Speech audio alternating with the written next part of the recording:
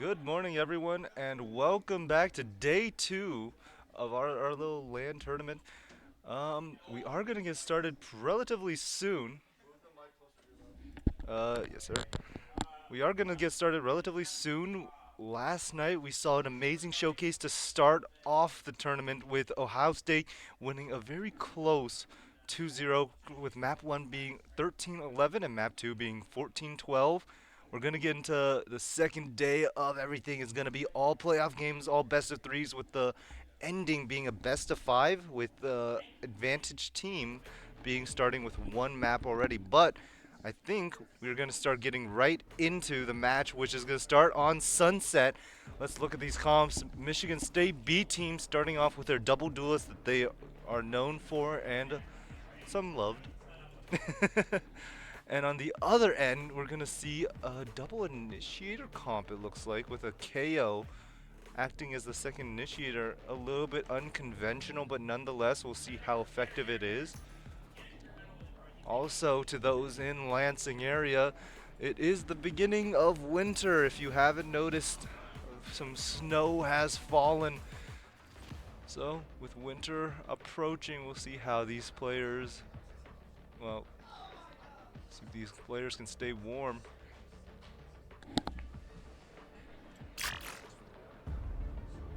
And getting in right away, we're going to see how Central Michigan set up their first bout. See a little bit of, we're going to see Michigan State B. It's looking like they're going to start off towards the A site. It looks like they want to fight it out early. Meanwhile, we got Vice playing the solo B site. We'll have to see how that goes well for them.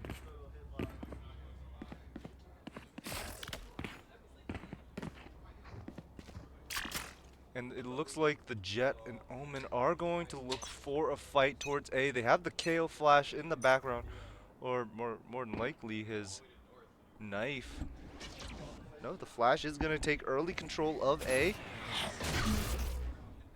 But slow work up to A. The drone from Blind is going to try and clear out. It spots the Jet, and they're going to be forced to back away. Go, go, go. Zach running into position. He's going to try and take a fight early. Can't land the shot. And it's an early contact, but the right click by Bannable is good. And Blind goes down as well to Cloud. Two early picks for Central Michigan, looking to see if they can find some more. I'm out of here. Damage done to Zach. Low HP. But able to find one regardless. Bannable gets the second on Flashfire. Azul finds Hound. Last two players are just going to get cleaned up. No HP remaining regardless. So not necessarily an easy fight to take. But first map goes to Central Michigan. And a strong round to start off. But have to see if they can keep going.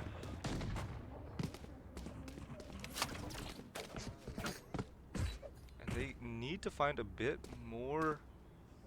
Maybe they need to find more space. There's a lot of initiator utility. If they can bait that out, that might be Michigan State's win condition. Either that or just hit faster. But Toxic is going to go. It looks like it's going to be a mid-B split. They're going to try and take this fast, but that KO knife is going to shut down a lot of that utility towards the mid. And it's just going to be stall after stall. Toxic looking to get aggressive into market. TP's in. Does he get anything? So does Zach.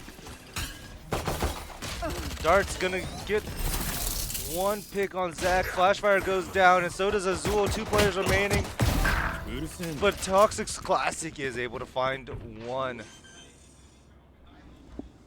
Blind's getting the plant down. Toxic falls, getting a little overzealous. And now Blind all alone with the Classic in hand, trying to find anything. But all four players by Central Michigan just collapse on him. And that is a second round going to Central Michigan with only one life lost. Very strong indeed. Gun here.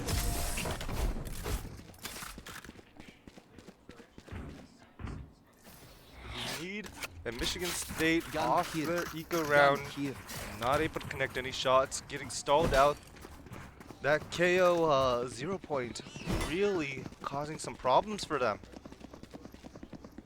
And it's very unconventional. You haven't seen much KO, especially since they took Ascent off the map pool.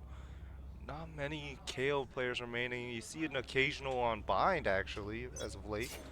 But regardless, there have been better characters in general to play those agents, especially someone like Yoru. And we're going to see a lot of mid progression. Bimmel finds one first. And another pick by Shogunov. Toxic able to get Cloud, but trying to find more. Blind gets two, and Toxic finds a third. And now last player remaining towards B. The Michigan State players want to go A instead, however. And if they can take site fast enough, they can set up their post-plant positions before any contact is made. And you see a low walk, trying to clear mid. Not realizing anyone's there. He's gonna just move on from a Sheriff in hand. Has a Spectre as well. Has to look for one taps. Azul has an early aggressive contact if he gets the jiggle in time. The drone not gonna spot out. Bimmel might get timing if Toxic can land. And it is going to be good for Toxic, and 3 rifles remaining on the side of Michigan State B team. And some life being shown by Michigan State. They need to look for more, however. Still down 1 round. This is going to be the big round who will gain a longer term lead, who will control the economy for a bit longer. Whoever wins this round has a lot more control in this series early on. And we see another A hit, There. and it looks like a I'm little outta bit more here. passiveness from Central Michigan. And it might be just the right amount as Michigan State wants to explode onto site. They spot out Jet. I don't think they see KO, and Zach and Toxic, but one goes down, missing the shorty shots. 2 more fall. Blind a bit isolated all by himself and has to find something. Trying to dodge this owl drone. I think he might have been spotted. I don't think they're gonna act on it though. Flash fire. Might have to swing into contact. Finds one, can't find the other. And last 2 players. Blind gets one, low HP, 21. Has Spike in hand. Is he aware of where this last player from Central Michigan is? As Bimmel starts to flank. Though Blind might just have the right timing. Blind kid can see all the future. And he's gonna try and wrap. He might try and go look all the way back. Now he's gonna start doubling back towards A as Bimmel hides behind the box. It's a battle of timing. 30 seconds left. And Blind gets the timing. What a huge play for Michigan State. MF Blind, who is in fact blind in one eye. A little interesting fact. Good guy though. But now that was a big breaking point for the economy. It's going to be very hard for Central Michigan to find a big round here. You see Cloud with the hero rifle on the Vandal, but the rest of the buy is just Sheriff and Light Shield for the most part. Versus Michigan State's rifle round, we're going to have to see how proactive Michigan State can get, or Central Michigan can get, now that they're on that eco, and they're going to start walking pretty quickly up B main. And Michigan State looking to go back to that fast A. The Sheriff shot not going to land for Bimmel, but there is a Vice wall right in front to deter them. A beautiful shot by Toxic to get the opening pick. And the remaining 4 Central Michigan players are all towards B site. They're just going to explore to see if they can catch any overzealous players within Michigan State B team. Jump. But Michigan State looking to play a bit disciplined though. Toxic's TP might be a little too aggressive if you ask me.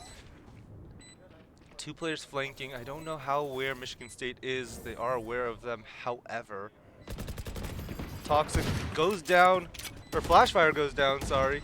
And contact by Azul is going to be taken as he goes right over. But it's just going to be Blind and Zach cleaning house. No one. 3rd round going to Michigan State B. And momentum starting to take place. Blind on a heater. Been hitting his shots as of late. Even though he hasn't actually warmed up, he was doing all the captain stuff for his team, letting the rest warm up. But he seems to feel the best right now, the crispiest in the aim department, and the economy for Michigan State is extremely strong. But we have an operator online for Central Michigan, so we'll have to see exactly how much value that brings. A flash on Zach is gonna just stall it a little bit. He's gonna use the slide to re-clear. No slide online. No stun either. The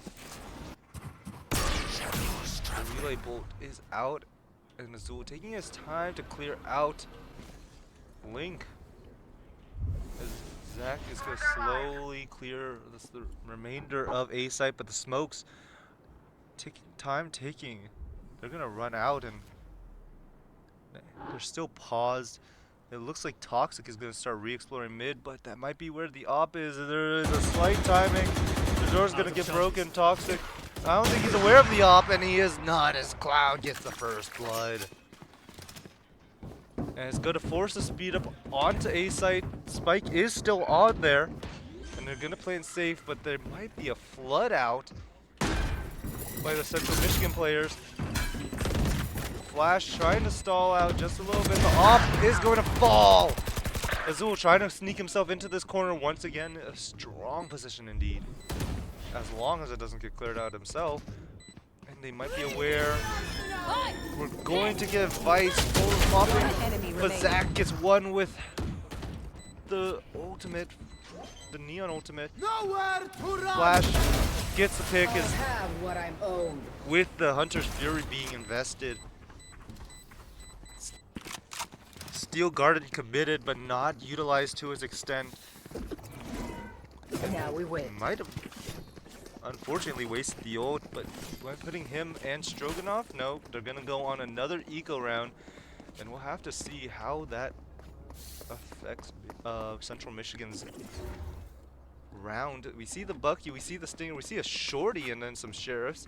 So a little bit more variety here when it comes to this eco round. It looks like they're trying to go for a trap play, but Michigan State's A-Take has been such a strong factor, and we see Jet popping the Blade Storm. And it's going to cause a speed up towards the opposite site as Central Michigan has taken all of A control, and Toxic falls to Bimmel. Bimmel gets traded out by Blind. Right here. And they know where B Stroganoff is. He's trying to get shocked out, but the bounce is weird off that corner. He's stuck, took a little bit of shock damage. And Zach looking to slide, and it's a beautiful one indeed. One enemy remaining. Neon is such a strong character. Azul trying to manage the pressure. There's a Bucky in hand. I think he also has a Sheriff. 32 HP, but feeling confident in Flashfire. The aggressive shot, and it's going to be good. Four players from Michigan State B remaining. The economy ever so strong for them. Competition embraces chaos theory and makes the same mistakes. Gotta believe. You gotta believe in the dream. And right now, Michigan State, even though they may be the B team, they are looking to go all the way as far as possible. They want it all. And they're gonna put on a display right here, as all of these players are just trying to shoot the best they can. And support by Shanzi and Moneyman Dad 009 in the chat for the talk support. We're gonna see a little bit of a slow aggression towards mid, but I don't know how aware they are of pressure towards A, but they are aware now that the Vice's wall was activated. Zach with a beautiful shot to take out the site anchor, and then another from Azul getting a little aggressive. Market control and site control fully taken. And the remaining three Central Michigan players have to try and get a little bit. And Azul gets out using his ultimate, takes a lot of damage, but now he's in the late mid position. The paranoia is going to blind Zach in CT, but Azul with the lurk with using his ultimate. One enemy remaining. And it's Azul just trying to wrap up all these remaining players. You see Cloud cautious, but it's just gunshots going on the way of Michigan State B. And we haven't seen a lot, but when their shots are hitting, they are such a deadly team that could rival even that of the A team sometimes, depending on the map. Not to mention this being their strongest map, it is definitely a comfort pick for Michigan State. So to open up with this has got to be a confidence booster. Blind 11-2. And the economy, once again, going so well for Michigan State. Not having to worry about the economy for most of the rest of the map. The pop flash on Zach, but able to turn, trying to manage the combat. And a lot of mid-aggression coming in from Central Michigan. Michigan State trying to navigate, not losing yet a life, and they're also going to find one on Hounds. Bannable with a huge sheriff shot on Toxic to even out the numbers. And it's going to be a little bit of a pause from both teams. Mid control still strong for Central Michigan, trying to hold control of that while the players on Michigan State try and wrap back around. The drone is going to try and clear mid. Bannable going to walk up, swing out one by Azul. Sees the second with the ping. Gonna get Paranoia ready, blinding, and it's gonna be a fast aggression to clear out these remaining players. As a spray down from Zach. And now last player remaining, Pimmel, the anchor towards A, but is not gonna be an A take. It's gonna be on the or not gonna be a B take. It's gonna be A. And Pimmel with only a sheriff in hand can only 30 look to seconds find left. some picks before the round Spike ends. planted. And look at the space that Michigan State is taking. You see Zach and you see Flashfire getting aggressive. There. And Ben will just trying to see if he could retrieve anything of value or get a flank going. I don't know if he's aware that Vice still has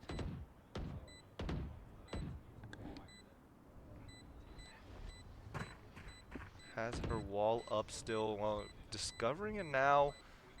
Might find one on Azul, who is unsuspecting and retrieves a Phantom. And we got a themed Phantom skin, given the new season, and finds a second on Zach, who got a little aggressive.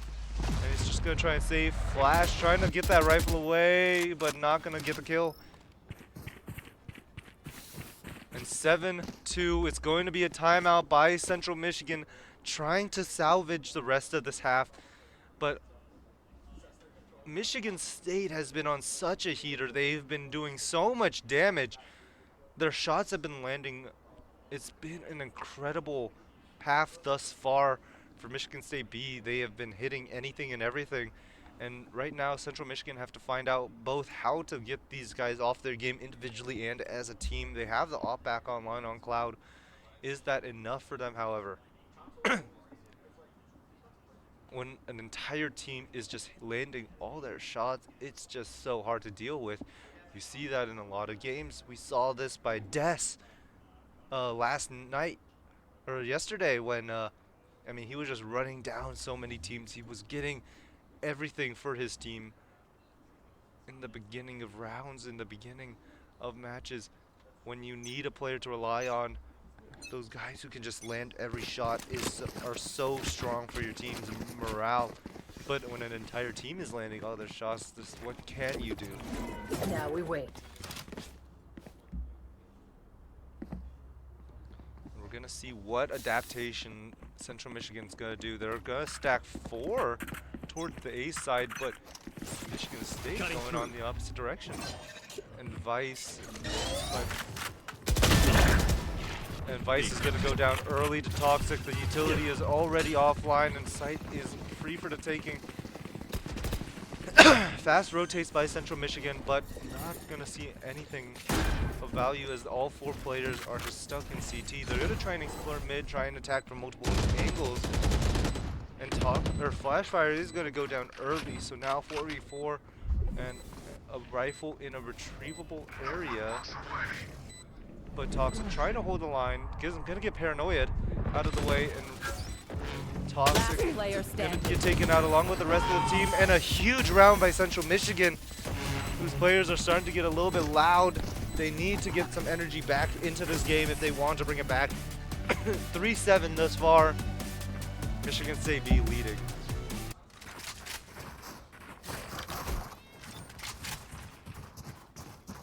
Gun here.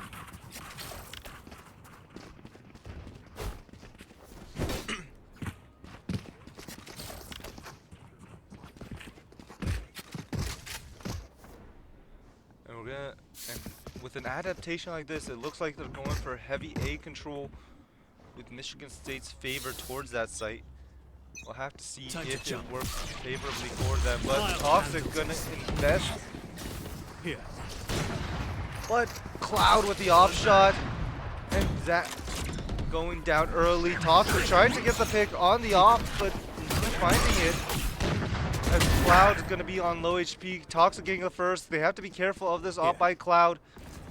He's stuck behind that box. He's going to get droned out potentially. But still an operator nonetheless. He's going to navigate around it. Still going to find his way getting tagged. Flashfire getting the lurk on Bannable. And the shock by Blind is going to find Cloud. Op is retrieved on site. And Spike is going to be planted safe. Deploying drone. And Stroganoff gonna try and drone out anything, not able to find the pick on the dry swing. However, Bannable gets a strong swing on Blind. Azul getting shocked down, not aware of the walk up. He TP's up aggressive, but it's another round win for Central Michigan, starting to feel some momentum, starting to hit their shots as well. And they're gonna try and retrieve the operator. You failed. Now flee. Do they know where it is? It looks like they do. Last round in the half. And it's the last round of the half. We'll have to see who is going to get the momentum into the half. Central Michigan trying to claw their way back up. They won the first 2 rounds, but then it was a 7 consecutive by Michigan State, trying to take back the momentum with the last 2 on defuses. And a couple ultimates online for both sides. The big ones for Michigan State being the Hunter's Fury and the Steel Garden. Early shots from mid is just blind fire, however. And the drone is going to get broken. The Owl drone not seeing much, but seeing a little bit, which a little bit is just might just be enough to get a read on where Michigan State wants to go. They're gonna start getting a small stack, but hesitation, doubt, maybe. Rotating the opposite way. Flash might get stuck in a bad spot, but not getting punished. Fortunate enough. Not gonna connect. And Flash trying to get that out of the way early. Zach getting some free fires on it, but it's gonna be Beef Stroganoff who fall. The Steel Garden is gonna force enemies off the site. However, a counter. The Paranoia is gonna try and stall, and we have the Neon. High Point is going to try and stall. One pick by Zach. Azul finds second, and Azul landing the shot on Cloud, and it's going to be 8-4 to end the half, and a flawless for Michigan State White. Second half, Central Michigan losing the last round. It's not exactly probably what they wanted. They wanted to bring in some momentum in the last round of the half, but new round, fresh start, 0-0, essentially. At least that's what these teams are going to be telling themselves. So we'll have to see how Central Michigan fare when they have control of the rounds and can dictate how rotations will go, playing their own game. But like I said before, this is one of Michigan State's favorited maps. They're what they claim to be their best. So we'll have to see how they respond. And we're gonna get 2 scanned outside of A main. And Zach is going to take a deep position, has control, and they have orb control. Arc Rose is gonna get instantly broken. Cloud trying to get aggressive towards mid. It's gonna force Azul back. They do have deep mid control. But Azul lands a beautiful headshot. And a second, looking for more with the right clicks, but not able to get it. 50 damage on Hound. But that has got to be a little bit of a morale killer. Some beautiful shots Zach holding the line. The smoke's gonna go down. A lot of contact to go down for Michigan State. Some damage being exchanged, but it's gonna be A. The remaining 2 players on Michigan State are towards that B site. So it's going to be late rotates. One flanking, 1 through CT. Spike planted. Holding the line. Toxic walking up. Trying to see if he can find a timing, but Anyone gonna else? find an unsuspecting Bimmel. And Flash trying to find a little bit of space before Last player standing. Toxic goes down, and so does Flashfire. And first round of the second half goes to Central Michigan, a much needed pistol round. And what felt like a Michigan State round as Azul gets a 2-for-1 pick on mid-top so quickly goes the other direction as the double up by Blind and Zach goes awry as 3 players instead of on Central Michigan side gun him down without losing a life. And they just use that to keep the momentum going for them. And like Shanzi says in chat, Michigan State might be feeling low tired. It is very early in the morning. These guys woke up to play a 9 a.m. game. Could not be fun. I can relate. I got to work. I had to wake up early too. But regardless, a slow default by the Central Michigan trying to figure out where the pressure is. It looks like they're going to try and group up towards B. Flashfire being the only one there. So are they ready? Flash is going to start suspecting some pressure possibly as he backs up to the back of site. But they have no info towards B main. He has his arc rose. Flash B main. But with Retrieving the flash. nerf, it doesn't give info. But the execute might just signal the take. And Flash is going to have to back up and play retake. Spike being planted for main. And it's going to be a sight hold. And Hound has a stall utility in his knife at 0 point. Is going to stun, or is going to suppress a few of these players. And it's going to be a 5-man flood out, but not checking the corner. Beef Stroganoff gets 3. And Azul, last remaining Spectre in hand, trying to see if he can find any damage. Gets 2. Not much more than that. 6th round going to Central Michigan. Will history repeat itself, however? We'll find out as Central Michigan take the first 2 rounds. But if history does happen to repeat, that means Michigan State will take the next 7 consecutive. So, is history doomed to repeat? Or has history yet to be written? We shall see momentarily. And a 5-man A-take. It looks like Michigan State has the players ready to handle that pressure, but the flash is going to force Zach back. Move. Though Cloud might be getting a little too aggressive as he loses his 1v1, or 1v2 in fact, and Toxic gets a quick pick before teleporting out. But now Central Michigan kind of lost after losing 2 early picks. We're going to start exploring mid, trying to find some pressure, trying to find some picks to equal out the numbers. But Michigan State trying to play discipline. The door is closed. One less angle to watch. And you see Azul jiggle peeking top mid. We saw him with the classic earlier. Let's see how he does with the Phantom. A little bit of pressure. He's just going to blind him back away. Contact being made. He thought about TPing on top of the box, but he's just going to instead back away instead.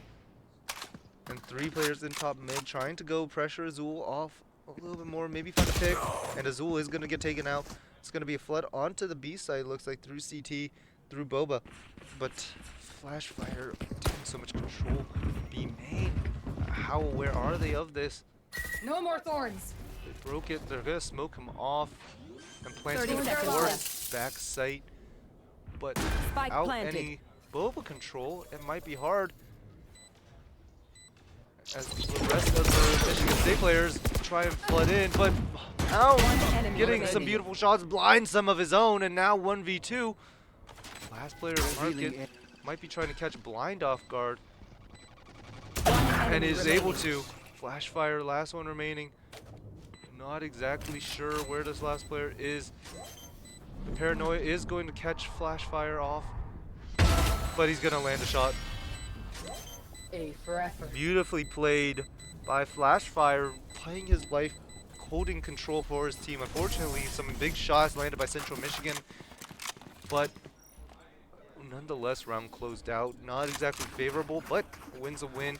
One closer is 9-6. Michigan State leading. Cloud with the attack off. I mean, we've seen this before with chamber players, but normally you don't expect it to see it on your solo duelist jet since they have to entry. But No we'll have to charges. see how effective it is. A good op player is always a really deadly threat. Meanwhile, Zach on a stinger, you see Blind on a Guardian, though with how crispy his shots have been looking thus far, maybe valuable. Cloud getting an early pick. Azul on an aggro position, however. Not gonna get cleared. Looking to get anything early. Not gonna get peeked, however, as they start grouping up. Not looking the right way. And he's gonna get taken out. 3v5. So one of these Michigan State players has to find a pick, but that op can be so oppressive.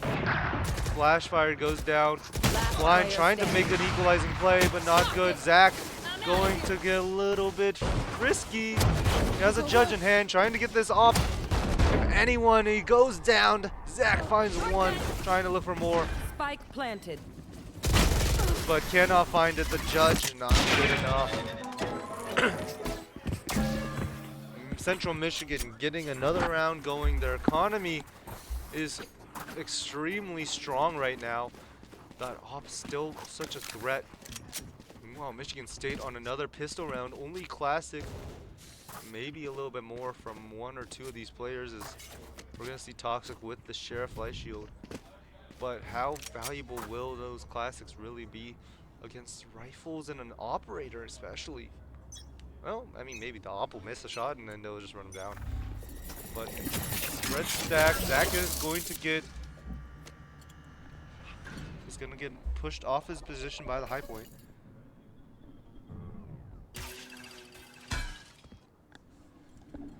It's just going to be slow contact through mid. Once again by Central Michigan. They have been enjoying this exploration of mid. It has brought them success. Bannable holding a position outside of B main, but not 100% sure about it. So slowly walking up. He still has only a classic, but can he find the timing? Bannable curious about it, so is Azul. They're back to back. Not aware of each other's position. Is he gonna clear? He's gonna look the wrong way, and it's a clean shots by Azul, but not ready for Bimmel as well. 1-for-1. Toxic gonna start exploring A main as the take goes towards B. Flashfire on site, classic in hand. Can he find any picks? He's feeling the pressure. Trying to find a right click, not good. And Central Michigan has numbers advantage with the rifle Spike advantage. planted. And Toxic trying to get a timing. His sheriff shots are good. Trying to find Deep Stroganoff. The flash is gonna pull blind. He finds a second. Looking for more. As Zach speeds into sight. Trying to find a timing. Gets one. Last player remaining is sprayed down good. 1v1 Toxic versus Hound. Who wins? The flash players. Hound is gonna try and retreat. And Toxic, but not plan for him. Toxic gonna try and see if he can stick the half. He's gonna go for more. He's greedy. Thrifty. But the greed pays off, and he lands the shot. Toxic, the hero for Michigan State, and a Thrifty going for them. One share, 4 classics. Doesn't matter when your shots are just hitting perfectly and your timings are right. And that has got to be a morale killer towards Central Michigan. But economy's still good. They still have rifles. It's going to be a big round for both of these teams as they go into both of their possibly last rifle rounds. If Michigan State wins this, they might just use that to spiral the rest of the map. And Zach gonna get hot. He's gonna feel a little bit of pressure, but still gonna keep going. That 0 point no longer feeling like a threat anymore. As he keeps going forward. Cloud holding some mid aggression with one, but Spike Take in the flight. middle of mid is definitely a choice by itself. They're gonna regroup towards this A site, but Toxic and Zach both holding the deep line. The flash is gonna knock him off, and Toxic goes down early. Zach, feeling the pressure, is gonna start retreating. And you see Azul is going to try and regroup with his team to fight off this pressure, but he's going to fall early. Zach getting sprayed down through his Last smoke. player standing. Blind goes down as well, and now Flash trying to be a hero. 2, 3! The Phantom finds Spike 3 planted. headshots. Winnable position. 1v2. Planter release site. He has Steel Garden. Gonna tap. Get the pressure off. Not gonna get detected. He's gonna go through Enemy this. remaining. 4 kills for Flashfire, looking for the last, not aware of positions. Is You he have to be smarter than aware that. of the main angle? He's gonna slowly walk up, not looking the right way. And it's not good. 4 picks for Flashfire, could not find the 5th. But a scary round, Central Michigan almost choking the round. Bannable barely able to keep the round clean for them. Was that bannable? I'm gonna assume it was.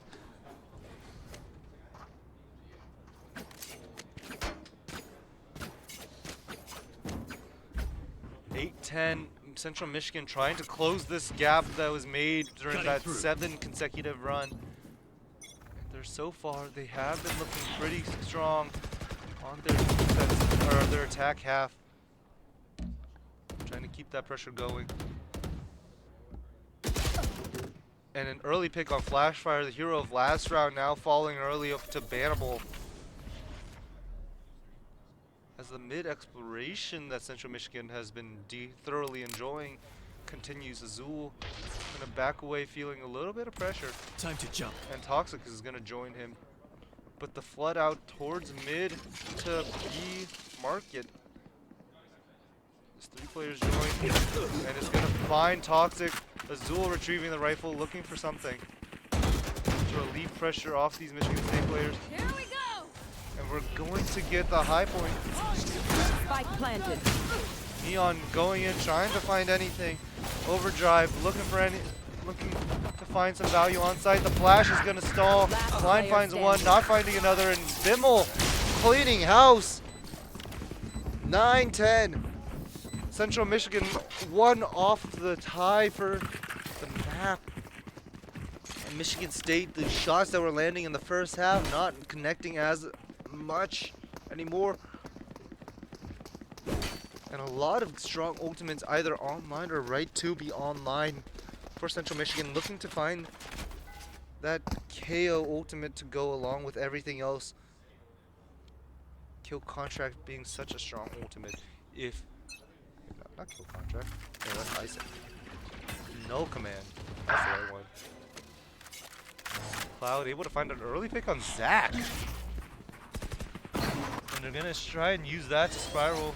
Blind trying to find a timing on the outro. Not gonna get tagged. Might swing out of the smoke. No, he might just stay inside of it. But he's gonna get forced back by the fragment grenade. Plant's gonna go down safe. Bannable might get a little bit aggressive. Spike This planted. ultimate go into the Michigan State spawn, but deciding to make a business decision and choose not to. Toxic trying to flood in with the flashes. Sees the gun barrel, but still forced to retreat and falls. Blind finds 2 with the Vandal.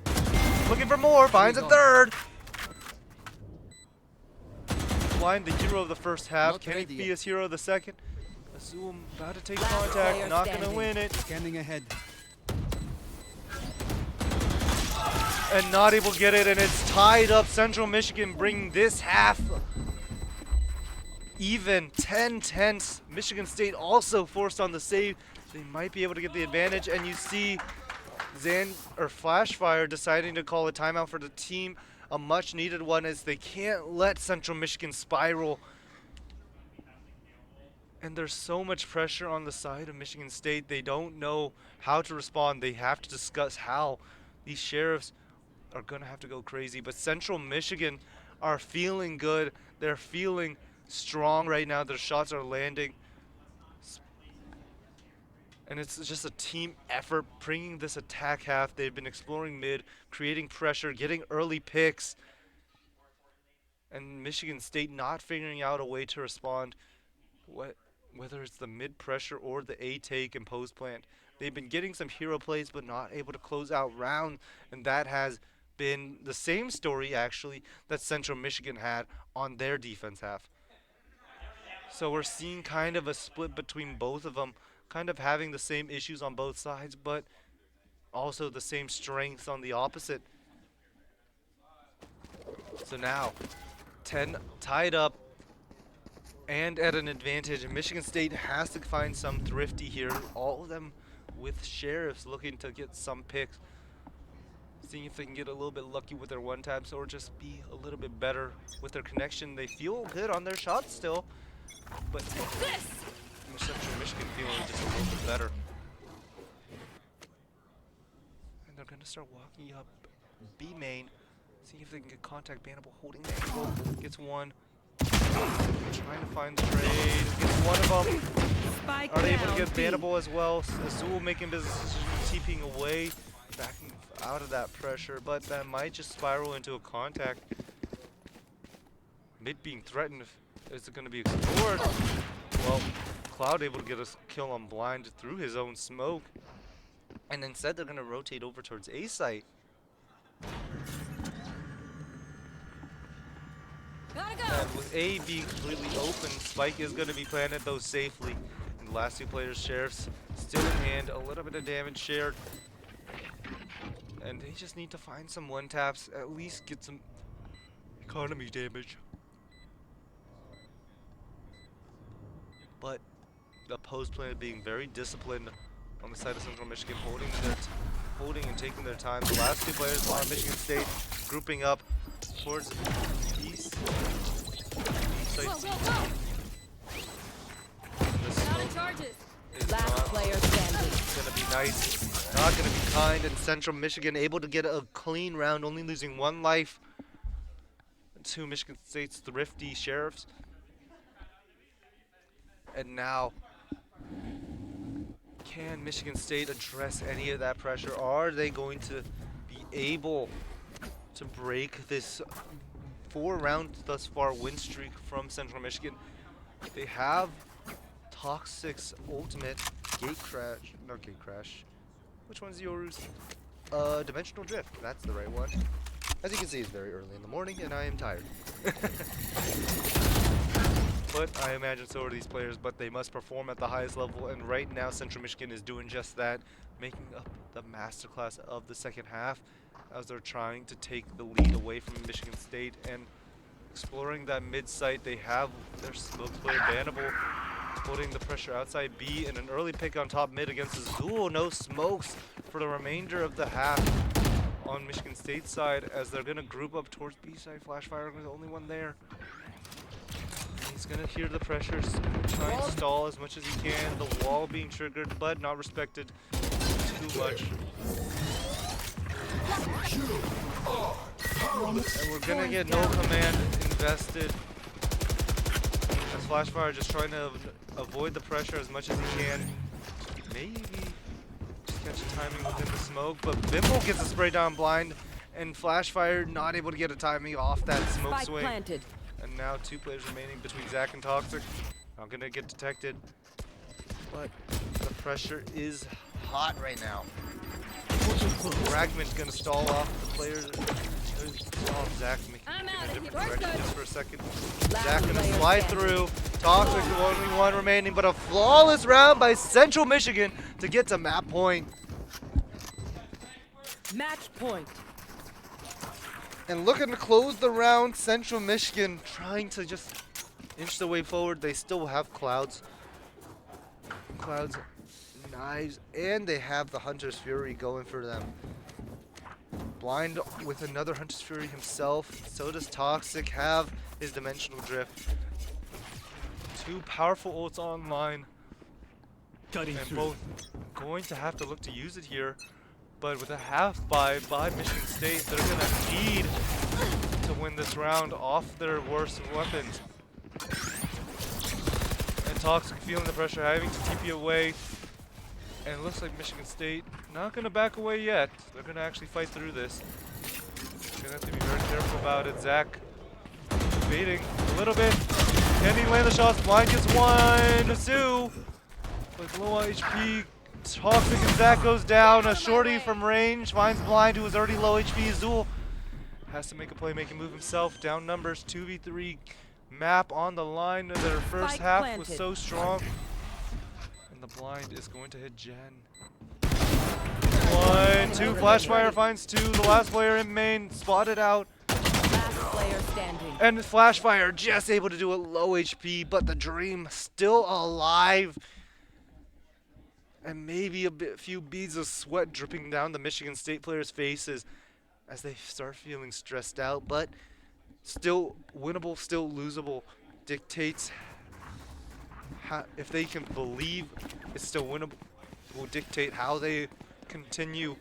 Ultimates for both teams are pretty strong, but Michigan State has a couple more very powerful, very impactful ults. This is the round to use them. They have 3 online, Azul 1 off, Zach 3 off. Though those two maybe not as necessary. The economy for Michigan State still not that strong. A lot of half shields, light shields or regen. Toxic gonna look to explore. That dart gonna scan too. Watch out!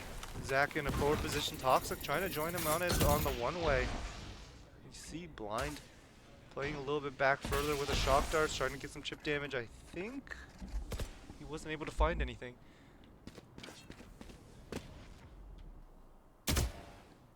And it's gonna be a break towards mid exploration.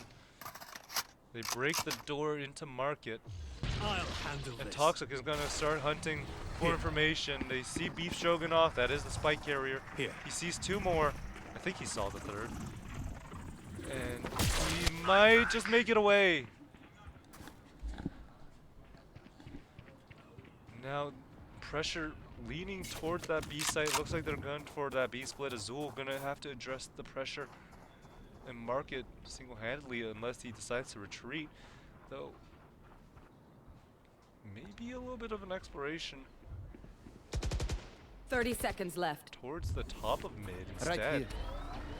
And Blind ready to address it. He has his scan out.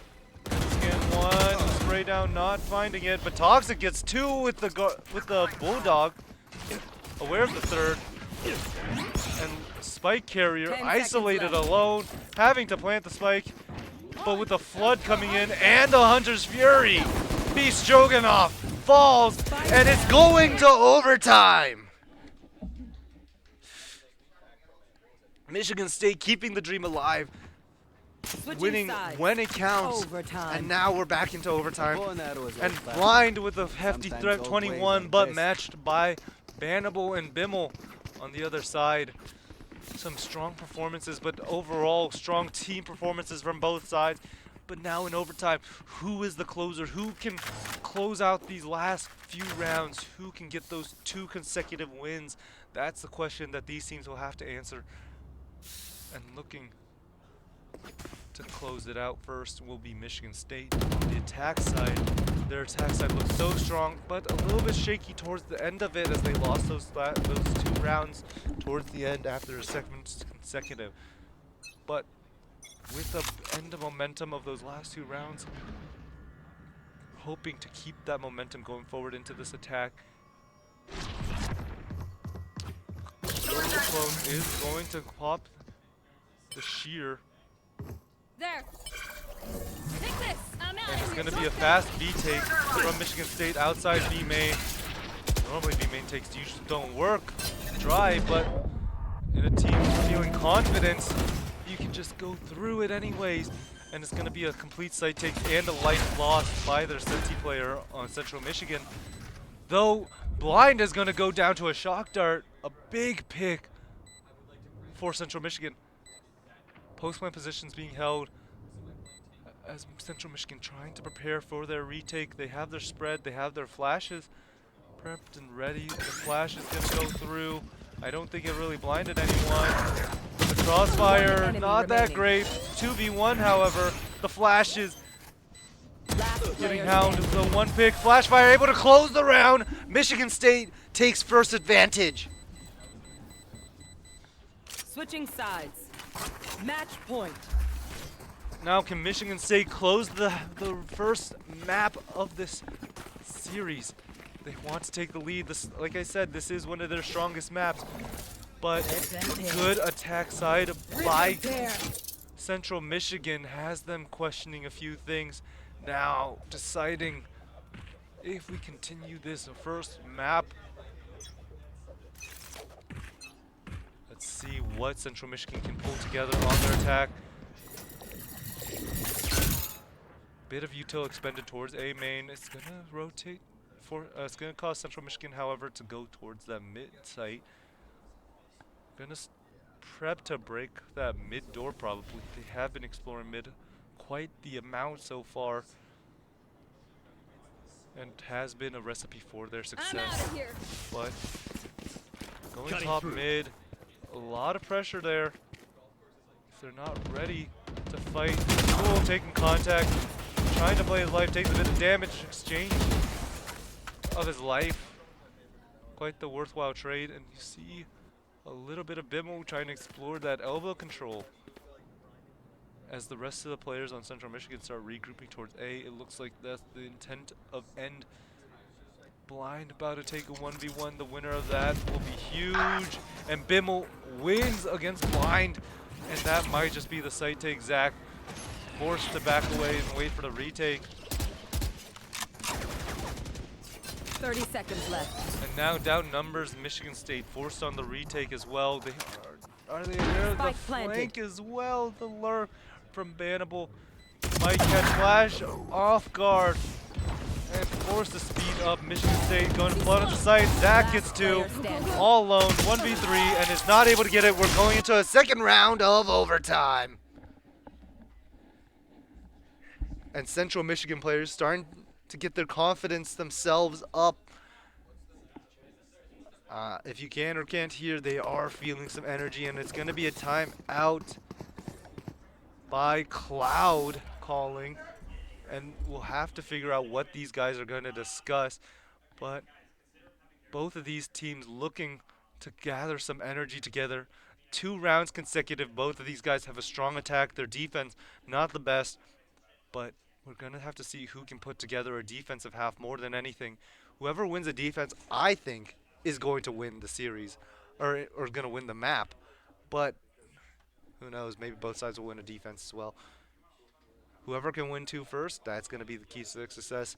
Michigan State needs to figure out how they can stop that mid pressure from Central Michigan, and Central Michigan needs to figure out how to stop a B, or not even a B take, a site exec. Michigan State's site execs look so strong. They're just running it down 5-man as a team, and it has been working so well for them.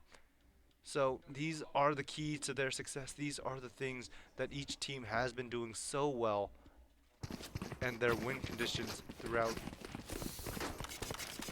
And Cloud buying an operator.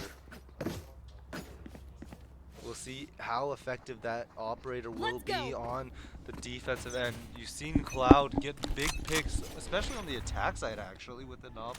And he's going to take a deep line. Zach falling victim to it, an early pick by Central Michigan. And Cloud might be looking to get back onto that line. Toxic holding it. Is he ready for it? It's a double swing. But he gets both!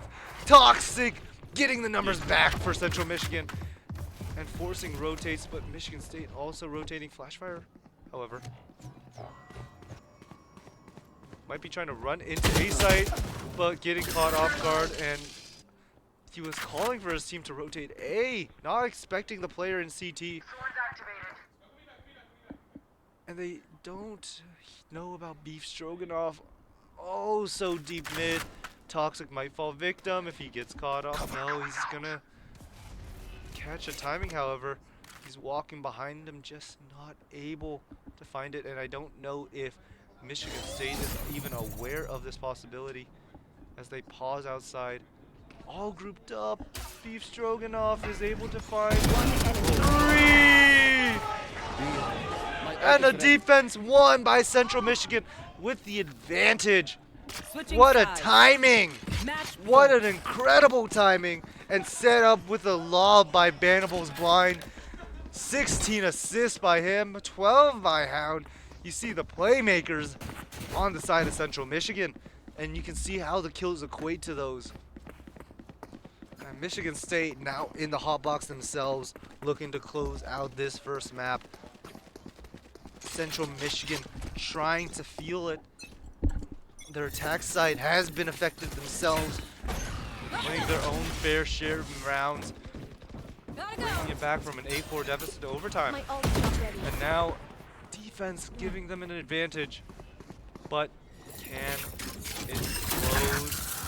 Cloud getting the first pick on Toxic, a big factor in for Michigan State. Zach feeling the pressure, blind falls. Zach goes down, 3 players, but Azul and Flashfire trying to close Last out. player standing. Bimmel gets Flashfire, and now it's down to Azul. 1v2, Spike taps but not planted.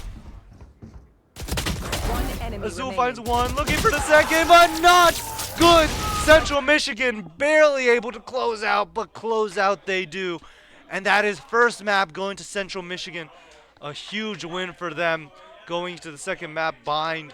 We'll have to see how these teams fare. I believe that first pick was Michigan State B team's map choice.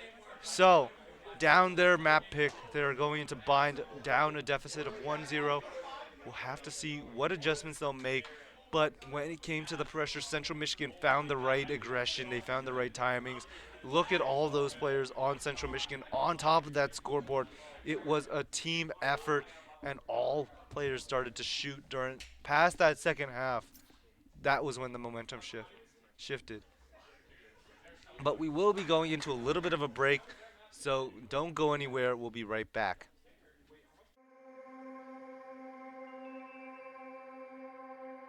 When do we give up? When do we just close our eyes and say, that's it? This water's too polluted. This disease too far along. To a Spartan, the answer is simple. Never. Because Michigan State was founded on the belief that our purpose is to make the world a better place. And when you're open to unconventional thinking, you value people's differences and are willing to work harder, push farther, and forge true partnerships. Then and only then can you solve the world's toughest problems. Better, faster. Like renewable energy, clean water, Parkinson's disease, and fighting malaria. Things Spartans work on every single day, all without fanfare. Because we know our true triumph lies in the impact we make on the world around us. And after all, if we don't do it, who will? Spartans will.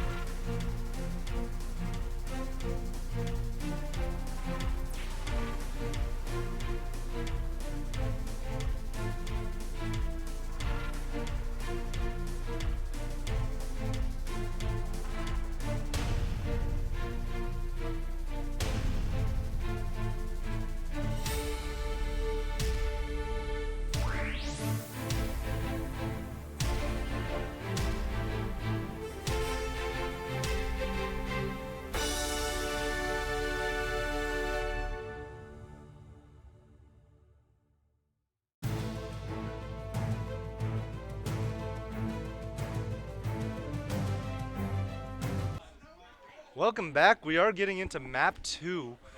It is going to be Bind. First map was taken by Central Michigan. No, it is Pearl? It appears to be Pearl. I stand corrected. Second map will be Pearl. Central Michigan did take their the first map, which I believe was Michigan State B teams. So now in the hot seat, double duelists once again. You know it's their favorite map or agent selection. It is what they're good at, and it looks like we're gonna get a mirror comp from the last map by Central Michigan. It seems like they're going with the tried and true Jet KO combination, which very uncommon generally to see double initiator in this modern era. We saw it earlier by Ohio State with the breach comp that dominated an era, but now Central Michigan trying to make the KO work. And I mean, we've seen Hound with the KO seems to be pretty strong relatively. Though some chatter from the director, or no, the manager, or one of the managers of Central Michigan saying it's underutilized, but that's not here or there. So we'll see how Michigan State can handle the defensive side while in the hot seat. Playoffs starting off really strong. We've seen two extremely close games so far. Last night we ended off with Ohio State barely scratching out their first victory in the playoff bracket, and now Michigan State looking to continue the series and get into a map 3.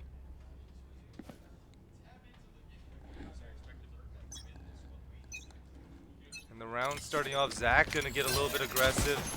A lot of utility being extended, but a first shot, second, and Toxic helps with the third. And now going for fourth. Nope, Toxic goes down, and so does Zach. And Blind has to retreat. 18 HP and a dream. And now it's just going to be slowed down as Central Michigan sets up to flash out of the smoke. Catch them. C's not going to find anything. Hound tapping the spike, not going to stick it. I need Oh, and some One whiffs by enemy flash remaining. fire, but covered by Blind. Last player remaining. And Blind is going to clean up the last two. And an amazing start by Michigan State. Some highlights from both the Blind, but more importantly, from Zach hitting some beautiful shots. I should probably Can play they some keep stars that in the spiral astral going? plane. Last map they lost both their pistols, so with the change of winning them, we'll see how that affects their play. Let's see now. Right there. And we're gonna see a shift towards A from Michigan State remaining. And a lot of utility from both sides, revealing Zach, forcing him back into a less aggressive position. But 3 players detected from the Fade Haunt is going to make Central Michigan also reconsider their choices, and they're gonna start exploring mid on Sunset. It was a big winning drive for them, but we'll see if that remains. Fade Haunt is going to get broken. Flashfire feeling pressure, has to back away, but is going to get shot off his angle. Banable takes out one, but Zach farming some picks with his One own enemy Bulldog, remaining. and the Zool getting the Slow backstab down, with the mid. classic. And last player remaining is on B side, might get a flank timing if caught unaware, but it looks like Toxic's just holding the angle. Should be able to win it. No, he's gonna go down. Ghost in hand, not good enough. But Hound, or Bimble, kinda in a really bad spot with the classic. Takes a little bit of chip damage to the wall. Flash goes break, and it is not gonna find anything else. 2 players go down, but I don't think they lose any big guns. So, economy on both sides pretty good. We're gonna see an operator by Toxic. That's gonna be interesting to see on the round 3. They want this bad, so we're gonna have to see. So we see Flashfire is gonna get bought at Phantom. So 3 Bulldog, Phantom, and an operator going on the side of Michigan State. They want this round. They want to spiral fast. So we'll have to see how that operator plays into their game. I'll find you. The haunt is broken before it detects anyone, but Michigan State has toxic with the op line. And it's gonna find one early. Cloud goes down. Originally the opper gets opt, but Bimmel gets a pick on Zach. But with blind up aggressively as well, they still have the info towards A that it's clear, and the shift is still now leading towards that B site. As they walk slowly up towards mid, it looks like they want to go Bomb grenade out. into an A take through mid.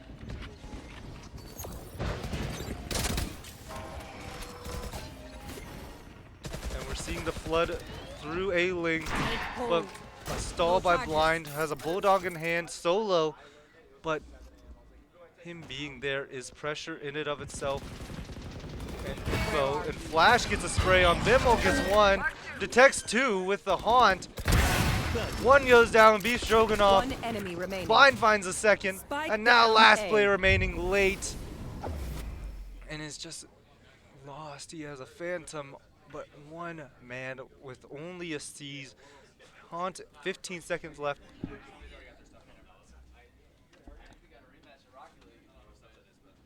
10 And time seconds ticking left. down, looking probably just here to save. But that op is such a threat. Michigan State getting an op early on online, and you saw its impact getting Cloud quickly. Huh. But Vanderbilt able to save the Phantom. And to quote the Central Michigan casters, as I've been told, such a bannable moment to bait his team. Definitely. Placing swarm grenade. But we'll have Toxic see if he can find any more value with the op. We're gonna see Zach push up Maybe they're A main as pacifists. per usual.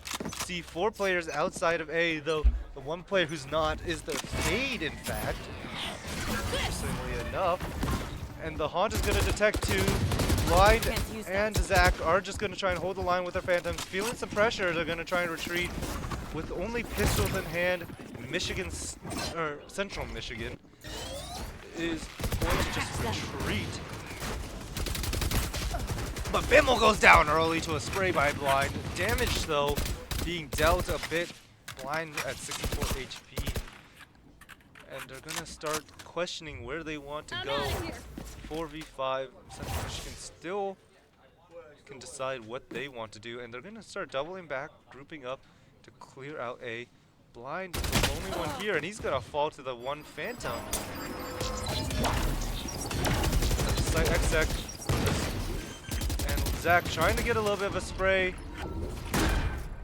And the plant's not exactly perfect. As Astra pulls, using the gravity well, pulls away the spike planter just slightly. Zach not able to land the shot with the op. Or Toxic, sorry. And they're gonna flood out. Azul gets 1, but 2 from Vanderbilt and Hound. Bye-bye. Zach gets 1, now 2v2. Last Flood player out. standing. Now One enemy 1v1. remaining. Toxic gets 1. 9 bullets in the mag, no reload available. And the gravity well is gonna get Toxic. No, it's not. He's gonna stay on the smoke. It's not good. And Toxic able to close out and retrieve his operator back. And though a little bit of a scary round, able to close it off as Beef Stroganoff not able to find the final pick.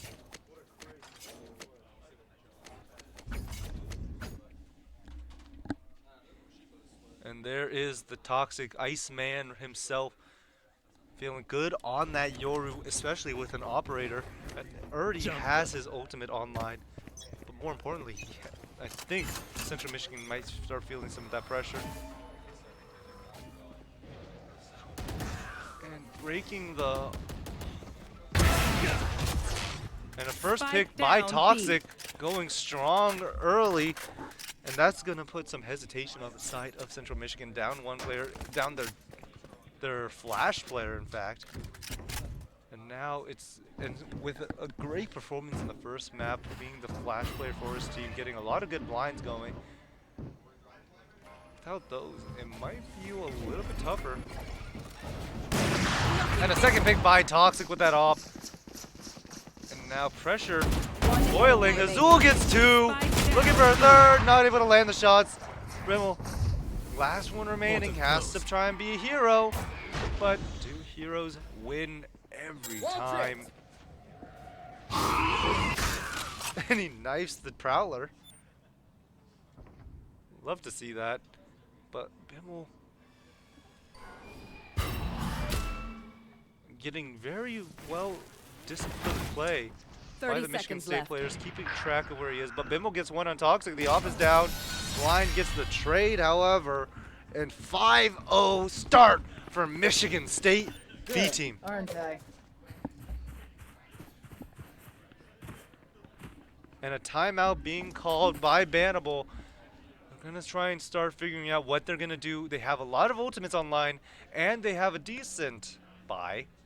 I don't know what their buy economy is actually. Some can buy, some can't. We'll have to see what these guys pull together.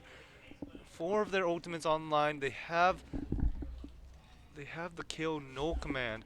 They have the Astra Cosmic Divide. They have Vice's Steel Garden, and they have Fade with her Nightfall. All 4 of those ultimates have so much value and can both take and stall for their team, but will they be utilized correctly? Toxic has his Dimensional Drift, and Azul also has a Gate Cosmic Divide. So we'll have to see how these ultimates are utilized, but more importantly, they have to figure out how to get these guys off these aggressive lines. We've seen Zach and Blind have been taking a lot of A control. We've seen Toxic taking so much B control. So with all that early aggressive angle, Now we win. what is their response? Well, it looks like they're going to go mid. Reasonable solution.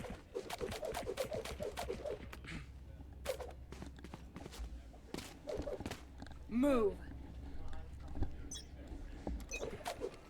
And early aggression once again from Toxic with that operator trying to get a deep angle. We're going to see 4-man towards mid. Flashfire trying to just stall that pressure. Maybe getting some sprays through the wall. Not able to get anything done though. And Azul coming to help Flashfire, and that's going to be 3 early picks. And it's going to be a flawless round from Michigan State. White. And a great defense responding to all that pressure, and now Central Michigan still holding on to all those ultimates. Haven't been able to be used yet. Central Michigan trying to find just their first round. Not feeling good on this attack half. Not able to create their game.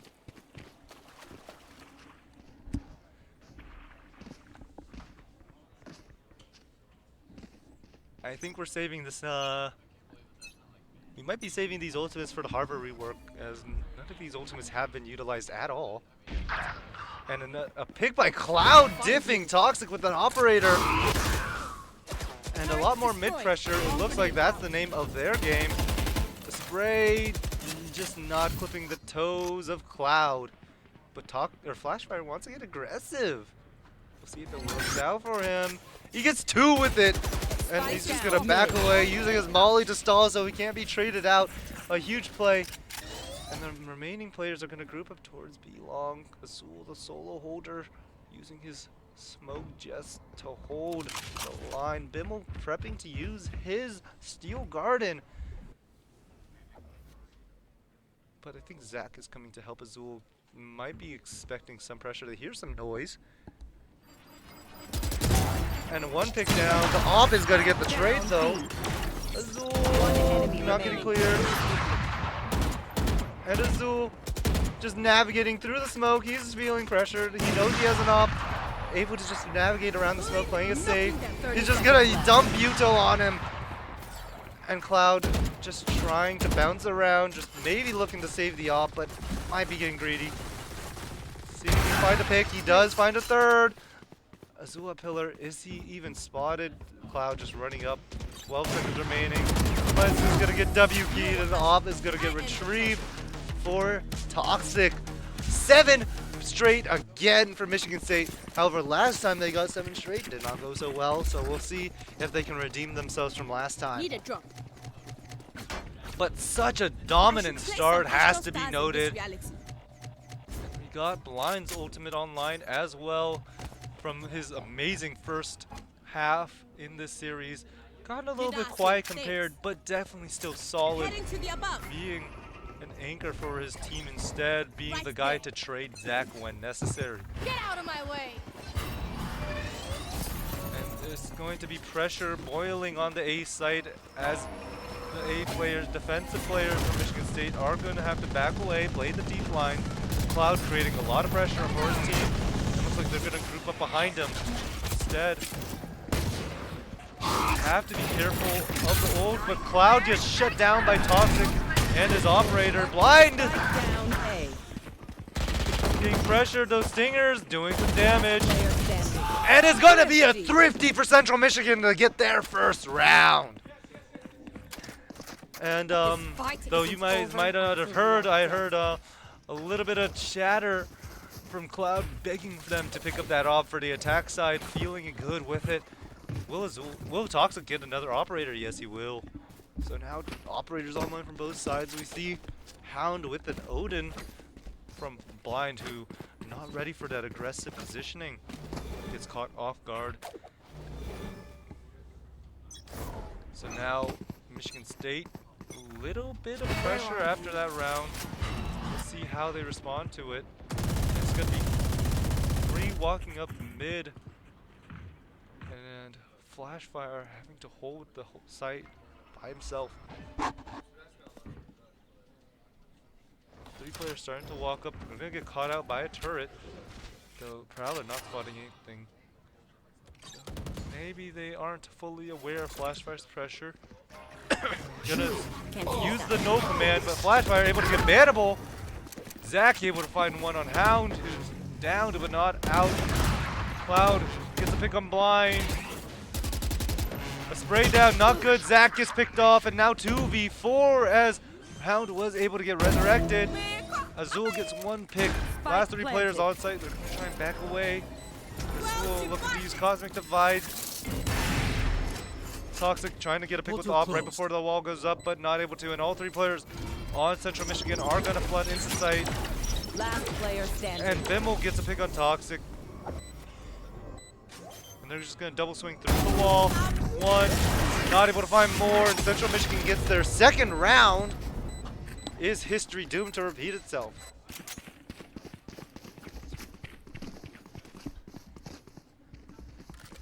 And we're going to get a timeout called by Xander, hoping to stop the pressure.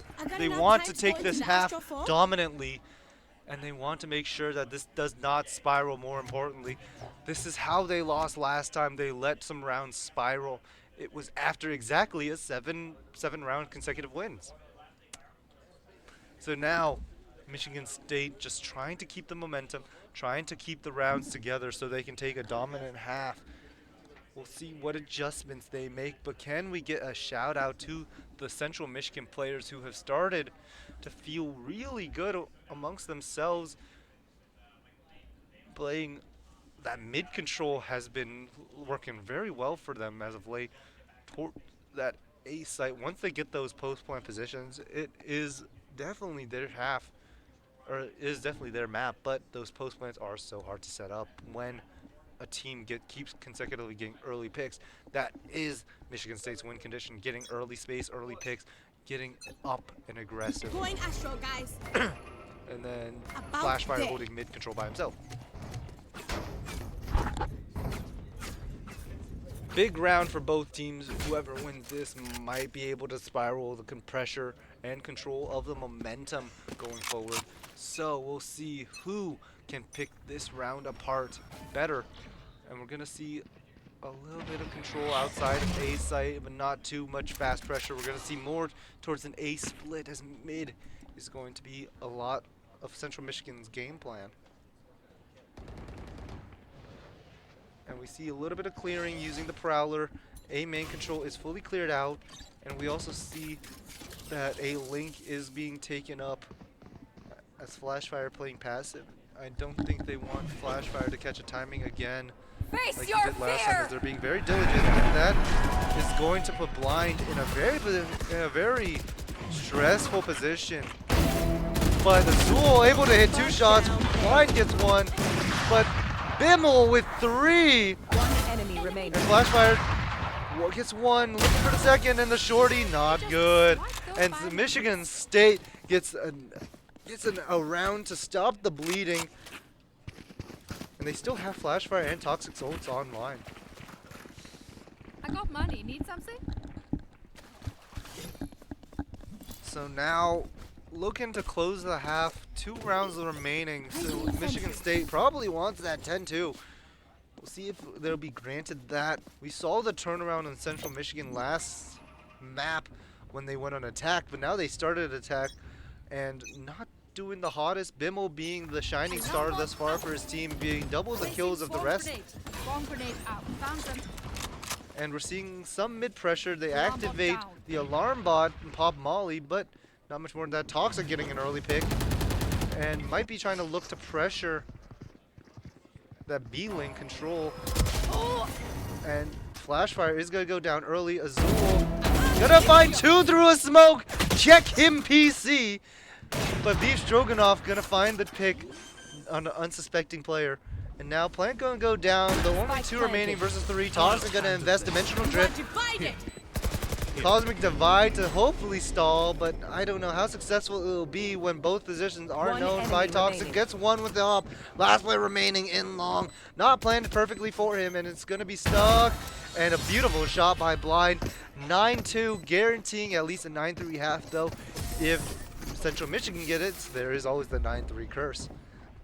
And I don't know who doesn't believe in that. Last I round do. before the switch. I definitely do.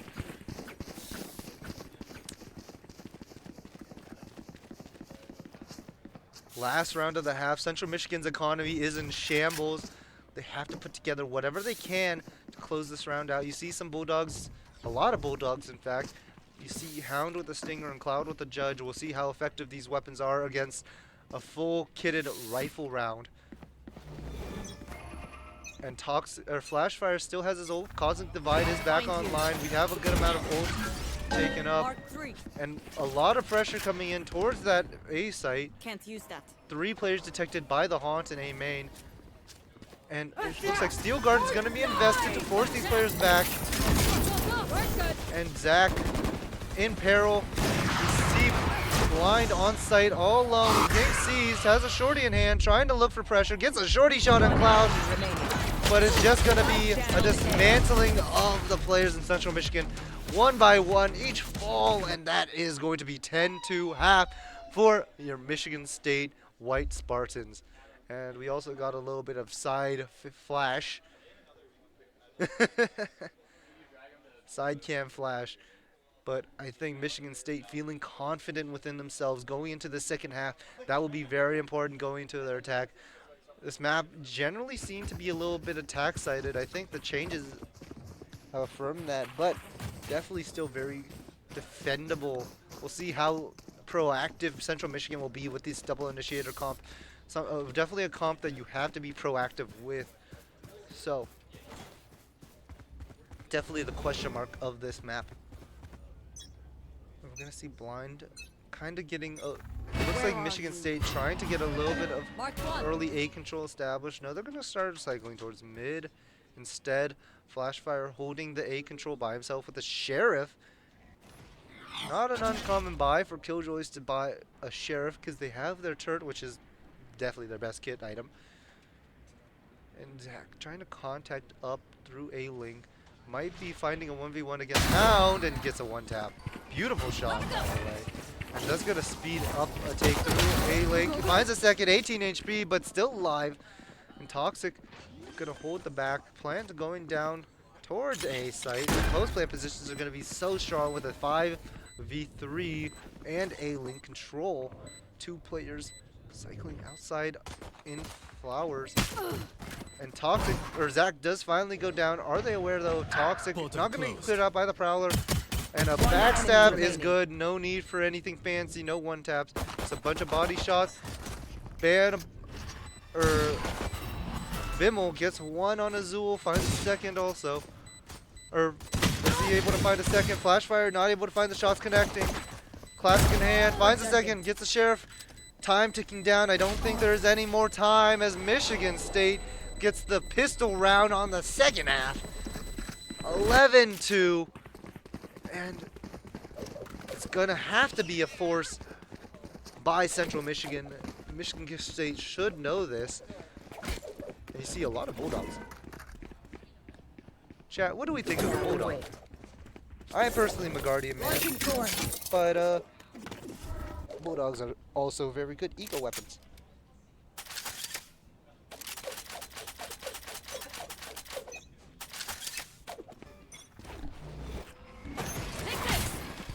I'm out of here. And a little bit of pressure coming in from Michigan State towards mid, but countered by Central Michigan pressuring even harder. But Michigan State instead, in exchange, decide to try and speed up towards B. They want to take B side control fast. Not much to respond with, except for one with the Stinger, however. Such a deadly gun. Might try and look for a timing. Gets one, but not much more as Zach finds two with the Bulldog. Plant is going to go down for long. They get a two-man flank going from Central Michigan. Is there time, however? That remains to be seen. All three members of Michigan State are on site, and the one player who is not finds Cloud. Last two players line up for Toxic. Map point. Michigan State white looking to close the map. And the economy on Central Michigan not favorable going into the final round, possibly on another force buy. See Spectres. Say Stingers. Well, Michigan State has those Bulldogs and a Vandal by Flash. They're looking to demand this round.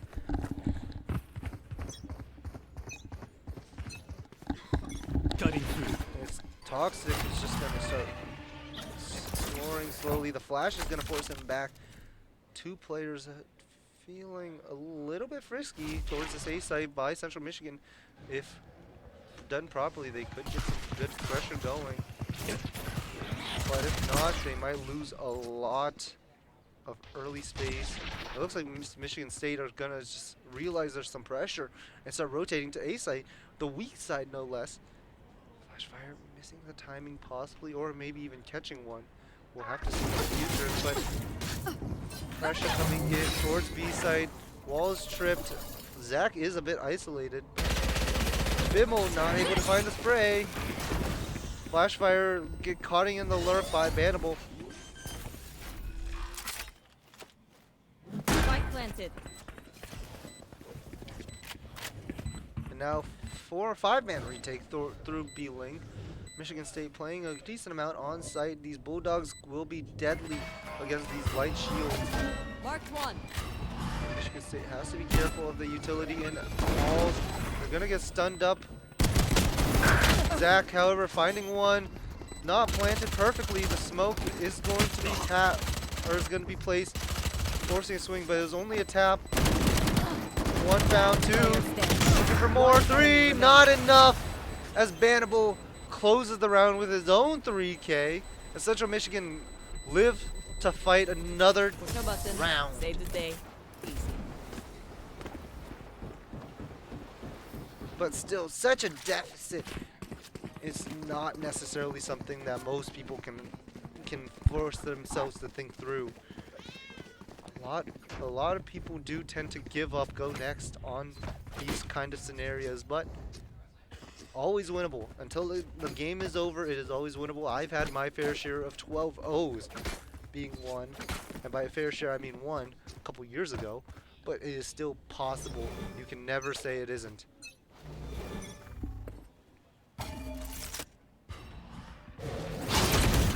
And it's going to be some pressure from Central Michigan. Michigan State responding in kind and getting an early pick and retrieving the Spectre. Not a rifle, but an early pick regardless is going to force some rotates. B-side is wide open actually, with only player even remotely close is this player from mid who's taking some chip damage. The orb is ready to be taken at A site by Michigan State if they want it. But looks like they're just Bomb going to grenade ignore it. out. Michigan State slowly rotating over towards B. Might be to look for a fake. And it's going to draw a bit of rotations. But again, it is only a fake. It's going to force 3 over. And now Cloud all alone. No, he's not alone. But apparently Spike they will down die A. together instead. As Hound and Cloud fall 2v4. Michigan State just have to play disciplined Valorant. You still have Azul on the lurk. Here. And they're going to get a little bit aggressive towards Secret. Azul hears the Prowler trying to clear him. He has a timing possibly. And with Portal closed. one walking through flowers, One enemy backstab remaining. by Flash. And last player getting walked up by Azul. And it's a closed out round for Central, or for Michigan State, I apologize. And that is going to be a round 3. And you see Blind getting a bit loud. They feel excited. We're going to a map 3, which is going to be Split. An interesting map choice indeed. We haven't seen Split much of at all, so we'll have to see how that goes. It hasn't changed much within its 5 years of existence. So being one of the original maps hasn't seen too many changes, but the metas over time have shifted for sure. So we'll have to see what these teams come up with, how they come out. And but that will be for another time, so we're going to go into a little break.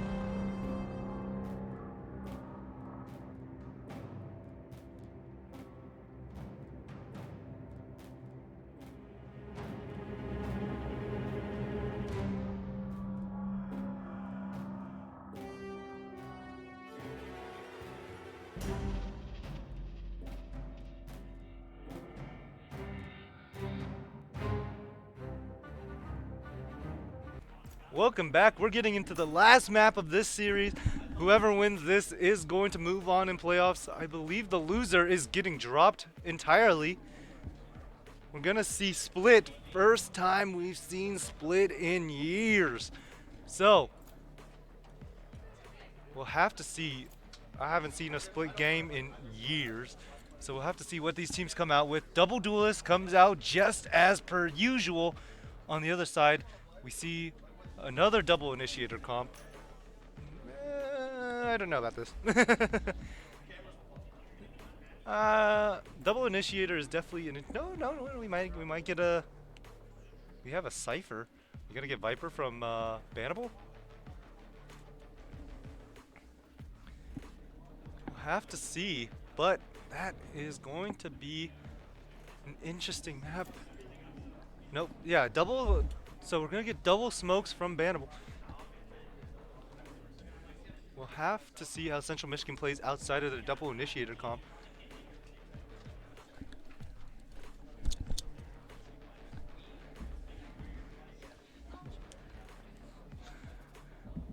So let's see how the double duelists from Michigan State, who I don't think we've seen them play Split before ever, so we're gonna have to see how their split actually is.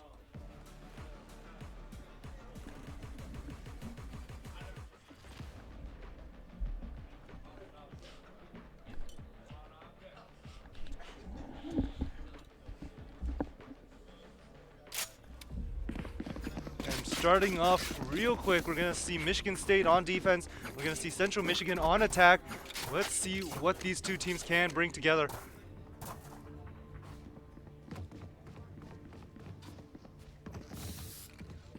And we're setting up for the A-take. You see the Viper wall for the lurk, but the lurking is going to be done on that wall. It's going to be used for the exec, but Michigan State looking to aggress it early on with Zach with the raise play.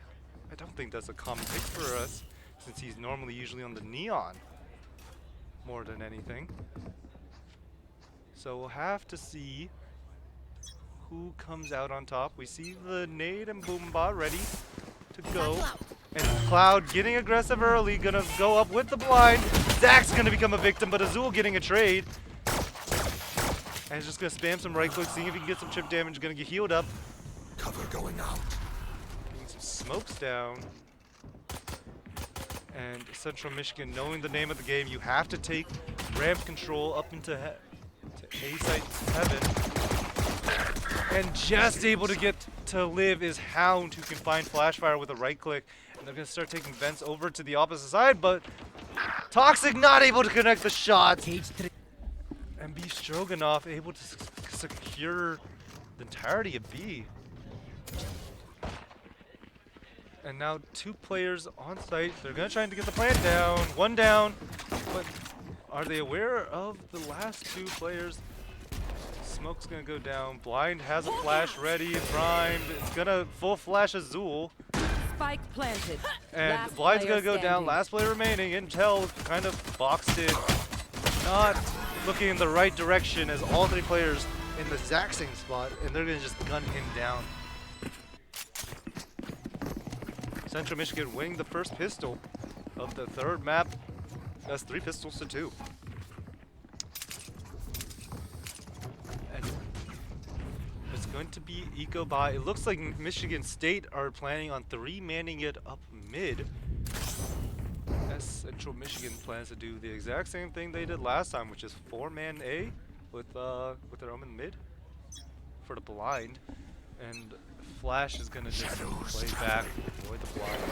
See the aggression coming in from Cloud. He gets dinked through the smoke. Shout out blind, or not, Flashfire. And Azul gets a pick on Beef Stroganoff, the lurker, retrieving the gun. Only a ghost, however. Still feeding it to Zach. And Flash is gonna get a bit of a heal. However, ramp control is fully taken by Central Michigan. But they're trying to contain him to just that. And Cloud getting pressured from all sides, and he's gonna fall quickly. 3 players from Michigan, or Central Michigan, 4 players from Michigan State remain. Hound maybe trying to get a bit active as Bannable slipping through his wall, trying to get a timing. might just catch the right timing to no Toxic, and then Flashfire swings on Bimmel. Last player remaining, stuck on site, and it's just going to be a clean sweep from Michigan State White.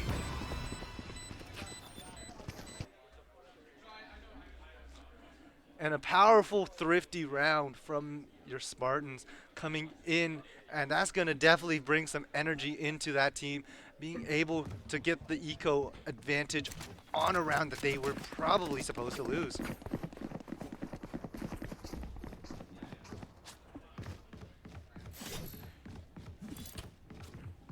You see them just bonusing the weapons they got. They're going to try and spiral their economy using such. So we got three Spectres, a Stinger, and a Bulldog, and we'll see the effectiveness of this against the one Sheriff, two Ghosts, two Classics from Central Michigan. And unfortunate, quite unfortunate. Wait, what? What is? Wait. Oh no, tech pause. We're gonna get a little bit of a tech pause. Apparently one of the guys' game has crashed. He's gonna try and untab and tab back in, or maybe it looks like we're gonna task manager that. Unfortunate.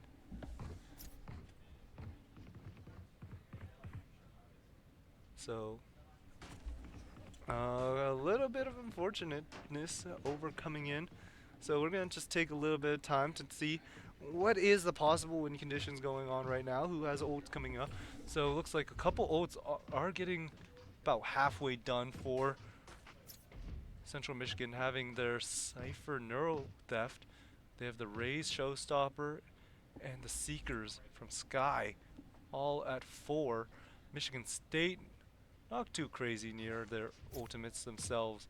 So definitely, well, then again, Central Michigan have been able to farm the orbs towards A site with their aggressive play. The biggest thing is they're using that blind very effectively.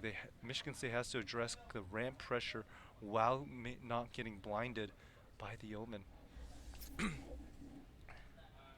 And it looks like it is mostly fixed. We shall be getting a little bit of time before the barriers drop.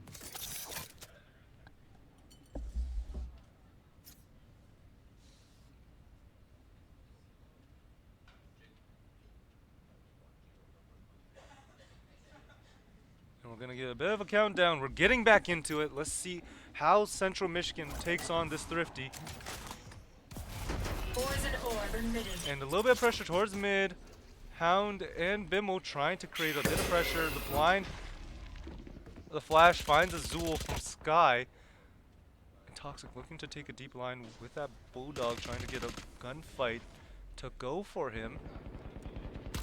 I'm just going to spam through the smoke. He's choking off, trying to play the pressure. The Omen smoke is a bit off towards mid. Here. If that's recognized, it could be either pivotal or painful for Central Michigan.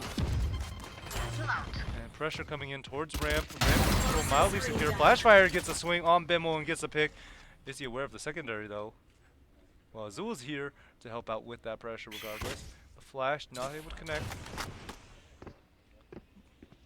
And Central Michigan holding right outside, trying to find some pressure. Cloud finds Zach with the nade, but Flashfire finds 2 more with that Spectre. Walking up through the smoke, however, is Beef Stroganoff, though Azul might just be the god of timing. And Blind gets timing so hard, but that just leaves Flashfire to get his 4th pick. And that's going to be huge for that Viper's Pit, which can just be so valuable. And now we got Toxic back on the op. We'll see. We saw how effective that was last time. We'll see how effective it is this time as well. Can we bring the momentum back? Two maps. Both times we had a 7-round consecutive. I think this might be it too. Yeah, here's open. And another mid-pressure start from both teams. You saw Toxic try and get a quick aggressive pick, not able to land a shot. And it's just going to be mid-stall from Michigan State using the Viper's Orb and Molly stall. Shadows traveling. Now committing smoke to continue the stall pressure, but this is going to be a walkthrough pressuring the tower control. The blind not good enough to find Azul a pick, but Flashfire able to get one. Toxins going up. And Flashfire might have just Toxin screen down. picked the wrong timing. Toxic getting a pick on Hound, however, with the operator. Plant is going to go down safe. And Bimmel is going to get pressured out hard, TPing away. And he just has to flee, using the blind to try and flee, and he's going to get away, unfortunately. Time to Not jump. a pick for Michigan State. Bannable, however, becoming a bit of a victim. Beef Stroganoff finds two. The cam tags Toxic, so Zach now isolated. One enemy Tries to find remaining. one, finds one, Last not player able to standing. get the second. Now a 1v1. And the wrap, is it red? Is it right timing? Toxic still with an op 1v1. Does he get the read? Yes, he does. And a beautiful pick. And just in time, Toxic gets the fuse with that off save. And we are going to be joined momentarily by the Michigan State sub. Welcome, Lupa. Hello, hello. How you been today? I mean, it's early in the morning, but Been pretty good. Pretty good. The game seems to be going well. Map 3 here, right? yep, map 3, Sunset was in overtime. Unfortunately, Michigan State could not close. 14-12 for Central Michigan. Second map dominant by Michigan State, as I believe it was 13-4, I like to say. I don't know, something pretty big. And now we're going to map 3. Both maps, Michigan State actually had a 7-game consecutive wins. Huh? Second round, 7 rounds consecutive. So we see highs and lows from the team. And hopefully we see another 7-game consecutive, as they took 3 consecutively thus far. Fire feeling some pressure, not feeling deterred by it, however, as he gets one double headshot. Now Central Michigan kind of considering what their options are. They're still grouping up towards mid, maybe trying to see if they can isolate a pick on Flash or Azul. Flash not able to connect. Azul feeling pressure, but Flashfire gets one and gets traded by Cloud. And Zach with a beautiful shot on ramps. Cover going out. Now last 2 players from Central Michigan just trying to navigate the map. Looking for something. Unfortunately now, Ray's 1 HP in a 2v4. Just stuck mid with no space and nothing to work off of. One enemy remaining. Beef Stroganoff goes down. Cloud gets the trade. Cloud's been looking good thus 30 far in the seconds left. series, but we'll see if he can do it with 1 HP in a dream. Toxic just stalling with his off. The proud. And he's just getting util dumped by Blind, who's just gonna run in and get the pick while Cloud is stunned. And that is how you util dump someone. Well, I reckon morale's Did gonna not be stand pretty a low chance. over there. A lot of votes online for Central Michigan. That could be a deadly little play. However, the economy not the best for them. We'll see what kind of utility this Michigan State team uses. We haven't ever seen split before, I don't think, in any of our series actually. So You know, that sounds about right. It is a newer map. interesting wall choice. Not one I'm necessarily familiar with. And Toxic gets shut down. Here comes the showstopper. Bimmel finds one. Showstopper not finding any value, and we're gonna take ramp control pretty safely. A lot of damage on Central Michigan. Spike Azul, planted. Azul's ultimate getting stopped. Blinded. Blind trying to stall for his team. They're gonna get bannable off, and it's just gonna be util One dump after enemy remaining. util dump. Nowhere to go, nowhere to hide. Last player in main, and it might just be a free pick if we don't whiff. A little less than free, but pretty good. 5-1 lead for Michigan State here.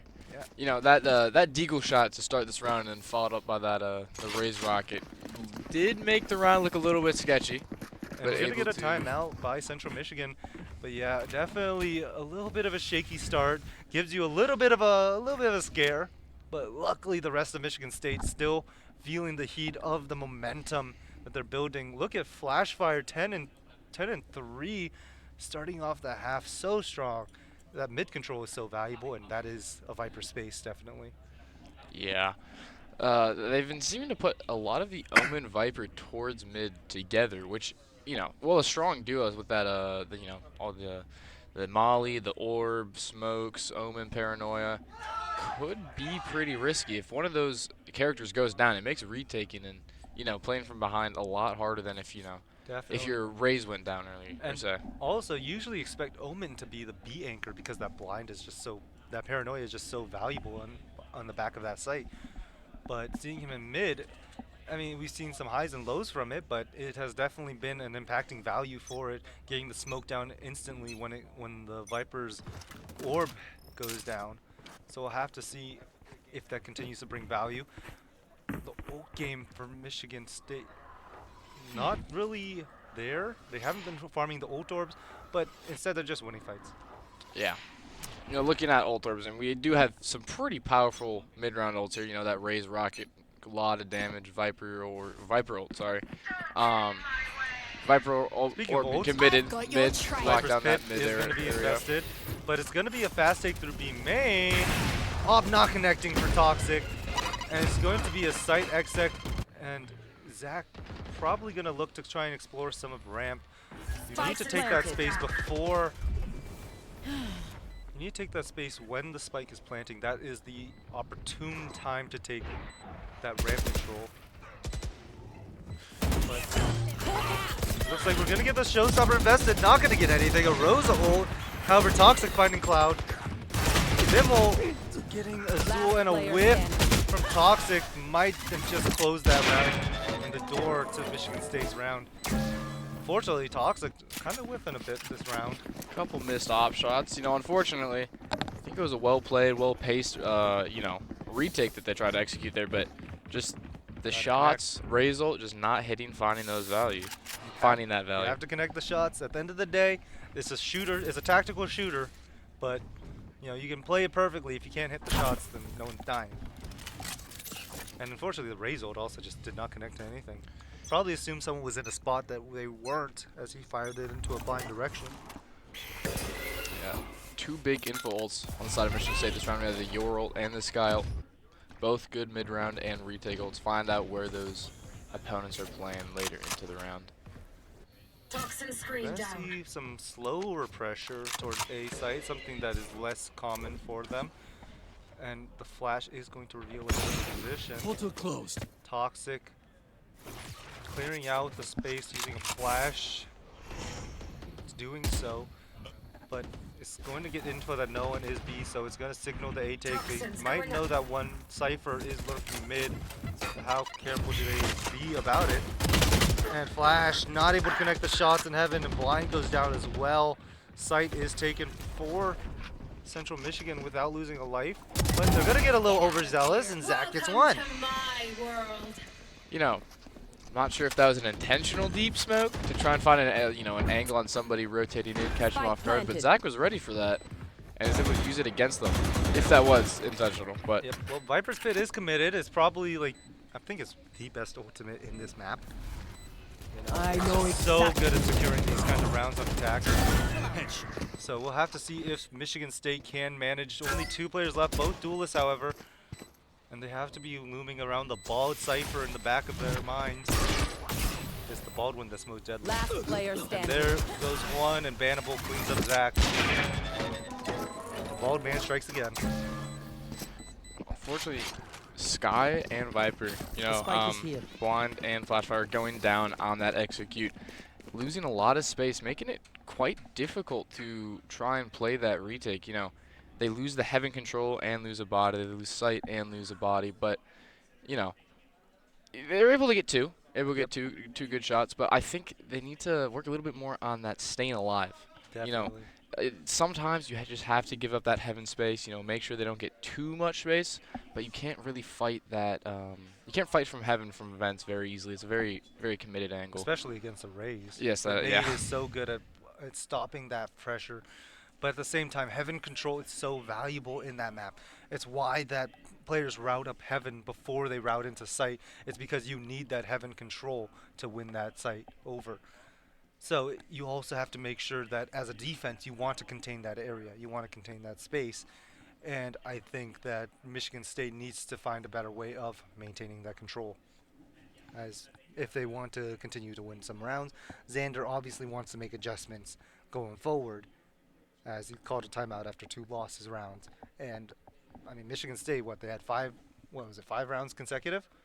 4 or 5 rounds consecutive? I believe so. So if they have those many rounds consecutive, they want to keep that momentum going, and that has been the theme of this series thus far. If Michigan State can keep momentum. Yeah. So we'll see what adjustments come about. I believe the round should be starting sometime soon, so we should pan back into it. I think the round already started, actually. Yeah. Jono. There we go. Screen down. And a few seconds into the round, we see a lot of pressure coming in towards A once again. It seems to be the comfort site for Central Michigan. You know, thankfully, like we talked about, they seem to be committing more towards holding that heaven space. However, not Toxic stranding their might sky. be might have fallen a little prematurely, missing an op shot on the Cypher who gets the diff, as they say. And you see Central Michigan starting to walk up a bit, but the spike is going opposite direction. So it might be a feint. Skyflash detects information up ramp, and they hear the jump spot. Again, they hear a jump spot. But the spike is on the opposite side. It looks like this is all a fake, and Michigan State might have bought into it. I got the spike. Now, Flashfire, the only one who can address the pressure going into B site.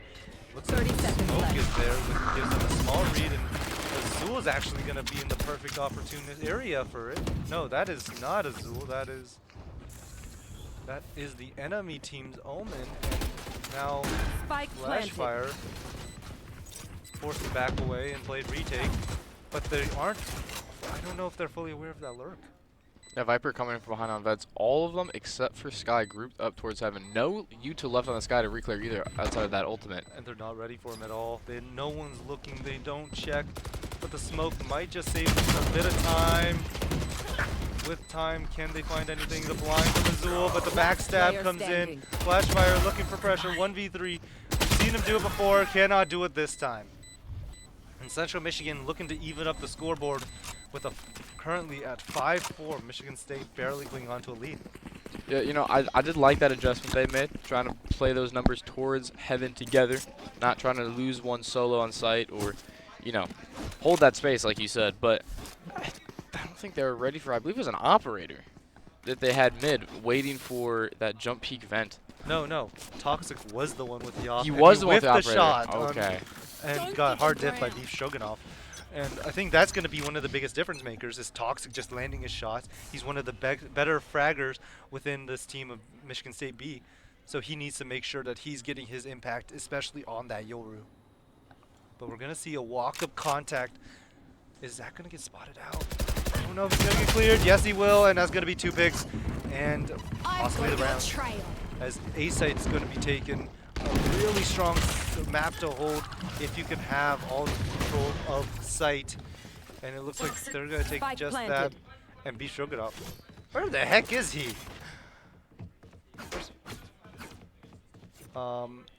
He has all the info. I don't know how he's here, Why but he's there? why he's there, but he is behind 2 members of Michigan State now. Speaking of behind, Toxic might get a good timing. Unfortunately, Flash not able to land one, Last so player Toxic gets standing. one with the Sheriff. Can he find one more? You know he's deadly with that Sheriff.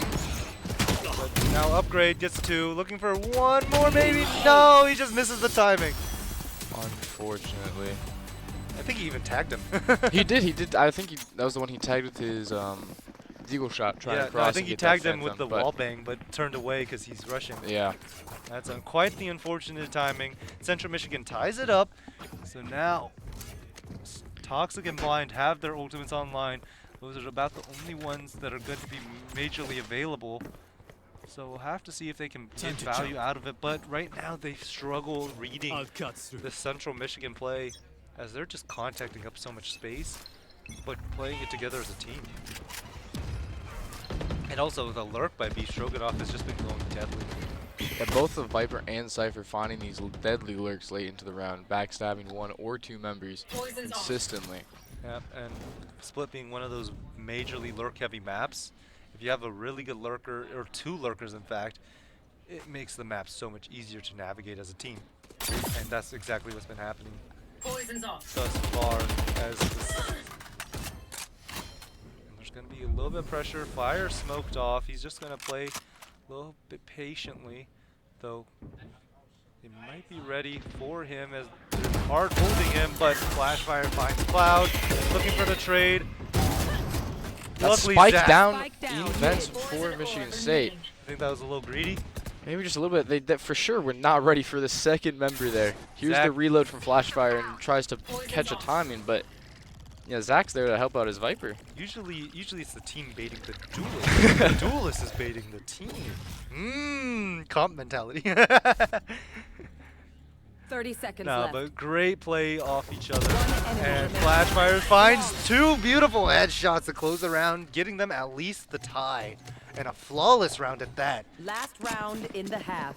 And Azul with the green screen skin, but it is thematic considering it is the beginning of winter. Is the beginning of winter. First like- snowfall. Yeah, like I today. said in the beginning of the stream, we did Michigan, or at least East Lansing, saw its first bit of snow.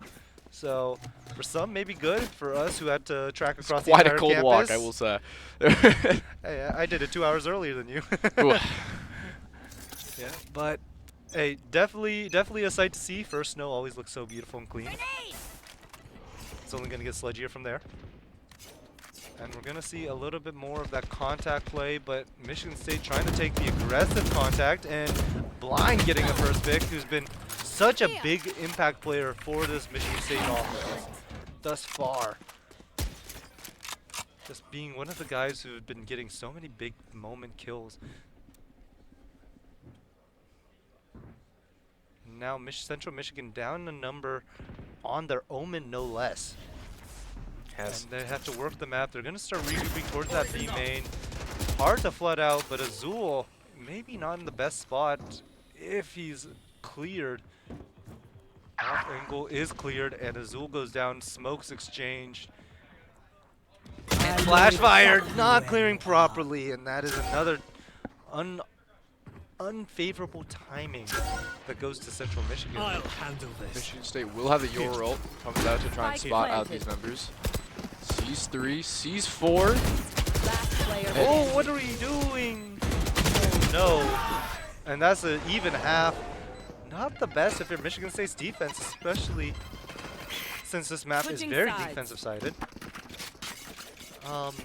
Yeah. Typically, that was a defensive side of map, miscommunication. but it really is whoever controls mid. Whoever can rotate through mid quickly typically finds an easier Well, time playing out that mid This round. might but not be the funnest moment for Michigan State. They are going against a Cypher and a Viper. We've seen a little Yeah. bit of that throughout this entire map's history, right? I mean, it's better than when it was what was it, Viper Astra? That was hell, I'll tell you. Yeah, it's been a long minute since Astra's been that meta on every map, but Yeah. thankfully, I'm glad she's not anymore. Just Omen now. Omen, except for like 1 or 2 A maps. little bit more bearable. Looking to But- be a strong B start here, hoping to find a lurk from this Viper. Toxic. A Leading the charge. non-default wall, I believe. Kind of hard to get up into that heaven area. Well, it looks like it's more for site itself as well. Might be a condition as well that they're trying to set up. And a 1-for-1 trade, down but B. Vanable finds a trade, so Toxic goes down. And that's Sky and that's both flashes gone. 3 players remaining, numbers disadvantage, and Flashfire low HP. Unfavorable for Michigan State, but Zach with this ghost has been so deadly throughout this series, so we'll have to see if it continues to be such. But he's gonna find Azul. Azul, last one, not getting cleared out. Last player standing. One Finds enemy one, remaining. 1v1. Whose classic is better? Send classic in hand. He has to reload, and he gets it! Azul, the hero with the Send classic for the clutch. And the right click. My personal favorite to run, but you know, So, oh, there's the man, there's the man himself. Quick 1v2 in the books room. So, Yep, definitely. Toxic. A strong player indeed. He's been going good all series. A little bit slow thus far in this first half of this map, even if he is on top of the scoreboard, whiffing a decent amount. that's the Viper wall I'm used to seeing right there. Yep, there's the one that default. lets you get into vents, deny information on the cross. Toxic looking to awaken. And that's what this team is probably hoping for. Look at that 4-man down Heavy mid. mid pressure from the defense, but they're all going to be looking the wrong way for Zach. Oh, He's it's able 4 to for Zach! capitalize and get 4. Just a Cypher left alone on A. Flashfire should have heard the cam, I believe, deactivate just now, so they should be able to just go B. Do you send Zach out? Oh yeah. Do you say Zach go get your ace? Yo, he can go do what he wants. I'm sure the coach would not like that opinion. However, Listen, it's for confidence. he has a It's- classic. I believe. I'm pretty sure it's a classic. It looks like a classic, but more importantly, this is for the confidence of the team. And there's the ace, Zach, Ace. your very own from Michigan State. And that has got to be a huge confidence booster. You can see, and you got the side cam. Showing every POV except for Zachary. But- However, Hey, listen, he makes himself known in the server. yeah, he is definitely also one of the fan favorites. You know, he has been a hero for this B team for quite a bit as well. So, love to see that showing from him. And we'll have to see if Michigan State can keep that spiral going, a flawless round, keeping all their guns in hand. And that's also a confidence killer for Central Michigan. But we see Flash with the lurk. Toxin screen down. Finally trying to take space with this wall, but the Rays is playing ahead of it. No, they haven't been forced to respect that Viper roll yet this half, so very reactive gameplay on the defense of this map. Typically, I feel like you try and aggress somewhere, get some info early, take some space so that you have one less area to worry about. But very slow gameplay from the defense. Going up heaven, but they have no blind. Instead, Zach is just better. Yo, usually you throw your Omen Paranoia there to help clear out, but instead you just have Zach just diff. Omen finds his way into the heaven smoke. 4v4. Zach's low for the side of Michigan State, but Azul Ooh, punished on that unfortunate. off angle. Smoke drops, and they are aware of that TP play from earlier. Flash trying to hold the flank by himself. Last two players on site. But Flash revealed. We're gonna get the showstopper. I feel like you hold on to it to stall. And Flash gets the pick. That's a huge win for his team. Another one in elbow. Last two players, one dropped, one second one just dropped. One enemy And it's gonna be a cleanup. And Michigan State gets 3 consecutive of a half. Unfortunately, Zach just finds that opening pick. Unfortunately for Central Michigan, Zach just finds that opening pick with the Bulldog satchling up ramps. And then none of the Central Michigan players seeming to look the right way. Getting swung, shot in the back, shot in the side. But that is 3 in a row now for Michigan State B. Defense side not looking to treat Central Michigan too well. It is quite unfortunate. And Michigan State economy is just so booming for them right now after getting those 3 rounds in a row. Looking to just keep that economy spiraling, to keep this. They want to close out. They want that second bracket. Aggressive towards A on the side of Central Michigan, trying to cut this Viper lurk out before she gets too threatening. Trying to just run her Flash down. just trying to survive, but only getting 1 before getting traded out by a beautiful shot by Cloud, might I add. But Toxic just runs out and just kills. And now for Central Michigan, 3 players alive, 1 in their spawn, 2 in Michigan State's spike spawn. planted. Completely separated and on low eco guns. Really, any damage here is good damage for this situation. Shadows traveling. Blinding.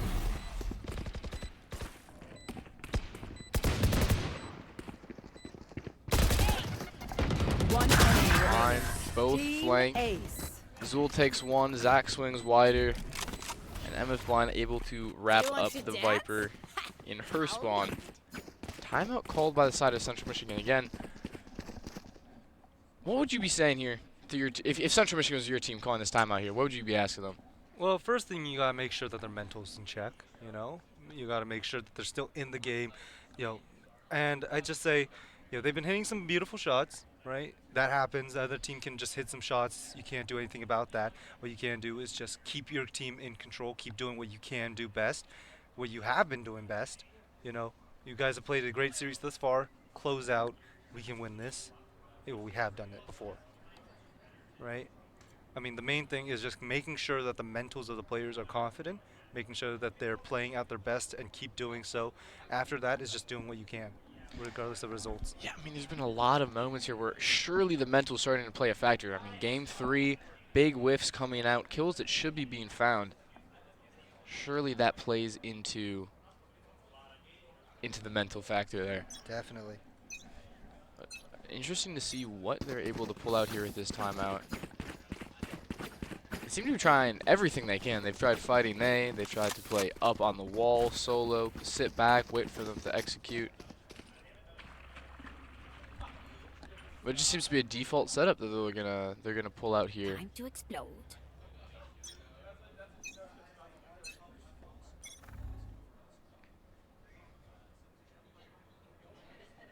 Seeing the slow pacing to outside A, Michigan State have liked these very slow starts and then speeding up after a little bit, after gauging some pressure. And you see Toxic trying to look for a pick, and he gets it. That's a huge pick on the smokes, but Bannable finds a trade on Flashfire. And you see the pivots coming towards B site. So the rotates are going towards A, and it's going to be one man to try and hold the line, though blinded. He somehow survives. Able to live. And he's going to get some good damage with that from the nade. Fortunately, Sky's nearby to heal up all of her teammates at the same time. Yep, and now Cloud, 32 HP. Toxic just has to hold the flank. No flashes left for the side of Central Michigan, so they're going to be forced to flood out here. With realistically nothing but a sage or a race satchel, I'm sorry. And that's a huge pick. That's going to put so much pressure on that Central Michigan team. Spots out the second, which means the last two only. One not finding the second. Toxic, though, gets beef Stroganoff, and now 1v2. The blind hits, but they're not going to swing off of it. He's going to try and stick the flash connecting, and it's going to be an easy pick for Azul and Toxic to connect on. And that is a 5th round straight. Michigan State might end on that 7-game win streak, or 7-round win streak I was talking about earlier. It is a possibility, but back in the game here. That's for time to tell. There's still a couple rounds more to be played, at minimum 2. But Michigan State trying to spiral even further out of control. You see Hound with the judge. A lot of ults primed almost to be ready. 1 or 2 off from basically every player besides Toxic and Shadows traveling. the Rays. And once again, we're going with that slow start. Grouped up A, trying to gauge pressure more than anything. Trying to see if they have a read, and there is a lot of mid pressure. Look at the insert by Hound. Do you think they snuffed this out? Do you think they snuffed the judge out before punishes one of them? It's possible they're aware, but I think they'll get punished by the Viper regardless to help their teammate. Not if he's mollied off, but they don't seem to be aware. Your ult does not clear it out. Oh no, that is quite the unfortunate outcome, and that's going to force a speed up towards A site. Only one person on site to address it, though he does have Cypher trips to help out with him. Oh, and Zach catches the timing, and Cloud finds 2 and finds 3, and there goes the win streak. Central Michigan finding their first round in the half. Unfortunate time, just a little bit of a look to the right, and that judge won't find. But well played by Central Michigan. Playing the proactive game is definitely a great tool to have on that side, and is probably going to be a win condition. And Xander calling a timeout immediately after losing 1 round. Do you think that's a little bit of an ego thing, or do you think it's actually tactical? I think there's obviously all timeouts, obviously there's some element of tactical about them, but this has been a pretty close series so far, and you really don't want to see, as you can see by that scoreboard, 5 rounds in a row, 4 rounds in a row, 5 rounds in a row there, multiple different win streaks here by both sides. I really don't think he wants to get that momentum going for Central Michigan and shut down, address what's working for them and how his team can shut that down before it starts to work against them and get closer in this game. Definitely. With a streaky match such as this, you definitely want to see your teams kind of solidify themselves, especially after losing a round that with 4 remaining. Not being able to clear things out properly, miscommunication, then it probably is wise to let them reset and try and bring the momentum back. Not let it get to their head, especially. Looking like a strong B start for the side of Michigan State B, with just that lurk towards A or towards mid. Maybe looking at a split here through mid heaven. Yep. Let's see if I've got your trail. pressure is going to be found early. We're going to see some ults committed early. The Seekers might prove annoying. And site is going to be cleared out. Only one to even contest at all. But he's going to just give. Just chilling, holding space. Cutting through. Toxic in a risky angle here. Very committed, but he does have that teleport to get out.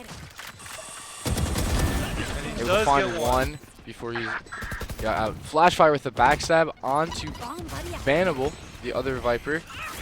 Showstopper coming through. He might find one, but he won't get more than that. Sticking. We see Ninja Fuses a lot last night, but they're not going to let it happen. Map point going to Michigan State White. Yeah. Speaking of Ninja Fuses, remember those 3 Ninja Fuses from Ohio? Who was it? I believe it was the side of Siena Heights. Siena Heights, yes. Against Ohio State yesterday. That was an incredible series. It was an incredible series. But Michigan State wanting to make it to the second stage of the lower brackets. Starting off not necessarily in the most favorable of positions to start this playoffs, but still always a chance, always an opportunity. Would you find it great if we had both Michigan State teams in the finals? That would be funny. That would be rather funny. It would definitely be a long road for the Michigan State White side, starting lower bracket, playing against all these other teams that, they lost to yesterday, or have shown very strong stuff like Ohio State. But it would be a very entertaining matchup. Yep, and Michigan State quite cleanly take the site. Though Bannable might get a timing on Flashfire. He hears him rotating. But Flashfire gets the shot off. And Azul falls early. Quite a bad pick. You see the Viper's Pit coming through. I don't think it connects with the spike though. And a spray down. Flashfire falls. Beef Shogunov finds 2 with the Spectre. And Zach pops Showstopper. Looking to close out. Gets 1. 1v1. And that is game. Michigan State B celebrating a victory. You see the energy in it. And they are moving on to the next round. Thank you, Central Michigan, for coming out. I believe they are eliminated, unfortunately. So, yeah, we thank them for their time within this tournament. But, unfortunately, an elimination has occurred. That is the first elim of the tournament. So, once again, thank you guys in Central Michigan for coming into the stream. Thank the players for coming out and coming to this LAN tournament, experiencing it. You can see them, showing their sportsmanship. But that will be the first series of this morning and of this day. Playoffs, still a long road ahead, though. Anything else for you? It's a hard-fought series, well played from both sides, but unfortunately, there does have to be a loser. Yep. Well, I think we'll be taking a little bit of a break, and we'll be back by the next set of series, and we'll pick a map to stream, or a team to stream.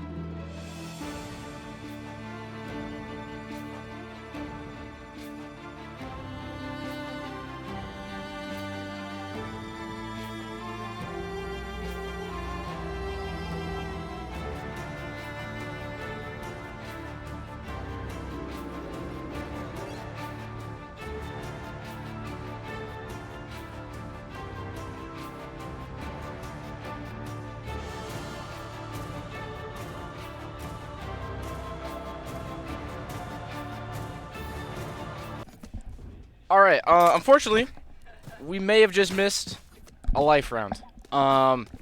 Quick 4K, couple seconds into the round. For the Chamber Deagle, finding 4 kills in just a couple shots, forcing up the Outlaw here to follow it up immediately, looking to keep this pressure on.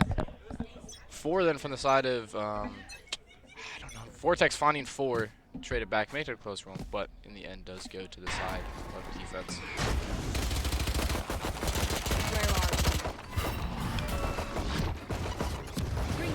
A lot of pressure here, a lot of utility committed, eco guns, spraying through smoke. Nobody found, a little bit of chip damage, but that Outlaw holding down that A line just so the rest of the team can stack towards mid and B. But it does seem like they want to have this mid fight again, a little part 2 to the start of the round.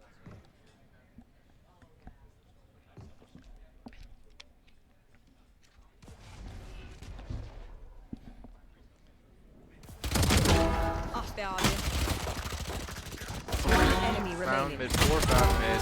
Spectres, buff Spectre doing a lot, finding those body shot and headshot kills. There. I believe this is GVSU, Nice work, Grand man. Valley State versus, I'm not sure, I believe Siena Heights?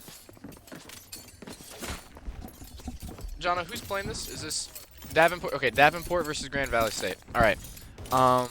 Davenport starting on that attack side, down 0-2, but it's kind of the way it's supposed to go once you lose those first 2 that pistol round. Heavy mid and B pressure again, starting for the side of Davenport.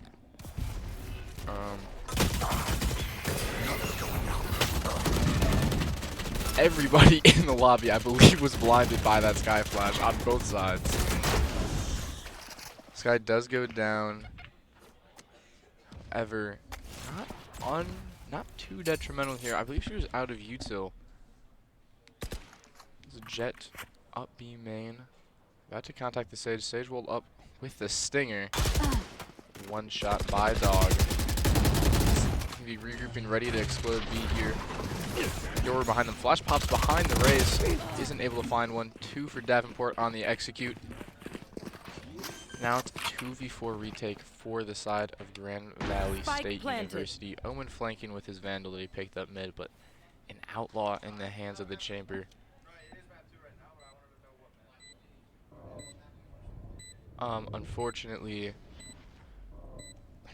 2 players 1 shot to that Outlaw, but 3 players 1 shot to that Outlaw, but Chamber still has the health to deal with him. Last player standing. Isn't able to find one. Blue Dragon finding one. Trade him out. Gets more damage on this anti-eco round. He's not able to find a second. And map 1, we're on split right now, which is this is map 2 of the series. First map was Bind, went to the side of Grand Valley.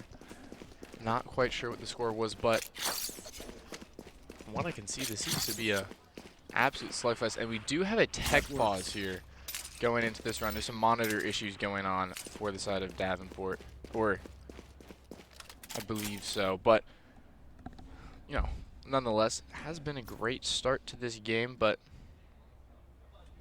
we'll see what goes on as this develops. A little bit of experimental comp. We see that Chamber Sage, we see that double duelist from the side of Davenport. A little bit of a difference in play styles, as well as the Fade versus the Sky. Speaking of Sky, just noticed that yours name leader Sky won. But once again, heavy pressure to start towards B, but the spike is sitting in sewers with that Omen. Sage jump spotting, is able to spot 2, walling off in the middle of sight, so they're forced to go around.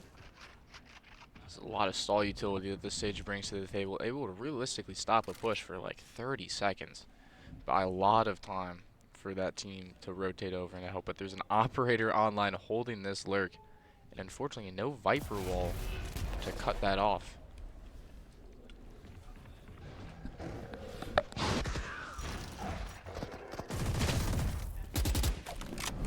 Dog trying to punish, shooting the Sky Dog.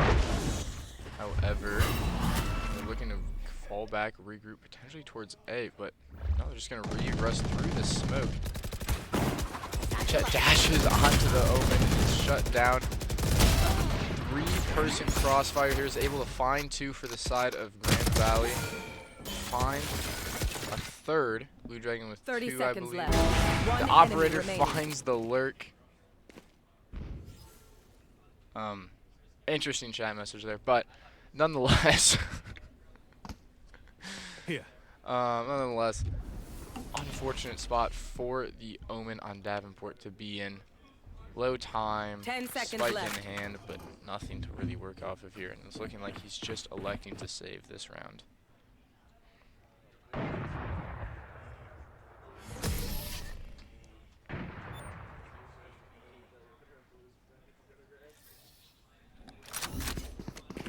Vortex able to bring his gun into this round, but they were able to convert that Davenport was able to convert that third round, their buy round, against just those anti-eco guns Grand Valley had in the second round. But fortunately, that fourth round, they're not able to bring it across the line again. It seems to just be a little bit of a mechanical difference. They tried to execute together through that mid area, but they just got shut down by a 3-person crossfire. And once again, starting towards mid. Tony able to find the opening pick. Odin against the Raze nading through. Sky flashing. Tony's in the corner, unchecked. Able to get 3 with that Odin. Mid. Still waiting. Almost an ace. Gets his 4th, but Yoru taking away the ace there with the final kill. Now, thankfully, timeout called by the side of Davenport. Lot of those first couple rounds were Davenport really just trying to do the same thing in offense, trying to brute force their way through mid, and especially against that Odin, that's really just not what you want to be doing. But you know, as we can see, nice little timeout here. See the nice facilities. We got guests of many different colleges here. You see our B team all the way in the back left there, A team all the way in the back right, chilling on those couches, waiting for their maps to come up, and everybody else playing their games. Davenport, I believe, being the furthest group in those rows, and then Grand Valley being the closest one. So should be going. Oh, just me here. But we are looking at Grand Valley up 1, also up in this map. However, if we do go to map 3, it will be a Haven. Haven was, I believe, also a big map in a lot of games yesterday, especially that Ohio State game we spectated at the end of the day. Very close game, but it's a lot of, once again, it's a very different type of map pools we have here, going from Bond and Split to Haven, but ult starting to come online for the half. You see that Fade ult, see that Raze ult, one off of a lot of ults on both sides. Sky Flash trying to fast through Heaven, doesn't clear the left corner. Blue Dragon able to get 3, or get 2, sorry. That gets another one. Boom. Rolling that 3 for 2 trade. Fade ult invested, Darling body blocked by his Omen. TP's out. He's getting out of there. Both characters able to TP away. Fade, wide swinging, full confidence with this Odin. I don't blame him. He's been hitting his shots, and Vortex puts him down. Now 2v2. Time to jump. Still eco guns, I believe. I believe it's a Deagle for the side of Chamber. Yep, just Chamber Deagle and a Stinger. Phantom for the side of Vortex for Davenport. But the 2 players left for Grand Valley playing very passive. Sitting Heaven with that wall mid. Yoru hanging out in spawn, making sure he doesn't die and put his Sage into a 1v2. Now, they are aggressing completely different areas of the map. 30 seconds here. left. It's not the ideal range you want to be taking with a Stinger fight. Omen and Yoru looking like they're going to walk close to each other. Dropping bomb. Yoru prepared. Is he ready for new screens? It doesn't look like he will be. And that's a bomb down with 10 seconds to go. 10 seconds I left. believe that fake Yoru TP towards B really convinced Davenport that Yoru was not going to be A anymore and that it was a free site, but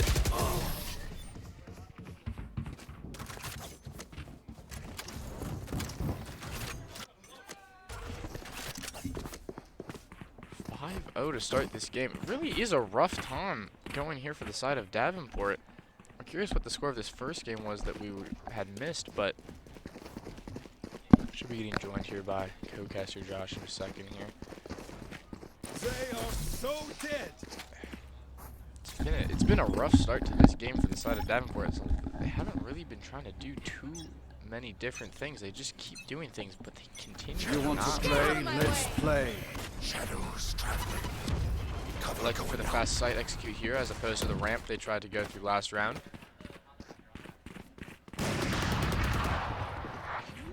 Well, I mean, with a comp like Davenport's, you kind of have to go fast. You have to double dive. But not much utility that goes well with that slow, methodical play. Grand Valley being the polar opposite in that regard.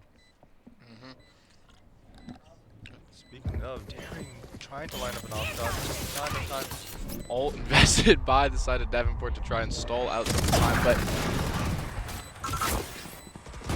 Sky jumping in with his teleport. One enemy. Dog able to get 2 with his knives, and they play their trades on site well, able to close out their second round of the game. Comp that's strong in aggression and speed. You have a Raze and a Jet, both extremely powerful when it comes to just speeding into something. Then you use the Omen Blind, but that only happens to be one key piece of utility for your entire team. That and Sky utility.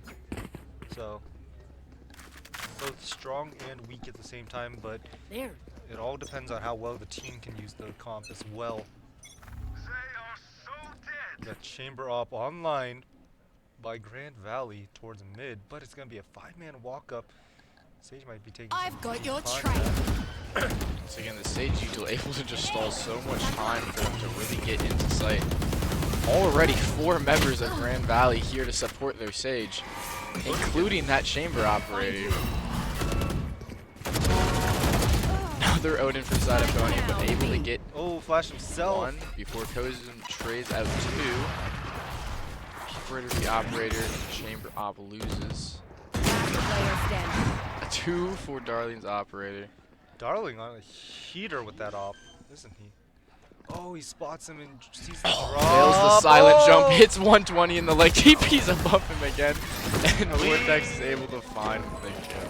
Are we just doing stuff right now? Is that what's But going you know, on? potentially, maybe a little bit of a, I'm sure there was a thought process, and then once you make that noise and you get up to the leg, and then you just start to do things and panic, and it's too much happening at one time, but Yep, it's the panic. It's once the panic sets in that you start making mistakes. I think there was a bit of panic right there, I'd say, huh? But we're seeing an emergence of Darling their with that Omen. operator. Lot say op 1 trick, I just say utilizing a strong weapon. as a player who likes the op myself. raising it here. Jet dashes through the own nade. Does he clear cubby? Does, but I believe he gets killed and then traded out by Spyro. Pulling those rotates over, Plant will be going down. 2 towards site, 1 hell, and 1 plane main. Looks like they're gonna try and go through ramps and try and come through main, but the operator isn't able to find his shot. Looks like they're gonna try and execute on him. You're looking the Omen wrong blind way! does not hit the op shot on the Omen looking at sewers, but Omen able to TP away. Tilling gets 1 from heaven, and now just 2 players stuck towards screens. One enemy remaining. Able to find 3 and finds the 4th heaven. Absolute mechanical difference. And a little bit of banter going on as well. You know, Hey, that was looking like a rough situation. They find those 2 picks, they get those ramp controls. It's just a 2v4. They sky flash out of screens and head tap 3 and body shot another. hey, So shout out the flash by Spyro, man. That set up everything. yeah. You know? He had a big impact round that game. Big impact round there. Trading his jet out, using that flash, getting another one. Blinded. A great Sky Sage throws roll coming out. a great Sky throws great lobs. The ones I get flash me. is the way it tends to go. I believe we just naded ourselves. Trying to clear the close right 3 behind out. the wall. Able to get one Raptors with the deagle. 2-for-1 trade in the end. Site secured for the side of Davenport. Dak, in football he's doing good, but it's not there. Enemy remaining. Kozen gets his 3rd on the round. Spike planted. He's playing with a little bit of an ego. Had a rough start to this game, but he's been getting a lot of multi-kills these last couple rounds, playing very confidently, pushing up into positions that you wouldn't really expect a Raze with no Youthful to be on. But Yep. Well, I think Blue Dragon might be the final ego check with a Bucky. If someone decides to get a little greedy, he might get a little extra eco frag. Bomb buddy out. Kozen is trying to look for this 4K. Does have ult online. It could be a little bit greed, but he is going to fall back in the end. And it looks like they're content to just let him die to Spike and not give over any of their guns going into this next round. 5-1 start for the side of Grand Valley, now to a 5-5. A great comeback by Davenport. Maybe I'm the curse, you know? Maybe I'm the curse. As soon as you got here, they started winning. I mean, exactly. To be fair, the first 6 rounds were nothing except 8 people fighting mid at the start of the round. Is it just go mid? Go mid Yeah, kill? pretty much. And that's the point I was getting out of. They were just doing the same thing over and over again. But they were able to turn it around. Who knew a comp that had a Raze and a Jet would be really good at hitting a site really fast?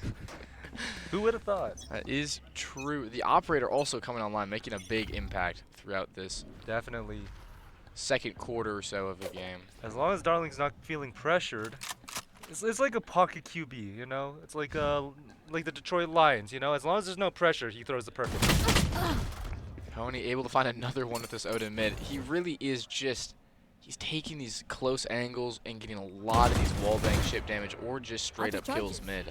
He's not spraying enough. Spray the Odin. But the Odin being such a deterrent for Davenport, they are showing him a lot of respect. And rightfully so, as an Odin can just easily change the tides of an entire round by itself. We saw that in the highest stage of VCT from a Brock. And now everyone uses the Odin. Yeah, I mean, definitely impacting the game in a certain way, but they are all grouped towards B, which is the stronger site.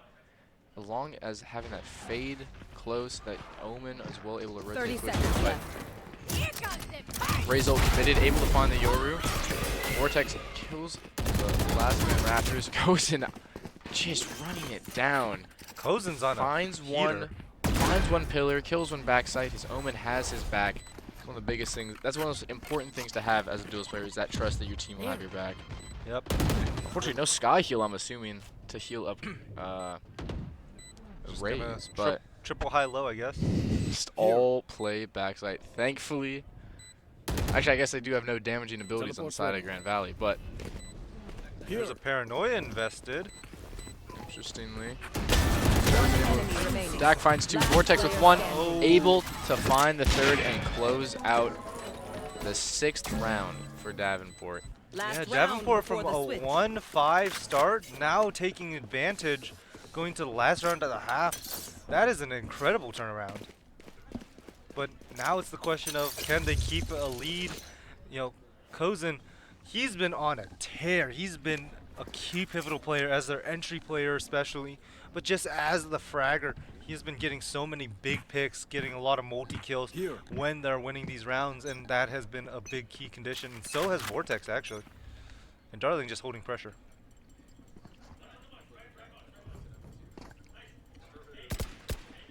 Contact being made towards mid, but they know there's the Odin there, and looks like they're gonna respect it as they start regrouping towards B. B not having really anything to stop a big X-Sec against these double dive. Technically, you could do a triple dive if you want with Omen. Once again, 4 people gonna be towards this B site. 2 of them are in mail towards mid, but 4 people here plus the Sage utility to slow them down. Is Dak curious? Does seem to be a little bit curious. He did get a nice 2 kills last round, and is punished this time. Once again, the slow warp's coming out. slowing them down. Dog finding a second, missing the updraft, I believe, but ends up working out for him. Yeah, the double senti got shut down, and that's definitely not what you want to see if you're Grand Valley. On a quick flank behind them. He's not able to find one, Spike but planted. now a 2v4. Hold. Pony able to get one. Last player standing. Kills Vortex on his TP before traded out by Dog, and now Blue Dragon for Guardian. And Darling with 3 on the round to close out the half. Yep, a strong half indeed. A 6 great in a row. comeback. 6 in a row for Davenport. Started down 1-5. Wow, maybe you really are just a blessing to Davenport. As soon as you came back, they have not lost a round. You know, I accept payment. You know, Cash App, Zelle, Venmo. You know, maybe installed a little bit of that word.exe. You know what I'm saying? I'm kidding. But a great showing nonetheless. Definitely starting to feel a lot of momentum. Pony trying to hold the will of his team. I swear Blue Dragon's been on 10 assists for like 6 rounds I now. think he had 10 assists in like round 4. But unfortunately, the momentum just swung so fast. Speaking of, Dog, oh, Spyro killed able by to get 2, but Spyro. Dog takes immense damage oh, luckily you have a sky before heal. you traded out. Now, like nothing happened. Dog with the sheriff. And Spyro with the 3 on the bonus. round. Down B. Just the fade, One walking out of the enemy smoke. remaining. Cousin able to find that kill. Lurk For this chamber backstab. flank, he finds Adieu. 2. He's not able to see the guy held, but it does not matter. Spyro's able to get 4 Big on round the for round. him. Weapon That's gonna choice. charge It's his so ult up personal, real quick. huh? You Looks pick like a the- gun and it tells me who Likely you are. going to be a form of their priority. You see Darling with the Outlaw. We've seen time and time again how powerful the Outlaw can be, especially on this kind of round. And, I mean, Darling looked solid on the Operator, you know, not getting a lot of picks, but getting a stable amount of picks. And helping control the round for his team. So we'll see if the Outlaw remains the same for that. I mean, yeah. Big use of the snipers in the first half. We'll Biggest see question how is- this is able to transfer My, here. my question is, why is Grand Valley not calling a timeout? Round 1 into the half.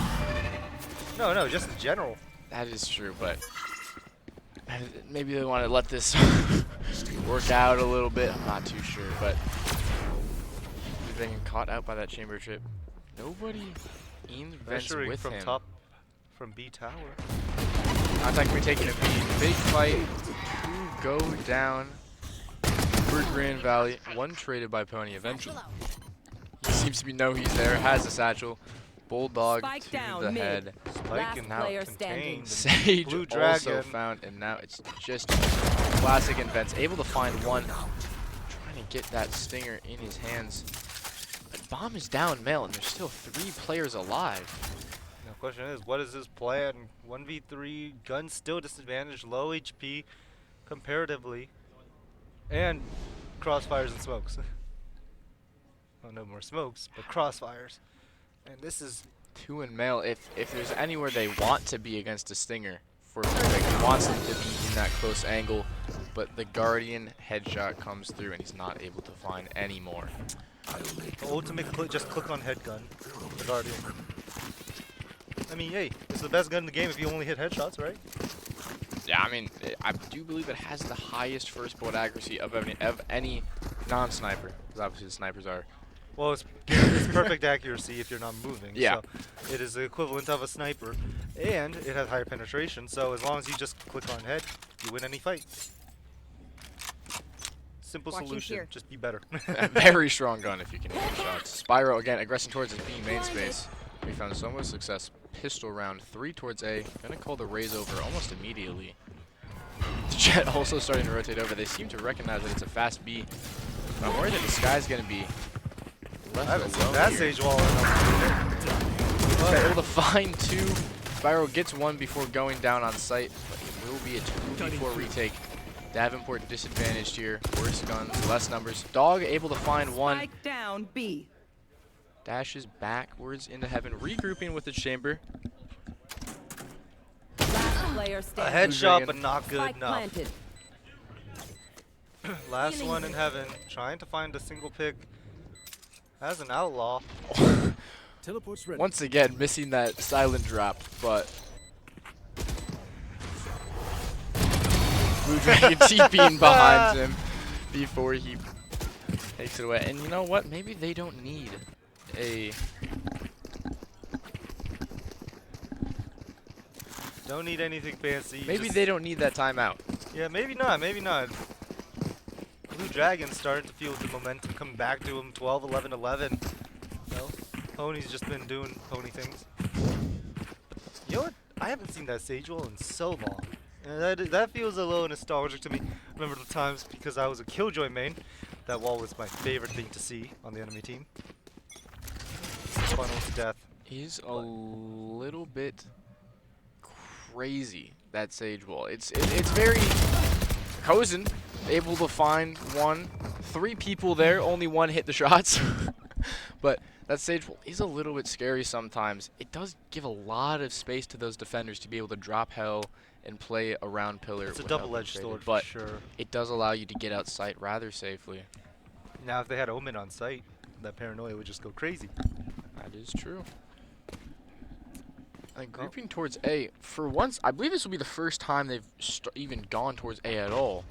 But they seem to be aware of it, pulling that jet back over. Well, first have to sometime. This is going to be the first, but Chamber is ready to address it. He has his TP back towards screens. Looking for first contact. Sizing it up is Grand Valley. See how they're going to execute this. They're going to start with a fade, but it's just going to be Yoru to try swinging it. Not going to get his head taken off. Sage slow bouncing off the stairs. 30 Darling seconds finds left. one before he's able Spike to back down away. Grand Valley able to get the plant down, but Spike not planted. with numbers advantage. Does not clear the Yoru out. Gets Getting 3. Last player Destroyed by standing. Vortex. Vortex Spiral will fall to Grand Valley. And that is what you call a What hero will it play. be this A Yoru getting Have 3 any there. patterns emerged? One in tower, swings around and gets the 2 guys swinging him, looking directly at him as well. That is amazing play for him.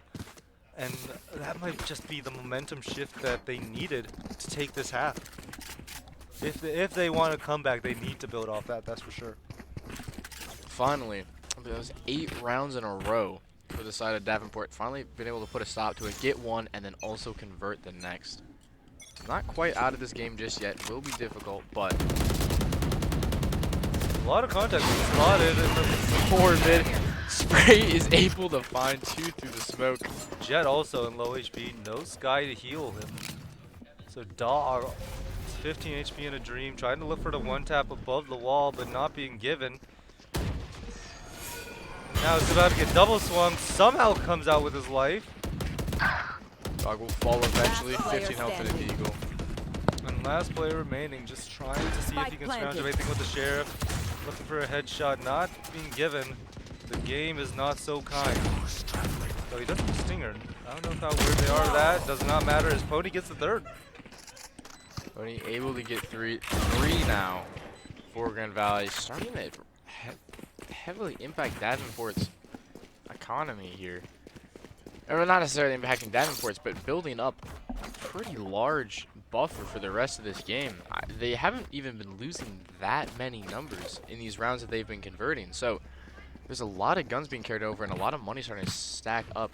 So it's going to be on Davenport to win some of these rounds, or at least take heavy guns away on their eco rounds to start chipping away at this advantage they have. Well, here comes the slightly aggro play. The flash not detecting anything is going to force rotates. But maybe a false negative. Kozen now bringing out his own operator to counteract Pony. Odin. Oh, and it's a beautiful shot by Dak. Headshot on that smoke angle. And you're going to group up with his other teammate. And it's just going to be a 2-way flood. And Jet in peril.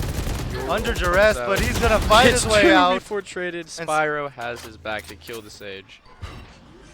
3v2, Davenport in a pretty good situation here.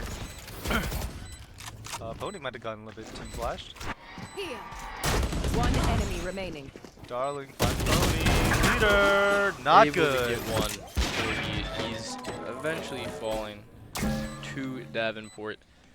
Like I said, they just need to start taking the guns away and start winning some of these rounds so that Grand Valley can't just afford guns for the rest of the game.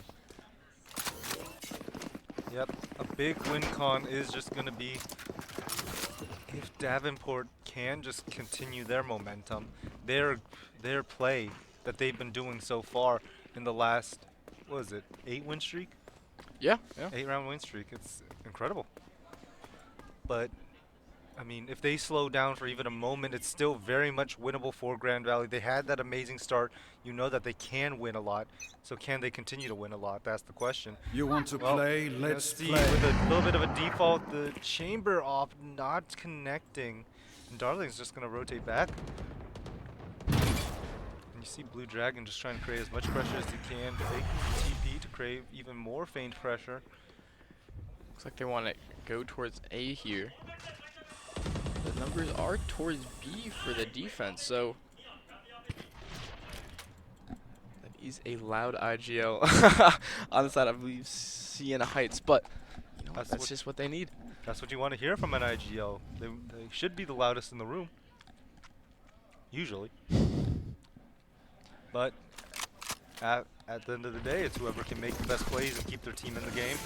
But let's see an X-Tech coming in.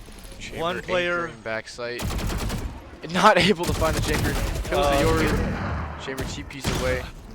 Through the wall. And the Flood Out's gonna come in, pulling up with the squad. Tilling. Able to get to. Last player standing. Last player remaining. Spike 1v2. down A. 30 seconds Unfavorable. left.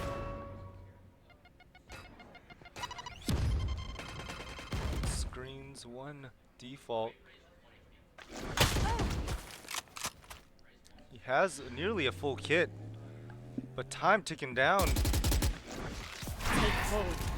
10 seconds left. And not able to connect the shots. Vortex able to take that round, and Davenport trying to extend their lead and bring this to a map 3.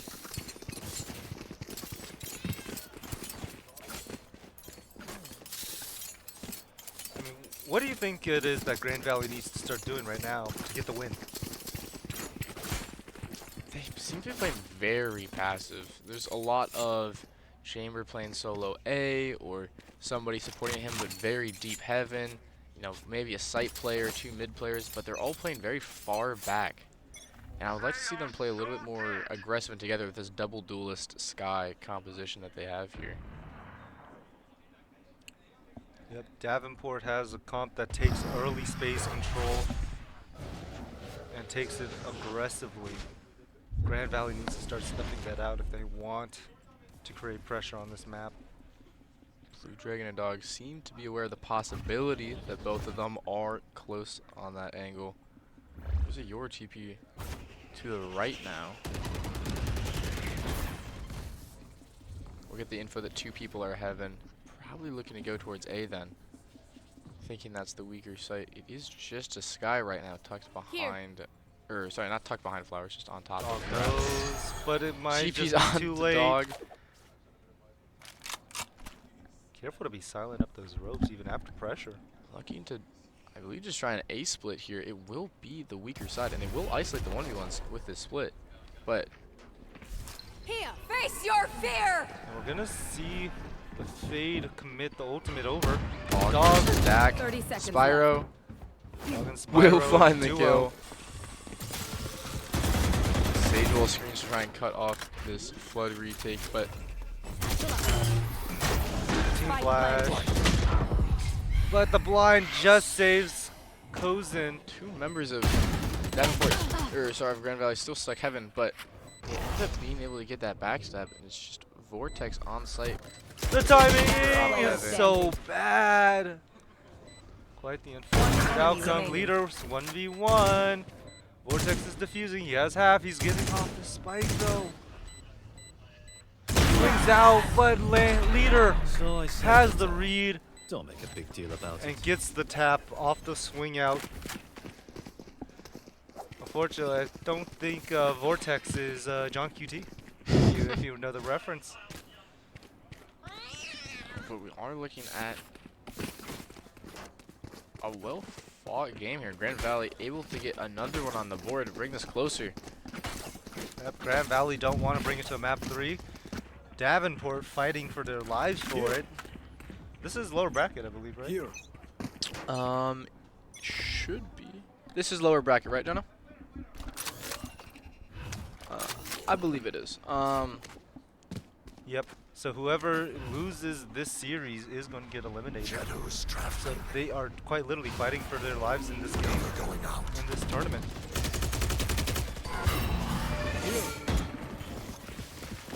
And it's going to be a flood out, a little bit of damage, and they get tilling.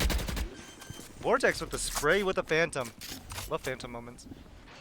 Spike is going to get planted. It's going to be planted for main. We have a good amount of main control. Blue Dragon might be feeling a little bit of pressure from the Kozin, who has been looking phenomenal thus far. Does he get a proper clear? He does, and Blue Dragon takes main able to control. find the kill. So Dak takes it right back. One for Prime. Figured out by Spiral. Leader Sky finds 2 at the Phantom Thread before Dak's able to get that backstab from main. That is tough. That is tough. Another one on the board. Close game, 10-11 now. Not quite match point for either teams, but definitely on the edge of their seats. Both teams looking pretty nervous. Kozin will be calling a timeout here. Also, for the triple side of 15s from Davenport. Blue Dragon. That is true. He is 15-15-15. That is an interesting stat line. You'd expect a little bit more assists from maybe your Yoru or maybe your Sage even, but it looks like Omen's just taking all of them. Yeah. I won't complain there though. Really, Kozin has been on quite a heater this game. He is playing full confidence, playing very well. Vortex as well, finding those smoke kills, finding those crucial headshots in those 1v1s or those retakes where they're down numbers. Like you said, those Phantom Sprays through smokes as well.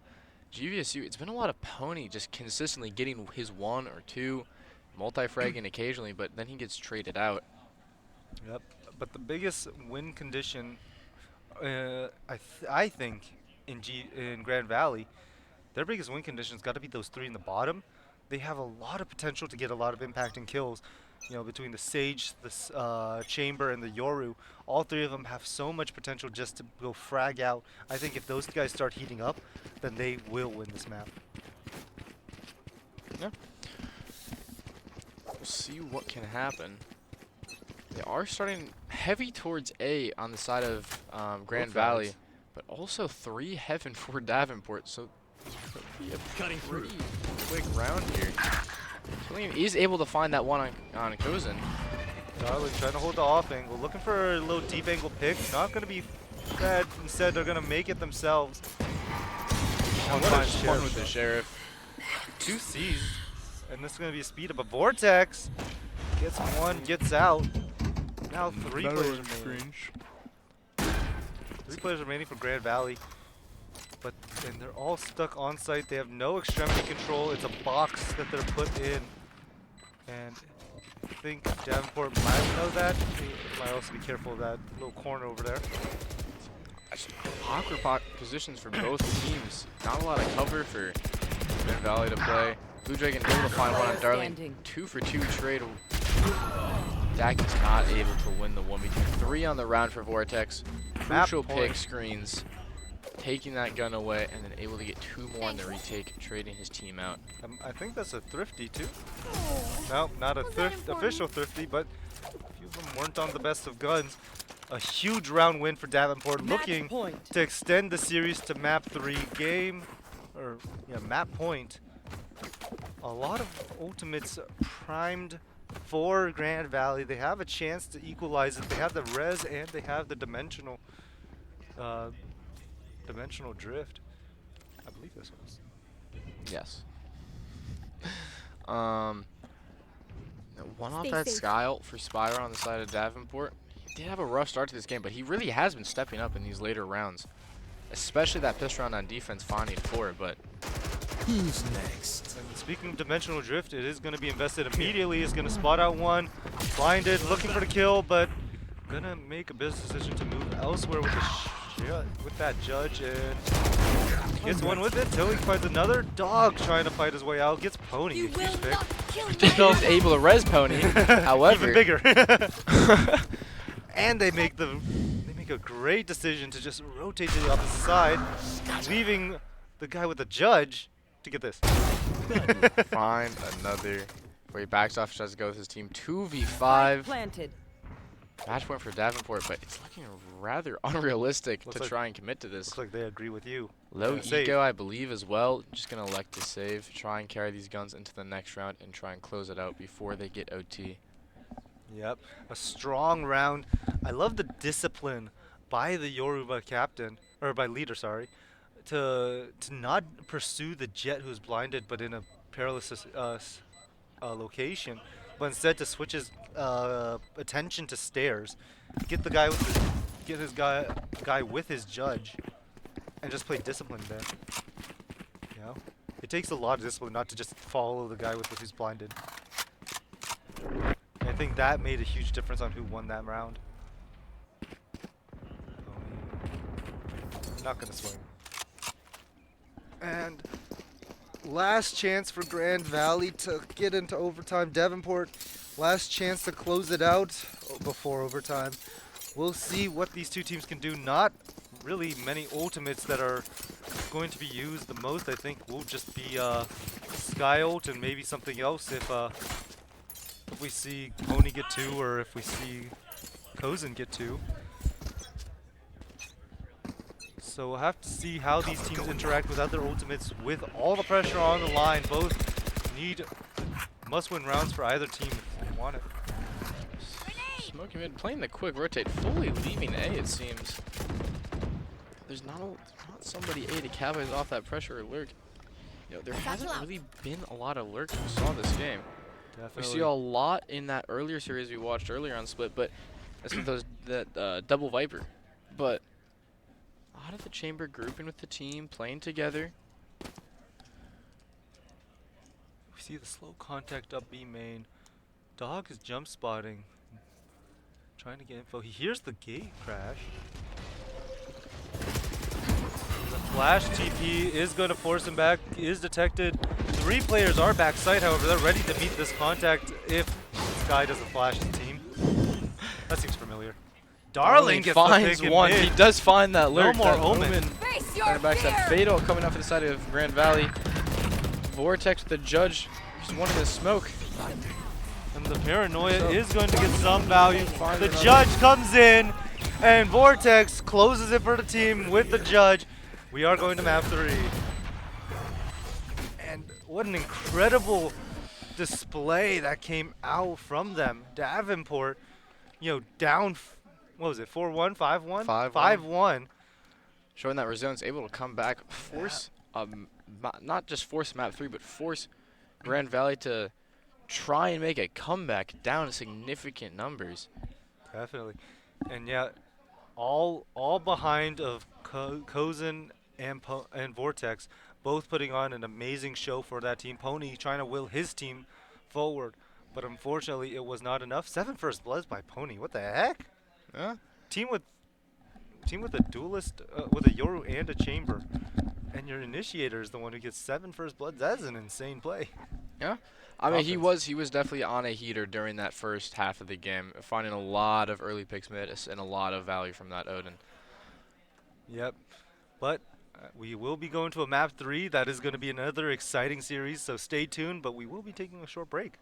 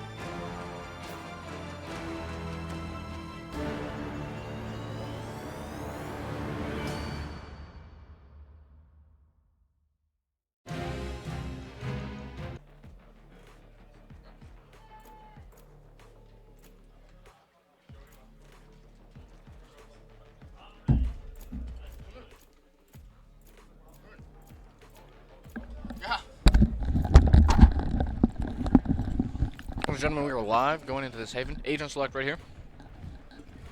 Yep, let's see what comps we bring out. We see that chamber coming in, the double duelist, the double dive duelist. We'll see how that fares. I mean, I've seen a fair bit of Yoru Neon. That's been pretty common. A Neon Jet is interesting. How do you think that'll fare? Actually, here's something interesting. We got Pony on Hovering Reyna and Dak on ISO.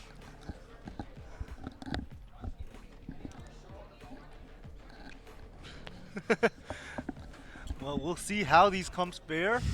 We got two comps that look to be very brawl related. So No ISO Yoru, just ISO Reyna. what do you believe in? What do you believe in these comps? These are interesting. I don't even know, man. We're running Neon Jet. We're actually running ISO Reyna. ISO Reyna. We just Dude, hate KJ. we just hate entering, I guess. Hey, if it works, it works. We'll have to see if they feel confident in themselves. Pony put on a showing last map. He did 7 first bloods, match MVP on that fade. So maybe that Reyna, maybe he's just a ranked player, and that Reyna's gonna enable him to. Yep. Well, you know Frag that out. you know that they know how to play Yoru, and Leader was a Yoru player, but instead they have him playing Sova, and they're running. Wow, this is gonna be interesting. So we're gonna see a shift towards C site with the chamber. And Jet is probably gonna be one of your better sites on C, right? Because both those characters, especially early on, are very powerful on that map. Go, go, go.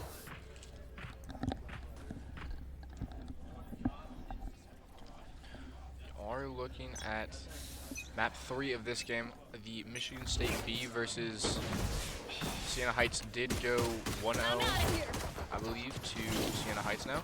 Cozen wants to go fast. Does want to go fast here. Stuns his Jet, killing, not able to get one before he's traded out. Dog gets another one through the smoke. 2 dead CT, 3v5 retake. Blue Dragon looking to be a hero in Garage. C2 with the shock! And Dak gets a third. Where are we looking, darling? Spike planted. And last one is just Blue unfortunate. dead to the shock dart. Dak getting another 3. ISO is very strong on pistol rounds when there's not a lot of automatic guns. That ISO shield. Yeah, and again, 2 from the Sova with just shock darts alone. That is definitely something interesting, I'd say. But I think that was in tandem with the uppercut ability from ISO. And I think that led to a one-shot combo that every now and then you'll see. Impressive play. Very evened out on that scoreboard. Those 3 kills, 1 for Cozen, Spire, and Dog each, but Dak getting all 3 of those and then that shock dart kill. Do you see him behind this Guardian? Stinger playing close. This way. Neon about to run into the Stinger. Chooses to go the other way, but Blue Dragon gets Blue 3. almost gets 4. Pony Pony gets gets a trade.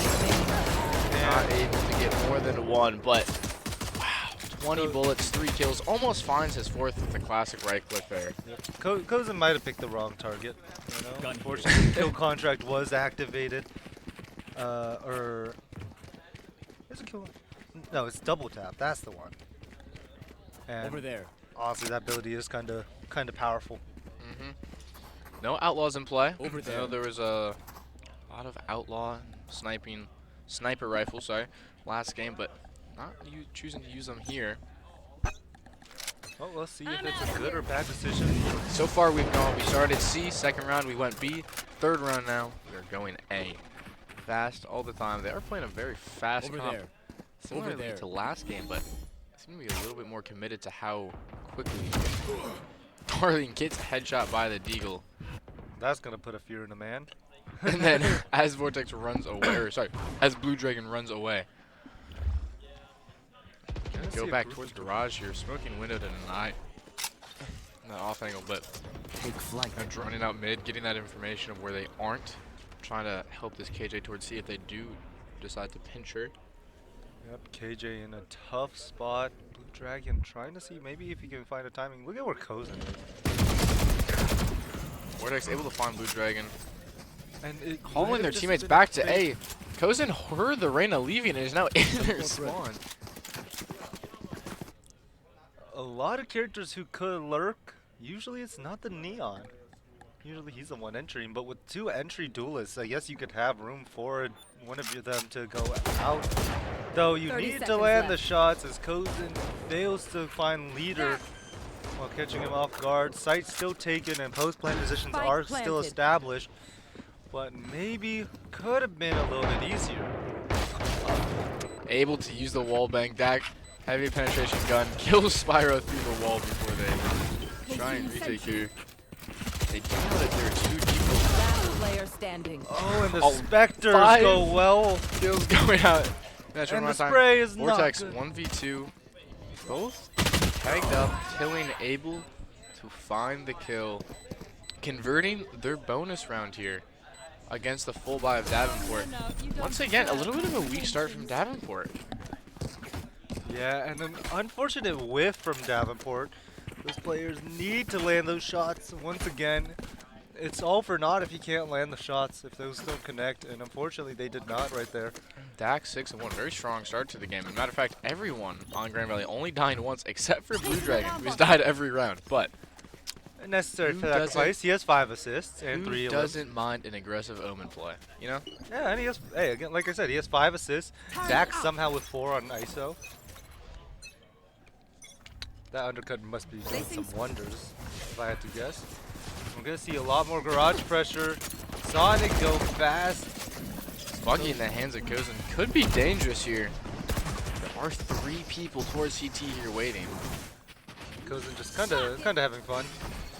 Might be burning too much fuel, but Running around a little bit too much maybe, but working out. I mean, he got the good entry. Distraction. Oh, he got kidnapped with the Bucky. He's cooked. It might be cooked. Oh, whoa, whoa. Okay, Ooh. okay. One tap, able one tap, to one get the tap. kill, but the rest of his team fell on site while Contract he was complete. ulting. And it's a 1v3.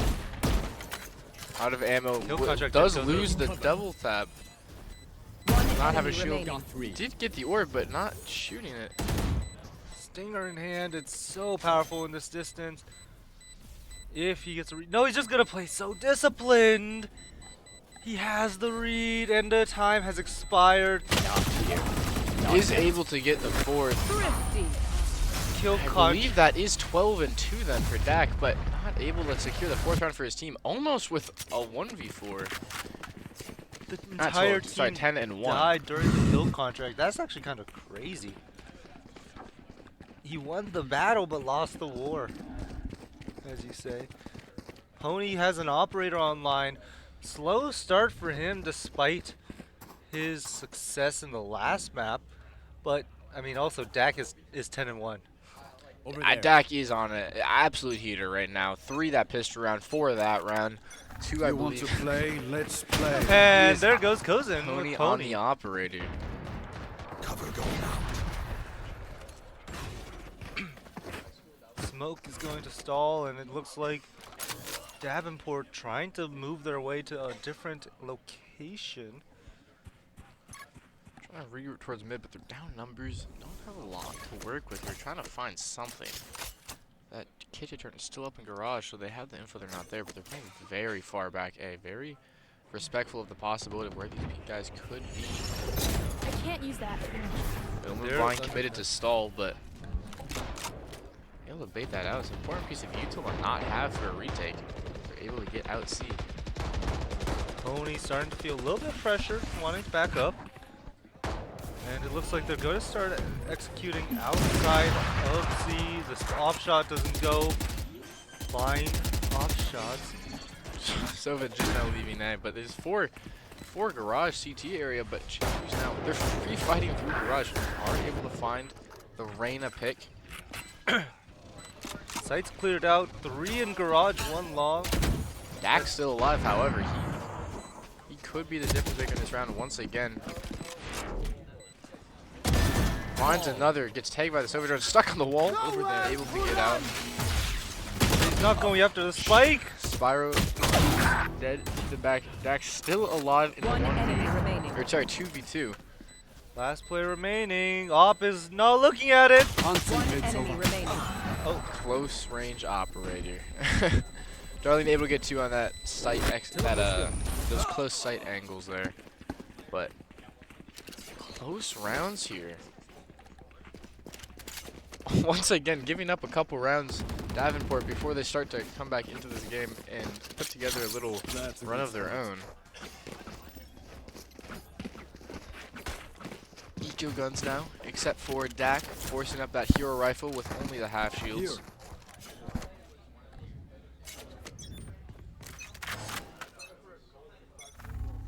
Get out of my way!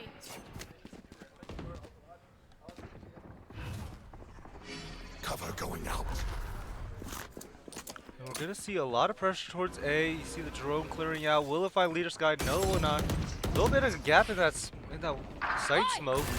They do smoke off the flank trip and are double flanking around it, but Kozen's ult, there's too much space on the site, and there's 4 members of Davenport alive, planting the bomb.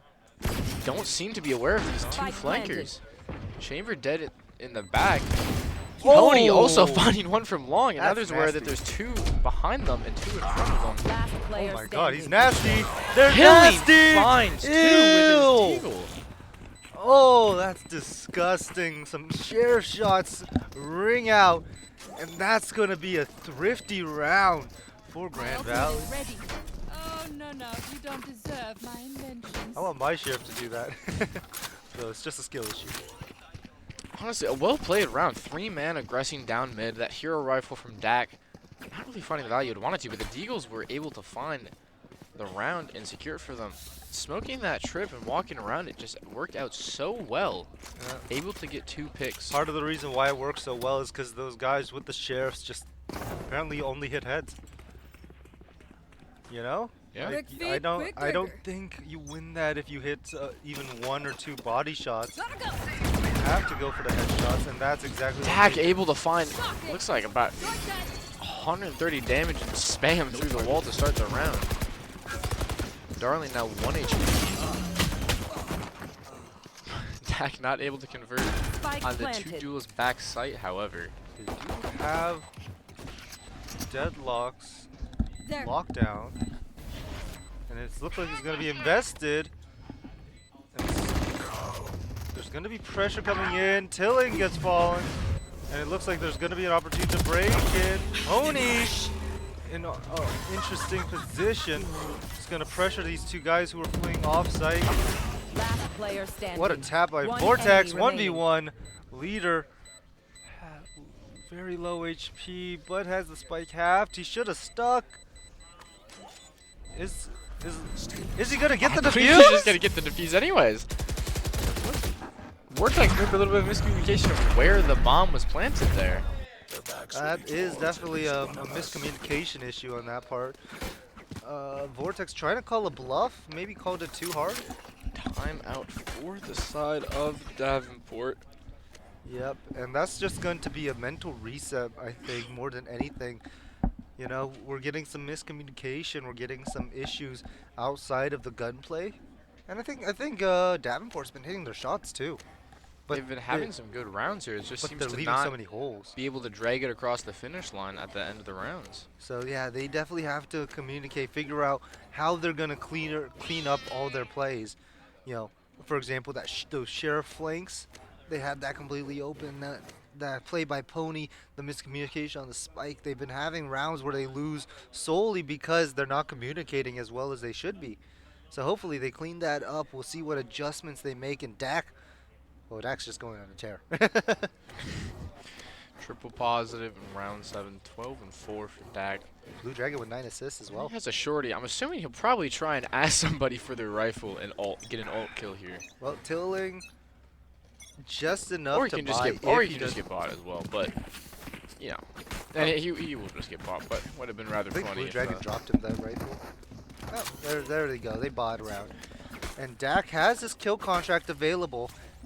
Curious to see what this timeout call is going to lead to. It seems to just be a fast mid take here. Kill contract has shut down a lot, but maybe not in the right spot to do so. No, he's gonna set it up. B taken fast, and an early pick on leader Sky. Kozen blinded, but still able to find the kill due to the dart. And they're gonna flood Fight A-Link. through A-Link. Dak able to find one, not able to find any more. Vortex the trade. Pony misses the op shot. Blue Dragon. Killing, fighting through C-Link. Backstab. Whoa! Fighting What a A. shot. Quick flick from Blue Dragon to sit down Vortex. Darling with 2. 1v1 Pony. Definitely a threat, but Darling not afraid. And a huge clutch by Darling. And maybe spending just a little too much time in that A-Link, but it turns out well because Darling just decides to put his team on his back for a round. And strong round for them. Important one at that.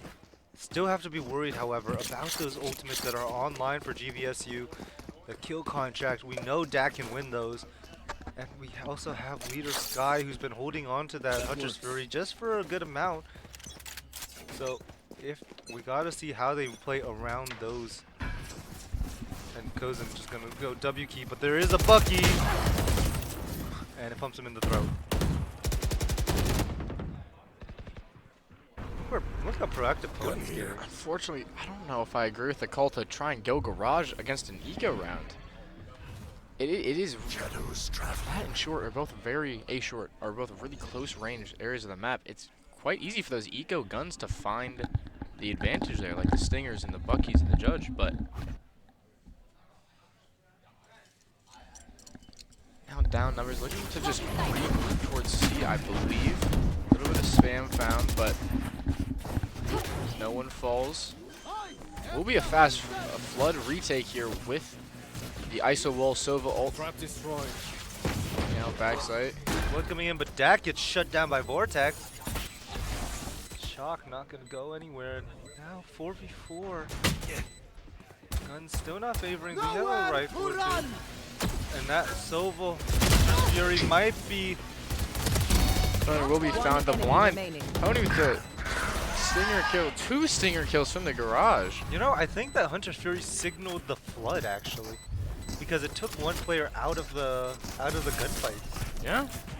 So while thinking it might secure him around, it actually might have been the cause of their loss. So quite unfortunate timing on Hunter's Fury. You probably hope that it went in the other direction, but sometimes it is not meant to be.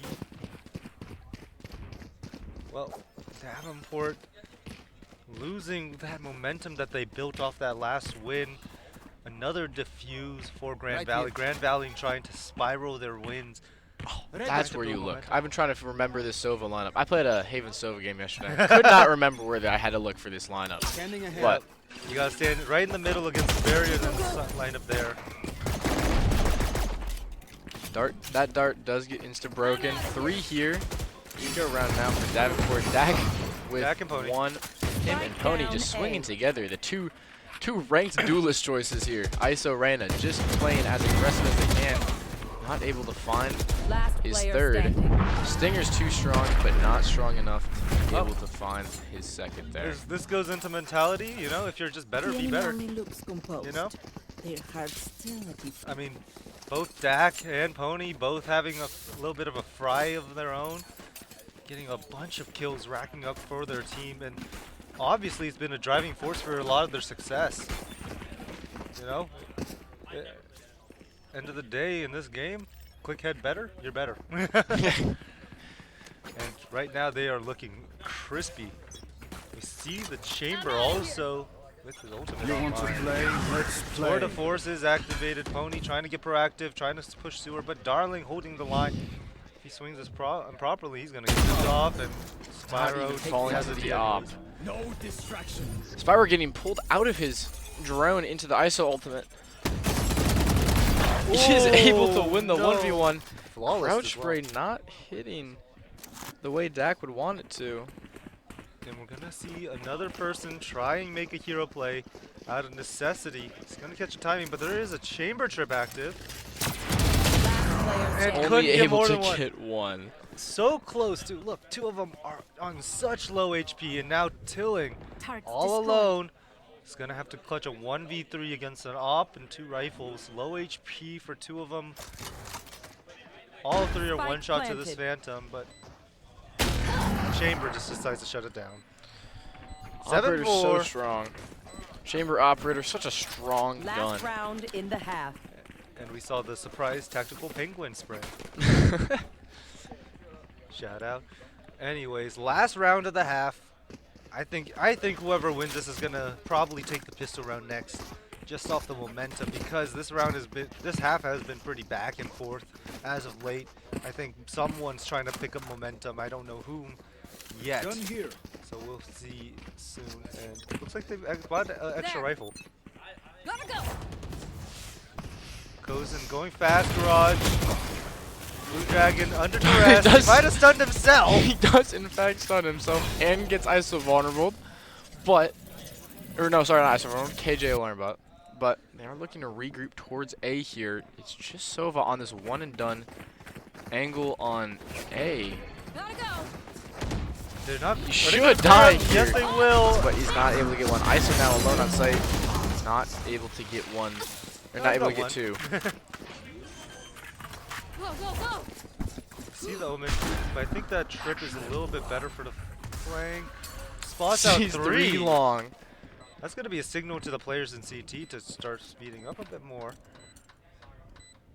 Just misses the timing on the guy's sewer, I think. There's nobody committed to the site either. And there goes Blue Dragon. 2v4. Possible, but tough as all 4 players are playing offside. They have no smokes. Just a Killjoy with no Yuto and a Reyna with an operator. Stealing sight. And they're both blind. Last One player goes down standing. after getting one. It's one with it, but gets a second with it. We stat pad in here. He's Not not able to get able to anything get more. the third, but Hey, he got his kills. Yo, he's got his 2. Switching Don't care. sides. Doesn't matter. KJ playing right now. a little bit of smack talking going on between the players here, but calling out his calling out his own Reyna there, but I mean, regardless, they do have the lead into the half. Unfortunately, not as high as they hoped, but definitely a good lead nonetheless. They're looking to take up this pistol. Let's see how they start the entire half on attack. And looks like they want to. Looks like they want to contact up A. No entry duelists. It's 2 brawl duelists. So you got to question how good are they going to be at getting into sites? I think they're going to try and work a little bit slower than this other comp has been, but I mean, finding that one pick would be crucial. Slower is not the way I describe this take, considering they're W king with all 5. But at the same time, they do have a lot of Yuta that supports the 1v1s. Dak getting spammed for the smoke, dying One enemy the remaining. backside eventually. I guess if you just win gunfights, it's as simple as that, huh? Not really sure what just happened, but they just Spike walked planted. outside and got 4 kills. So, telling now he's able to dodge the turret. Teleport's ready. They should know he hasn't crossed yet. And the crossfire of doom. He's able to get one before he does eventually go down. Yep, that was a 400 credit kill. Please do not I don't know how mistake worth my that is, smile. but I good for take this KD. song very seriously. But unfortunately could not get the round, and that is going to be a lead extension from Grand Valley. They're looking to close out this anti-eco round. They have the Outlaw Blue Dragon specifically. And a Vandal for Dak. So strong weaponry going for Teleport's ready. GVSU. But can they capitalize, or will those light shields end up being the greatest fault?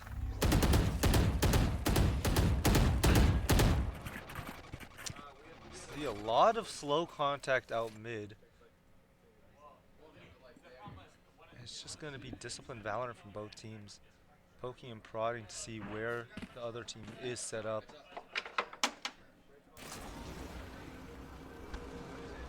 The drone is going to be used to clear out the shallow side of A, but If they use their drone now, then they don't have a drone for the rest of the round. It's going to be really hard for them to take space. More so than it already is. Jet did jump spot scene, was able to spot the Omen out. But it looks like they're going towards B, the weaker side of the map. They do have 3 stacked towards that C side, but Neon is able to rotate quickly here. Yep. For the side of Davenport. Is looking like their fight site. Shadows traveling. That smoke is just going to be such a nuisance to this team. They're gonna flood out of it, however. The Bucky is gonna get a little bit of damage, but sprayed out by Dax. Leader gets a spray through his smoke. 30 seconds left. One enemy remaining. Leader Able to get a second walking into the smoke this time, and it's just Darling Spike left planted. all alone. C-Link, nothing but 3 shots in his deagle. 3 players are low. I mean, he has 2 shots, which could be 1 shot to 2 of the guys, but unfortunately could not connect them, and it's a flawless round for Grand Valley, who are starting to look dominant. Are solidifying their control over this game. Davenport, once again, this kind of feels like Grand Valley's game to lose. It hasn't really been a lot from the side of Davenport. I just feel like the whole pace of the game and really what happens is up to Grand Valley and whether or not they hit their shots. Yep, I mean it's definitely a game that relies on a lot of mechanics. And right now it just looks like one is feeling a little bit better than the other. But that means the world in this matchup.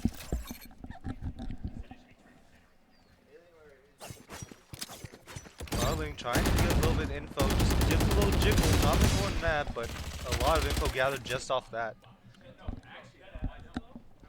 Both duelists grouping up towards C is going to meet the contact of the players. Gets one. Looks like they're gonna be content to fall back and play the 5v4 retake here. I don't think he even registered that he killed someone until after he killed him. Or I don't think he even registered the player was there. Blue Dragon trying to hold it. He gets an outlaw pick, but traded out by Kozin. All 3 players kind of moved up. Chilling. Spectre is good for 2. And Dak finds Dak with the amazing spray. We are just seeing Dak being a hero. 20 and 10 with 8 assists. Might just be the hero for their team. Potentially. And he might just be the man who will carry the rest of his team, who is also performing well. So it's crazy to say carry, but he might be the guy carrying his team into the next round. This is an amazing performance. And we're gonna see 5 out mid. Will Grand Valley catch this pressure early? Up. See tilling. And they're gonna see all this pressure. And it looks like they're just gonna speed up. They're leaving Sova to try and get some. Leader's guy. One. He's feeling the pressure. Getting pinched from. He's not gonna make it. No. Guys, where'd my team go? Hey, Omen, go plant. Omen's getting a little bit too hungry for those eco frags, but. Wait, why is my rain in their spawn? Hold on. The map's been completely flipped. 2 duelists for Grand Valley are in CT. Davenport running it down into, They have a couple guns, especially one being a rifle picked up. But the HP department, not the greatest, especially for. Well, they do seem to be aware of the Reyna in their spawn.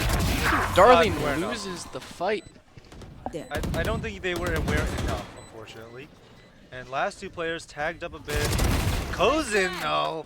Gets 1, looking for more, gets 2nd. Just gonna try and see if they can win anything more. But time is... He might have this. He might have the ninja. He might have the ninja. Is there time? Oh! We got a ninja defuse! A true ninja defuse. Wow. What an unfortunate timing. They thought it was safe. They planted for CT and then left through long. Go, go, go. Cozen gets dude is able to get. Gotta go. Wow. Okay. That might be a morale killer. I'm not gonna lie. Tilling has 9K, choosing to run with the regen shields, it seems, but wow, I can't believe that he just got away with that. Off shot not ringing more than looks like a leg. And Cozen trying to see if he can find something towards this mid. He's trying to swing wide. Pony looking for some contact also. Oh, here comes the kill contract. Is gonna kidnap one. The two Garage aren't able to backstab Cozen there, but that's Chamber down. There. That's a huge pick also. Darling, quite the shooter himself.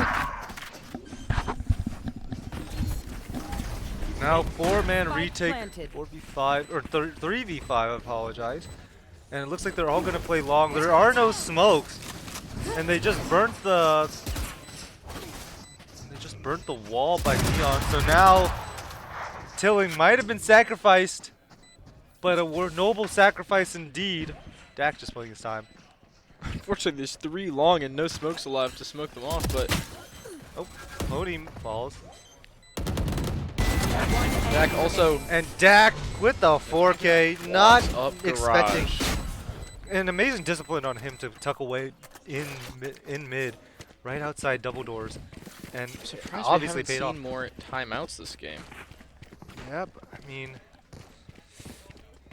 I have no idea what is going on within those calls. We have no idea what they're saying, but obviously, Dak is feeling good.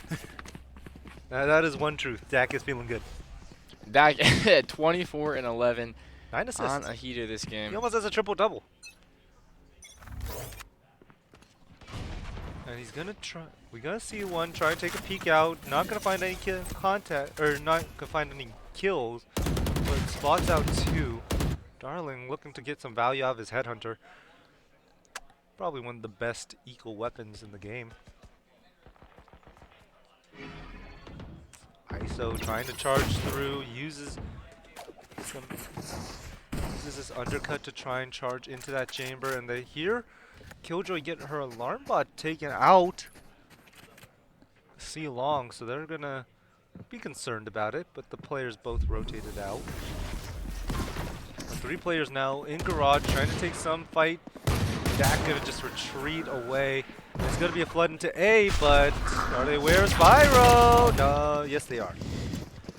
Interesting double jump peek, but He jumped and then jumped again, and it worked somehow. he is able to get the kill because he has a classic. See, that's what I do to my players on DM, you know? Eco guns down a number. Retaking into A site. It's a difficult situation to be in, but Stalling on site. A site, one of the harder sites to retake in the game.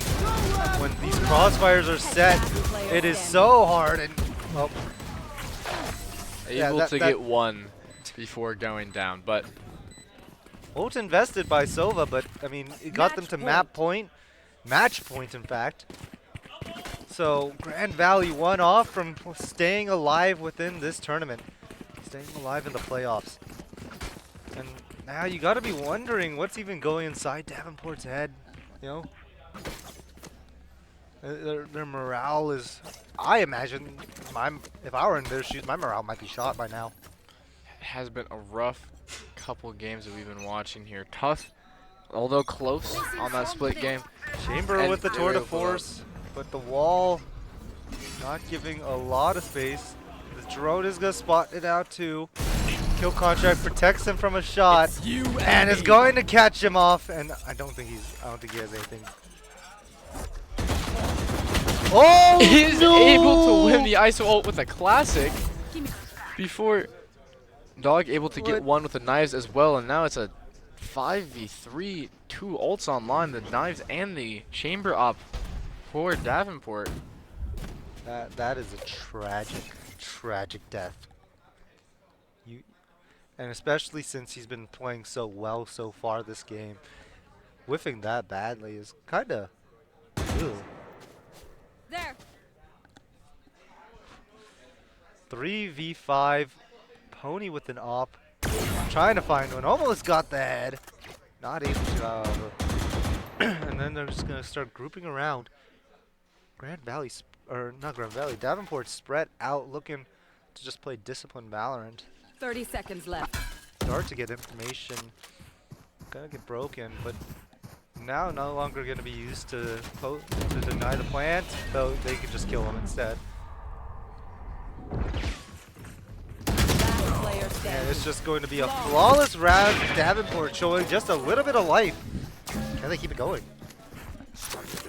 AV, they are looking in a pretty good state to do so. They have some strong ultimates here. They have the Sova ult.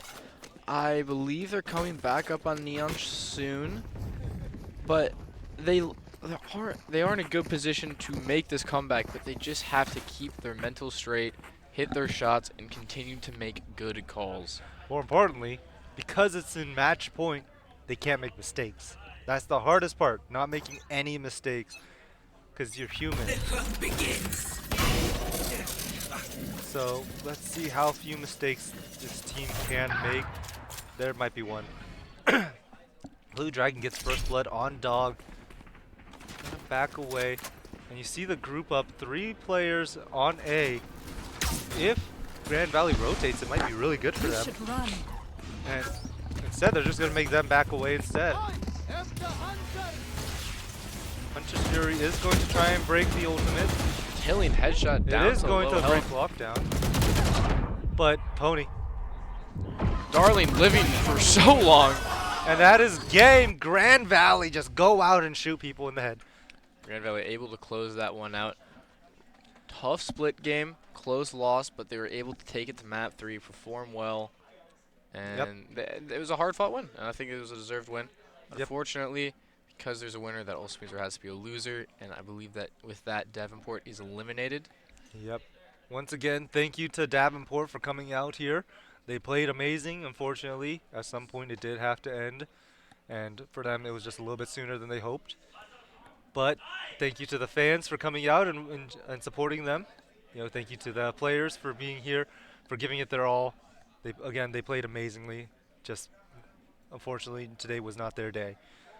But we will be seeing a move on from a interesting comp, especially, right? That was an interesting comp. It did end up working out for them, but it was a little bit experimental. Yep, and we'll have to see how that plays out in the future.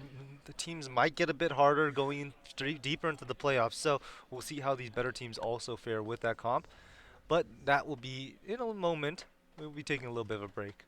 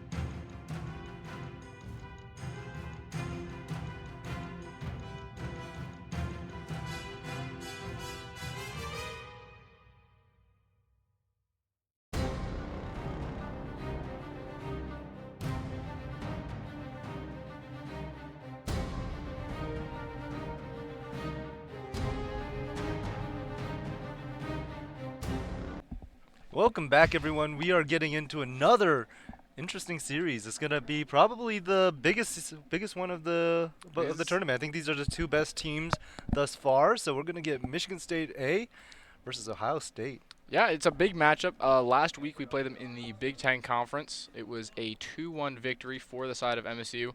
I don't believe we have map repeat. I know we repeat one map, but I'm not sure about the other two from that series. But it should be a close matchup. Was a shootout the first time, and it's also the upper finals right now. So not quite grands. Whoever loses us still has a chance to come back. But we are going live into the agent selection. Des, Starting off with Corrode, and we're gonna get the double duelist comp that MSU in general just really like to use. You know, we got a Logical who's been such a great entry duelist, and then Lemur who's just a flex player. I don't know if that's rage bait or if they're thinking double entry. well, I mean, We've seen our fair share of it, but they do usually run it plays occasionally. well, we've seen him on Yoru mostly on this map, so. And then on the other end, we've seen the Waylay versed comp of double controller, looks like, which is interesting. Because normally when you play this double controller, you want a Yoru or a Neon, because either Yoru to use for flashes or Neon to just go fast, as fast as possible. Pardon me. Yeah. But MSU going with the tried and true double duelist that they like. But we do see the Waylay coming out on both sides. That Lemur did end up locking in the Yoru. But, like you said, double controller versus double duelist. Going to be a little bit of a difference in play style. Yep. Des putting on such a show yesterday. We're gonna have to see if he can continue that showing. But Michigan State winning their first series pretty cleanly, 13-1, 13-5. So a lot of confidence going on the side of Michigan State, but they also know Ohio State is a threat. Like you said, they played them very recently, of just last week. So very recent matchup. So we gotta also see how much they learned from each other, what adaptations they made since their first confrontation, and how that will affect their gameplay going forward. And we're gonna see a lot of mid pressure from both sides. Missed our dash, unfortunately, but the Logical might have just face planted to a wall and got punished for it. First blood does go to Ohio State as Des picks it up on the Waylay div. Gonna get pressure. Lemur falls as well. Hiren gets the trade. 4v3. Both duelists are taken out for Michigan State, and now it's a little bit of a standstill as they're not going slow, but they're slow wing. Curacito gets Waldy. Bot finds Slouch. Last two Michigan State players on extremely low HP. One enemy remaining. And they are going to fall. Ohio State are going to get the first round and making some noise in the lounge. a little bit of excitement coming up inside of Ohio State. Happy that they can take that first pistol round away from, you know, our home team here. 1 seed, favored to win the tournament, but we'll see what happens. This is a little bit of an unknown map. We don't see too much Corrode. Surprisingly, I feel like in the collegiate scene, I see a lot of Sunset, a lot of Haven, a lot of Bind, but I feel like I don't see a lot of Corrode. Yeah, definitely been a map that's been banned quite a bit. So we'll I mean, being a newer map compared to the rest, it is going to see a little less as people maybe doubt. That's going to get out of there with his refract. R3 here, though. So, You're the Guardian. Stack. Have to be careful of that Guardian. You see them starting to hold it. That smoke going up, and it looks like Waldy curious. Not gonna overpeak, but look how much mid pressure they have, and they're gonna run into contact from this Marshall. But whipping his shots, and Lemur gets the first blood. I don't know how. Couple missed shots, and Lemur's able to capitalize. Dez is 1 HP to this Marshall. Cover going out. Shot does not connect, but seem to be giving up mid, 2 stacking on the sights. But they're walking straight back into that Waylay Vi setup. They have to be careful of that Guardian. Only 1 smoke as well. Shooting smoke, Kevin. Why walking out on site? For one, I don't know how aware they are of the player on site. Lemur playing confidently. Classic in hand, no issues with that. And it's going to get a spike down. Spike Michigan planted. State does have number advantage, but only 2 weapons acquired, and they have to be careful of this flank from Bot. If he catches a great timing, this could be deadly and illogical, and maybe not looking the right way. Not aware enough. He falls, and the Bowman Paranoia is going to spot one. It's going to isolate numbers, and it's going to be a cleanup. Pat with 3. Looked promising, getting up 1 in numbers. 4 versus 3 on that retake in favor of Michigan State, but the guns, the health, the flank, all came crashing down eventually. Definitely. Someone needed to hold that flank. Someone needed to be more cautious of it.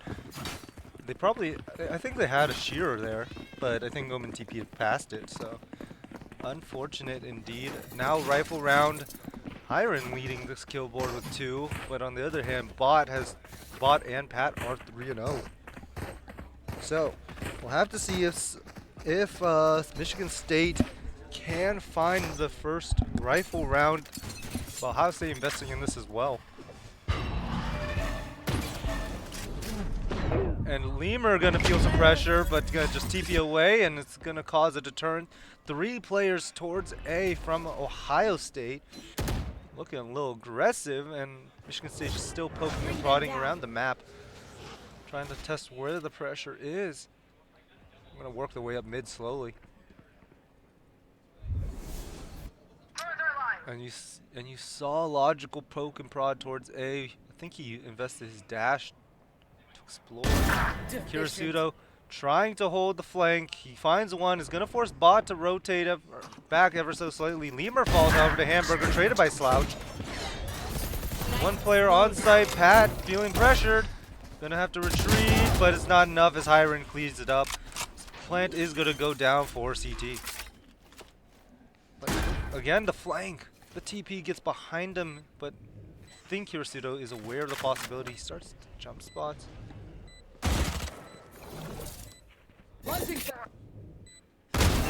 And Des finds one, a logical looking to take his time, but wants to get the trade.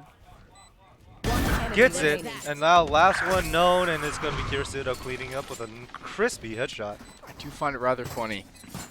3 members of Michigan State A here are using the same blue Gaia Vengeance Vandal.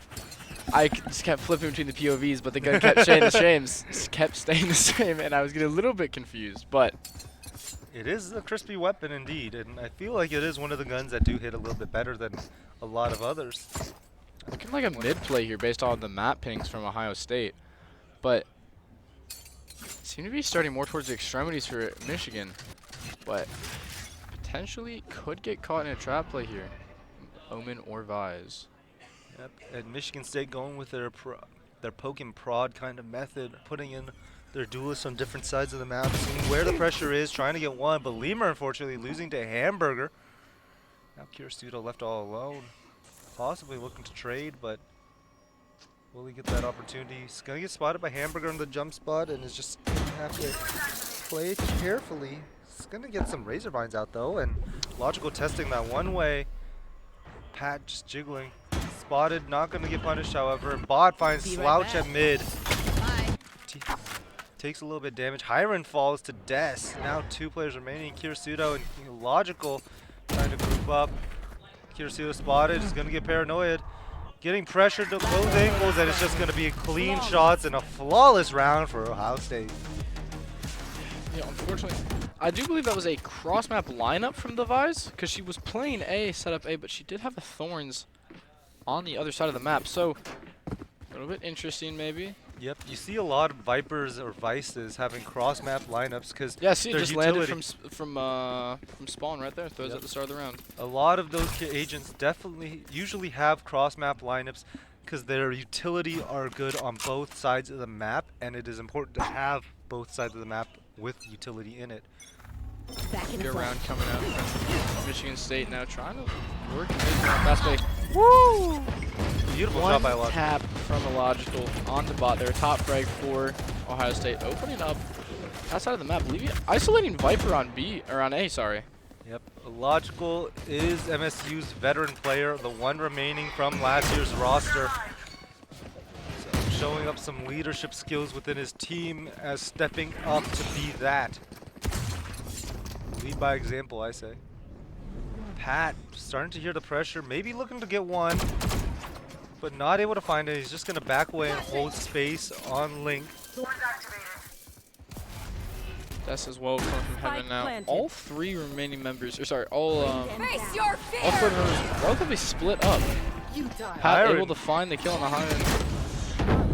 And Kirisudo tries to get something aggressive, can't get going. Logical falls as well. Lemur still able. Player standing. Gets one, looking for more, but can't as he gets killed in multiple directions. And that's another round going to Ohio State. Hamburger also has his Viper's Pit active and ready. Yeah, I mean, unfortunately, gun advantage is too strong to overcome that util that they had left. Fade suck, and the three numbers towards that CT, heaven, elbow area, just able to play trades and really just force Michigan State to make a risky play, and unfortunately it did not work out. The logical economy not going great. Forced to buy a Bulldog and Heavy Shield instead of a preferred rifle perchance. But we're gonna need to see them win this round. Usually you want to see them win early on, and then you see Lemur try and poking prod, usually with an outlaw. But instead, we're gonna see a lot of pressure coming in Five-man towards- Waylay ult from Desk, only able to get one. Has to get out of there. Bot finding two through the smoke. Lead towards B here. Now it's all up to Slouch and Lemur in a 2v4. You see the Viper proactively taking space from Hamburger, wanting to take all of their spawn. Now we're gonna spot Slouch, and the flanks are Last player slowly standing. encroaching. Lemur falls, Slouch trying to connect the shots, unable to, and Ohio State looking dominant on their map pick.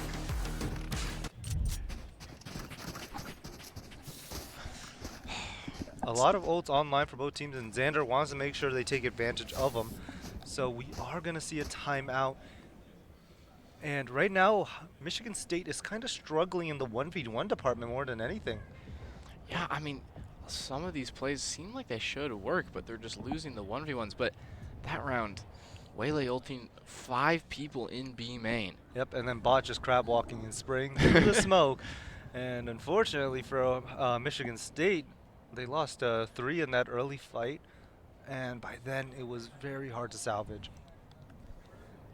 But right now, Michigan State, they need to start playing their own game. They need to start getting into their rhythm. Their slow play style relies also on their mechanics. Usually it works very well, but right now, struggling to win their ones, especially Lemur, who is generally relied on to win 1v1s away from the rest of the team sometimes. You know, not getting the normal kills he usually would. So, we'll have to see how they can adjust. Yeah, I mean,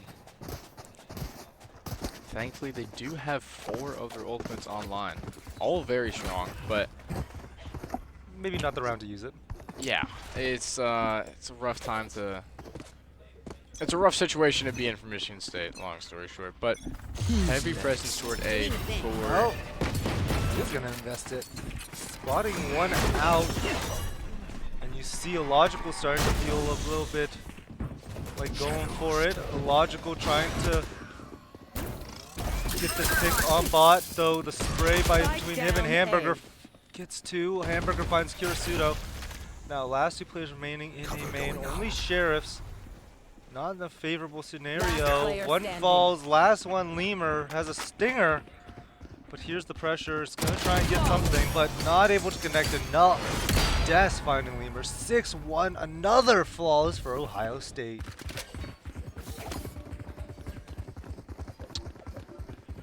I mean, it's hard to talk about. They really are just losing.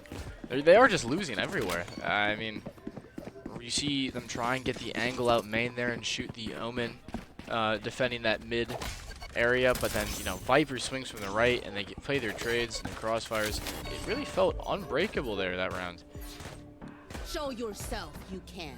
And Des starting to look to walk up a little more aggressively. He's not going to get contested, but there is the shear to prevent him from going too far. The logical eats a paranoia, but exchanges it. They're going to try and look into this elbow, but there is a shorty inside. Gonna hear it as he shoots at the Yoru clone instead. So a fade close with that rifle, finds one, gets traded out by Kuruseto. Just Vise alone on the side of B, 3 stacks towards A. The Omen ult comes out to try and support his Sentinel player, bot TPing over. Gotta be careful of Heaven. Logical, able to live, and Slouch able to trade out. Pat is holding a main control. There is the question of how much do they think about it. And it looks like they're not giving it too much worry. 2 players trying to flank, 1 going through mid, and Tyrant falls early. Slouch is gonna be a victim of a Steel Garden. He's just trying to tuck away, but put in a bad situation. Steel Garden going to be exchanged to stall just whatever he can. And a logical finds one on Hamburger. That's well dashing in to support now. Logical able to find one, finds the second. A logical. Slouch able to buy enough time for his team to come help him support him on site there. Yep. And a logical, such a very impactful duelist. Not only for creating space, but just for getting those kills. He is one of the better shooters within that team. And it's going to show. Once again, we still have some strong ults here. We did use the Vise ult that last round. Your ult the round before that, but Waylay ult's still up here. But there is also that Viper ult on the other side of Ohio State to lock down and narrow the map, which might be invested mid here, potentially, it looks like. Well, looks like they're just going to try and fight mid manually, and Des gets one on Lemur, second on Hiren. 2 early picks on some very high-profile characters. Activated. And now it's just going to be a pause as they have that deep mid control. As well as the spike. Sludge 1v4, Util being used, numbers too overwhelming.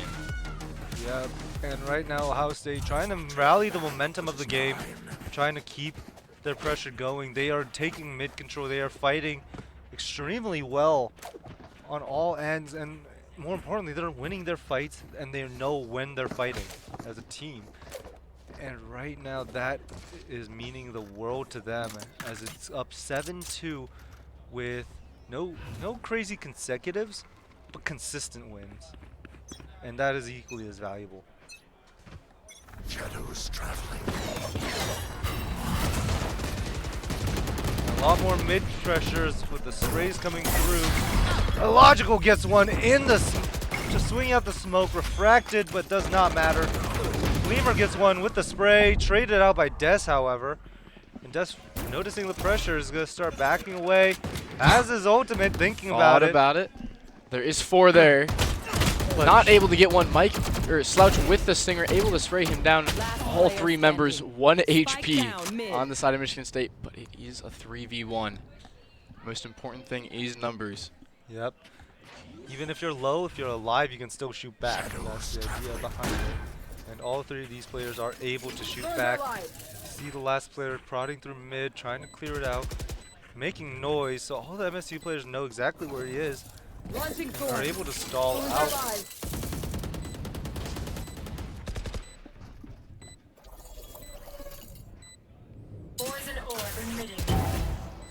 Gets one on a logical, tries to swing out, trying to find more, but while he gets slouched, Kirisuda gets a trade, and that is a thrifty round for Michigan State, and a very important one at that. Getting some momentum back here. We have a tech pause coming out on the side of Ohio State. We should be looking into that, but how do you feel about this game so far? Well, right now, Ohio State is showing why exactly they chose this map. They look very confident on it. They're working the map really well.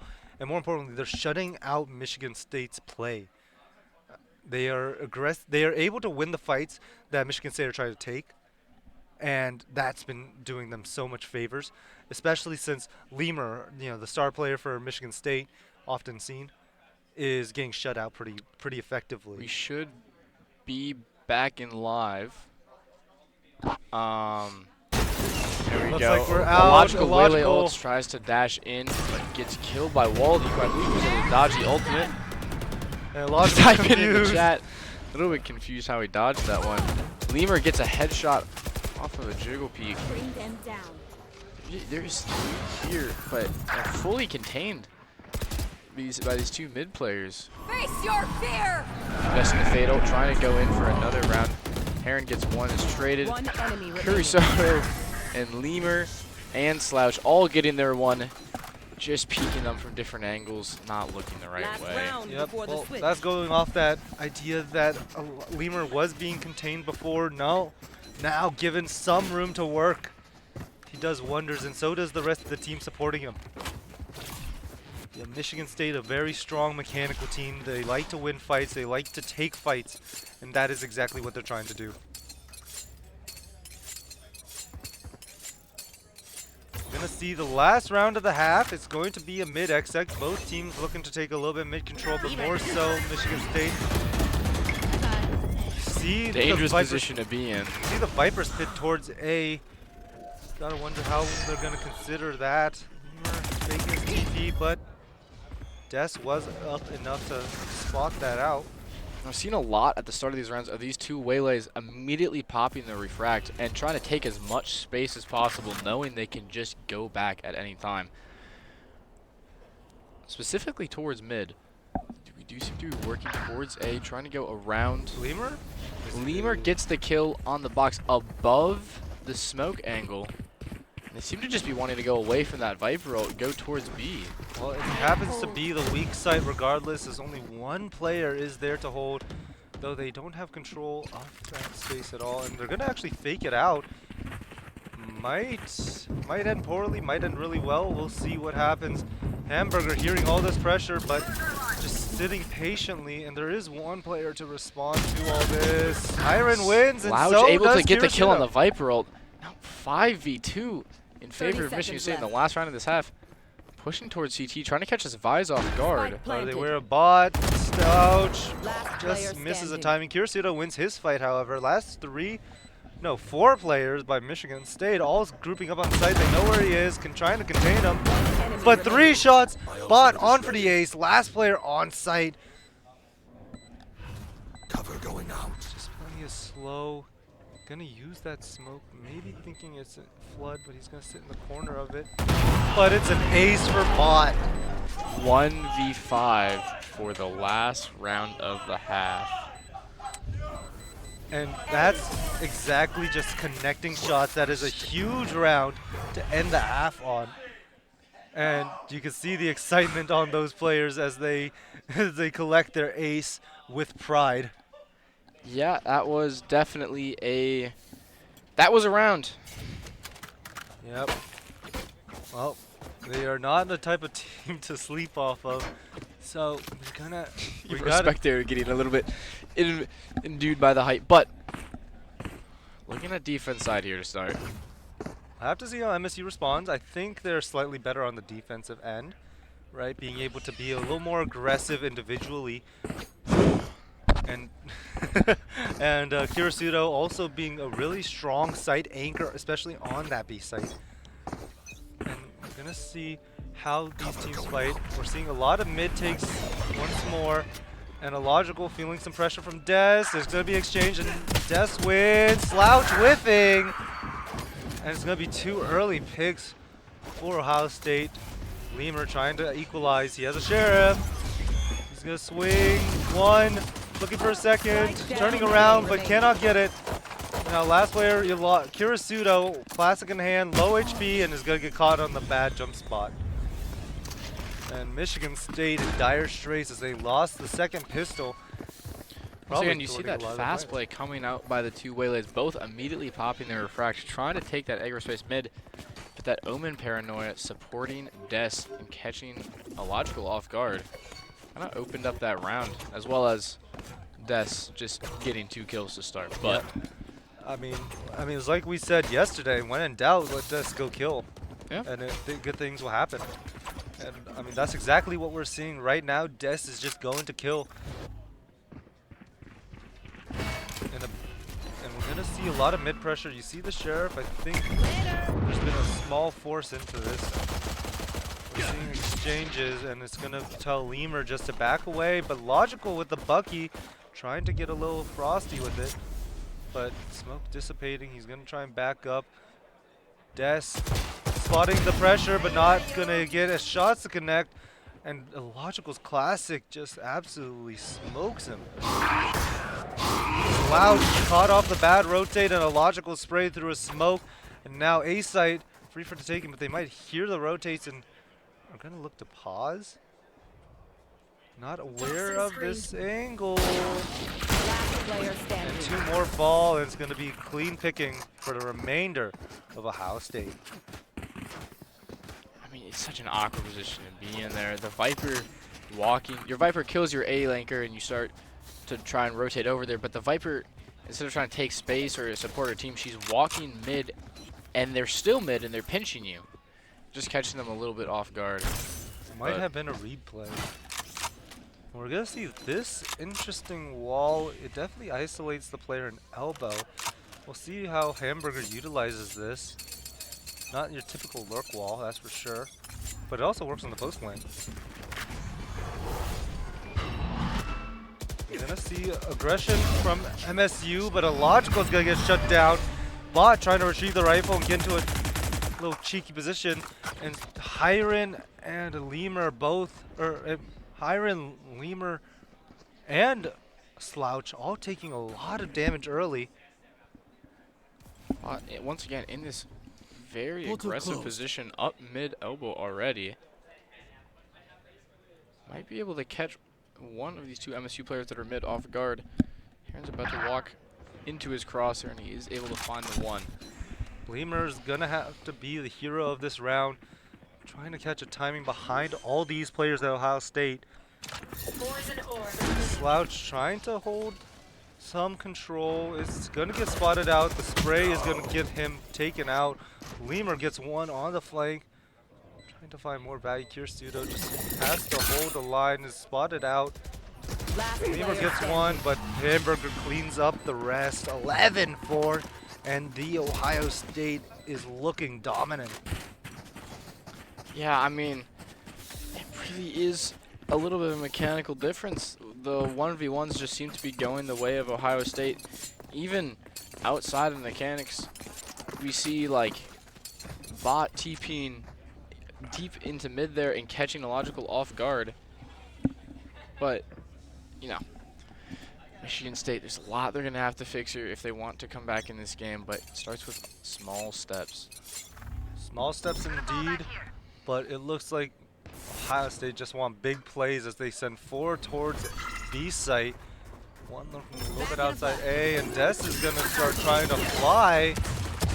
Kirstudo not able to connect enough shots, and it's going to lead to Lemur falling. Hamburger gets Slouch on the lurk, and that's going to signal some rotates, but that's going to catch Illogical off guard. Hiren gets one with the Sheriff, not able to get more, and now Kirstudo, last one remaining, known position, and it looks like they want to just want to kill him. It's one guy, he says. Irrelevant. A second pick, Kirstudo gets it with the Sheriff, looking to see if he can get anything else, but not aware of the flank. Are they gonna knife him? Please tell me they're not gonna knife him. They're gonna look to knife him. Can we get his POV? Christian, Kir's on a piece turnaround. He does not the knife himself, but he didn't get knifed. He's able to get one and not. He's able to avoid the embarrassment of getting knifed in the back. But that does bring Ohio State to match point, unfortunately. Yep. Yeah, Michigan State just not looking good. I don't think this is one of the maps that they're super confident in. Now we wait. Or putting too much time in. But Ohio State looking so confident in their map pick, and you're seeing why they chose it in the first place. And they still have 3 ults online, ready to be used, and it might just be utilized in the side exit. Slow down. Ooh, and a little bit of an overcommit by Illogical. It's going to cost him his life. Slouch is revealed. And under duress, he's going to fall to Waldy. Lemur Face your fear. trying to see if he can find anything. He's going to run into Des. Des is not going to clear him properly. He gets one. trying to get spray down, but low HP. He's gonna pop his ultimate. And Kurasudo catching a timing, maybe a little too tunnel visioned. Trying to get a spray. Gets one, higher end, off of Lemur's contact, but are they aware of the timing? No, they're not. And another ace for Ohio State. First one to close the half, second one to close the map. And that was just outright dominance from Ohio State. What a strong performance. You know, both these teams are supposed to be the top teams in this league, in this match. But Ohio State trying to show that they're one above the all. Yeah, I mean, wow, that was just really a one-sided map. 2 aces, 1 for Bot, 1 for Walvy there to, like you said, to close the half and close the game. But it's going to have to be a quick pause for Michigan State here, quick recuperation, get back into the swing of things, and hopefully come out swinging back in that map too. Yep. But we will have to see if what Michigan State would even do, but we'll see that in another time. I think we'll go into a break right now. If Jono is paying attention. Jono!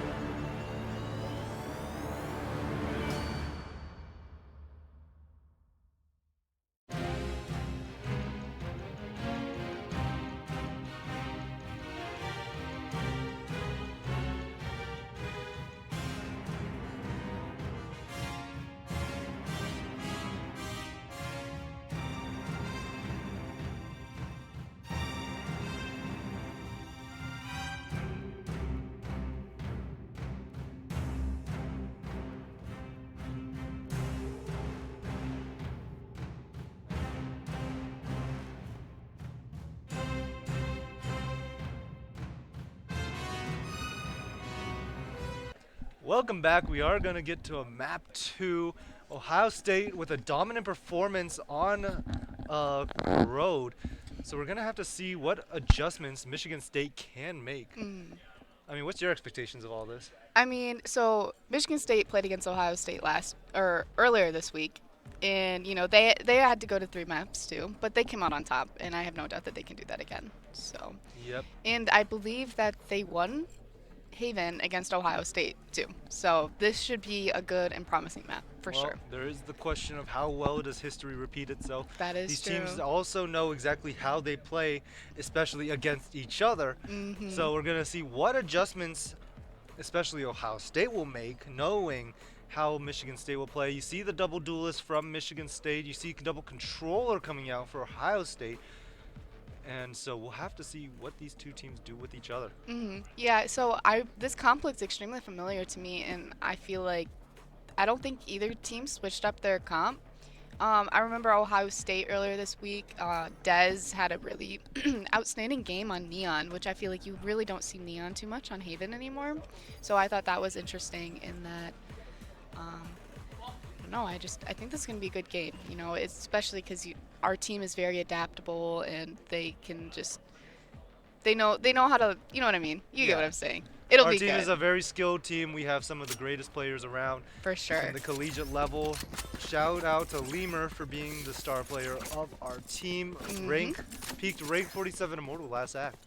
Or no, I think he went to 37 actually. Yeah, he's awesome. Ended rank 69. Funny number. Anyways, we still have to see because Des has been on a tear all tournament long. I mean, and with that Neon too, he is definitely one of the better Neons I've actually seen in honestly any level. Yeah, he's an incredible for Neon. Sure. But we'll have to see how that impacts against a team that is as skilled as Michigan State on a map that they have chosen. A map that they can work around really well. You see a lot of mid pressure coming in from Ohio State. And I think that's all 5, so Michigan State needing to speed up, and it looks like they do have the idea, but Kirasudo may be a victim of that aggression.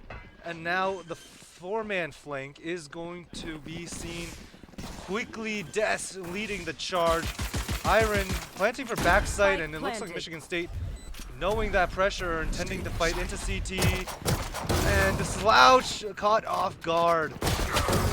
And Hiron not able to connect the shots. Illogical getting some picks, not able to connect all of them, and that is going to be Des with 3 picks. Yeah, that's so something I noticed there was like we just weren't really prepared for that at all. Like, you know, we had our knives out, and you know, like walking into spawn, like I think our Michigan State just assumed everyone was flanking. Man, that was really unfortunate. And we're going to see a little bit of a lineup. Let's see where that might end. It looks like it's going to be a stall lineup on A for a long.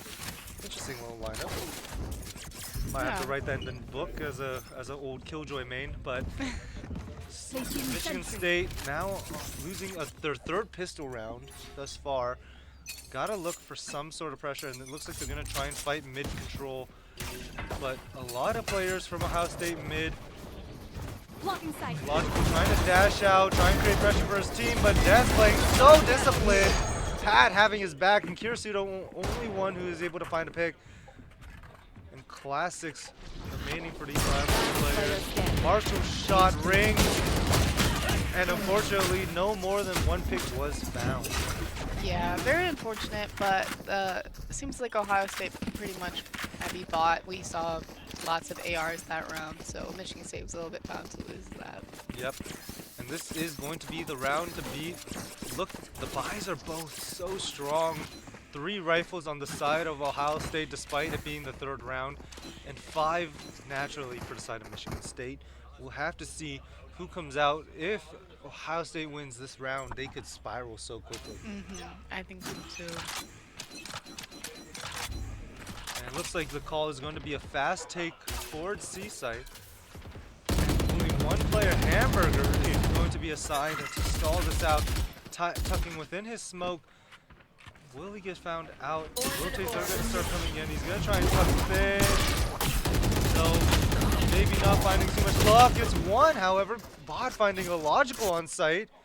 And now it's such a slowdown from what they were thinking. The drone towards mid is going to spot out Kirisudo. He has no cages, so it's going to be a little bit of a pinch towards him. Trying to flail his way out, trying to fight. Not able to get anything, and now Slouch all alone. 1v2. Des goes down. And last one remaining. 1 HP, but still alive, which means he still can one shot. And now it's a read between these two players. Who is where?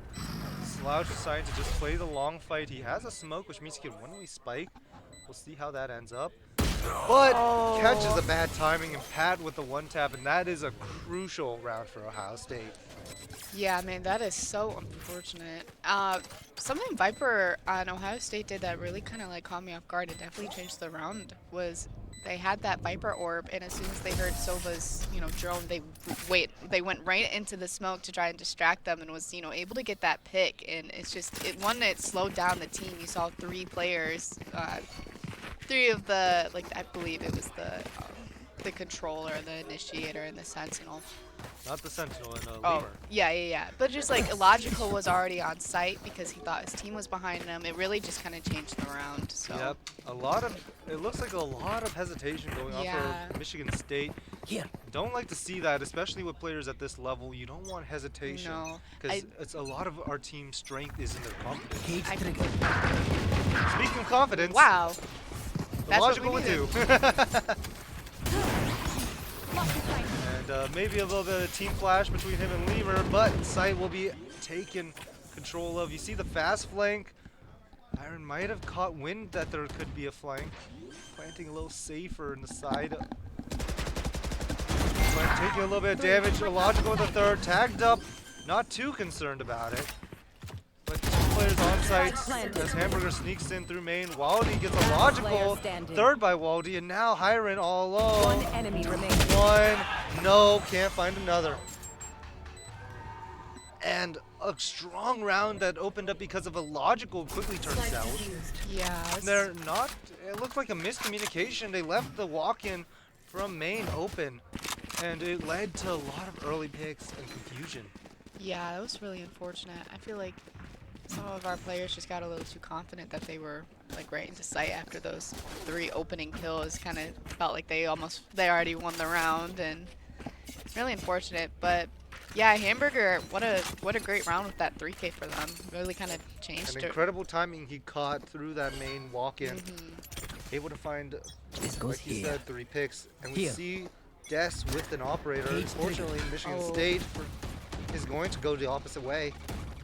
But that's going to run into a KJ Sova. So we'll have to see how Michigan State responds to this.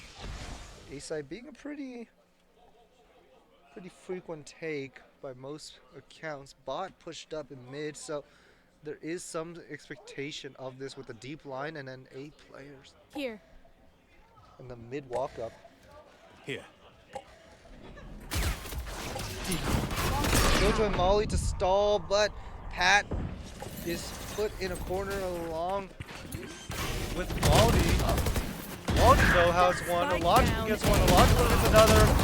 Kirisudo gets 2. And Sight is taken careful of the flank. Kirisudo in the smoke, trying to avoid the pressure. Not able to get the kill. And Des with the hop in heaven, trying to find one as the walk up, but both players playing back Sight, playing careful, and Illogical gets a nice, beautiful shot on it. Last player heard the dash going into CT, doesn't know exactly where Slouch is. Smokes off the spike, but Bot also gets smoked off. Illogical gets a little straight down, and Slouch gets the right timing on it to hold his smoke. And first round on the board for Michigan State. Yeah, there we go. That's what we needed to see. No, I definitely think Kirisudo was the reason that that round was won with those 2 kills. With the only people that were on site, Killjoy and Sova. They stopped, Killjoy and Sova, they stopped bomb. And I feel like that spot, that corner, honestly, it gets a lot of teams. You don't check it, especially if your whole team's going main. So Kirisudo, able to get those 2 kills definitely changed the round and got them that win. Let us hunt. Definitely. And we're going to see the CXX. It looks like Ohio State's playing 4 towards A. So Oh wow. a good read by Michigan State. Yeah. It looks like they have to deal with, however, with a killjoy. No utility in is going to be a full retake.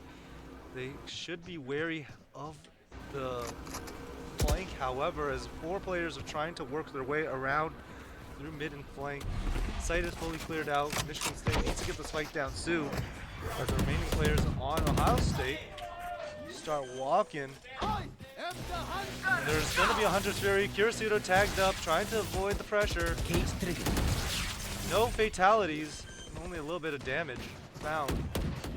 But 2 flanking, and the spike is going to have to be planted for CT. And it's going to be a brawl to hold this control. Neon is going to use her fast point.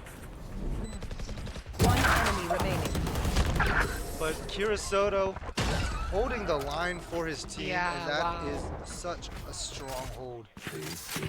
And they made the right call to push into CT I and take that completely space. agree. Yeah. Especially with how much flank pressure they had. You need to have an extra lane to fight into, and CT was just the right one to fight in. Completely agree. Yeah, something interesting that I'm kind of caught on from Ohio State is they're very unique with their plays. You know what I mean? Like not every day you see a 4-man flank just absolutely W keying it. It works, and I gotta give it to them. Ohio State a proactive team, but as a team, they need to go in a lot together. But Michigan State equally as proactive when it comes to the offensive end, loving the stack when it comes to fighting for spaces. Lemur, questionable exit to his ultimate. And pushing up is the Michigan State players, trying to find fights, but Slouch is the only one remaining, trying to find it, cannot. And Ohio State takes some of the momentum back to themselves. Yeah, that was unfortunate. I almost kind of. And we're going to get a tech pause from Ohio State once again. So Oh no, a there's little bit of tech nosebleed. issue. Yeah, it was kind of unfortunate. Kind of felt like Lemur probably should have not have exited there. I know you commented on that, but like maybe he missed his TP. I don't know. I felt like they were both kind of like both teammates that were backstage were kind of aware that he was there, and kind of unfortunate for that. Yep, he TP's in to get extra space on the ult to get a little more information, but unfortunately, maybe not for remembering to set up an exit TP and then getting stuck on site, and with that, it leads to certain death, exiting in a spot so incredibly packed, and especially after with the Yoru nerfs from patch 11.8. You can't use your flash, you can't use your clone, so then you're trapped in a spot without anything to help you. Completely agree. Well, I have to see how the progress on that tech pause goes. Hopefully things aren't going too bad over there. What do you think Michigan State needs to improve on right now to get some rounds going for them? I honestly think that they're just really kind of intimidated. I don't think they want to lose this game, especially. I need this. I feel like most of the time that we go to game 3, it's, we mess up the second game. You know what I mean? Like, we always get that first one, but we mess up the second. And now that, we lost the first game and we know how notoriously, maybe not well our second games are, it's kind of scary and very intimidating. And, like, it's on the line. And it's Ohio State, we don't want to lose to Ohio State. It's that name itself is pretty intimidating. So. Yep, the Ohio State, as they like to refer to themselves. One of the few titles with an actual honorific in front of it. So, and at least in their football legacy, it is definitely valid for them to have that kind of honorific. But this is Valorant, this is not football, and this is where we normally have the advantage with us having a very historically winning program for esports.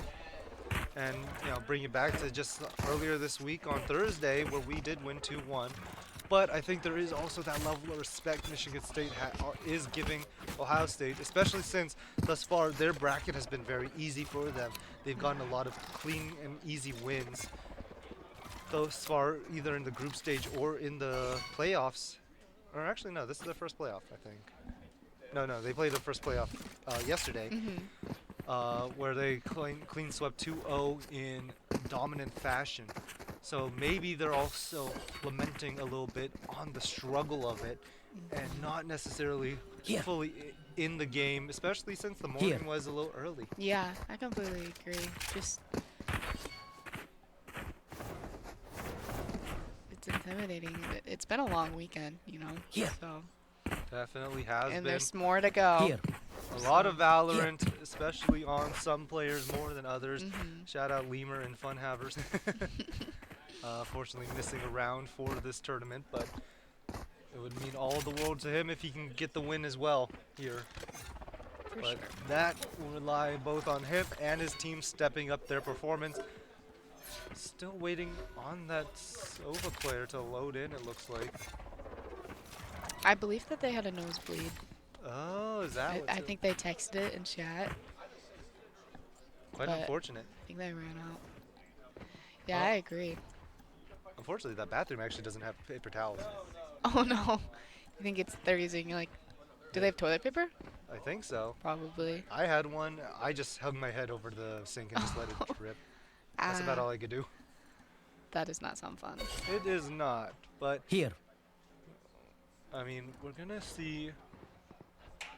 Hopefully Michigan State can figure out some adjustments. I think the players are allowed to talk to each other during the tech pause, just not with the coach. So hopefully they have the option. I don't know if they're allowed to or not, but the option to discuss what they're gonna adjust, what they want to adjust, or maybe Liam's just playing Clash Royale. Lemur, a top Clash Royale player, by the way. Really? Yep. I actually was not aware of that. Yep. He is one of them Clash Royale addicts, and I think the Ohio State player is back from his nosebleed. Looks like he's doing good. So I think we're gonna get back into the match relatively soon.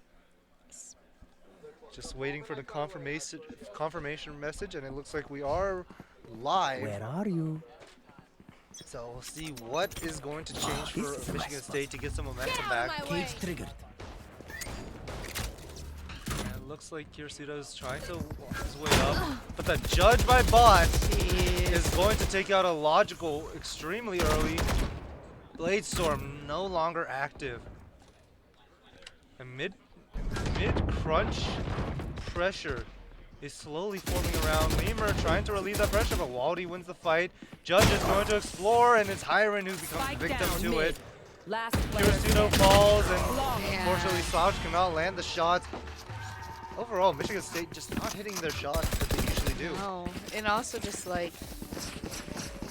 And just like that, Xander might be thinking the same. He's calling a timeout tactically to see if he can figure out some adjustments to the team. Again, not connecting on the shots. They seem to be playing into Ohio State's hand, which is something that no team ever wants to do, play into the other team's hand. That's how they control the match, and that's how you end up losing a lot of rounds consecutively. So hopefully Xander makes adjustments. Hopefully the team makes adjustments, and also just gives themselves an opportunity to breathe for themselves. Yeah, I completely agree. No, I just think that Ohio State does really good on just kind of playing unpredictable because, you know, when they're up so many rounds, when they're up 6 rounds, you really wouldn't just expect a judge. You know what I mean? That's something that you would buy if you didn't really have money to buy. Yeah, exactly. So it's like, obviously, you're not going to expect someone that close to you with a judge, and it catches you off guard, and it's just like, I think in that essence, Ohio State's been doing really well on, and Michigan State just hasn't really been expecting it. Especially because also I feel like at higher levels, like, you want to just have that AR, you want to have that Vandal or Phantom, like you don't want to risk a judge, so it's very just like you're just not used to it. Yep, judge is definitely a high risk, high reward weapon. A glass cannon, if you would. If put in a bad scenario, it is so hard to retake, it's so hard to take certain engagements. Speaking of engagements, we're seeing a big fight going on. Dash falls early to a logical share, second found. Slouch taking early heaven control, and Kirsudo hears these rotates coming in. Maybe looking to catch timing. But are they aware of the flank? Man, thanks from both teams. Yep, but that Killjoy alarm bot might be a little troublesome. He's gonna try and sneak past, not gonna be able to, and not able to connect the shot, and it's gonna force rotates, but there's a man waiting for him as bot gets a pick on a logical. Hiren somehow wins that fight trade. And now only one player not detained, but the other two in interesting positions. And Slouch is gonna blind and drop. Not going to win his fight, but also going to note that no one is on it. Sticking the spike, not going to get scanned. And a round goes to Ohio State. Once again, such an unfortunate loss. Man, how unfortunate with that dart. That would have, you know, won them that round. But I mean, something to really note on is Logical has been getting many opening rounds with those sheriff kills. That 2K just it got them onto site, which is great. And then, you know, as we saw before, that 3K. So really good job to Illogical. I mean, we love to see it. I see the C take, usually one of their strongest takes for this team, but they've been having some difficulty with this Viper Killjoy composition. But Illogical forcing his team through. Bot might be getting ready for the pressure. Oh my Finds both God. duelists. Kirisudo trying to create a line for his own team, getting his neuro theft open. Going to reveal all three players' positions on Ohio State, and that's going to give a little bit of dictation on how Ohio State or Michigan State is going to play this.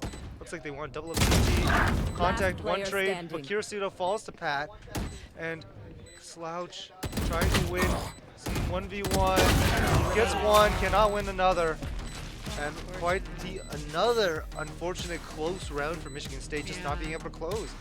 Man, it's just really, I just feel like they're so close. Like, you know, Lemur came in with that shorty. He was just trying to do something like unexpected, and their bot was with the shorty thinking the exact same thing. Like, it's almost like, what the heck? You know what I mean? Like, it's just so unfortunate, and you know, you can tell that they're like trying to come up with different ideas and like trying to come up with ways to like win the round and be unpredictable. And I just feel like Ohio State's already thought of it. So. Yep. Really kind of unfortunate. And a quick shout out to Grand Valley State University, who unfortunately has also fallen. Thank you guys for playing in the tournament, and thank you to the fans who have shown up to support their team. Unfortunately, they have been eliminated in the lower brackets. But back to Ohio State versus Michigan. We're going to see some pressure, but it's going to be a pause and maybe a rotate. A lot of rotations forced, but it looks like they're going to also be just as quick to go back. Ohio State stacking towards that A site. And Kirisudo looking for a lurk timing. He's going to try exploring mid, but we'll see how far he gets ahead.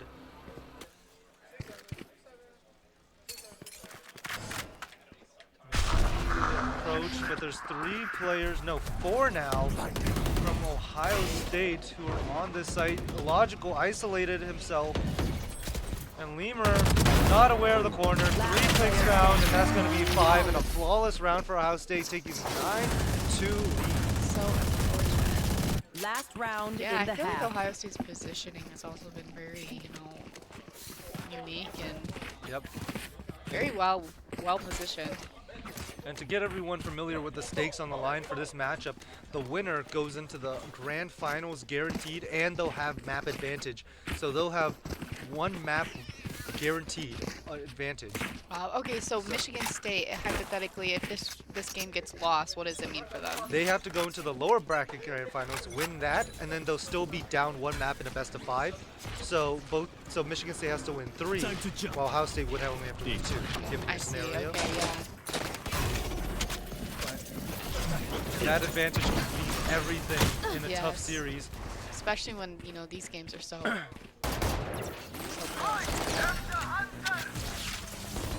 And this Hunter's Fury is committed a logical getting of first blood. Low HP, but able to win out the battle against Killjoy. There's the Odin by Des and Heaven. Slouch wins against Des. Hamburger falls, or Hamburger forces Illogical to fall. Lemur holding the line, but it's going to be bot 1v1 against Kirisudo. But Kirisudo calls his bluff, swings out on that TP, and it's a free hit as he tries to fake his TP. Or either that or he missed it. No, that was half of our team I feel like couldn't buy. You saw a lot of them with stingers and bulldogs, so. Yep, definitely a last round of the half force. Your economy not the greatest. You were banking on you winning the round before it, but that's neither here nor there. Winning the last round of the half is probably going to be a morale boost for this team. Hopefully they can carry some of that to the next half. I completely agree. I feel like this game is still, you know, very winnable. I mean, you saw it right there. If they can win a round with, you know, not, you know, full buy with that an extreme gun disadvantage, I feel like they have the ability to keep winning. I think that they need to play as cautious as they would with, you know, knowing they have lesser guns. You know what I mean? So I feel like this is very winnable, but this round is crucial for that. Illogical and Slouch going to feel pressure of a fast take. But however, Illogical connects with his Sheriff, and that's going to be 3 picks against Ohio State. Slouch low HP, but taking an aggro line, not just managing to miss the contact on bot. And bot trying to find some contact. He needs to find a pick of some sort. A little bit of a tag, Pursuito low HP, Slouch not getting tagged by the right click. Wow, you can see those bullets. It was right next to him.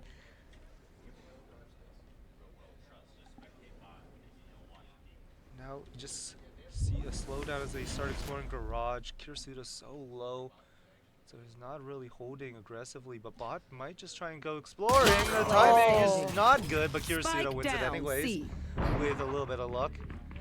And now all players know where the spike is. Pat in a bad spot. 30 seconds left. Trying to bait out a shot if someone's close. Maybe just trying to get info. But not aware he's already so close. But Lemur just walks up and finds us with helping. Take out the trash. Might be looking at his teammates like they're fools, but yeah, like what are you guys doing? Regardless, a big win. And hopefully that will spiral into some momentum. I'm hoping Lemur picks up, maybe gets an outlaw, but it looks like we're gonna go with a more safe buy. No, Illogical is gonna be the one with the outlaw. Outlaw being such a strong gun as of late. You've seen it a lot more and more as time goes on because people realize more and more how good it is. Especially on these equal rounds when no one has shield, you know, just a body shot will kill him instantly. And a lot of people outside see the cam goes down, maybe a sign to approach.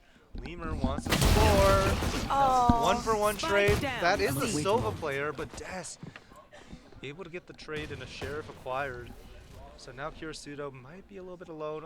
Des is going to retrieve the ultimate orb. And it's going to just start slowing down to opposite sides of the map. But Michigan State's trying to stay disciplined, trying to stay in the right places at the right time. And Ohio State grouping up to explore the B site, it looks like. As they walk up, you have Illogical with the outlaw, trying to find value, not going to connect. Has a Sheriff too, looking to connect, gets Des. Maybe a little bit of whiffs, but what matters is that he got the kill and managed to survive. And now last player remaining, Pat, classic in hand. But the crossfires might just be a little bit too much to manage. And here comes the Silva dart, not going to find him because he's setting the smoke. But the smoke goes down and the scan is going to go through. And Kirisudo, a little bit greedy. He wants it. Yeah, that's okay. Well, good round to be greedy on. Yes, it is. No, this is great. You know, we've seen Michigan State win their third round and the half before. I have full confidence they can do it again. But, you know, this round is super important. You know, it definitely, if they can win this round, Ohio State's momentum, or, you know, their momentum is definitely going to just be stopped. This is a nice spot. Definitely. And Michigan State's morale will be very high. Illogical still with that outlaw, and you see the 3 players who could not get full shield. You see 2 regen shields and light shield, but those are all one-shottable. 2, 1 with an outlaw, and speaking of, there goes 1, and Des gets his head taken off. 2 huge picks. Now it's Yeah, I believe those are the 2 top frags on Ohio State's team. Yep, and it's Lemur who wants to get a little bit more aggressive, taking a little more forward position with the Vandal in hand. Portal closed. And Ohio State trying to figure out where they want to pressure. A deep smoke threatening the cross, but no cross needs to be worried about when you have someone there. But the mid walk up, you see 2 people contacting. Killjoy just sitting outside. Logical gets his head taken off. They might start flooding, but it's going to be called back. Looks like the Ohio State players are starting to regroup, maybe thinking about ending A. Only 1 player on the site, but Scanning ahead. there are players nearby, and 30 there's seconds also left. Lemur who decides to rotate over, has the Vandal in hand. See all 3 of them walking up along. And they have to be worried about where exactly these Michigan State players are. Only having 14 seconds remaining. This time might be expiring. 10 seconds left. Time ticking. I don't think there's time. Oh my just gosh. enough. Last player standing. And now what was such a good situation turned perilous as they ran. They thought he ran out of time. They thought wrong. I mean, that must have been just like milliseconds. That was quite literally That the is last so millisecond. unfortunate. No, it's like Heron probably wouldn't have picked that if he didn't think that they didn't have enough time. And wow, that really... And he wasn't even looking at the guy shooting him. Maybe if he looked at the guy shooting him, then he could have killed them. Well, and he then, wanted to ensure that the spike Yeah. didn't go down. He prioritized the know. right, but unfortunately, it's just just so a little unfortunate. a little bit outside. And now, what was a favorable situation, like I said, turned perilous. Yes, exploring C-site fast through garage. Has to clear out Kirisudo. Not gonna happen yet. And he's gonna catch a timing, finds 2. It's backstab, but got 2 huge picks on Waldy and Des. Bot goes down. Slouch. Oh no! Not able to connect, nor is Lemur. Gets the right flash, but cannot finish his kill. Last 2 players looking to leave, it looks like. But that's going to be noted by the Sova Aldrone. And they're going to run. It looks, they're pinging garage. Maybe as a sign, or maybe as where they want to go. It looks like that's where they want to go. Logical and Hiron starting to have doubts. It looks like they're starting to back up. Going up. And they're going to gamble on A, maybe. Yeah, I think that's what they're doing. Unfortunately, the read might be wrong. As Ohio State start walking back into C, and it's going to be a 2v2 with 1 Killjoy Molly. 30 and seconds whatever left. utility Viper has. Viper trying to get a little frisky with the spike, however. Exploring before popping the orb, and then going to plan for CT. Bot coming back. And Michigan State with the improper read, now having to play 2v2 retake, not knowing any positioning of Ohio State. Yeah. How unfortunate of a gamble for them. And you see the garage control, you see 1 playing default. And they're gonna hear, Pat might just hear both these players. The molly is to stall. And Pat trying to catch a timing. Last player standing. The timing creates another. And Ohio State playing that perfectly, clutch up the round. Yeah, that's so unfortunate. No, like, it looked like Illogical had to, you know, he felt like that there probably was going to be someone pushing from, you know, on site to CT, and as soon as Heron died, he got distracted, and just unfortunate timing. Definitely a round that could have been won right there. Yep. Also, like, sorry to interrupt. You saw Slouch there. He was shooting at, I believe it was the Killjoy, and it looked like he almost killed him, and he was like, wait, I didn't kill him. And that then was actually Lemur. Lemur, yeah. Oh, and then it just, that's so unfortunate. Yep, So and another fast A take. And Michigan State feeling some of the heat. They're going to back up. Lemur falls to Hamburger. But Illogical with that Sheriff is just so deadly. Trying to retrieve the gun, trying to pressure this Killjoy and Pat, but he's going to get blinded by the paranoia. And it's going to get sprayed down through the smoke. Last player on Last site, player and standing. here's Pseudo kind of getting a little careless. And now map point for Ohio State, looking to 2-0 Michigan State. Match point. Possibly the last round of this series. Michigan State might be exploring the lower bracket with a little bit more gameplay. Need a drop. Thanks. Some big adjustments are going to need to be made. A couple ults online. We'll see how these are utilized. Do you know who's in the lower bracket currently? I believe. I forget who they're called. Revealing area. Names are not my forte. That's including okay. school names. I think they're the Saints. But Hiren gets an early pick. However, Slouch falls. There's no smokes, and beat site is going to be taken. And they're going to start exploring A link. Hiren's going to sort that out with a drone to catch some of the pressure. And a logical lining up the Blade Storm, finding 3. Last player remaining is late, and Spike is not planted. They want to go split into A site from that.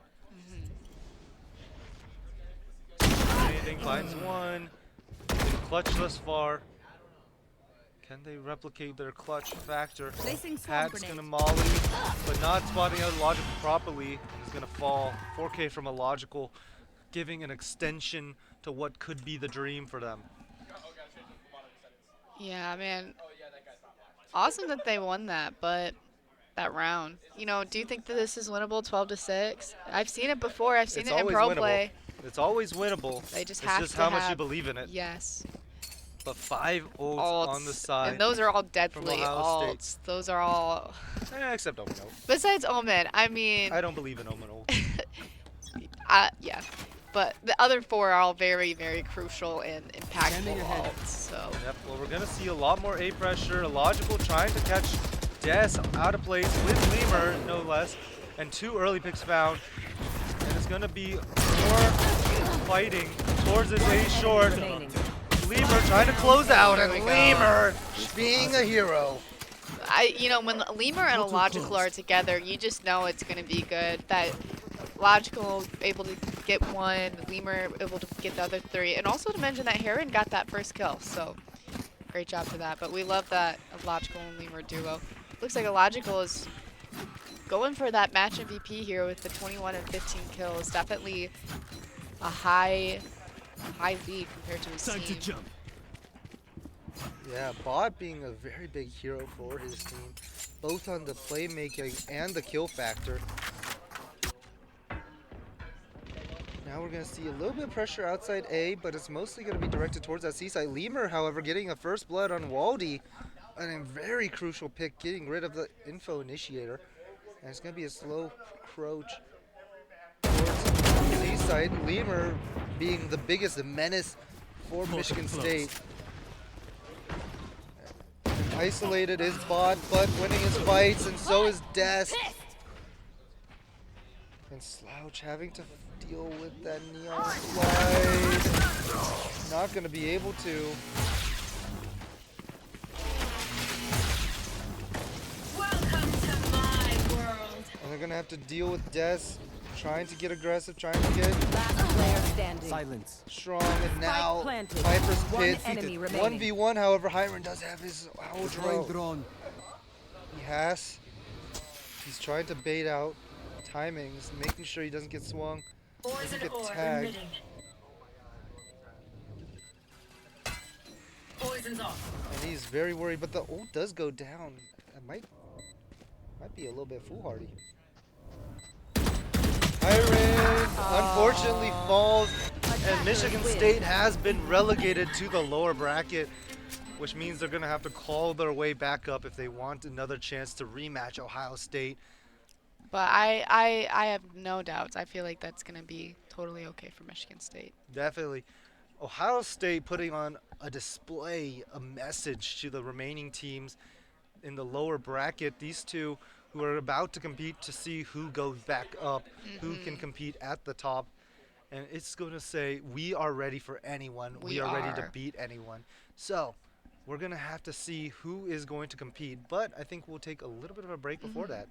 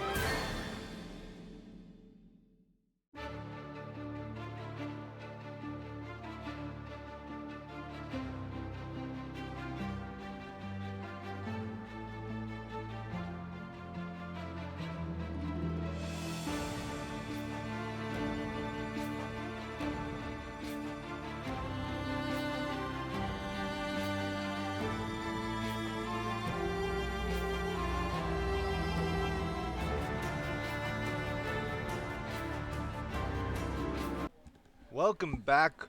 We are going to start wrapping things up Yes. with our lower bracket grand finals. It's going to be Michigan State versus Siena Heights. Siena Heights. Yeah. All right, so it's going to be an interesting matchup. Michigan State, unfortunately, getting 2-0'd against by Ohio State. I know. A strong showing by them. So now both teams fighting for a chance to play in the grand finals, the details of which are a little bit unclear, but we'll get to that when we get to it. So what are your expectations coming into this? So, the last game, I had high hopes for Michigan State considering, they won against Ohio State before, so they can do it again. And I have kind of like the same opinions. Michigan State has won against Siena Heights. I'm sure they can do it again, but, obviously lessons are learned, and you can't say that. You said it, will history repeat itself? I guess the question is asked again. Yep. So Well, Michigan State still is expected to be the better team in this bout, being the highest ranked team within the tournament and the number one seed. But as you can see, expectations and results are not necessarily the same, as Michigan State has fallen to Ohio State. Ohio State enjoying some time playing some comp games. I think they're maniacs personally. I playing would that much definitely take a Valorant. break. But they think they haven't played enough Valorant apparently, so that's what they're going to be doing. In the meantime, we're going to see who will go against them in the grand finals, who will emerge to the top, who will get one more match. And I think that's going to be an interesting question. I agree. Yeah. But it'll be a good one. Yep, we got the nonchalant team of MSU and the high energy team of Siena Heights. So I think both are interesting, and we're going to get right into it on first map, Abyss. Not much of that been seen so far. No, I don't. But Michigan State it plays very well on Abyss, and Yep. Abyss is always super fun to watch in my opinion. Like, well, one, I think the map design is super cool, and like two, I don't know, Abyss is fun. And we're seeing quite the usual comp from Siena Heights. On the opposite side, the double duelist comp with Lemur on Yoru, as has been seen time and time again. It has been kind of their default for the most part. Really, it's just Slouch plays Omen, Lemur plays Yoru, Hiram plays either Silver Fade, Kirsuda plays Ascenti or whatever, and then Illogical plays Entry. Yeah, definitely a very common comp for sure. Yep, but we'll see how well it fares against that of Siena Heights. Match is definitely going to be a bit interesting because both these teams are fighting for their lives.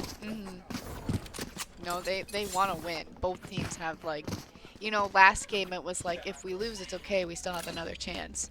But this time it's like if you're out, you're out. So definitely high stakes. And we're going to see where these players take. It looks like Siena Heights taking a very aggressive comp once, as per usual, going for that aggressive peaks between the Jet, Chamber, and Yoru. But Take flight. it looks like we're going to start trying to avoid the Chamber early on. Chamber going to look to clear early space. Yoru with the shorty. If you see that, Noble does have the shorty, and it looks like Logical might not become a victim as he just cleans his head off. Though Lemur gets picked off by Overdose. Site is taken, and it's now 4v3, and Kirsuda hears the people flanking, trying to hold the line. One, looking for more. One enemy Gets remaining. two, risky, last one spotted. Has 3 shots on his headhunter and a ghost, no shield. And it's a 3v1. Technically, he can one-tap all 3 of them with the headhunter. That'd be, one shot, one kill. Does he have 3 bullets left though? Yep. He's gonna start slowly walking up, but it's Hiron who gets the best of him with his share. And a big statement round for Michigan State, showing that they're not mentally out of it yet. More Yeah, importantly. completely agree. I also think that Logical getting that first kill against, the shorty was a huge one. It's like if the first kill of the game was a shorty, I'd probably be kind of a little upset by that. So See, I'm usually the one who gets a kill with a shorty. yeah, you just damage other people's mental. Exactly. I But- mean, Let's go. me personally, I was a big fan of the Bucky. I had a Bucky only account. Oh. So Says a Rage lot. Bait was quite the familiar face. But now 4-stack towards B site. A lot of players in this low area, but it's a logical who's gonna still go in anyways, but feeling that pressure. Shots might not be commanding as much attention as they'd like. That shorty classic right click going hard, overdose, feeling pressure, getting flexed around. And last player on has a shorty, gets a rifle as well, but Lemur cleaning house. I think Kirisudo might be a little late to retrieve a weapon, and she's going to save his sheriff. But nonetheless, a good round for Michigan State. A little bit sketch going into the stack site. Usually round twos you try and poke and prod, try and figure out where the stack is, because you know the defense has to stack. Yes. They're gambling. Yeah, exactly. And you really don't want to lose any of the guns you have, because you know that your guns are really like your only hope of winning the third round. So. Yep. So we'll see how Michigan State fares. Down 3 weapons. Noble looking to take the deep line, but is going to get snuffed out by the Silva Dart. Flash is not going to deter Noble as he turns perfectly and in exchange gets one on our logical. Cutting through. Looking for a little bit more damage. Hiron just managing to avoid the shots. And it's a 1v1 between the Senti players towards mid, but one is going to defer compared to the rest. Trying to take a few jiggle peeks is risky. Breaking the Yoru TP, but is going to lose his life in exchange. Soda finds Slouch. Kirisudo in exchange gets the trade. 3v3 though. Lemur 11 HP. One player remaining on the site. If they can find him, it would be huge. Spotting out. 30 seconds left. Time is Hiron. The flank watch, however, is a deadly sight. Trench Baby also finding a pick. Noble going up to the window, swinging out, getting the timing. Last player is the flank, but he gets snuffed out. And you can hear the loud noise from the players. Hey, energy is exciting, and you want to see your players be energetic. That is something to build the morale of the team. For sure. Really good, you know, third round though for Michigan State. Ended with a 2v2, I believe, right? Or 2v2. Unfortunately, not aware of the positions of those two. Yeah, I agree. But the Outlaw is an interesting buy on this round. It can one-shot 3 players. Let's see if they run into those 3 specifically.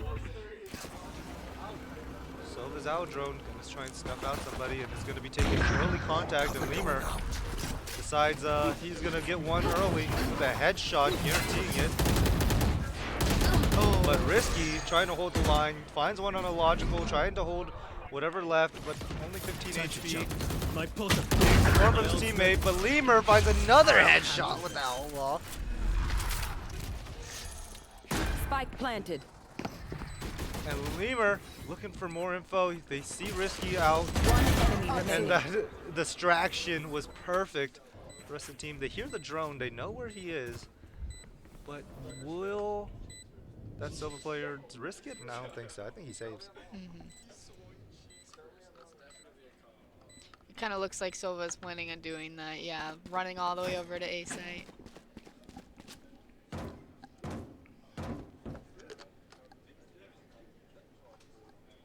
And looks like Trench Baby T is going to save. You know, Outlaw, interesting buy on that kind of round. You expect a lot of full shields. But it worked out great. Well, I guess when you just headshot people, there's no problem with 140s. Yeah. You know, I mean, I say this quite often. But, I mean, a lot of the time, the solution to this game is just be better. Yeah, honestly. And we just saw one man just be better. Need a drop. And that is always a fun watch. For sure. Thanks. Now, we see the spread. It looks like both Yoru and Chamber are going to be in the same vicinity. No, it looks like Yoru's going to be in the same vicinity. Normally, that's ill-advised. You usually want to spread out the Chamber and Yoru. Very similar in play. Aggressive and TP out. But in this setting, they're going to double up together, and it's also not going to be on the strong side in which MSU fights. You see you see Yoru TPing across map to match pressure. Breakable getting destroyed. They're not shooting the clone. Discipline, and the clone goes off the map. Nice. And now it's just a slow work around the map. Offline taking a deep line, but Wow, shut balls. down.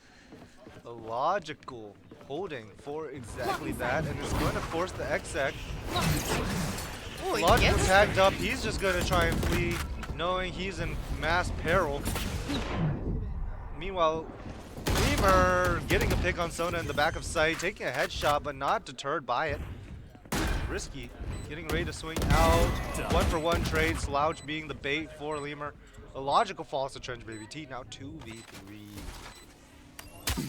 And Trench Baby T being very cautious. The AWP by Kirisudo not connecting as much as he hoped. The flash might flash his own team, but gets a little bit on overdose as well. Last player standing. And 2 picks, last one remaining. Kirisudo Last trying to player get an early standing. pick. Gonna sneak into the smoke, looking for the timing.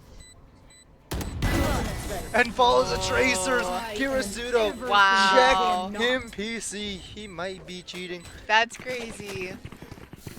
I would like to mention this tournament is definitely not rigged. We did not favor ourselves in any ways. Just because they're using the same computers every time does not mean anything in the slightest. But no, what an incredible play by Kirisudo, catching the timing. Yeah, just like a good read. You know what I mean? That takes a lot of skill to like be able to connect those points. So, yeah, great job. You can't catch us. Who was that Lemur or Kirisudo? Kirisudo was Yeah, the one who came in yeah. the clutch. Great job. And now eco round for Sienna Heights. Down 3 rounds. You see Noble trying to get aggressive, TPing away. Lemur with the outlaw in mid, trying to find some value, but Chamber is holding with the headhunter. Or no, with the tour de force to find the first blood on Lemur. I didn't even see that he ulted. I believe we didn't missed catch it. that, yeah. But a strong one of the best eco ults in the game. For sure. I So mean, much it's free- value. It's a better operator. Yeah. Literally, it's just a better operator. And more satisfying to shoot with. Yep. And now it's gonna force rotates. They know Chamber, or they're expecting Chamber to lead slightly towards A site, and they want to go B. Fortunately, that's the right read, in fact. But they're gonna hit Kirisudo and ropes. It's gonna force a wall, and I think they're gonna try and activate it. No, they're gonna sneak around it to get a flank. And the plant is gonna go down for main. Sova's Hunter's Fury is committed. Spot 1 out. He's gonna try and swing with that outlaw, not able to connect anything. Flash. Looking for kills, but wow, the rest of the players on Sienna Heights flood, but One no, enemy it's gonna get remaining. shut down. Kirisudo with the short, he gets Noble. Last player remaining. 1v4 and not feeling favorable, and unfortunately, he might not have the right weapon either. And there's that sheriff right there, but it's like, just arms reach away. yeah. And unfortunately, it's just going to have to be a give. Acquires the sheriff, maybe looking to pick off Slouch as he retreats, but not going to get the timing. It's just going to fall to Spike. And a 5th round to Michigan State. You know, I feel like we've talked about this before, and as a caster, I should remember, but is Abyss more of an attack or defensive-sided map, or do you think it's kind of? I feel like it was like a mix of both, right? It's a mix of both in the sense of whoever can take site or whoever has control of site. One of the biggest problems with Abyss, both on attack and defense, is once you have the site, it's so hard to get people off of it. Let's fly. But at the same time, if you take site, then there's, then It's you really have hard. the power. Yeah, it's hard So, to retake that. It's one of those maps where you don't want to play retake unless it's the last option. Speaking of, Risky playing up with the off. Sona getting traded by Lemur, however, which not exactly a fortunate favor. And like I was saying, Abyss is a map where you have to fight for the sites. You can't play retake. A lot of maps you have a retake point, but this one you actually have to fight. And Risky finds another on Lemur. Both duelists by MSU are out of commission. What a round. Last three players trying to work some space around the map. Mid control is open, and it looks like Sienna Heights are starting to realize that as they ping out. And they're going to use Yoru's Dimensional Drift to start snuffing out information. They're going to snuff out 2 and started to retreat, get into a safe location to reveal himself from. On the back of site, Pseudo and Iron are going to line up for a spray transfer. Quite simple. And now Slouch all alone. 30 seconds left. Gets one, looking for just a bit more, cannot find it, and that is a second round going to Sienna Heights. Man, that Chamber playing up front with the op. I mean, it fits his name. What a risky play. Yep. Well, with a Chamber comes the ability to face a lot better than any other agent, especially on defense. You have the TP that is near instant, though when I use it, it does not work for me. But yeah, it gives you the ability to take gunfights at any point in the early round, and that is where it excels, taking space early, and that is exactly what Sienna Heights tends to do.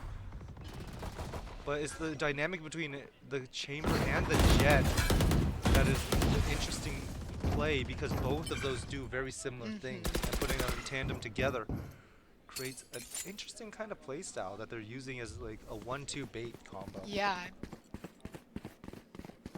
B site being the open site again, it looks like that is how Sienna Heights like to play, the retake towards B site, but so far it has not worked out great for them. We'll see how it plays out here with Who's next? Yoru playing a little bit up, but tucking away, trying to smoke. Going to help with the flood, and Lemur clearing out sight and making sure there's no more shotgun rats. I would hate it. Kirisudo gets the lurk timing and finds one rotating through mid. And that's going to create some pressure. Chamber trying to snuff out that pressure, but not going to get a timing on it. Actually, Kirisudo might be trying to explore, and it might just come at the right time. Logical getting a little bit aggressive. Jet battle. One enemy remaining. And Logical wins the mid-air combat. Wow, just two jets updrafted fighting each other. Always interesting to see. I feel like I've never kind of seen that before. It is not very common to see aerial combat in Valorant. Yeah. It's a very grounded game. Yeah, that feels like something maybe you'd see somewhere else, but double op. Yeah, Lemur on the op on attack. Interesting. I mean, we've seen that option a few times. Not often, though. The biggest thing is risky forcing it off on this kind of round. He must be very confident. I mean, he really likes his name. Unfortunately, Michigan State going the other way. There is a Bucky here. That, like I said, mentioned earlier, that is my preference of weapon, but Logical's ready for it. Watch the pop flash. He's looking to go out. And Slouch ready to shut it down immediately. Op is still online. It looks like he's just going to save it. As the rest of the players go out and die. Logical. Oh, so close to the Sova. Just neck and neck with him. The gun barrel just not sticking out either from Illogical. Oh my gosh. No one is aware of each other. That's so funny. Feels like a Mexican standoff. Wow, both of the Sofas just right next to me. And Illogical somehow does not. How the heck does he not die? The op is gonna find Kirisudo. They're gonna it's gonna reveal Risky's ideas in the future. Though I don't know how much Michigan State want to pursue that. And you see Illogical playing around with that rope.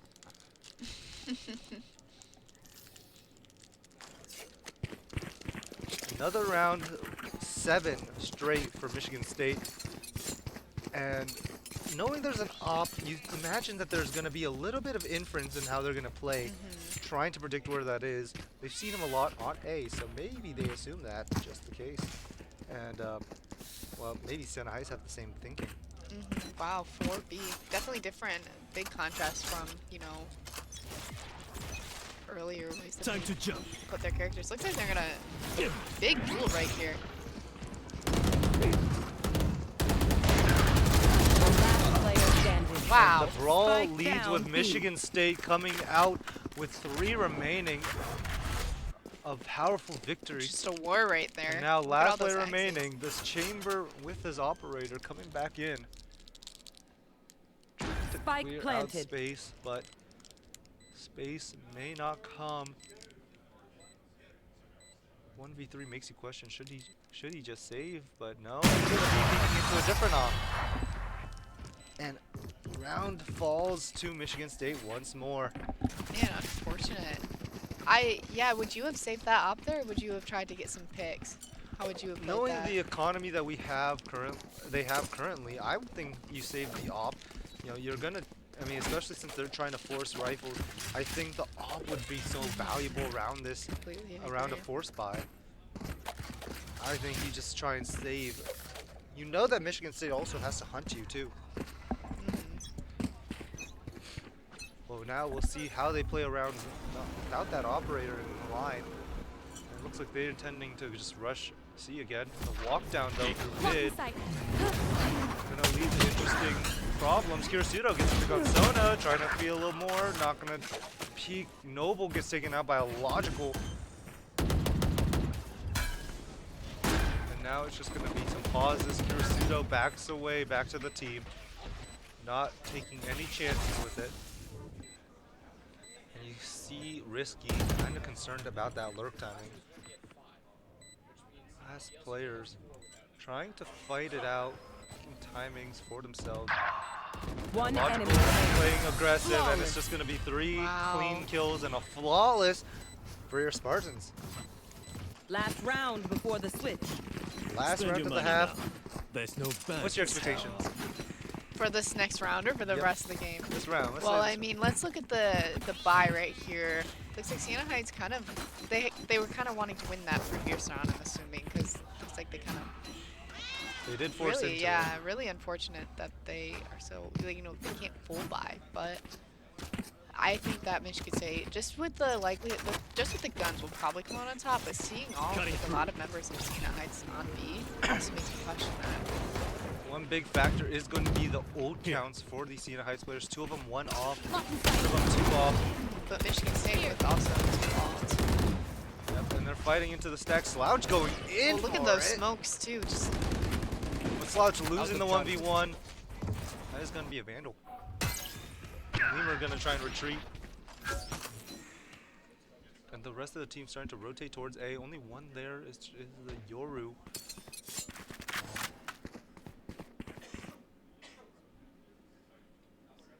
And Kirisudo laying low in his position, trying to see what kind of information he can gather while rotates are happening. You know, one man caught out, Noble falls. Last 4 players of Siena Heights start rotating through spawn. Kirisudo not moving to the spot yet. Lemur with the op on Risky. Logical keeps swinging out. Last 2 players, and you see Kirisudo running through mid. And it's just going to be a cleanup by Lemur with the operator to get a 10-2 half. A contrasting start compared to the last series. Switching sides. very. Yeah, I mean, like, I feel like Siena Heights had a really good chance to win that previous round, but Michigan State was able to just back out, which really helped them. No, I feel like if Michigan State would have felt like maybe committed to B, it wouldn't have worked out well in their favor. But yeah, let's just like. Yep. And a big factor is just the individual performances of each. You see the difference in the KDs of each team. You know, Sona and Little Overdose, unfortunately, going 2 and 12. You know, that is an unfortunate turn of events. But you need your shots to land. You need to individually step up.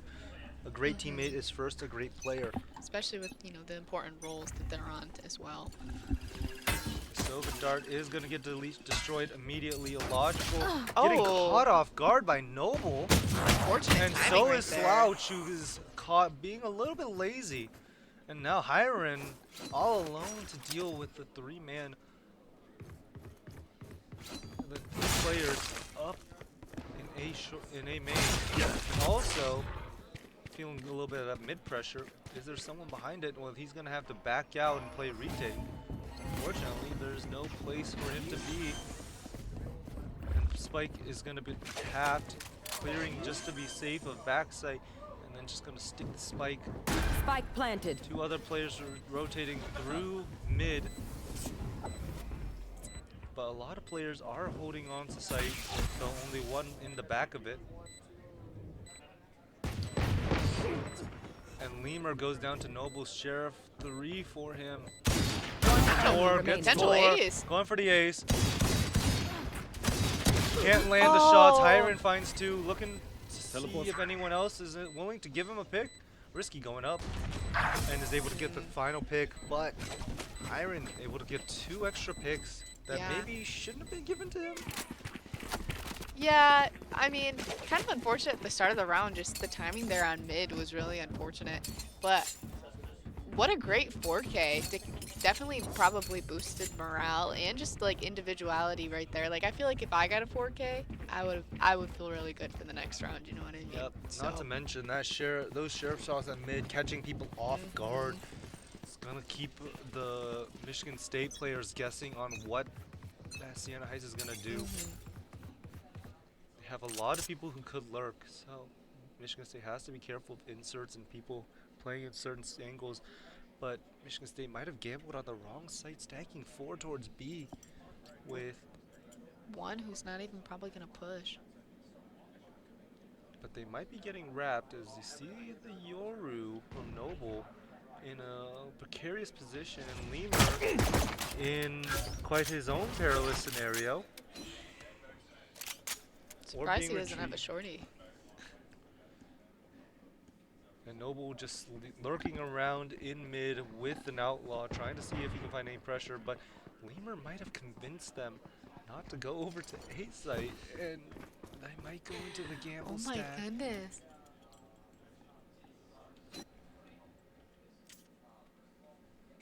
As they approach, the stars are going to be assigned to Michigan State to start Just all focusing quietly Standing ahead.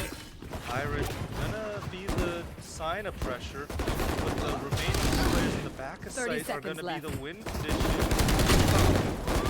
But nothing is good, and no kills there.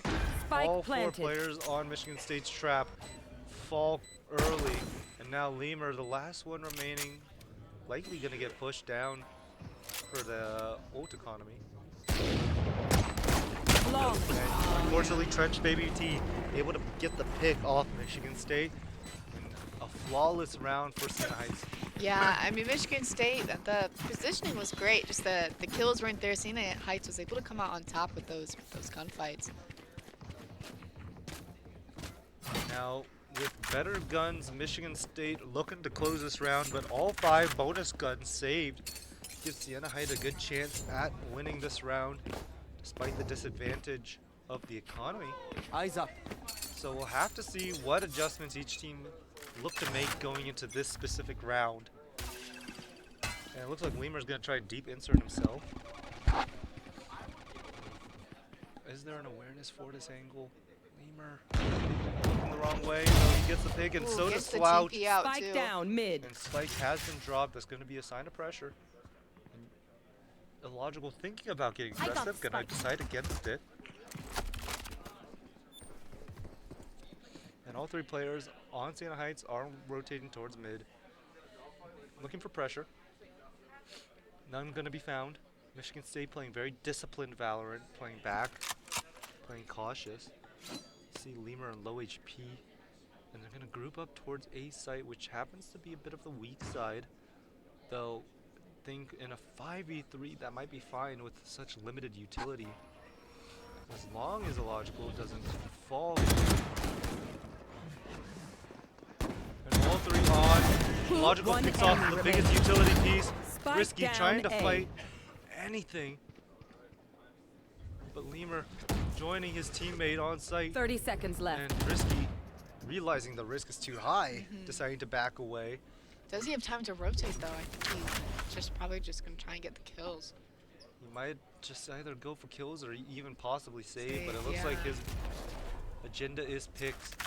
Michigan State all holding the smoke, not gonna give him opportunities. 10 seconds maybe left. Making the business decision to save. can tell he's just on edge. Doesn't know don't which know. one to do. You don't know because he's still in that smoke. He's gonna look to swing out. Think he wants to kill. One. Lemur not giving him the second. He's just gonna keep retreating. Spike being. Slouch gets it anyways. Well, he got 1 kill. He did He get one. almost got the bomb down to help his team's economy, but I think it would have been better if he saved that. Yeah. This given scenario. and keep the Vandal. But I honestly, I think that Risky's username really lives up to his name. I feel like we've seen a lot of risky plays from him. So, but you know, that's always fun to see on Chamber. You know, Chamber is not fun if you play him like a normal Sentinel. You know what I mean? He doesn't have the same value either. He's kind of like a very dualistic Sentinel. Yeah, the difference is you are the piece of utility. Yeah. Your physical body becomes the Deploying sentinel drone. utility. Yeah, not just like your abilities. You know. Now, you see the Dow zone is gonna give Kirisudo maybe forcing the retreat. No, he's feeling in position. They'll fall in early. 4v5, no Senti to help. Spike planted. Sienna Heights holding all of sight and then also staying within main. Cover going out. Trying to play along. And Slouch gets taken out. Leaner trying to find one, but traded out by Trench Baby T. Gun Player here. on site, 2 backing away. Hyren has to find this one on site. Last player standing. But can't find the shots to connect enough. Gets a headshot in fact, but through Yeah, the wall. through the wall, unable to find I it. told you you're okay. Unfortunate. You're okay, A fam. 5th round for Good evening. Sienna Heights. Not favorable, but not out of it.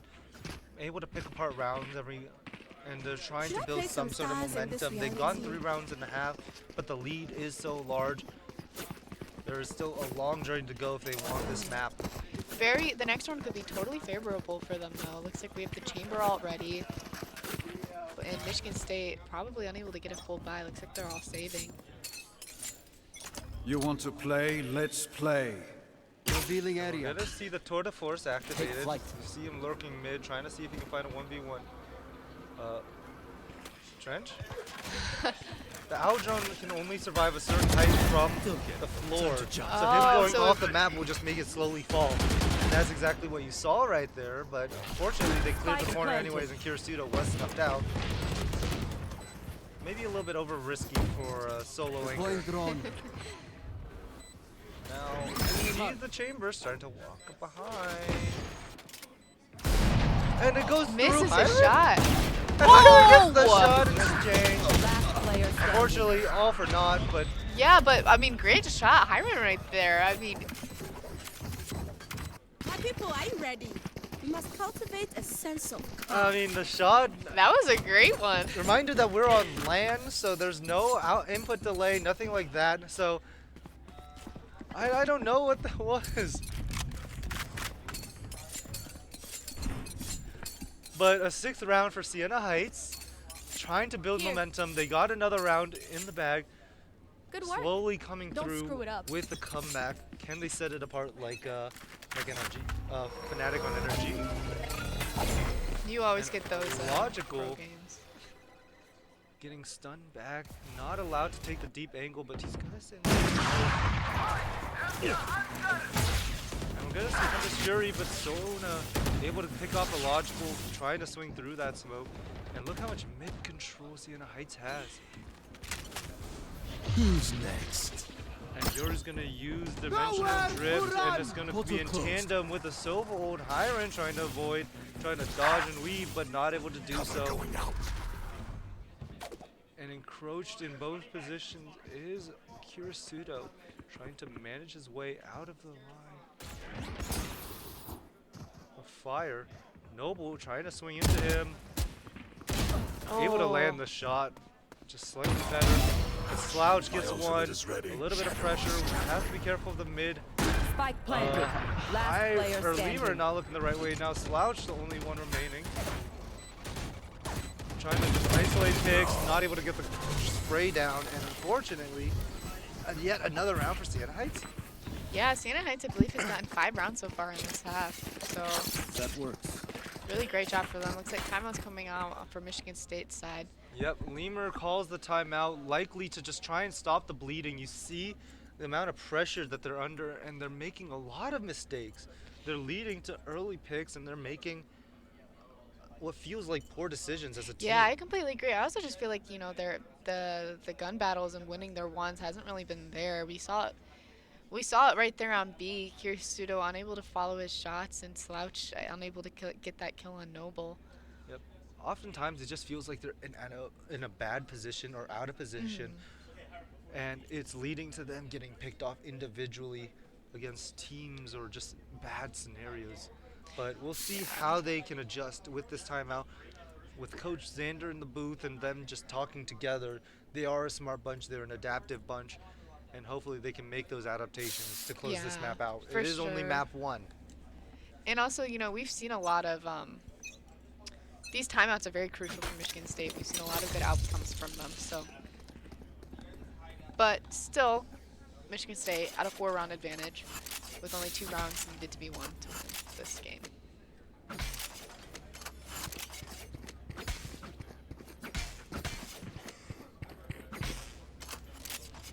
Risky See with the op on op. Risky. And we're going to see Foreman walk up towards B. Maybe not even a walk up, a run up, but no pressure is found here. And now they're going to hear the noise. Contact about to be made, but are they ready for it? It is a 1-for-1 trade. That is favorable. Not going to be able to retrieve the weapon. But do they know exactly where they want to put pressure at? They're trying to re-clear out B main. Michigan State did rotate back away from it, so If they were Ohio State, they probably would have just pushed down main and kept going. personally I was thinking that's what they would do. Yeah. But the group up Ohio towards State's B has got to leave a few question marks on the side of Michigan State and Siena Heights. Both of them not really knowing what the other is doing. But that is the point of silence. And the jiggle spot by Hiron might get an info. He sees one and he's just going to back away. Spotted out. Hiron under duress. Gets one. Gets straight through the box. The logical was the one who finds Sona. 29 HP, but 4 shots with his Blade Storm. And it's a 3v3. Spike planted. Sentinel is about to take contact with each other. Unfortunately, one falls. He sees 2, which means 1 is likely on site. Logical worried about it though.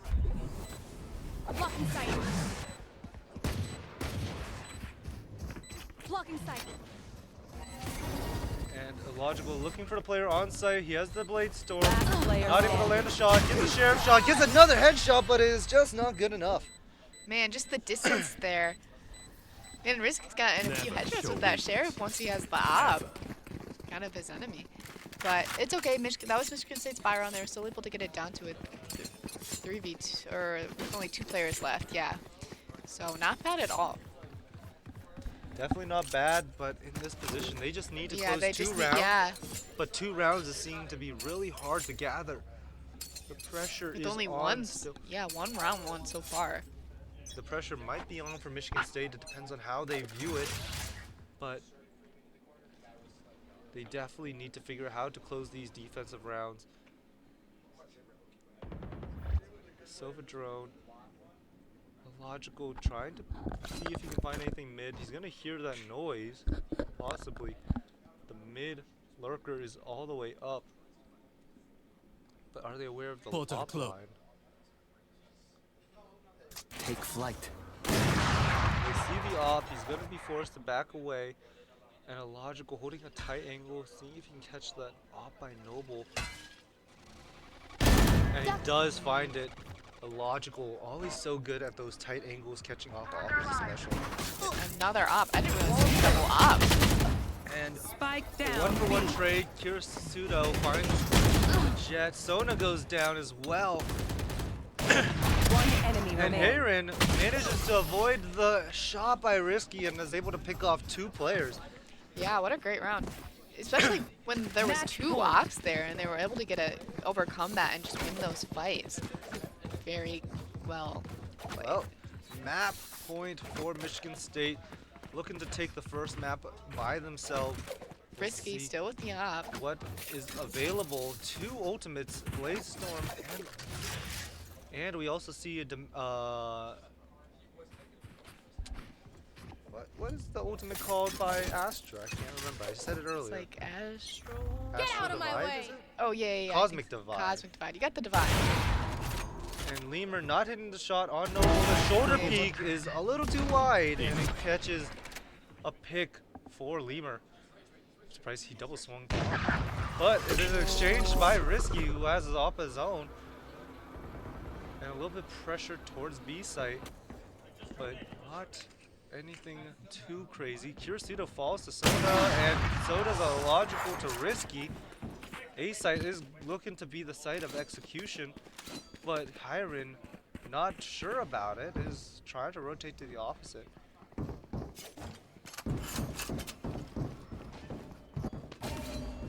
Hiren, seeing the stars, is saying that this is going to be the commit. Trench Baby going up, looking to get the high ground, looking for another is Hiren, not able to get it. And last player is Slouch, 33 HP and a Dream.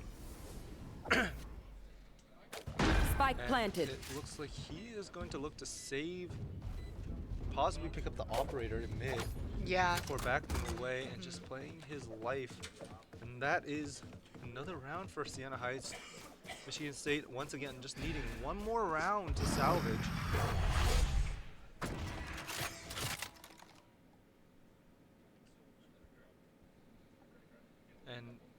But Michigan State still in the hot seat. Risky has been such a good opener for them. I completely agree. I feel like most of the games that we've watched from Michigan State, there hasn't been somebody who has played as aggressive with the op before. You know, it feels like we've just seen Lemur with the op just taking on that aggressive op role. So, you know, having them go against someone who plays extremely similar to them is probably very challenging, especially when they're playing op on attack. You know what I mean? Yep, and a lot of players in this tournament. We've seen a lot of aggression. We've seen a lot of interesting comps and a lot of different oppers too. But not many on par with that of Lemur. So it is an interesting contrast to see him getting caught off guard oftentimes when he's usually the one who's most, most focused, most on guard. Yeah, exactly. Like we saw it there in mid. Like he got the op kill, or he got a kill with the op, and you wouldn't expect him to get killed with another op. You know what I mean? So. And you see Risky already setting up with an operator high Slouch trying to get into a deep angle. Smoking B main while just holding mid control by himself. But you see Siena Heights trying to poke and prod, trying to look for some sort of opening pick before they decide on an exec, but it looks like they're going to start grouping up towards A main. And they're going to just slowly clear it. It's logical, the only one here. Holding the tight angle, hoping someone peeks it haphazardly. And is not going to be joined by anyone even remotely close. Sova. They're just going to dry face this. And a logical play offsite. They don't know about any of this information. So quiet. 30 seconds left. Trench Baby taking the charge on it, but he has Spike. Logical making business decisions to back up, and they're just going to have to play retake 5v5. Spike planted.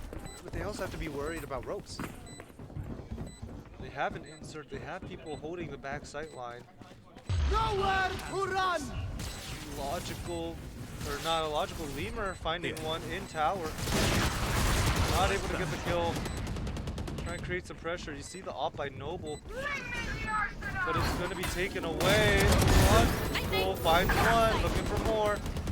Lemur gets one. Sona gets Kirisudo, and Risky with the headhunter. You see the tour de force being utilized. Oh, not able to get half.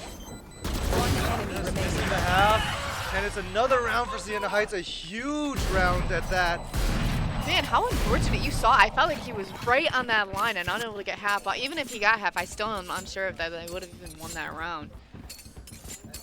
Very good util use there too. Also, we saw Logical get caught off guard right here with Chamber getting that lucky Sheriff kill. So. Yep. Michigan State starting to feel the pressure of the map. You can see that in the way they're rotating a little bit too much of a commit rotate, leaving a Logical alone by himself, and it got him caught off. And of course the retake, which, like I said before, is not a favorable playstyle in this map pool. Who's next? You see MSU starting to get proactive towards the A side. They have all of A control, but it's because Sienna Heights are going the opposite direction. Wall trip, country. Cutting through. Here's Pseudo eating a flash. So is Slouch right behind him. And the shorty is good for one. Risky gets an off on a Logical. Lemur falls. Soda gets one on Slouch. And Hiren just trying to get one with a classic. Not able to get it. A flawless round for Sienna Heights, and it is one off overtime. Momentum purely on the side of Sienna Heights. What a comeback from Sienna Heights. And let's talk about that. Even if, unfortunately, they don't win this round. I mean, 2-10 comeback. Wow, that's impressive and something to be noted on. Both sides so good at the attackers end. Yeah. I mean, it's really hard. You know, I think the Sienna Heights utilization of the op is one of the biggest, features for them, and something that's like really been to their advantage. Double op is very, very intimidating. The dart is going to be broken. They have one Risky holding the op line, trying to get anything early, but not going to be given.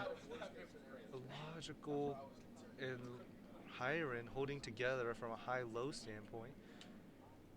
And we were maybe trying to look for some information.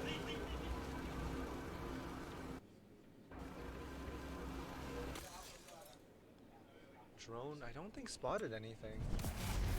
So now it's up to Logical to spot the pressure early enough to get a kill.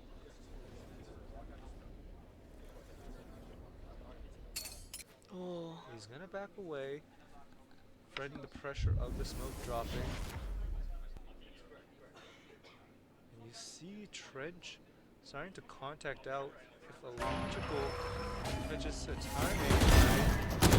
He could get multiple. Down A. 3! Oh my god! Single-handedly trying to will the round. The comeback might just be 30 all seconds for left. naught.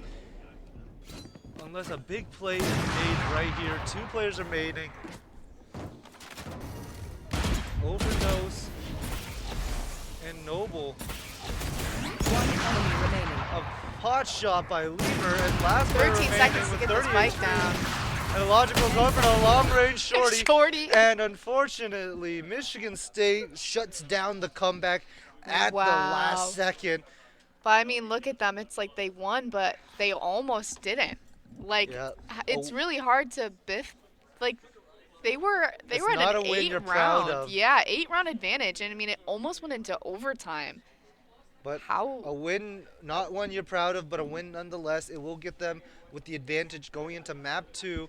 Map 2 being, I don't think that's updated. It's so, oh no, that's definitely not updated. So, I mean, we'll figure it out when we get there. But before that, I think we take just a little bit of a break so the players can breathe a bit. Yeah, but definitely stay tuned for the next one. It's gonna be a good one.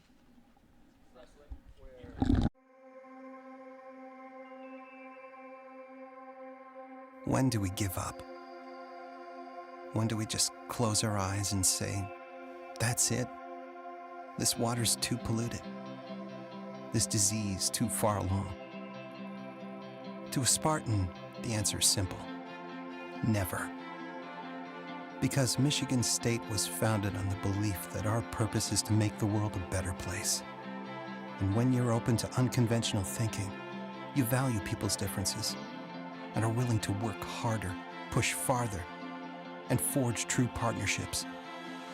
Then and only then can you solve the world's toughest problems. Better, faster. Like renewable energy, clean water, Parkinson's disease, and fighting malaria. Things Spartans work on every single day, all without fanfare. Because we know our true triumph lies in the impact we make on the world around us. And after all, If we don't do it, who will? Spartans will.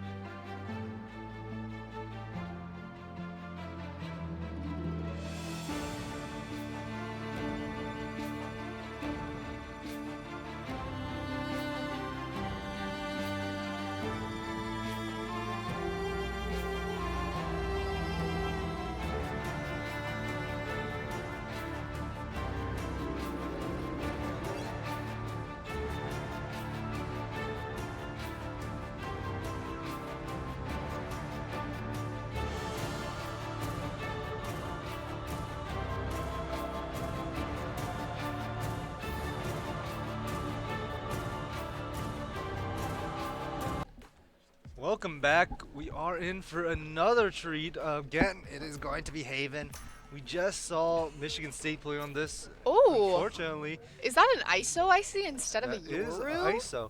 Interestingly enough, Oh. we've actually seen something similar, except it was illogical to play the Uh-huh. ISO and Lemur would play Yoru going into that Fnatic comp. This time, Lemur. No, this is interesting. Maybe Lemur's a little mad of that end result and wants to take things even further into his own hand.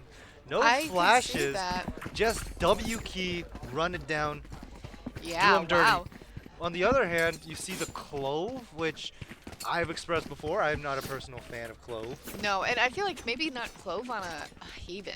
You know what I mean with the how like The short her. paranoia is so valuable. Yeah. More than anything, it's the No, paranoia. I completely agree. And then like Clove's like short smokes and then how long it takes for them to come back now too. Very interesting. But, you know, these players know their comp and know their agents better than we do. So Do they really? Sometimes, I mean, we I will say hope, this: some of we these hope. teams have freeballed it. The Reyna was not planned earlier. Oh my that gosh, Reyna yeah. ISO. Well, we hope. Let me rephrase that. We hope that they know them better than we do. and they Lemur feel is going to confident. call that it was a fake. The mid-fight slouch Oh. falls to Noble, and it's going to be a CXX. Kirsudo holding the line down. Gets one. Reloads at the worst opportune time. You see the B hopping. A little Yeah, disrespectful. he was excited. And Lemur going in, but double tap by Risky, holding the line again, Oh. and Illogical not clearing his angles, and a clean first round. And some Yeah, loud very shouts excited. and passion coming from the side. Honestly, though, yeah, it's always fun. But yeah, kind of interesting that Illogical didn't check that. I wonder if there's a miscommunication error there, or like where he was, because I mean the chamber didn't move, so and there was no sound of TP. Maybe he was expecting him to back away. Yeah. Who knows what it was. What we do know is round one did go to To Haven. Yeah. Or wait, whoa. To Sienna Heights. Yeah, Sienna that's Heights. it. Our We are very good Revealing at this. area. Anyway, pressure coming in towards A, though slowly. You see the rotates coming in fast, and Lemur starting to walk his way up. Quite the interesting little location that he's tucked his way into, but we see the Sienna Heights players starting to rotate around, trying to poke and prod around mid. You see the deep insert, which hopefully gets caught out. And there's a free kill. And I that's would probably gonna want cause- to go down and grab That's that going to be a gun. speed up on the other side of the map, and it looks like one will. But Kirsudo gets sprayed through his smoke, early pick, and Lemur, the only one here ready to address the pressure with the Sheriff in hand. Not going to land any of his shots, going to have to back away, trying to keep spraying. Spike planted. And all four Michigan State players are going to try and contact out through CT. But it looks mean, it like looks the like they're Sienna all Heights waiting for players each are other. ready. The blind might be a little dangerous. Slouch gets one, but more than that is a little bit tough as Wow. Noble with an ace. We love to see it. A powerful ace to boost the morale of the team. Clove nearing the ultimate. I mean, I feel like we saw Noble almost get an ace last game too, but it's probably very rewarding to finally get that. You know what I mean? I believe it was also. Oh, I think that was a pistol round though. But It still. was an anti-eco round for Sienna Heights. However, every ace is welcome. Every ace brings excitement to a team, and that right there brought a lot of energy. They're looking to win this map. Here. To stay in the tournament just for a little bit longer, at least one more map. The best players just want to play and keep playing. We're gonna see a bit of a slowdown. You see the lurk mid from Noble. He's gonna get caught off by Illogical. And Kirsudo under duress, trying to handle the pressure, spray through the smoke, not connecting. Kirsudo having some poor luck, and Lemur's gonna fall Ooh. as well. Not Spike very, planted. not very good for Michigan State. And the owl drone might spot out that a little Enemy bit of tag. aggression. No, he's gonna tuck as Sona avoid, and Risky gets to the headshot, and it's a anti-bonus round. It's a bonus round, sorry, for Sienna Heights getting the third round. Yeah, And great. right now they are just individually beating Michigan State. Yeah, I mean, they want it, and they want it bad. They don't want to just give up, you know what I mean? Especially because they were so close to winning last game. I mean, they don't want to lose this, and I respect it. Yep. And Noble 7-1, Risky 4-0. Some powerful numbers. Yeah, You two can see that. players with haven't Noble lost already to has his that, ult yeah. online. Yeah. Shadows traveling. And you see the aggression coming back towards that A side from Michigan State. However, Slouch falls towards B. It seems like wherever Sienna Heights wants to go, they go. And the plant is going to go down. Not much to contest. Noble gets out, taking only a little bit of a body shot. Lemur trying to lead the charge. They found my wire. But it's Sienna Heights trying to be proactive with that My mid ult is control. ready. Risky with an outlaw trying to reload. Trying to look for more. And Logical falls, so does Kirisudo. Lemur falling quickly behind. Sienna Heights doing whatever they really want. Don't stop fighting. You must keep going, even if you're the only one. And Michigan State needing a win in this half. They looking so much so far. Very poor performance, unfortunate timings, just a lot of things going wrong, and you need to cut the Yeah. bleeding. It's just, I feel like they really just can't connect their shots. I mean, look at, with the, you know, a Logical on top with 2 kills. You know, that's most of the time what you expect the bottom would be. You by want this to time. play? Let's play. And we're seeing more pressure. Once again, 4 towards the site. This time it's going to be C once again with Kirisudo holding the line. By himself, waiting for that pressure. The jump spot is going to spot out some pressure. Spray going to do some damage, but no kill found. He is going to get 1, but Baby Trench, or Trench Baby gets 2. The op holding angle, not going to find anything as a Logical in the back of sight.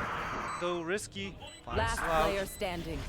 And the flank from Overdose, she finds 1 more. And now Logical in a 1v3, Vandal in hand, trying to piece together picks, not going to be good.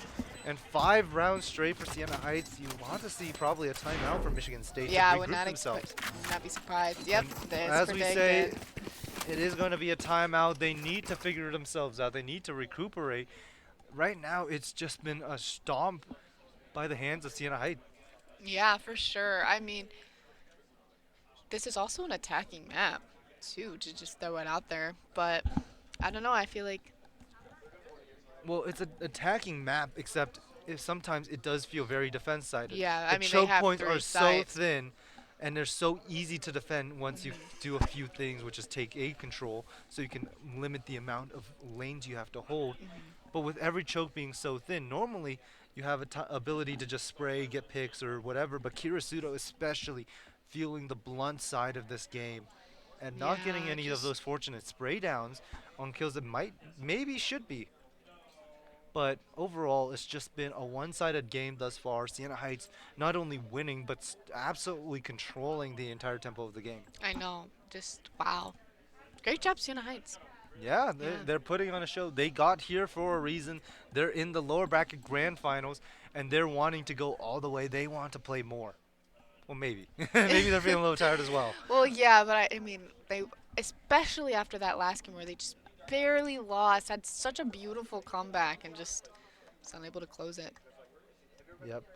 Well, we'll have to see what adjustments Lemur has called for, what it is that Michigan State want to do to adjust, and Jono!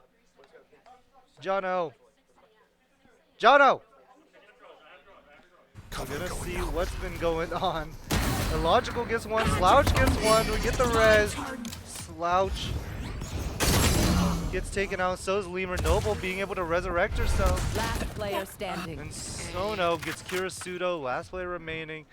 Lurking Tyrant is going to be found out. Sheriff in hand, trying to just see what picks he can find with just a Sheriff. But Risky able to retrieve a rifle And it's going to be given the 1v1. And Pirate not able to connect. 6 straight for Sienna Heights. Continuing their dominance. Though it was an eco, so we'll have to see what adjustments were made for this bye round. A lot of votes online for Michigan State. But how well can they take advantage of it? And it is definitely not a good sign to see that Lemur 0-6. Yeah, it's kind of questioning this ISO pick, you know what I mean? Like, maybe if he was on this Yoru, this game would have been completely different.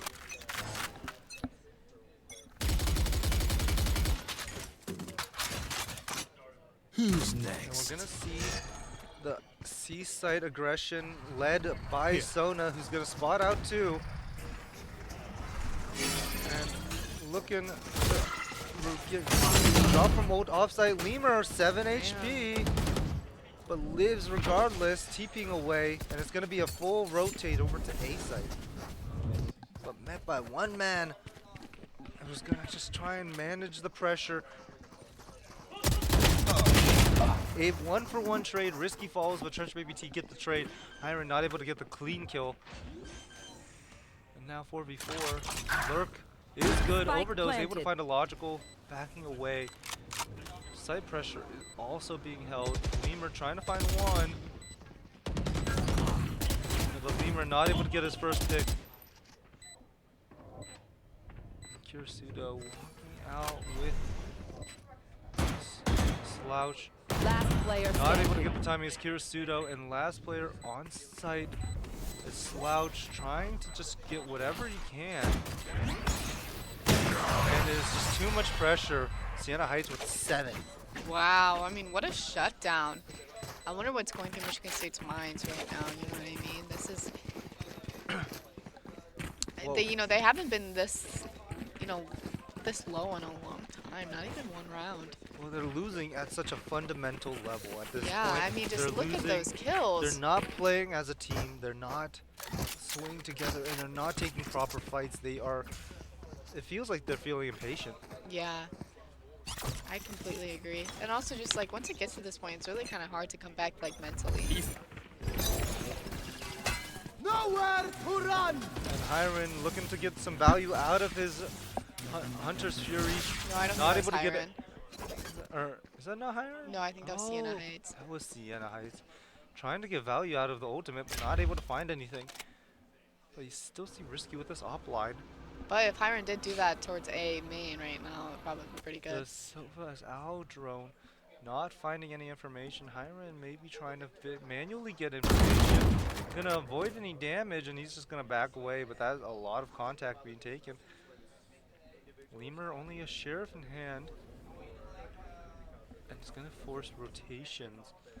As Sienna Heights still respecting Michigan State, they know that the players are individually talented. They're just gonna start backing away with the spike and maybe moving towards a different direction. Dropping smokes. And it looks like Noble and Sona are gonna be there to try and force the fake. And it might just be so effective. And they start realizing that soon 30 seconds the left. trip is broken. That's gonna force all the rotations to come through. And you see one man clear of the rest of the site main A, and the rest Spike planted. going through CT, and garage control trying to be taken, but Overdose caught off guard. Sona it doesn't catches the underwear timing for on a second. Kirisudo. And that's going to reveal the remaining position. The shorty is good. Oh! Illogical gets one more, Standing. but Lemur caught off by Risky. Risky looking for more, but not going to swing out. It's going to be heard. Illogical not sure of these positions. And he's going to get shot from behind. 8 rounds first, Sienna Heights. Yeah. And personally, I think another timeout is needed because right now, Michigan State, again, kind of losing at that fundamental level. They're looking in directions that they don't need to. They're looking in just bad spots and getting probably timing. just over kind of complicating everything. And they're over-rotating. Yeah, I agree. I mean, there was some... We saw it right there with the fake. I mean, just like... It was a few smokes and a flash, and they were all on A. by then. Like, you know what I mean? It was just really unfortunate. Like, they have a chance to get this to 4-8, which is still a very winnable half. Yep, and it's going to be a slow approach through mid. I'm trying to contact up through 2B. No distraction. But kill contract is going to catch one. And Lemur is going to get the first. Slouch on Noble. Sona gets taken out by Slouch as well. Last 2 players remaining, one on C and one outside garage. Spike is down though. My camera is destroyed. Camera spotted out by Overdose. So just gonna rotate back to regroup the chamber. Risky trying to walk up right behind that trip. Just taking their time, trying to see if they can isolate anything, anyone.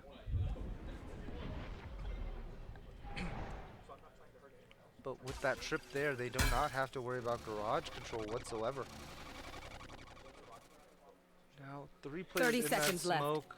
I Lemur got the spike. getting ready for the firing squad, but Risky saves him as Slouch gets one. They're gonna start rotating towards C. Kirisudo ready though. Cage triggered. One enemy remaining. Kirisudo gets one. Last player with an op. Trying to look for something. Nothing to be found in the first round for your Spartans. Comes out. 8 rounds later, or 9 rounds later. Yep. Maybe not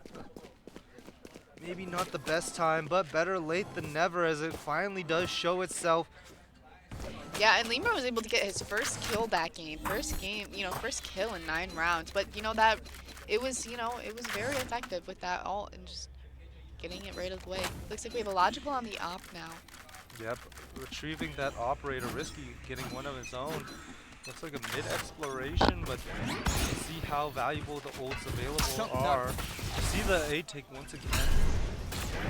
But Slouch under pressure is trying to escape, and Hiren is going to use his Hunter's Fury to see if he can get anything. He gets one on Trench Baby, and I think he got a tag as well. Yeah, that Yor Though looks very that's low. going to force the lockdown, and with no utility to break early, it's just going to be backing away and letting the plant, but not after taking out another life. As Noble takes out Hiram, but not after a logical find. Overdose. Noble trying to fire his way out of everything. Last player. And the timing is good. Noble, 4 out of 5. Looking for a second ace. And is able to get it. Sienna Heights gets 5. Very excited over there, which is good. You know, when that morale is high, you can see it. Yep, the Wow. energy is definitely there for Sienna Heights. Maybe a little too high. Blood is That's pumping for okay. sure, but honestly, with how they're performing, it is not unwarranted. They deserve the energy that they're feeling. Their map pick is definitely something they're showing to be a strong choice. For sure.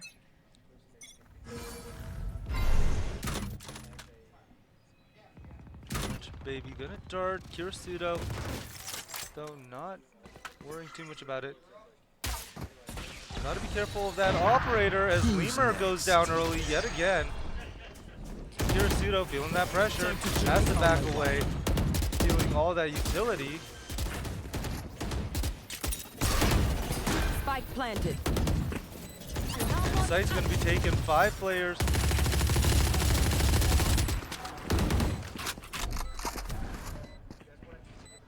And we're Michigan State 3 players out. Risky gets taken out by Logical, who swings and gets the better of the op, which is gonna force pressure to come forward. Overdose gets 2. Kirisudo finds 1, but now Logical all alone, trying to isolate something, but not able to get enough. And 10th round to Sienna Heights, and it's looking like the exact opposite of what we saw on the last completely map. opposite. Wow. But do you think that means that we're going to see an MSU comeback? There's the hope. There's hope, and it's always possible. I mean, we saw Sienna Heights get so many rounds on Michigan State after, you know, losing so many. So, bless you. But wow, I mean, yeah, just look at those kill differences. Lemur, most of the time, one of our star performers on Michigan State's team, you know, ending the first half with 1 kill. Yeah, Really unfortunately, unfortunate. going down a Ready to lot play, early or let's just getting play. shut down.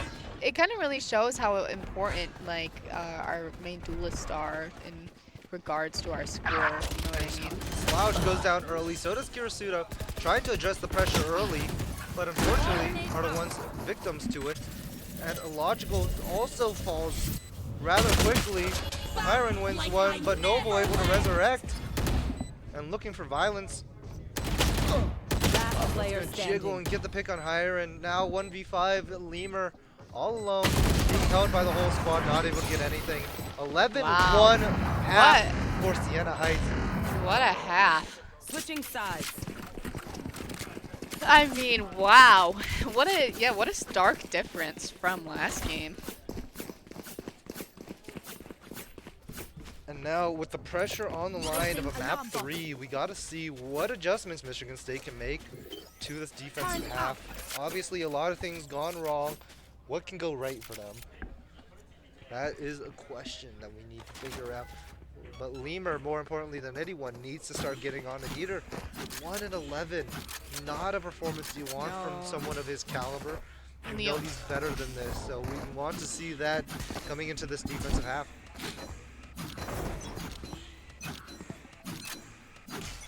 We're going to see a lot of mid-exploration from Siena Heights, and also a solid amount of A aggression, but Michigan State just going to try and run it down on A, using Lemur as the front load, but both him and a logical call. Slouch gets caught out, so is Kirisuda, and it's just going to be Noble absolutely taking a tear. Much prefer that. And now, match point Siena Heights. Map point Siena Heights. And Michigan State not able to do anything about it. They're going to have to force. You see the Stingers and the Bucky. But is that enough to counter the absolute buy that Siena Heights have? I mean, wow. Just a really unfortunate game. Like, what? Just wow. You know what I mean? Just really bad game for kind of everyone. But I mean, these players have been playing Valorant for many, many hours. Sometimes it gets to a point where you just need like a screen break. Yep, definitely starting to feel some of the fatigue coming in. Trench Baby gets one on Lemur. Noble falls as well. Slouch is going to get sprayed through the smoke. Last 2 players in short. One enemy remaining. And it's just going to be absolute beatdown. And unfortunately, Michigan State loses map 2 in an extremely dominant fashion. That was just wow, like, kind of like a slaughter. Literally really a slaughter. That was an insane game. Great placement from, you know, Siena Heights, especially for Dose. That's him, right? With 2 aces, 2 aces in a competitive game like that. That's insane. Yep. So their Clove player put on an amazing performance, followed by the rest of the team. That was a dominant showing. They showed that their mastery on the map. Logical out, lamenting to the opponent team. Yeah, it looks like they're all laughing right now, and so it's okay. Yeah, everything's all good over here in East There is Lansing. still a map 3. There is still a map 3. Bind, so both teams still have to show that they can win. We know how Michigan State's, you know, hit their notary on Bind. But we'll see. We'll see. Bind incident, maybe. We'll have to figure that out, but that will be after a small break, so we'll be back soon.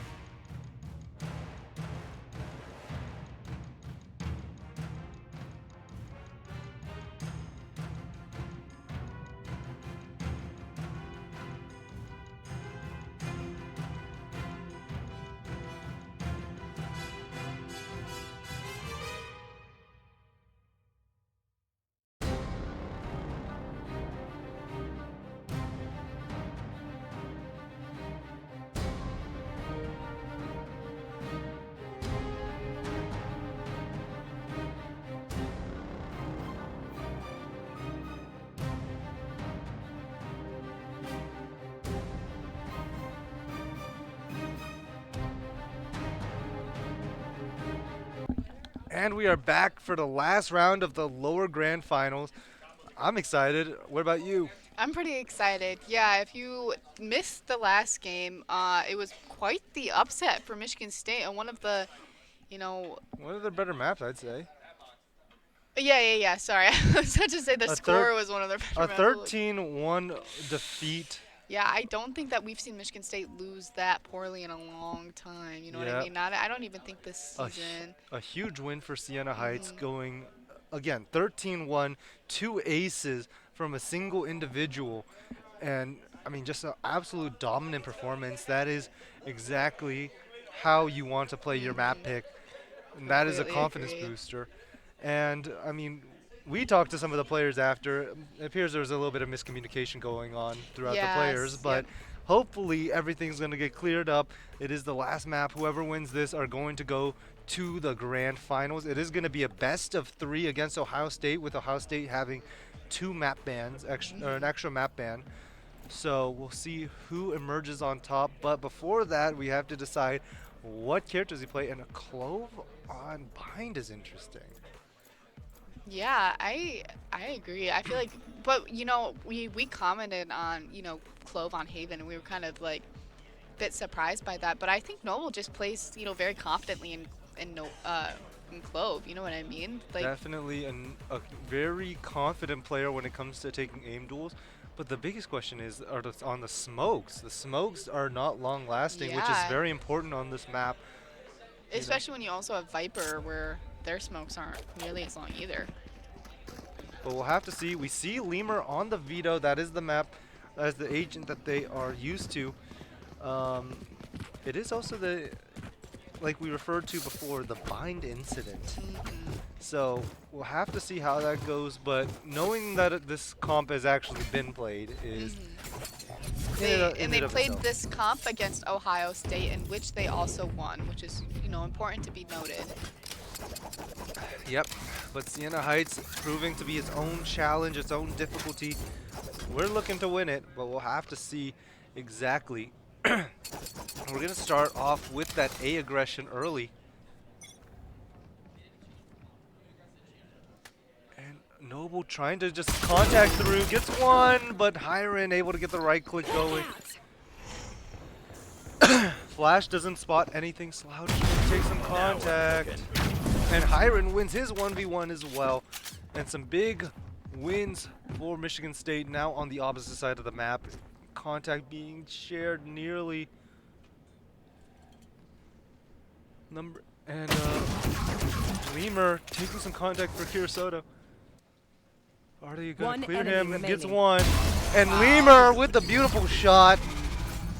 And it looks like they are feeling a little bit more confident than they did last map. This was definitely a round that we needed to see, you know, especially after that very long losing streak with Heron on top after the first round.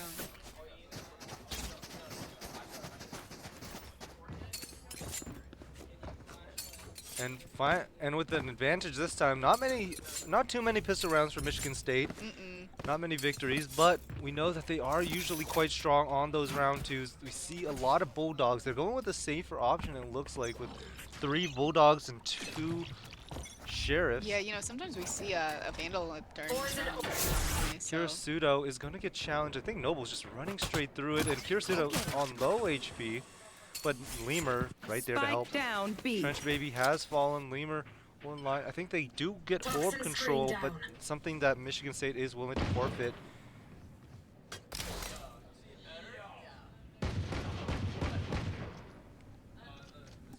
And Noble trying to prod out some of that pressure. And Lemur does get taken out by Sona's Sheriff.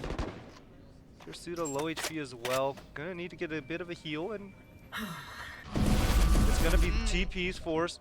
But 2 Michigan State players still remain. And it's a trap by Noble, giving Kirisoto as well. Will it be a rotate back? But Hiren hears all this information. An elbow. And he knows he's elbow and a logical aware of it too. He's gonna look for the backstab. Gets the pick. Sight no longer safe. 30 seconds left. For Siena Heights. Them starting to slow down, realizing there is pressure. Risky taking the charge. He's gonna get stunned up. And Hiren just gonna try and stall pressure as he gets pushed. One enemy But remaining. 2 shots taken, and now last one, Illogical just runs that. And a little bit of a shaky round. You saw a few picks of some Yeah. crispy shots on the side of Sienna Heights, but fortunately they were able to close out. Yes, for sure. Definitely smart thinking there from Noble. I saw that in like the whole, all of his team TP'd, but he stayed back and it worked well for him. So really great play there. Something that you really don't see a lot. Yeah, unfortunately, they were not ready for Hiren to be sticking around there. 5-0. He's feeling good. He is feeling good. I think Sky is a bit of a comfort agent for him. Yeah, I completely agree. No, playing great though. And Chamber Risky looking to take early contact, but so is Michigan State. And a 1-for-1 trade, not a bad exchange. No, Unfortunately, Logical gets out. Hiren does get his first elimination, and Illogical taking a good amount of damage. It's going to be a flood out, and Logical falling quickly. And you see Sienna Heights starting to take Lamb's control. Spike is going to get tapped. Slouch deciding to back up, but not before getting a Spike bit of a planted. molly. And swing out. Sent.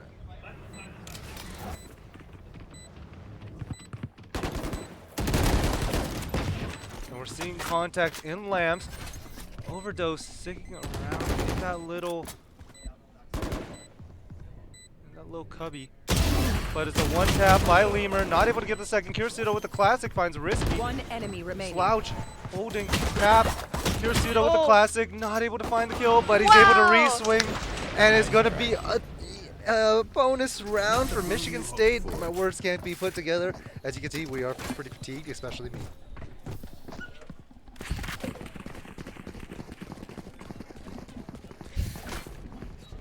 And Michigan State looking to keep the momentum going. You see Lemur bringing out the operator. So hopefully with that given confidence, he'll be able to put on a show with that op. So Yeah, wow. we'll have to see how he plays around that. And Sienna Heights maybe not aware of it and have to be careful on how they navigate. Oh, gonna find a first blood on Risky, a very huge quick. first blood. But you see Noble already getting super aggressive. And they're gonna try and push Illogical out. The Stinger running out of bullets. Lemur with 3, Illogical with 1. And the last player gets a flank with a Bucky. And someone's walking around classic only. Risky types 200 for the pump shotgun. Full box. Having a little fun. Yeah. It's all fun. It's all fun here anyways. The tournament's point is to have fun. But Hiren able to close out, and we know you're in there, don't shoot. Having some fun, playful chats. Yeah.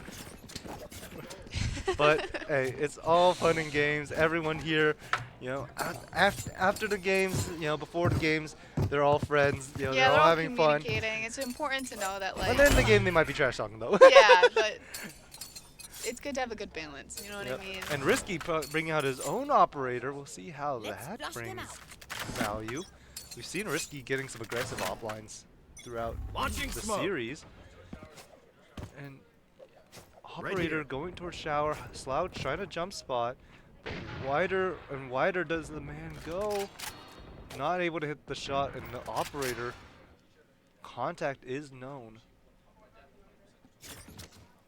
First blood found on the opposite side. Sienna Heights lose their clove. Smoke's now limited. It would be a lot harder to hit the A site. And you see the op slowly moving up towards the in bath. Logical starting to do the jump spot. Might have been seeing one. And he's going to use his alarm bot to clear space. Have to be careful of that op though. And the Logical trying to live, not able to. Overdose gets a Logical. Lemur gets the trade with the op. Slouch missing his shots, and Lemur goes down to an op himself. Last 2 players. Spike planted. I've got your trail. And the Seekers are going to identify just that information. Both are CT.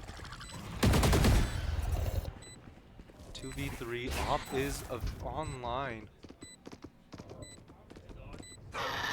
Prowler clearing bench, but not going to see the chamber. definitely to worry about. Flash not making contact. Trench trying to get a pop flash, just gonna move away from it. And there's one's gonna retreat, the other falls. Hiren just looking to retrieve this off and retreat. Gets seen but not taken out. And it looks like Hiren's just gonna try and save this operator. Here. And first round on the board for Sienna Heights. And you hear some noise coming from Sienna Heights, trying to get the team hyped up. Morale stays high for them, but Michigan State, the calm and collected type, always thinking, trying to think ahead, trying to think rationally, and that tends to be their biggest strength. Yeah, I completely agree. Well, Lemur back with the operator, full buys from both teams except for Noble, who Time to mobilize unfortunately my maybe pack. not be able to get a buy. I'll have to see. Go get it. Pseudo getting that orb down deep. The dog is going to Fire in the hole. cause a little bit of a ruckus, but more importantly, the showstopper might get Hiren get eliminated. And now Pseudo all alone. Toxins screen down. Smoke does go down. Viper's wall falls. And Risk Sona going to Spike back down, away, B. but Spike is taken out. Once again, Sona finds is found by Lemur. Spike is retrieved, and Risky slowly walking up. Slouch hears the noise. Here's the person walking in Bath as well. Overdose trying to explore. Off shot ringing. I don't know how where they are of Slouch. Sees the gun barrel. One gets two. Slouch jump spots the third. Noble stuck in a bad spot. Slouch just has to play his life, TPing away. But 1v4. We've seen it before, Yeah, though. I mean, if on anyone this- can do it, it's definitely Noble. Yeah, but as the Michigan State players go in both directions, Noble trying to have to pick his fights. One pick found, overheal, but for what? Mind I ask? Something very quick. And Noble gets tagged in the leg and is going to get taken out. The ult is available. I don't think it's going to be used. And another round for Michigan State, a strong one to have. For sure. What a great play from Slouch right there. Just keeping, you know, the Viper didn't check him, which was really kind of fatal. And he caught the chamber with the op off guard. And you know how risky he gets with his op. Like, we don't want him alive. So the fact that he was able to get him is crucial. Yep, and we are going to get a timeout. It looks like the coach of Sienna Heights is going to take a tactical timeout to discuss what adjustments they need. The economy on their side not looking good right now, but they do have Clove's ultimate online, so we'll see how that pans out. And Ryan giving some thumbs up to the production team. You know, he's always the guy who likes a little bit of extra attention whenever he's given some. But we'll have to see what kind of adjustments that the Sienna Heights team does end up making, given a little bit of the extra pressure Michigan State has been putting on them through this defense. Yeah, I know. It's, you know, it's kind of like back and forth. I mean, Michigan State is kind of like, winning a lot of rounds this time, where it was complete opposite last game, and then the complete opposite once again. It's like they're just going back and forth, back and forth. It honestly is just like, who has the better mental? You know what I mean? Definitely. But one thing is for sure, both of these teams have come out to compete. Both these teams are trying to put on a show, trying to bring even more. But we're seeing who will come out on top.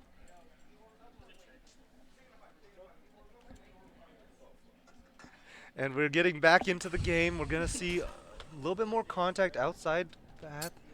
The Rays Boombot not going to spot anything, and they're going to start an early rotate. And Illogical is looking to be the anchor. Seekers going to go all three towards B, but that just may be a bluff. Risky trying to find a pick. He's going to nade off the position and just try and get to a different reposition.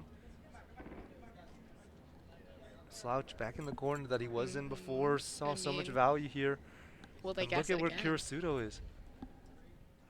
Looking for some Wow, early he value, was but not able to get close. more than 1 in damage. Drops and that's the a Phantom. Yeah. Risky still holding that jump spot, seeing if someone wants to peek it for info. But no such peek is being given. Slouch going back into that angle. And it's going to be a group up towards A, but it's Illogical and Slouch, both players who are very good at aiming. So hopefully these shots do start ringing out. Thrifty round. It would 30 not be seconds appreciated if you're in Michigan State shoes. And that is contact. One found. Second by Illogical. But taken out by Noble with the Guardian. He's going to exchange it for his rifle. And last two players remaining. Going to try and get the spike down. It's just a tap. Open up the sky. And they're going to make sure to clear Slouch, but it's not good. Resurrection is going to be utilized. Just tries No to time. get the bomb down. Noble may be wasting that ult. Yeah. Quite unfortunate. In the 6th round going to Michigan State. Sienna Heights needing something. But with that ult usage, that's how you lose. That's how some teams lose a lot of rounds. Is when their ults aren't utilized. You imagine your ults as when I have 2 or 3 of them. Those are the guaranteed rounds. I know, yeah, I completely agree. You So know, you never want to see I did that. overhear one of I overheard Noble say he thought that this, you know, they were gonna kill him want already, to so he was just trying to get Let's the bomb play. down. But yeah, that miscommunication and misread, it's deadly. And now Sienna Heights starting to go for a little bit of a more Damn. aggressive approach, trying to forward towards that A site. So not taking it too fast to where it hurts them. And Lemur forced out of his angle and is going to force rotates over to the B site. But, and Risky, I think he has an operator, Tour de Force. Spotted out by Kirisudo. He's just going to back away. Very good discipline. But 4 men taking hookah control. And they're just going to jump out, and it's going to be a bloodbath. Wow, oh my goodness. And Risky, the last one alive, has the op, the Tour de Force, trying to find something else. But Michigan State trying not to give him anything, and Lemur finds the final kill. 7-1 to Michigan State. Wow, that was great. I mean, the Viper Molly and then Heron able to play off of that was great. You know, with all those players and vulnerable. Lemur with a complete 180 compared to the last map, showing why he is the top player in the team, why he is the highest ranked player by a pretty wide margin, actually.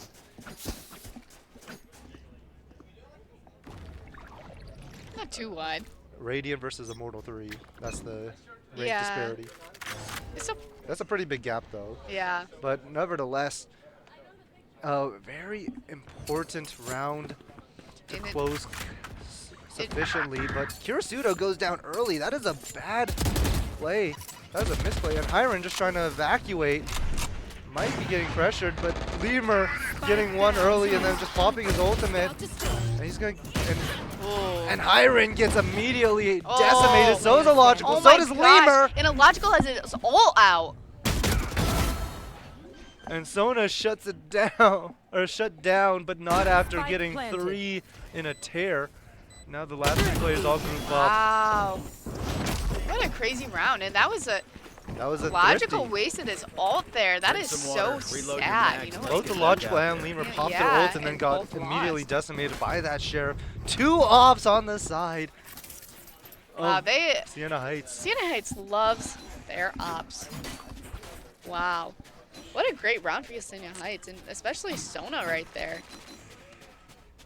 But yeah, I did want to say a little bit more based off of Lemur's 180. It just kind of shows and reiterates that like people are allowed to have bad games, and you know if you have a bad game, it doesn't show who you are as a player. You know what I mean? So. Yep.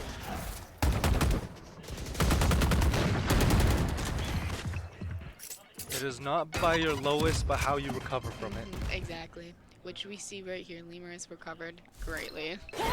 Well, we still have to see for the remainder of the match. It is going to be determined also by the success of the entirety of the team. But the Viper's Pit in A main, that is going to be such a force, especially since Sienna Heights wants to explore this. But Raze Going showstopper. Oh, It's so going to get it. close. Kirisudo not able to get the kill. Illogical trying to stall. Has a nade to get some damage in, but not much more than that. Plant is going to go down in a... And we're going to see an exchange. Lemur gets the pick with the operator against Risky. We're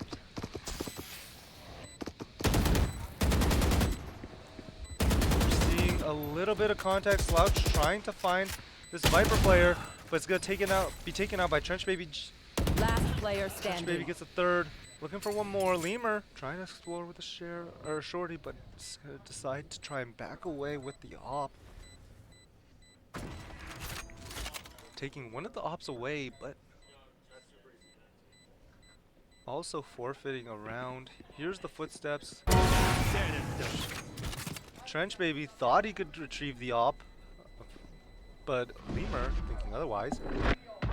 And it is going to be Sienna Heights with the third round, though a little bit costly, losing one of the operators. Trench Baby Probably will buy one again, yeah. Trench Baby has Seekers, but other than that, no one necessarily that close to an ultimate.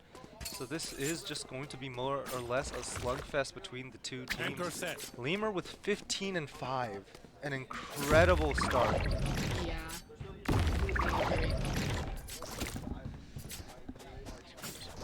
And we'll have to see where MSU will manage the pressure. It looks like it's going to be a relatively fast A take. A logical hovering around that smoke, not playing around too much. That site smoke going to cut off the rest of site to limit the space that Sienna Height is able to take. I've got your trail. Seekers are going to reveal the positions of the Michigan State players. And Logical falls first, so does Slouch. Two players backside Hiron trying to control some of the pressure, but he falls. Lemur takes a bit of damage from the boom bot. Risky trying to get a bit of heal without getting picked off, but Lemur with the read. Lemur snuffs it out. Might get.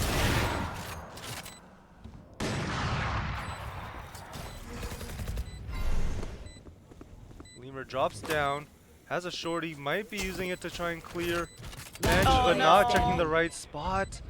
Last player, crossfire, nothing good to Kirisudo. 7-4, one more round and a half, and it's an important one for either team to win because it might just define the momentum starting the pistol of the second half. And Sienna Heights starting to get an idea on how Michigan State are playing this. They're getting reads and they're starting to adjust properly. And you can see that by the little bit extra round wins, the double op has proven to be pretty effective at getting those picks in the mid-round. Lemur looking to get aggressive, trying to find one, but not going to look too far. When there's a chance, gets the timing, he's going to try and evacuate. Gets away after getting one off down, and then gets the second. He gets a spike too. Poison's off. And Lemur is just such a demon. Well, that's why he was one of the teams in a Fun Havers team. Third foul, dropping ultimate. And He wants overdose. this ace. Overdose. Checking his timing. Checking her timing. Let's get it taken out by Slouch. Lemur 1v2 op by Risky. Tag misses and Lemur with 4. 8-4 half. Michigan State start the defense up quite the margin. Yes. Wow, Lemur, wow, 20 and 6. 20 and 6. That is definitely what I'd call 180. Yeah, 180. Let's keep in mind that we went into the second half last game with him with 1 kill. That's a 19 kill difference. And we're going to get a tech pause from the A team. Probably looking to have a bit of hardware issue though.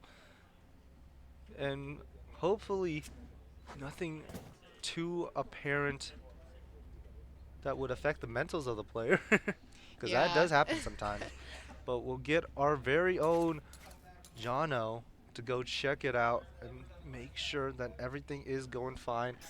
But so far this half, it's been such a showing for both teams. We saw Lemur just going on an absolute tear, but also some great fine adjustments from Sienna Heights. It looks to be, I mean, given that this map is very defense heavy, it could be anyone's map. Really good. Charge your mice. Ours are dead AF. Oh. And after a long day, those mouse, especially since most competitive Valorant players play wireless, you know, those tend to die pretty Quickly. Yeah. But me who plays the wired mouse don't have such faults. Sure, we played plug-in. Oh, it's funny. But gonna take just a tiny bit of time to charge mice. 100. So, I mean, what do you think is Michigan State's agenda on this defensive side? Or attacker side, sorry. Attacking, yeah. Well, I feel very confident in their attack. You know, we've seen the fact that they're up this far on a defensive map is really good. And I know I've commented on this a lot before, but like, I just think that Michigan State's a more attacking team. They are definitely a team that can go out and create opportunities for themselves, and that especially applies to the attack half when they have more control. But they're going into 3, go with the frenzy, looking for some, and gets 2, looking for more. Oh, wow. Lemur gets 1, Slouch gets 1, but Noble gets the 3rd, and now Kirisuto all alone, trying to find the 1v3. We've seen crazy clutches on this map before. Is it Kirisuto's time? No, it is unfortunately not. Not able to connect the shots and falling early. And the frenzy, such a powerful gun in the right hands. It's one of those guns where if you have the right spray pattern and understand how it works, it is probably one of the best eco guns in the game. Honestly. I can't do it. No, I don't neither like can it. I. It makes me upset. I remember a few times I'd watch people play Frenzy and I'd be like, okay, next round I'm going to play. I used to be good at Frenzy back when it was 400. Oh, yeah. I played Omen by Light Shield Frenzy and just absolutely shred on pistols. But now it's 450, right? Yep. So And we're going to see a lot of contact going into Bath. Looks like they want control of that ult orb and they want to take a lot of fast space. They're going to take a pause here. Toxin screen down. Yeah. And you see that pause trying to create hesitation within Sienna Heights. But Sienna Heights standing true to what their setup is. Not calling the bluff. Kirisuto has to worry about Sona with this Guardian angle. And Lemur with the Outlaw gets a early pick. Noble finds 2, gets traded out. And Kirisuto looking for 1, gets 1. It's a 2v2, little overdose. Gets second. Lemur in a 1v2, Outlaw in hand. Watch Gets 1. It's a 1v1. Risky versus Lemur. Gets the clutch. Wow. And a huge round for Michigan State, shutting down the momentum of Sienna Heights. And like, he could have just shot with his Outlaw, you know what I mean? But he chose the pistol. No spike. No that was definitely a move. Let's go. Yep. Wow. Feeling a little bit confident in that classic, confident in himself to land the shots with the classic. And that's what you need. You just need confidence, But especially when you're 24-7. You know what else? Double the kills. You know what else is crazy confident? What? The will to bot. I think that was a bot outlaw by them. I think they forced that. Yeah, and he took it and just. Well, he wanted the round. Yeah.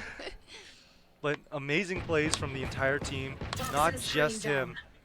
That Viper wall is going to let 2 players walk up behind it. Lemur with this outlaw. And it's going to steal the contact. 1, 2, not able to find the second. And he's just going to try and back away with his life. And you see a little bit of a speed up towards the opposite side. Not careful about risky enough. But he's going to TP away after whiffing a few headhunter shots.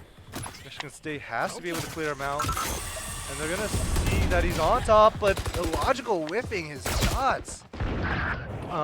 Uncommon whiffing by him. Risky though, in a corner. Nowhere to go, and unfortunately, nowhere to hide.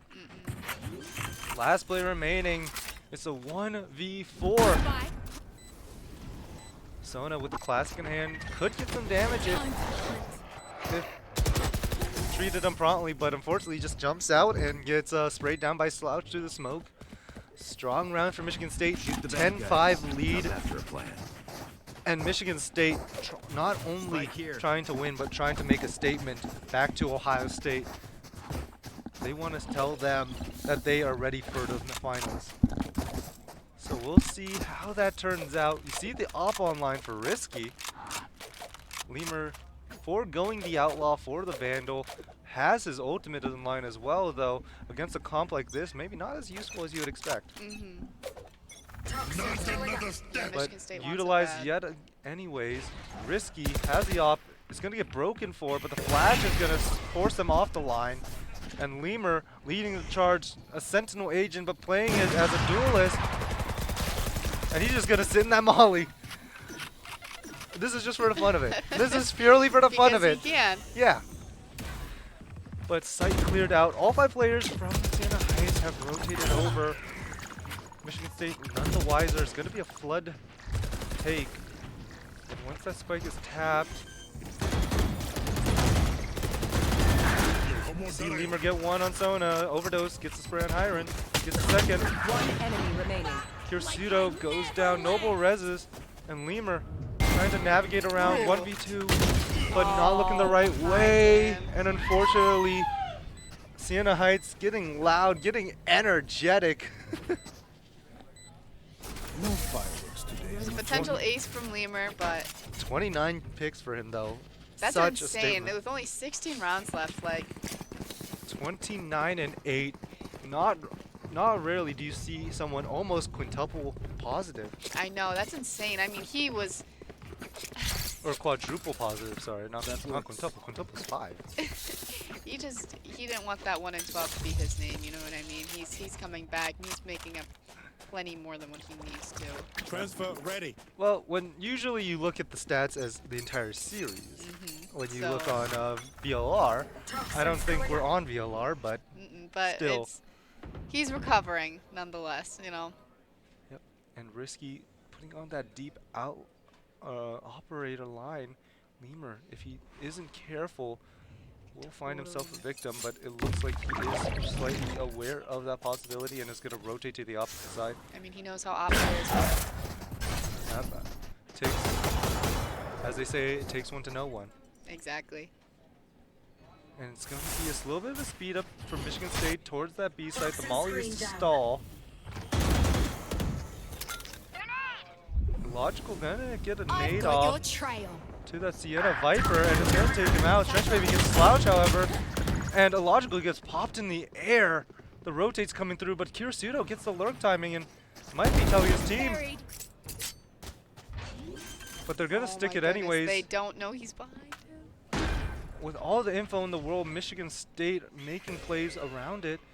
See Lemur, patient in elbow. Kirsudo setting up 1, 2, and Kirisudo getting the lurk timing of a lifetime. Wow. And that operator was retreat. beautiful, yeah. Lemur wants some attack off of his own. You know, I was kind of thinking maybe he's gonna go in for that knife. Were you thinking that? Like he's gonna knife the chamber? Well, he knows both. He knew both were there. He would not have the opportunity to. No, but it would be a fun thing to think about. Especially with how these two teams communicate with each other and mess around with each other, I could totally see a knife in there. Especially like, I believe like Illogical It would, the last one with the shorty. if anyone would do it, it's either him or it's either Kirisudo or Illogical. First pick by Lemur, second by him. That attack op showing immense value. That's 32 and 8. He's a quadruple positive as of now. Kirisudo finds Noble. Last two players tried to run out, but with a Bucky, not much. Now Stinger finds one, not much more. Map point. Wow. Match point. Lemur putting out a match statement. I mean, 32 kills. 32 and 8. Is that real? That might be a demon. Yeah, that's an insane amount of kills. Like yesterday, we had 2 matches where people had 40, but those were also off big series. Lemur's doing this while putting on the entire map in a dominant fashion as well. Yes. I mean, this honestly could be one of the greatest like player comebacks. I mean, have you ever seen someone go from 1 kill, 1 game to literally the next 33 in like a competitive scene like this? There are not many zero to hero moments quite like this. Lemur is definitely one special player that we love to see. Risky finds a pick on Kirisuto, but Logical getting a pick. Trench baby. And Mrs. Viper on the right spot. And Ray's showstopper not going to find anything. And you see a sigh of relief from Risky, realizing that it was shot, but it's going to just cause a rotation. Sona going to try and match him just slightly late. With that smoke. And the Stinger not able to get enough range. Slouch being able to cover for that mistake. Spike planted. And is Slouch going to play on or off site is the question. Realistically, he should just play off site with Linus, but he might be a little greedy. He does like to play risky. Well, I mean, there was also that time he was staring at the sky with a brim lineup and then ended up getting knifed in the back. That is history that has been on this map specifically during that fountain. Matter of fact. But Risky on site, he's gonna try and tap Spike. No, he's gonna try to stick, but the Brimstone ultimate is gonna ring. 27 HP, has a Molly too, so he can just stall. And the Molly is just gonna call the game. And Sienna Heights is officially eliminated. We thank the team so much for competing. Yes. They have put on such a great show, and we also thank the fans of Sienna Heights for coming out and supporting their team. But unfortunately, they could not go all the way. They could not make it to the grand finals. It will be Michigan State versus Ohio State once again for the 3rd time in this playoffs. Yeah, and wow. A legendary matchup. Or no, 3rd time of this series, this week. And Ohio State has had such a long break, by the way, so interesting to see how this map will go. Yep, they got time to recuperate, maybe do some scouting, maybe just build their confidence, fill their stomachs, or even just rest, maybe even take a nap. Yeah. But we'll have to see what these two teams competing against. We just saw an astounding match from one Lemur who just put on a showcase for the fans of Michigan State. 32 elims, I believe, was the end result. So insane. Maybe more. I forget. Wow. 32-9. 7 first bloods. Combat score, that is a econ. one-man massacre. Yeah. And hopefully we'll see that in the grand finals. But we'll go on another break. So we'll see you then.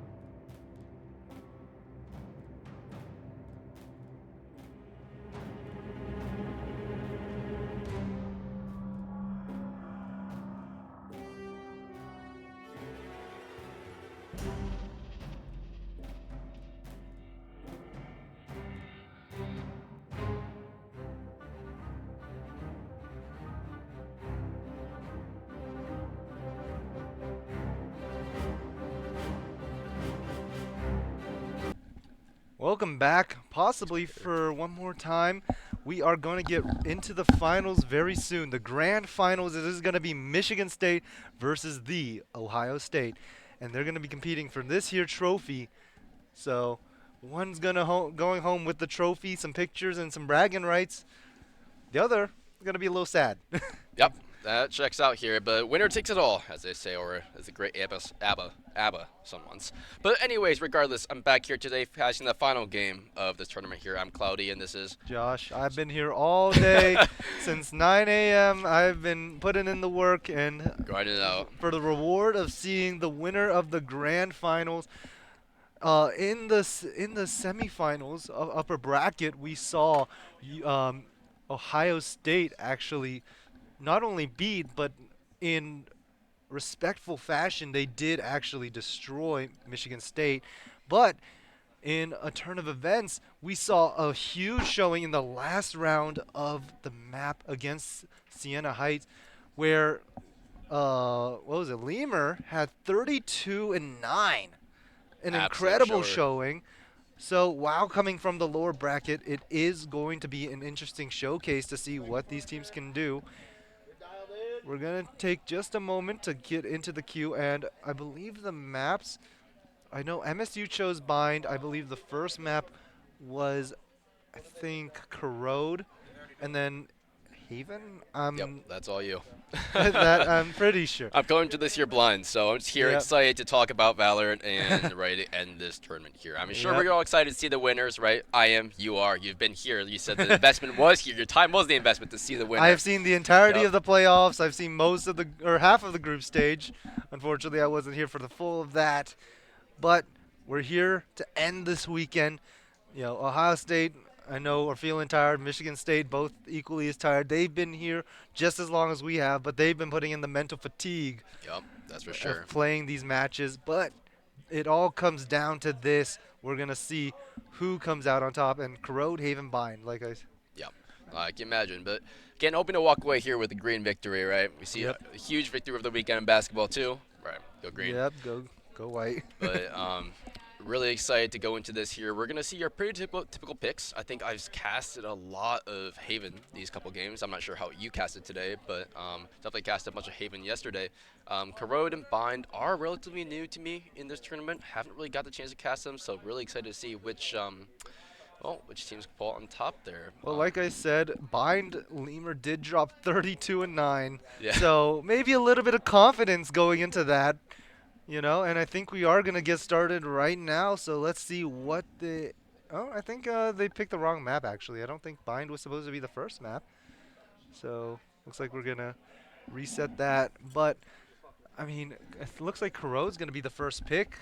Not much Corrode has been seen, but it has been seen in the last showing of Michigan State, Ohio State. Unfortunately, you weren't there. Yep. But it was pretty much a one-team showcase in that map where Ohio State pretty dominantly did defeat Michigan State. And I also believe that we played them earlier this week on Corrode as well. Yep. I've casted one game, I think, for Ohio State, and that was when Dez dropped, I think, 28, 30, something like that, on the Neon. Just absolutely decimated. I believe it was Central Michigan, I want to say. Not quite sure there, but I think game score there ended with 13-3. So definitely really amazing game, really amazing shots. We saw how clean, how flawlessly Dez and others on OMSU can execute it. But that is without to say that we aren't doubting our MSU players here as well. Yep. I mean, I'd say this matchup is Demon versus Demon, and Lemur picking a little bit differently with the Waylay.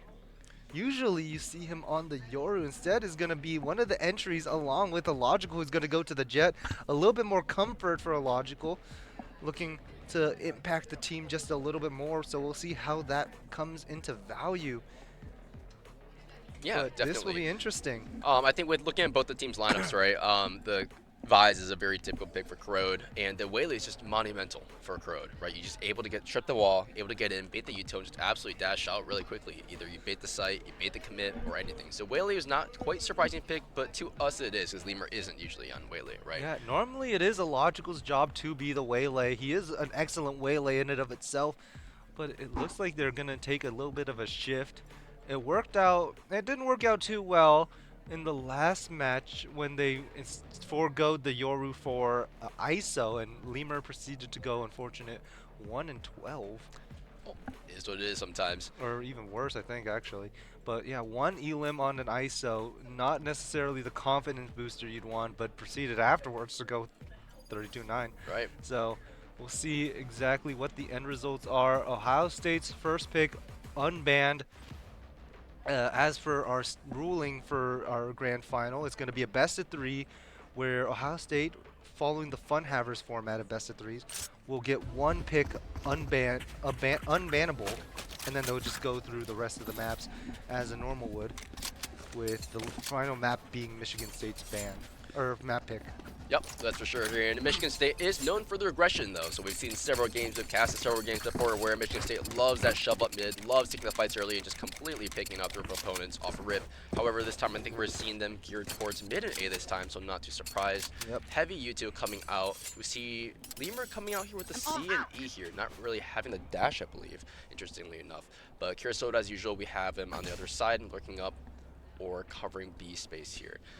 Yep. Ohio State covering a pretty typical response, right? Just holding one link to view A, view B, just covering every single corner. Be right back. Two different here. Lemur going in here, getting scanned by the fade eye. Everything comes out, YouTube comes out, has to go back. Lemur is tagged up here. This doesn't look completely ideal for Michigan State. Michigan State is losing a lot of health here. Logical getting 1 kill as well, gets traded off by Des here. Both teams have lost players, have lost HP. Completely wiping out Des, taking his shots, winning his shots, Bot getting his one as well. Now Pat is stuck on, well, Pat, not Pat. Slouch is stuck on A by himself into a 1v4 situation here. Walking into Bot here potentially, but it is a classic into someone that's already watching him. Takes the fight here, loses the fight here. Bot takes the first round, taking Slouch down to a 1-0 start for Ohio State. Yep, and Ohio State looking to continue the amount of absurd dominance they showed on the last matchup in this map. Michigan State changing their lineups ever so slightly, hoping to get a bit more comfort, but so far not necessarily the best. And like you said, Michigan State, a very aggressive team. They like to take fights early and they like to try and get numbers advantage early. But Ohio State very much similar, trying to win that early aggression they take. Oh, 1-0. It's round start. Strong start. Try to mix my words here. Maybe I should have done a few tongue twisters as warm-ups. But regardless here, MSU taking the orb here, just playing it slow, taking their time, buying their time for a potential pick or a potential approach onto site here. Getting the orb there was pretty big there, maybe looking back to orb on A as well. But now Ohio State here, wary of mid here, makes contact briefly, sees there is one mid, but Bot only saw one mid here. Here's players running up here, aware that there are more. Flash comes out here from Bot, OSU pushing up here, taking the aggression. Bot able to get one here. Fight gets taken out, gets one as well. Bot gets the second one. Slouch is able to get a pick as well. 4v2 for Ohio State here. MSU is stuck in a very precarious situation where they don't have a lot of guns. They don't have the util to kind of fight this in. Shots come out. Des and Hamburger able to get their one each respectively in that situation. Yep, and another big round for Ohio State. They're looking to take this win without much resistance. Again, this was their first primary map pick before any other map. This is the one they feel the most confident on. And right now it's showing why they love that mid. They love the assault going through it. Yep. And they are good at it. Sure, but we do see the Michigan State coming here with a full bias here, so definitely really excited to see how they're going to combat the strong save that OSU performed there. OSU did have the Marshals, did have the Spectres, which could prove to be really fatal if done correctly. Now Michigan State walking up A, kind of baiting out the Soundker, and OSU's players, as we see on the map, are kind of leaning back towards A now. Heavy onto site Lemur here. If the judge going into set one in the corner, does he check? He does check it. Does go down. However, he is hit to 14 HP there. Lemur able to get his 33 HP. Excuse me. Wally gets stunned there in the smoke. Spam does not connect with Wally. Wally is stuck in smoke, seen by Logical, but however, he is able to get away here. MSU gets planted down with 1 minute 10 seconds left on the clock. Now Dez on the flank here, aware of the Vise trip. seems to be taking it slow. MSU having the site, having the guns here, knows they don't really have to peek and forcing Ohio State to coming onto site. Pat walking up link here. Ohio State taking up a lot of space. We see the link space getting taken. We see the flank space getting taken. Slouch takes the fight on link here. Doesn't really connect here. Pat sees a grenade, gets the kill there. Pat getting the kill here. Soda buys dip a little bit. That's going down. Heron getting one. Slouch getting one as well. Slouch getting two. Pat taking one on Heron as well. MSU players are so low, but now Pat is stuck in a 7-bullet situation with an Oni Phantom here. Takes the fight here, gets one, gets two. It does not get the third one, but this proves to be such an amazing round for OSU. Able to get 4 here on their save and destroying MSU's econ there. Yep, and I believe we've seen this earlier from that exact player, where in the last matchup on this map, he actually clutched a 1v5 on that very site. You know he's very capable of doing. You always have to watch out for that threat. Michigan State has to thread carefully whenever, even in post plant where everything feels winnable, they have to make sure they play it disciplined. For Ohio State, their players, they know how to navigate. They are a strong team and they want to prove it. Right. And given that round though, we know that Pat, he just had to get the picks there. His whole role there wasn't necessarily just to win the round, but just to take the econ off of Michigan State, and that he did. Pat getting the really amazing kills too. 2 kills at the end of the round there. Michigan State here leaning heavy towards A-Link here. Slopping Kirisoda up into main, and Ohio State recognizing that there could potentially be a fast A push here. Returning most of their players back to A spawn. Contact has not been made by either players yet. Hamburger looking into 3 players staring at him. Gets 1 here, gets away, gets 2 here, spams and gets him. Does go down to the judge, however, Wallace gets 1 Kirisoda as well. Now MSU stuck in a not so fun situation. Bot does get seen, however, Lemur walks up to site. The smoke here kind of hides OSU from any further contact, but now MSU stuck on site with all angles watched. Crunch could be made here. We see OSU having a really nice angle in every single hold on MSU. That's just kind of a play around smokes here. Shots come out here. Slouch getting his 1. Peeks out, getting his 2. Or Lemur getting his 1 as well, and that's a 2v2 situation. OSU having to take a retake into 2 people. Wally does not get his pick there. Lemur getting his 3rd one. That round in Pat also in the same corner. Slouch shutting down the round here. Amazing round MSU able to take a 2v4 into their hands. Yep, and that was the proactiveness that you saw from Lemur, knowing that he had to look for fights. He went around, he worked his way around that smoke, he used it to his own advantage, and it was so successful for him. A beautiful connection between Slouch and Lemur, as both of them worked in tandem to clutch that what felt improbable round. Yeah, that's for sure here. Amazing shots though, I believe. Lemur there getting 3. Getting 3 that round and just wiping the possibility of OSU winning that round out. I see Whaley having the very big ult online here because they seem to be committing the ult onto B here. OSU has to fall back on the site. Whaley goes in. Lemur has site control, sees 1, takes the fight here, does damage and does go down. Lemur getting 1, getting 2, taking site. Site is controlled. Lemur getting his 3rd kill there. Every single player on OSU's team cannot face Lemur on a save. Now OSU has to play a retake here into 5 players on a not quite good buy. The logical holding flank here, everything is just tight, so tightly held down. Now OSU is just stuck in a very precarious situation. Both are mid, but MSU doesn't seem to know that. Kirisoda taking a bit of damage here. Fires 1 hammer, getting 1 the Bucky as well. 4 bullets here, getting his 4th one here. Words are not coming to me. This could be the ace very fast into early rounds of this match. Now MSU doesn't seem to really want to throw this. Reloading comes out, fires the gun, does not connect here. Fire the gun, does not get the ace here. Slouch finishing off Bot, but Lemur having the amazing round of 4 kills, entering and ultimately taking the round into his hands to win. Yep, and a big key to Michigan State's success has to be relying on Lemur. He is raid boss for this team. We saw it in the last series. We want to see it again. Raid boss Lemur is the devil himself. That's for sure here, and we saw those really clean shots connect. He was aware of the one that dropped. He was aware that the ult hit the 1 mid and just took the fight into their spawn base, or their part of the map at least, their control. But now MSU is leaning back towards A. We see Kirisoda back towards mid as per usual, and OSU taking a pretty typical defensive approach of 2 and 2. Now OSU having 3 link here and a little bit awkward, and Kirisoda is not seen in smoke. Kirisoda can have a really nice timing. Kirisoda does get the timing here, get his pick. And Logical gets 1 as well. Now OSU has to play retake to 5 people. It's not ideal. Bot is spotted.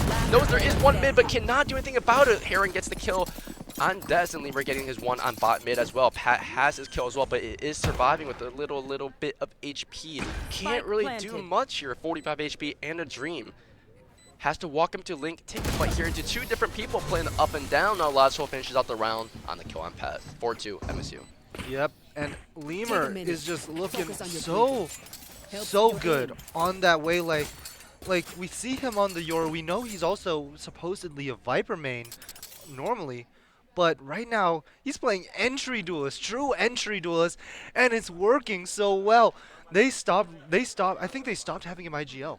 Yep. I purely think they told him stop IGLing, win us fights. And he's doing just that. He is looking like Raid Boss. Like I've been saying, he is the best player in the server, and that's exactly what MSU needs him to be.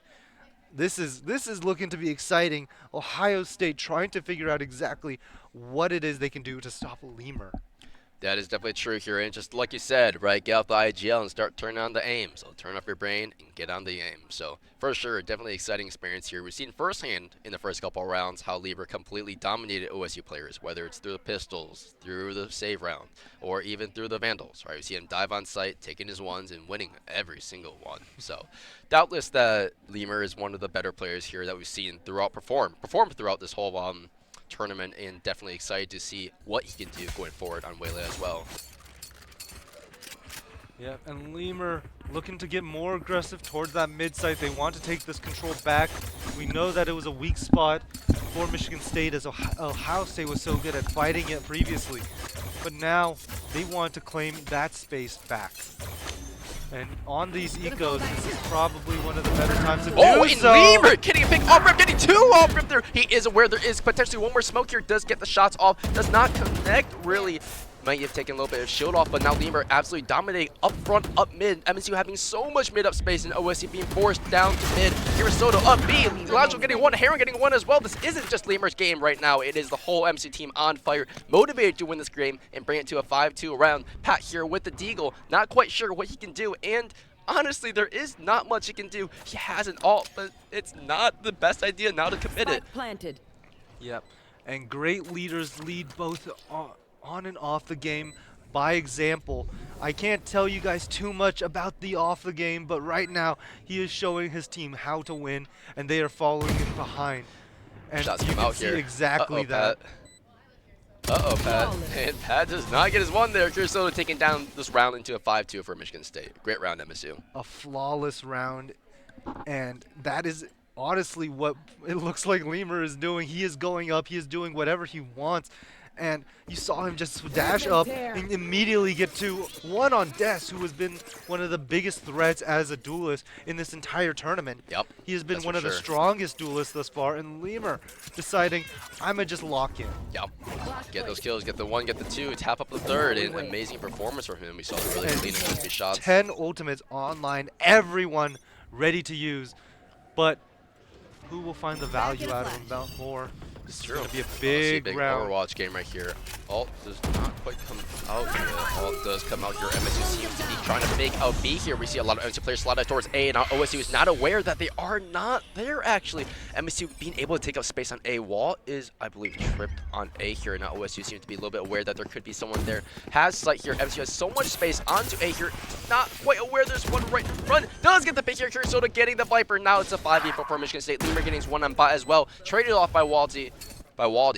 And now OSU has a little bit of a pickle here, not quite having sight. Seems to be a little bit of a repeat sequence that we keep seeing MSU get OSU into. But gets taken out. Pat getting one, Pat getting two. Illogical getting the trade on Pat. 2v2 now. OSU bringing this back into a little bit of tight game. Logical getting the one on Waldy there as well. Waldy not really looking where he should have been. He was peeked by the other person. Now Des on site. Des is known to be clean, but Illogical is cleaner in this situation. Illogical finished out the round, 3 different kills. Nasty shot. We're seeing both teams showcase the best, but I think that round showcased how much pressure Lemur is putting onto Ohio State's team. You saw how hard they had to commit their rotates to Lemur ulting and faking a dash. Now, and then that just left room for a Logical to shine, one of our great shooters as well. Yep. A peak Radiant is just like Lemur, just not as consistently, unfortunately. But still, nonetheless, a demon, and we are seeing 2 demons collide at the same side. Sure, Lemur taking up such an aggressive push up mid. Is flash here, does not commit to the TP back. Wall against one Logical as well off the round. Uh-oh, Bot able to get the pick off of Lemur here. Shots just didn't connect. Slouch not hit by the util. Now MSU is stuck in a situation where they lost the guns on OSU save round. This is not ideal situation for MSU here. Kirisoda spam through his go through, taking a lot of damage. Kirisoda goes down by Des on mid. Now Michigan State has completely lost out this round so far, losing out the guns. This is just not what MSU wanted. MSU wanted this round to be a quick, nice, clean, and fast picks, but OSU turned this around and converted it into guns. Now, Perrin does take down bot into a 2v4 situation, but OSU still has the 3 invaluable ults. Plant has 50 seconds to go down, has a lot of time, aware that there is one right there. Timing gets timing, and is able to get the kill off before the buys. Ult comes online. Now MSU brings us in 2v3 situation. MSU still has a full 40 seconds to plant. This is a lot of time. MSU has to buy their time, wait out the Visol, and just take the swing. Swing is coming. Wally knows that they are there. The only place can be. Wally gets the kill on Heron there. 1v3 situation from Slouch. Slouch has to destroy the eye. Is not key. Now Slouch does ult to be here. This could be the round that OSU needs. OSU really desperately needs this round, but Slouch is also prone to making these clutches as ult comes out. So there are still 2 Viper and Whaley ult. Huge rounds, or huge ults. Now Slouch is forced to push up here, not wanting to take the 1v3 situation. Has to make this a bit more even round here. But gets taken. They are aware where Slouch is. Slouch does take one down, but is straight off by Hamburger here. Right idea. Unfortunately, shots does not connect on the second person there. OSU now bringing this stack back to a 3-6 situation, so still very doable. Slowly crouching their way back, just breaking up MSU's momentum. Just past few rounds, losing the 6 rounds, and bringing this one back is just so monumental to OSU staying back online, having the morale, and keeping the motivation going. Yep, and I think that was a very humbling round to the players on MSU, especially that of Lemur and Illogical, who may be getting carried away with the momentum, start feeling a little extra, I guess a little nice too, overzealous on their peaks, and they got punished for this round. Yep. But that will also just be a sign to Michigan State while we are doing really good, we need to stay disciplined and we need to stay careful in our plays, and and hopefully if they continue to do that, then we'll continue to see our dominance. That's for sure here. Lemur doing his typical dash up mid here. We see a lot of YouTube being used, but not necessarily contact being made yet. A lot of MSU dashes up mid here. Does get scanned, does not connect. YouTube coming out. Illogical stuck in a blind situation. Amber getting one as well. This is not the round that Whaley wants, or this is not the round MSU wants to be a Whaley ulted. Now Wadi gets his one on Wadi as well. That's getting his one, and Wadi getting his second one, and completely shutting down MSU to this 4-6 situation for OSU. And you saw Illogical try and save his teammates, but unfortunately, Wadi feeling his shots go through the skulls of Michigan State's players, and both teams starting to feel the momentum colliding, and hopefully they start going one after the other, but it's going to take a lot of firepower from either team to win this series. Both teams so good, so talented, and so skilled. A lot of work put in, and we're going to see the results of it in this matchup, in this best-of-3. Yeah, that's for sure, and definitely I think OSU has been countering MSU's heavy mid-push, right? We see MSU really favoring the mid-push, heavy getting the picks early on, and OSU is completely able to counter that. Lemur going on site here, checks corner, sees one, does not get the kill here, now Pat getting his one, Lemur as well. OSU taking the first pick of this round here, not completely ideal for MSU. Now, MSU just has to slow down, take the fights here. They are smoked off, are UT'd off here. Has to take this slowly and kind of get their picks out here. Blind comes out. Unfortunately, there is nothing really encountered there. Kirisoda could have a very nice flank up, or lurk up link here, while OSU's completely left B. Might be a bit cautious that MSU might be heading towards B, but is not. Whole teams are completely gunning it out here. Lazo getting one straight up by Dash, Dash getting 2 there as well. Hamburger popping out the Viper, all does not, gets detained here. Now Kirisoda stuck in a 1v3 situation where it's not completely ideal for him. Shorty comes out, gets seen, dashes back. This is not great. Shorties come out, everything comes out, and OSU taking this back into a 5-6 round. Breaking MSU's momentum and completely shattering the lead that MSU had initially. Yep, and one thing we're noticing from Lemur is just that little bit of inexperience with the Waylay as a pure hard entry for a team setting, and it looks like Xander wants to kind of slow that momentum. But back to what I was saying, it looks, you can kind of see Lemur not necessarily have all the instinctuals of that Waylay. You see him making a few mistakes here and there. He's using it to try and get aggressive and take fights. You know, Illogical can help with the entry. So you want to use Waylay just to get kills. But if you make those mistakes like he did, he threw his ability just a little bit too early and got himself punished for it. You know, those mistakes can cost you lives, and that is exactly what they need to avoid, especially someone that's so impactful and so hot right now, like Lemur. Yep, that's definitely for sure here. And MSU taking this round right here would be just enormous for their lead, right? Getting that 7-5 here, even if it's just a round score of 2, is just insane. It's just something that they really want to do to pull ahead in terms of score, pull ahead in terms of momentum, and ultimately be able to get this, well, get this match through. This is definitely one of those maps where it could swing both ways. I think Corrode is check after. Okay, Corrode is one of those ones that, you know, are really flip-floppy sometimes. MSU has a great time on defense. MSU has a great time on attack. And it just really depends on the day. So, but getting ahead and pulling out that lead is definitely something that MSU wants to do. Tech pause here seems like we have some little bit of tech issues here and there, so just waiting it out. But other than that, though, we've seen some really good gameplay, some really clean shots, so we're not worried about the mechanical skill at this level, right? OSU and MSU have both demonstrated they have really great skill, really high skill ceilings. What would you think they need to change up strategy-wise and calling-wise or IGLing? Well, I think the biggest thing in this game is who can make less mistakes more than who can, who's the better team. I think both these teams have so much skill and talent, like I said earlier, but I think it's going to be minimizing mistakes, who can make the better plays overall, and I think that's going to be who wins. And you see that Lemur getting picked off as early, especially in sometimes a logical, and those being big difference makers in the rounds. Because, again, they are the biggest pieces of firepower.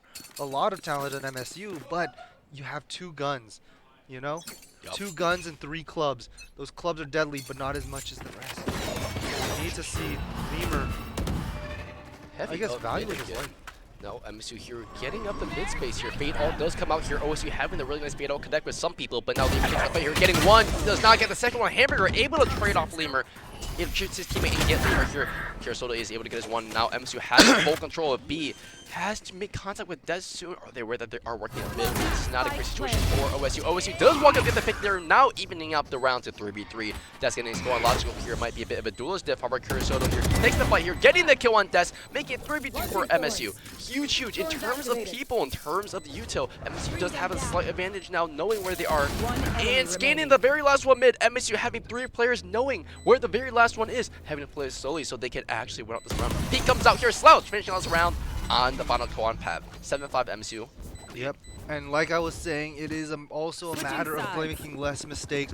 Right there you saw Lemur only able to get 1, but that wasn't his value. It was taking the players off of B site. Rest of the team just goes in and get an extra free kill. Yep. And you love to see that kind of coordination. Lemur knowing how much impact he has for his team as well.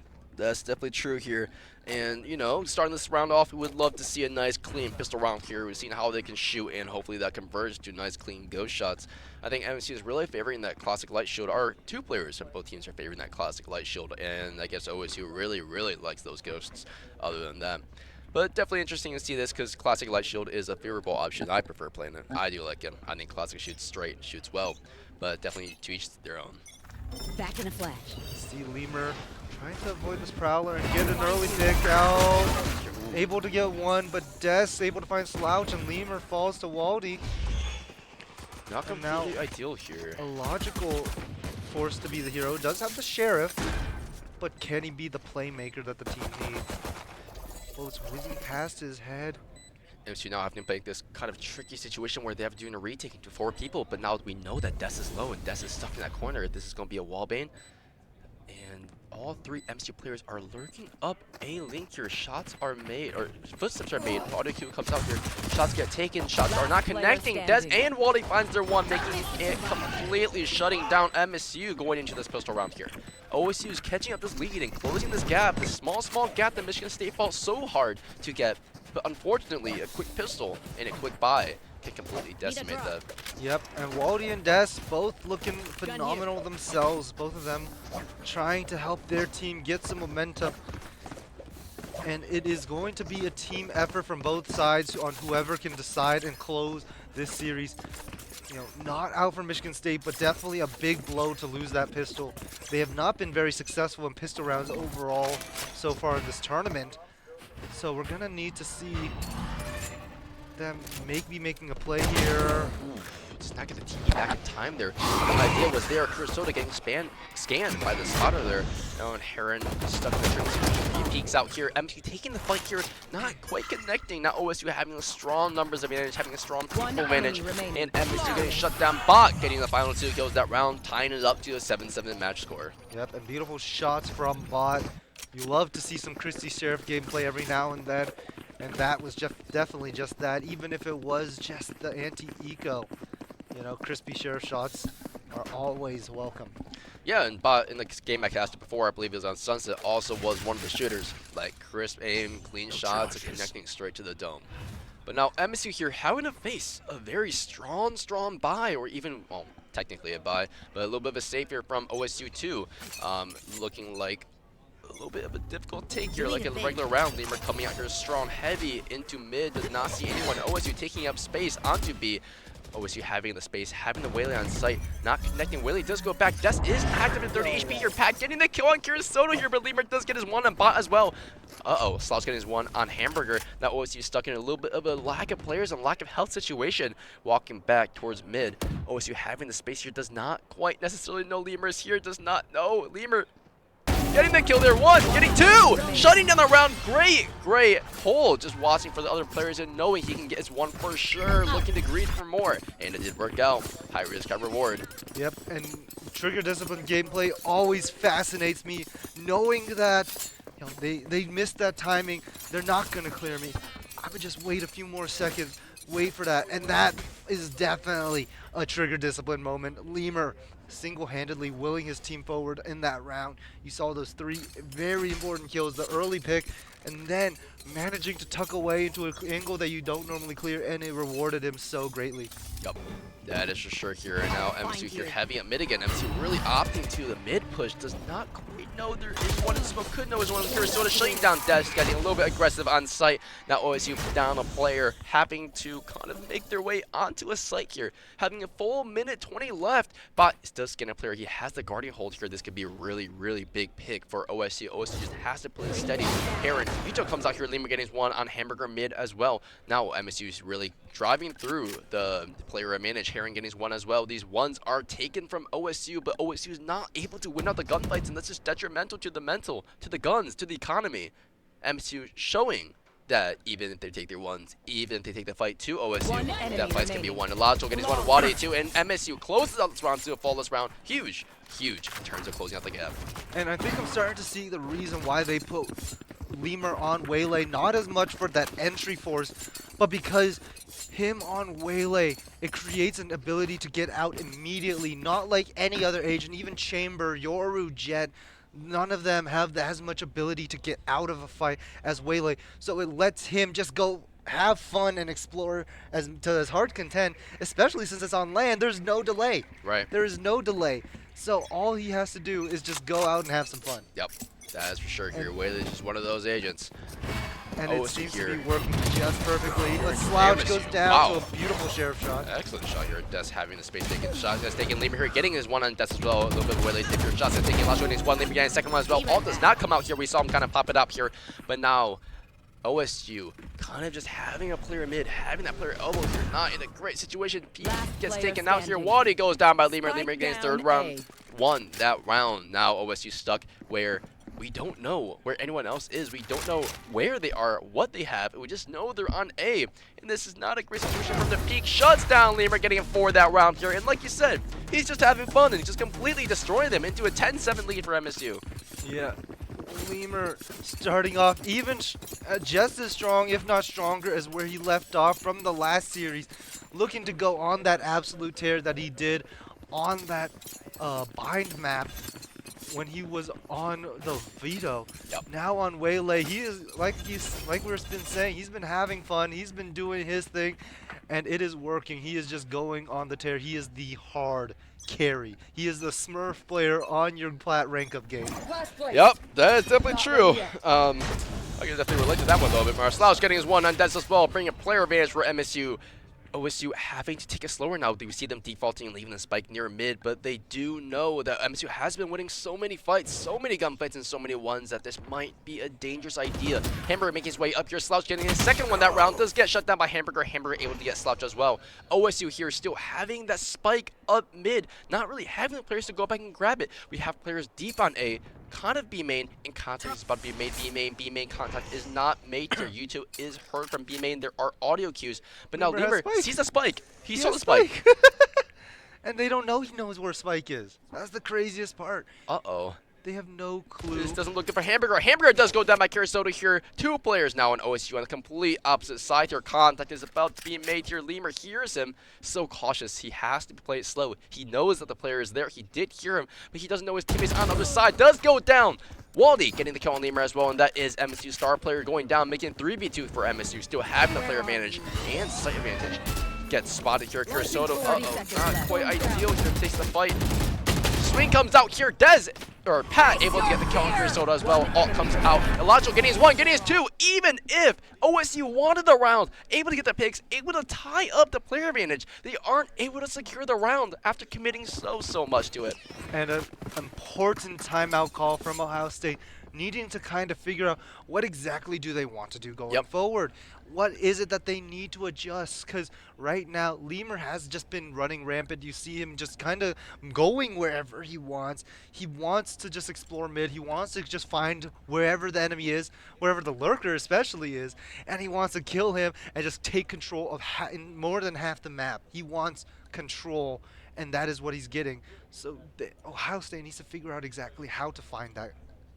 How to find him and counter him. Right. If they can shut out Lemur, I think that will at least give them a big part in winning this series. Yep, that's for sure here. Not to downfall on Lazio either, getting those crucial final 2 kills, able to close the round to 11-7 for MSU. And the 11th round on game score is so critical, right? It's the break point right before match point. So getting this point, getting this lead is just crucial. It's pivotal for MSU. Now OSU has to face a little bit of a catch-up game, having to play an 8, 9, 10, 11 to be able to catch up in terms of round score. And MSU confident, ready to engage with Lemur starring the show, able to take this fight. Yep, Lemur, not to discredit the rest of the team, but there is just so much that Lemur is doing for his team. Yeah, this is just like the 40 bomb there where I was like, you know, at this point you can really say you're carrying your teams on your backs. This feels like the OKC Thunder. We saw Willie coming out here. Lasco getting his one as well, getting his two there. Lasco able to fire on this round, able to get quick, rapid fire picks here. Stands mid, realizes they aren't there. Spam comes out here. Slouch aware there might be one in as well. Kirisoda getting one off the Uto as well. Shots come out here. MSU flawlessly taking down this round to 12-7 for this match point. MSU giddy. Look at the cameras, kind of nonchalant. Some are nonchalant, some are really giddy. We see the excitement and we see the hype around this. For some players, at least. I guess Heron and Slouch are very... we've been knowing that the MSU players, aside from Kirisoda, are very nonchalant. They kind of try and put on their greatest poker face when on camera. That is and true. Christian Kirisoda is the guy who is the energy in the locker room, in the dome, I guess, the box. But right now, I think all of them are starting to feel a little bit of the energy.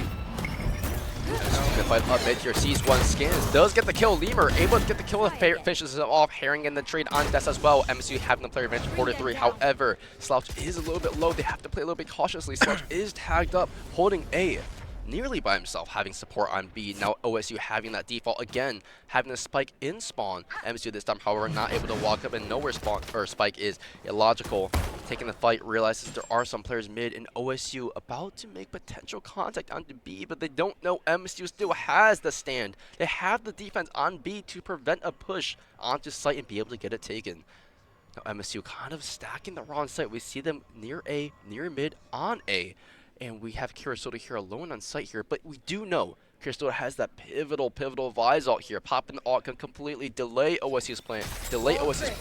Ult comes out here. Vise able to take this. Kirisoda does go down. However, this does not mean that Kirisoda's ult has not popped yet. Kirisoda able to get the ult, able to push him up a little bit. Slouch and the rest of the MSU team having the guns, able to take this very quickly. Slouch taking the kill, taking the fight.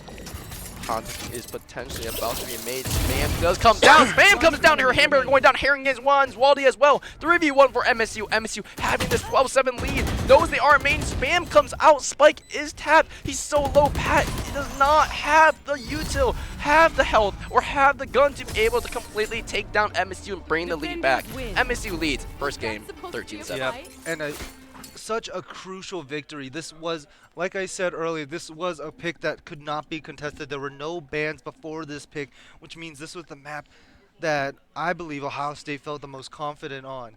So Michigan State getting this win, that's going to be crucial both for their morale and it's going to be detrimental to Ohio State. Yep. But we will have to see who is going to emerge victorious for this trophy. There is still a chance. Ohio State, I think they're going into Haven, which happens to be their next map pick. Yep. Another map that they actually did, respectfully, steamroll Michigan State on Yep. the last showing. That's true. So it is still any man's game. It is not over till it's over. Yep. But I think we're going to take a little bit of a break. Yes, sir. Get some water, rest your voices a little bit, and see you guys in a few. Bye. When do we give up? When do we just close our eyes and say, that's it? This water's too polluted. This disease too far along. To a Spartan, the answer is simple. Never. Because Michigan State was founded on the belief that our purpose is to make the world a better place. And when you're open to unconventional thinking, you value people's differences and are willing to work harder, push farther, and forge true partnerships. Then and only then can you solve the world's toughest problems. Better, faster. Like renewable energy, clean water, Parkinson's disease, and fighting malaria. Things Spartans work on every single day, all without fanfare. Because we know our true triumph lies in the impact we make on the world around us. And after all, if we don't do it, who will? Spartans will.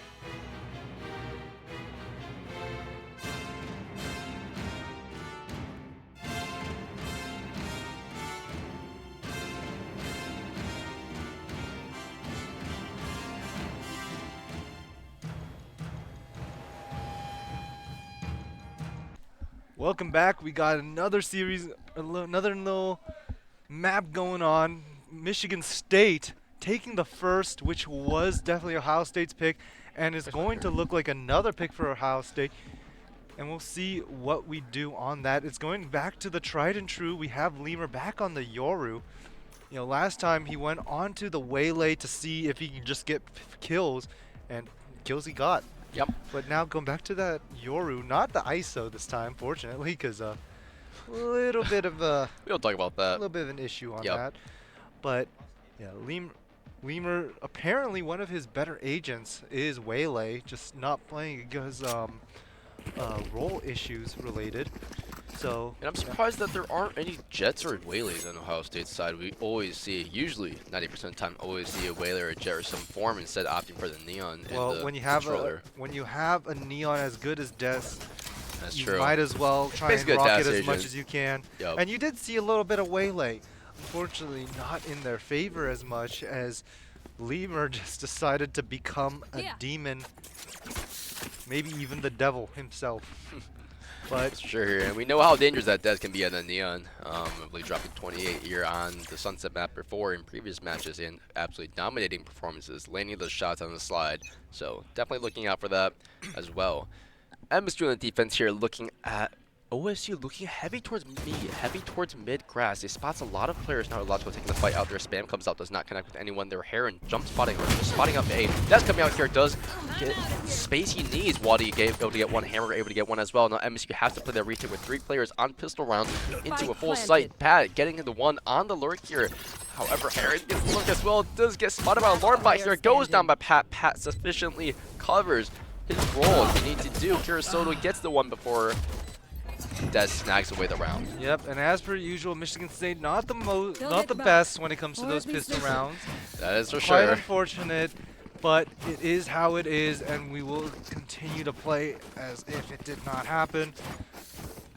But a start goes to Ohio State looking to redeem themselves after losing on their primary map pick. It's true, but we got to remember though, Michigan State also lost the first couple rounds on Corrode there, so Yep. definitely not count out yet. And Haven's one of those maps where I feel like it's really easy to win off of save rounds. Like through the rack corners, the shots just need to connect. You just pick up the guns one by one, and it's extremely doable. Now Ohio State seems to be gathering towards a little bit of default, a little bit of slow push, just making sure they're covering their angles, watching for the flanks, and see if MSU is going to give them anything, any picks, any space. And MSU seems to be countering that perfectly and just not giving them anything. Shots are taking U2 gets spotted. Now Lemur has to watch out mid here to the spot one as well. Bike gets taken out. Pat able to shut down Lemur there, however, does not go down without taking a little bit of damage. Illogical 82 HP, ready to take up the mantle again, peeking out of Garage. That's the fight here. Vandal against Classic. Nothing much Slouch can do. That's able to get the kill. Second kill of this round here. Now MSU has to fall back. MSU unsure of where they're going to end up. It seems like OSU is leaning back towards A here. We see a few players and heavy leaning back towards A. And MSU has a little bit of space up A. Gets checked. However, that's able to get the kill with Heron as well. Pat picking up the kill with the decoy on Kirisoto as well. Now Illogical stuck in a Classic situation where he just doesn't have the gun. Doesn't really have anything else. Has to survive a little bit. Hopefully getting 1 or 2 picks, and that would be ideal for the situation he's in. Yep, and Illogical about to get pressure. Does get the kill here. Does get one. Okay, so not half bad. He gets able to get the 300 credits and the alt orb there before dying. Yep, but no guns are really going to be lost as they are able to share the weapons that they were able to pick up. Yep. And it is still going to be Ohio State carrying all the weapons that they brought in from the previous round. We'll have to see if Michigan State can pull together this round. Again, we are going to see Lemur on that Yoru. We'll see how effective he'll continue to be. And once again, he needs to show he is the demon that we've been seeing these last few maps. And that is for sure. You're opting for the non-default dart there. Checking out player Heron able to get the pick off of Hamburger off that. Now MSU is just so aggressive up A. However, OSU leaning back towards mid, leaning back towards Garage here. Des about to make potential contact here. Just checking his corners. Not really seeing anybody. Smoke comes out here. Shots gets taken. Damage is done. Now OSU slides out to sight here. Flash is out. Now Slouch is able to get out with just a little bit of slight timing. OSU having sight, having the space on B. However, MSU also still has the guns, has the players ready to counter for a ready retake. OSU leading back towards C. We see a few players walking up C long, going to garage. Drone coming out here. Now Lemur jump spots main here. Does see the player here. Does not. I don't know if Bot is aware though. Flash comes out. Does get the flash out. And Lemur able to get out. That's getting the one on logical here. Everything is just absolute chaos here. Kirasoda stuck in not a good situation. Gets his one, but does go down. And trade comes out here. MSU facing a 1v3 situation where it's not completely ideal. Daz is still alive. Bot is still alive. And everybody is able to lock the site down in every single corner. Uh-oh. We've seen Heron clutch before, and we know Heron can clutch for a fact, but it just doesn't look completely ideal with all three players opting to play on main instead of site here. The post plant with KJ Uto, the post plant with the Omen one way is just, well, to say the least, it's a little bit detrimental. It's devastating for MSU to pick up this Yep, and Hiron looking to loss. save here. Just playing to keep that one rifle, a shining beacon of hope for the next round on their next eco. They want to keep it alive. They heard him in garage drop down, but they don't know exactly where he went after that. So now he's just exploring. Is the Ohio State players not going to find him, however. He's just going to get that rifle saved. Going to the red next round, 3-0 Ohio State. Yep, and a timeout early by Xander, but definitely an opportune one. You can see the momentum of Ohio State starting to spiral. They feel confident once again, maybe a little bit shattered after the last map, but definitely recuperated after the fact. Yep. So now you got to think, how can we kill their confidence if you're Michigan State? And Ohio State is, how can we keep our momentum spiraling? Yep, that is for sure here. And of course, OSU taking the third round where they should have been bonusing, should have lost some guns here, was just devastating towards MSU's econ. MSU's going to this next round here with a little bit of a not so full buy. And, well, it isn't completely ideal when you have Des completely running it down and destroying every single person. But again, you know, this low lead is a 3-round lead, and it's still completely doable for MSU to take it back here. So hopefully Xander works up some magic, works up some strats, calls the shots, and, well, gets a team back on track here. Yep, definitely. Looking to see how their rotations, more importantly than anything, will act. You see Kirasoto kind of getting pressured, you know, and you don't like seeing a Sentinel get pressured. Though after Cypher's nerf, more so than anything, his trips are used just for pure information. Yep. Which is fine, but it makes it so much harder to anchor the weak side. That is for sure here. We see Pat leading this. Oh, Pat leading the pack here with 5-0. Amazing kills here off of Senti, off of attack. Kirasoda having to hold down C, gets the full heavy push up here. OSU having the site take completely clear off backside. Now MSU has not a great option. Kirasoda's onside does go down here. Bot getting the kill on Kirasoda through a spam. OSU 5 players all still alive, all not really taking any damage. And well, Slotch kind of assuming there might be one out. CT does not come out. CT spam comes out here. Illogical, able to get Waldy up. Spam Herring getting one as well. And as you picking up the guns, picking up the players, gets the shots out. Lemur getting his one and Bot as well. Dez holding down backside, getting one, getting two here. And this is not what MC wants to see. This is a dangerous Neon ult. 2 shots come out here. Lemur stuck in a bad situation where he's playing against not a lot of time and not a lot of Yuto to go off of.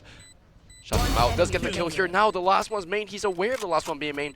Panda comes out, fight gets taken here, and MSU not able to close out the round. Dez proving to be the accuracy, proving to be able to get those 2 monumental picks backside. Important for OSU to pick up this 4th round here. Yep, and Pat has been a monumental piece as well. 6-0, not losing his life, and as a Sentinel player, holding the flank, holding your team's back, and also being a bit of a lurker yourself. Definitely a monumental ability to stay alive. Has the lockdown available, but Michigan State need to find a way to relieve their Senti of all this pressure. Yep. That's definitely for sure here. We see a very aggro up of defense here, up on A long, and OSU seems to be quite aware that there might be some fishy business going on here.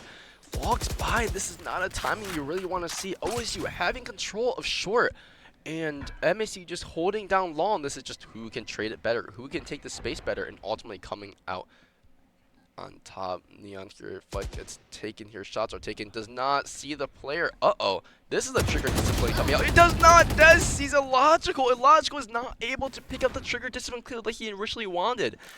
MSU not looking too great into this round here, having a secured kill, but not able to completely clinch it out.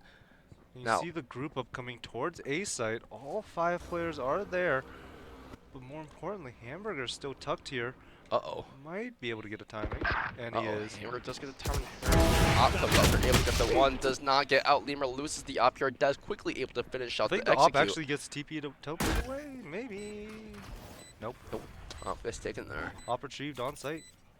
Well, 2v4 here for MSU. MSU seems to be opting towards a save here, knowing that they don't have sight. There is still the cage to push him off just in case, so not much MSU can do. OSU taking this 5th round here with, well, nice shots and a little bit of a mistake from Illogical going off of the trigger discipline there.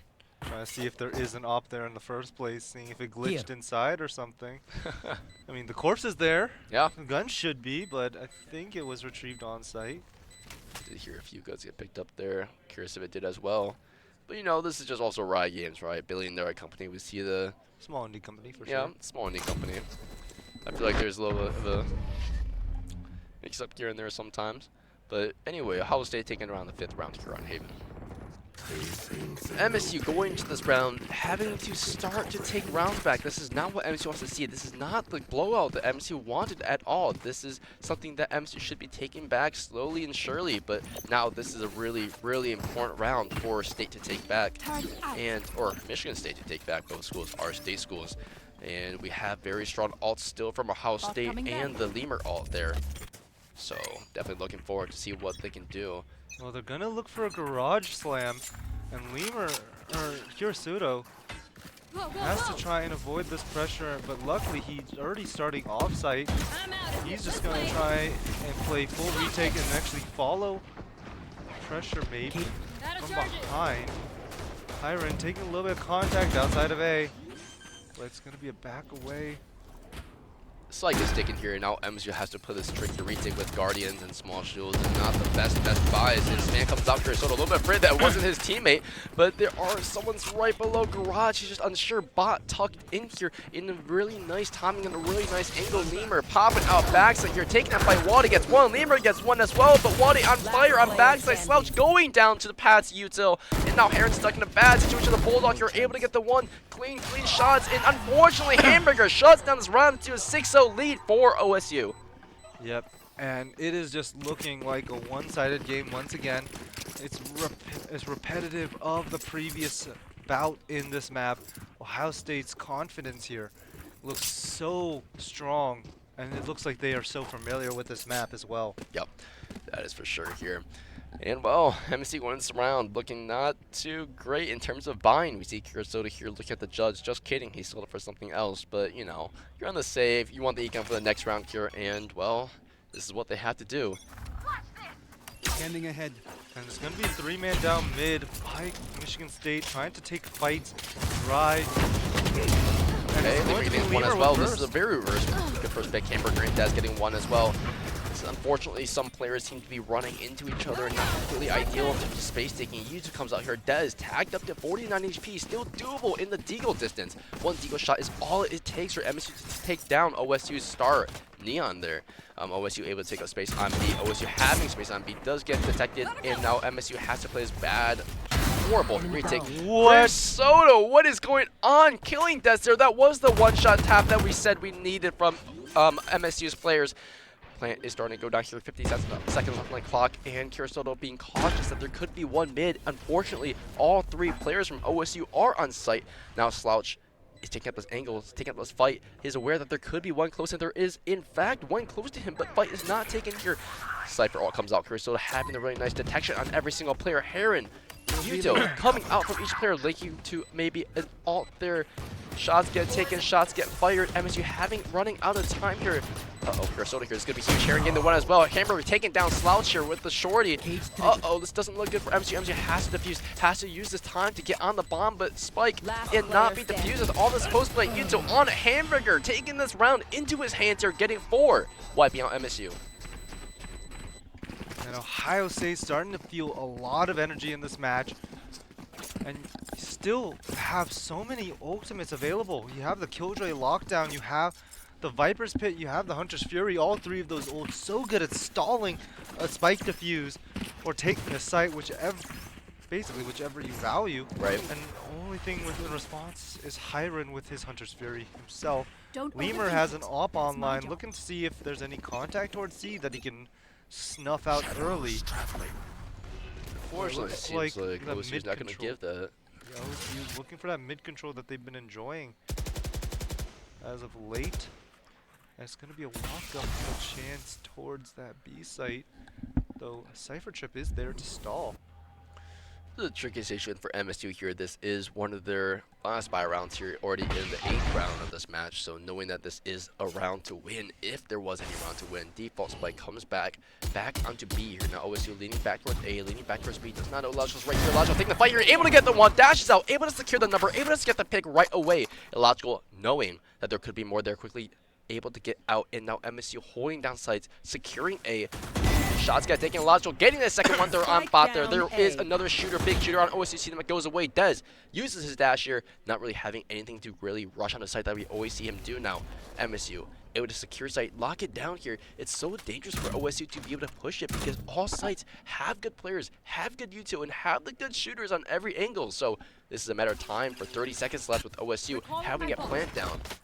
And, 30 well, seconds left. OSU able to get timing on Garage. Your Spike does go down there on Waldy. Waldy holding on the Spike, does not detect it, does go down. Kirstola takes down Pat as well. Now Des is stuck in a tricky situation where, well, Spike is in the garage, has to take a fight somewhere else, does go down by Logical. Logical getting 3 kills off of A Lobby alone.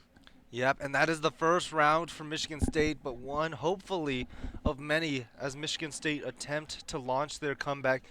But to do that, they need more than just one round. They need to find the pressure across the entire rest of this half. Bring it to 7-5 is going to be crucial. That's for but sure here. The biggest win condition they have is Lemur with his operator. But unfortunately, maybe contact not going the right direction. Yep, value not really seen yet, and we see OSU still having a very nice 4 ults, and these are all big ults. The info, the delay, and the site taking is just invaluable. Dad's taking more shots here. Alt comes up here. Dad's taking down Heron. Dashes out. Logical able to get out, but is dashed hit by the Sova ult. So much still coming out. OSU flawlessly executing onto A here.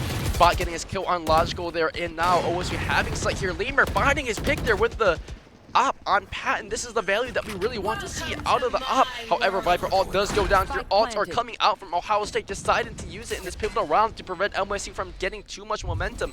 MSU wary of the flank from B, wary of the lurk from C or B, has to take the site with watching behind their backs. Spam comes out, nothing really connecting. Kirisoto stuck in a not so great situation right before the Viper Spit, and this might just be a safe situation for MSU having the op, costing $4,700 and having 2 other rifles, seeming to opt for the save here. OSU picking up the 8th round here, going to 8-1.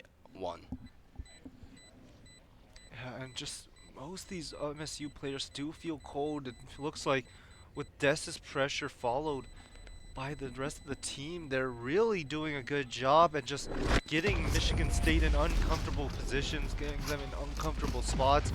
But that means so much to a team that likes to be comfortable in their own chaos, who likes to be the creator of it, in fact.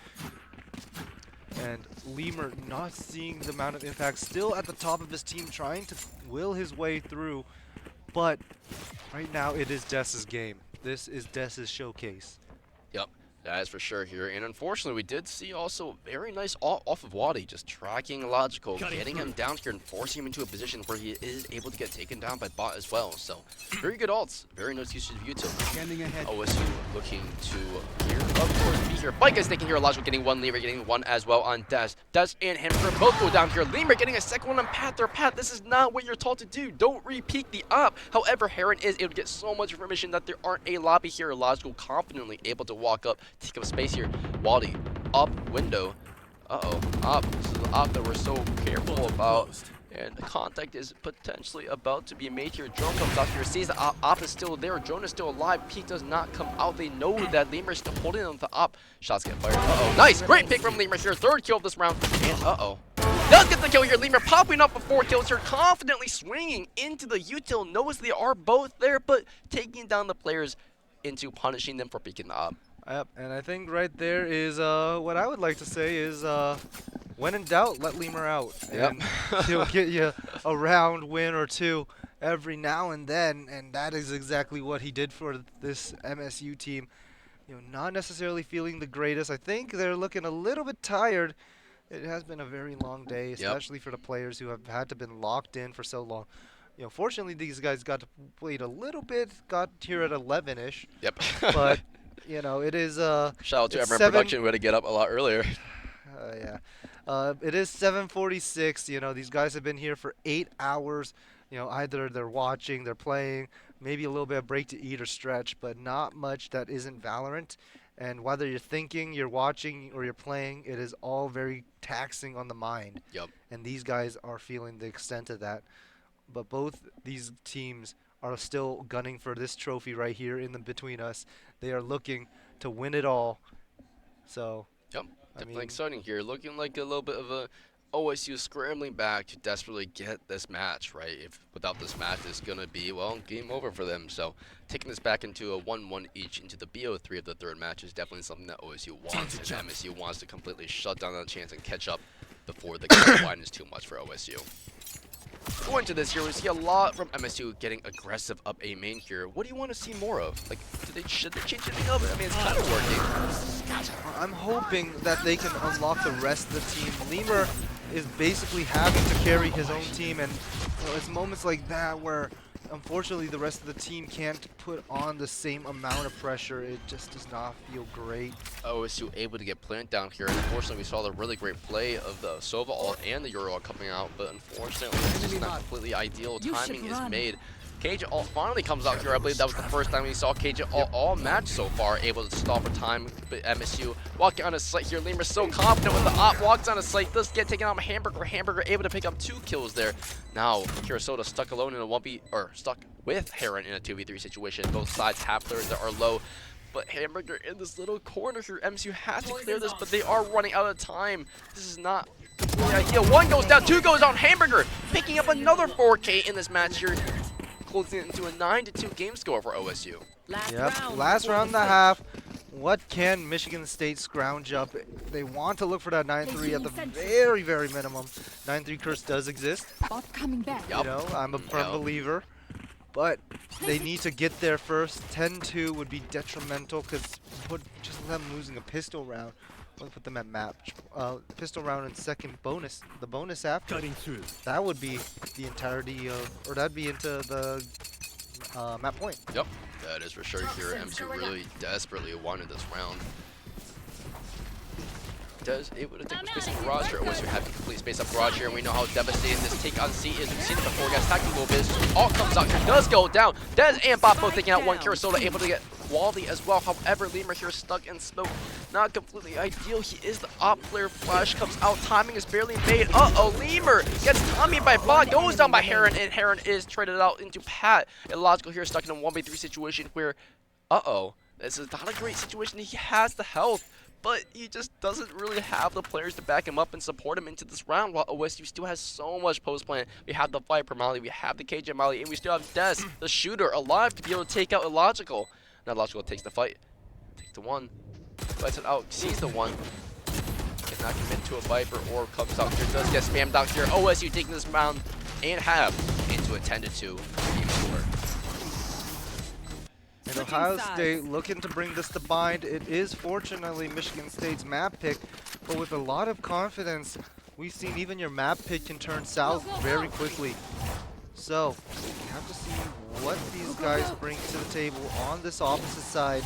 10-2 lead, 8-round deficit for Michigan State. A lot of pressure on their backs. Can they handle it? It is for sure here. MSU having to desperately win this round here. Having the Deagle fight, the Ghost Spies, and just having to win the gunfights here. Quickly executing on the site. Seems like MSU's gearing a little bit towards mid here. We see this pretty commonly so far. A lot of players and a lot of teams really like up the mid, up the garage, playing the formation, playing the space here. Window gets taken out here. Cloud comes out, MSU taking the peek.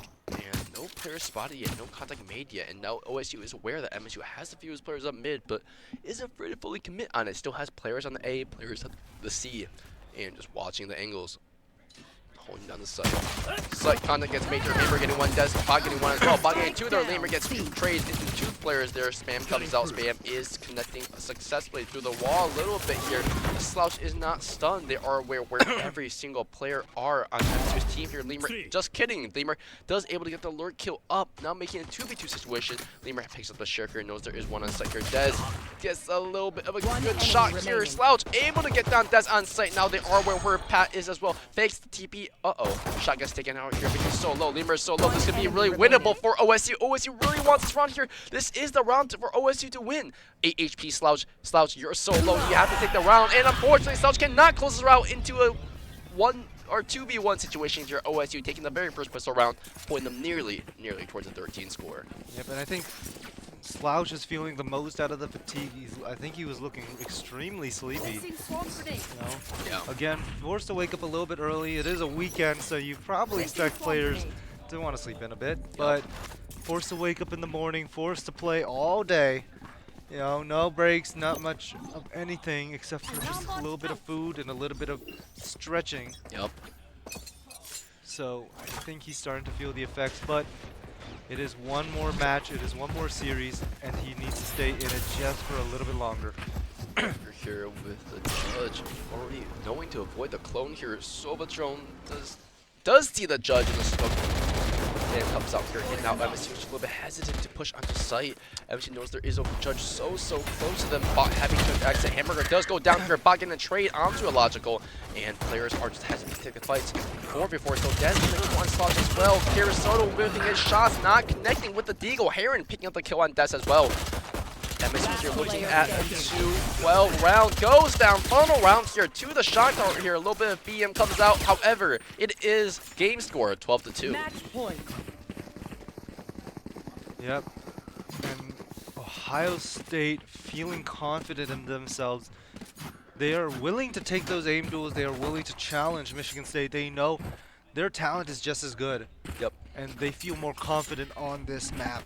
And that is making a huge difference. That's for sure here. So going into this here, what are your thoughts on the bind map here? You know, I didn't cast bind yet here, expecting MSU to kind of lose this map 2-12. Well, there was the infamous bind incident for Michigan State, but Lemur just decided to go on an absolute tear, and it is that confidence in a player that really does give you hope within an entire team. Right. It's like back in prime 10s, you know, the amount of faith you'd have in one player just for the rest of the team is insane. It's true here. Pat picking up a very nice kill. Headshot. Guardian through the smoke, I believe. Here now, Slouch stuck in a sticky situation with the Spectre on site. Des able to pick a Lemur as well. Pat taking down Slouch here. Final kill does go down. Ohio State shuts down MSU to a 13-2 match here. Absolute blowout for OSU here. MSU picking up the first map pretty cleanly, but Ohio State cleans out the house here, taking it to a 1-1 match score here, looking to bind as a third map. So, thoughts? Any comments about this? I know it's a short and sweet game, but I mean, I think, you know, it was definitely a favorited map. You can see how much more Ohio State knew about Haven than Michigan State. They felt a lot more confident, both individually and as a team, on that map. But given that bind is Michigan State's map pick, there is still a lot of hope. We saw what a team can do, even maybe not on their favorite map, on a map that they can feel confident in, on agents they can feel confident in. Yep. And hopefully they can replicate what they did on Corrode and what they did last time they played bind. And hopefully they bring that into the grand final, the final round for the trophy. That's definitely true here. But we'll be back again with the break here. We'll be back in a few. See you guys. Jono. Production can cut. Thanks.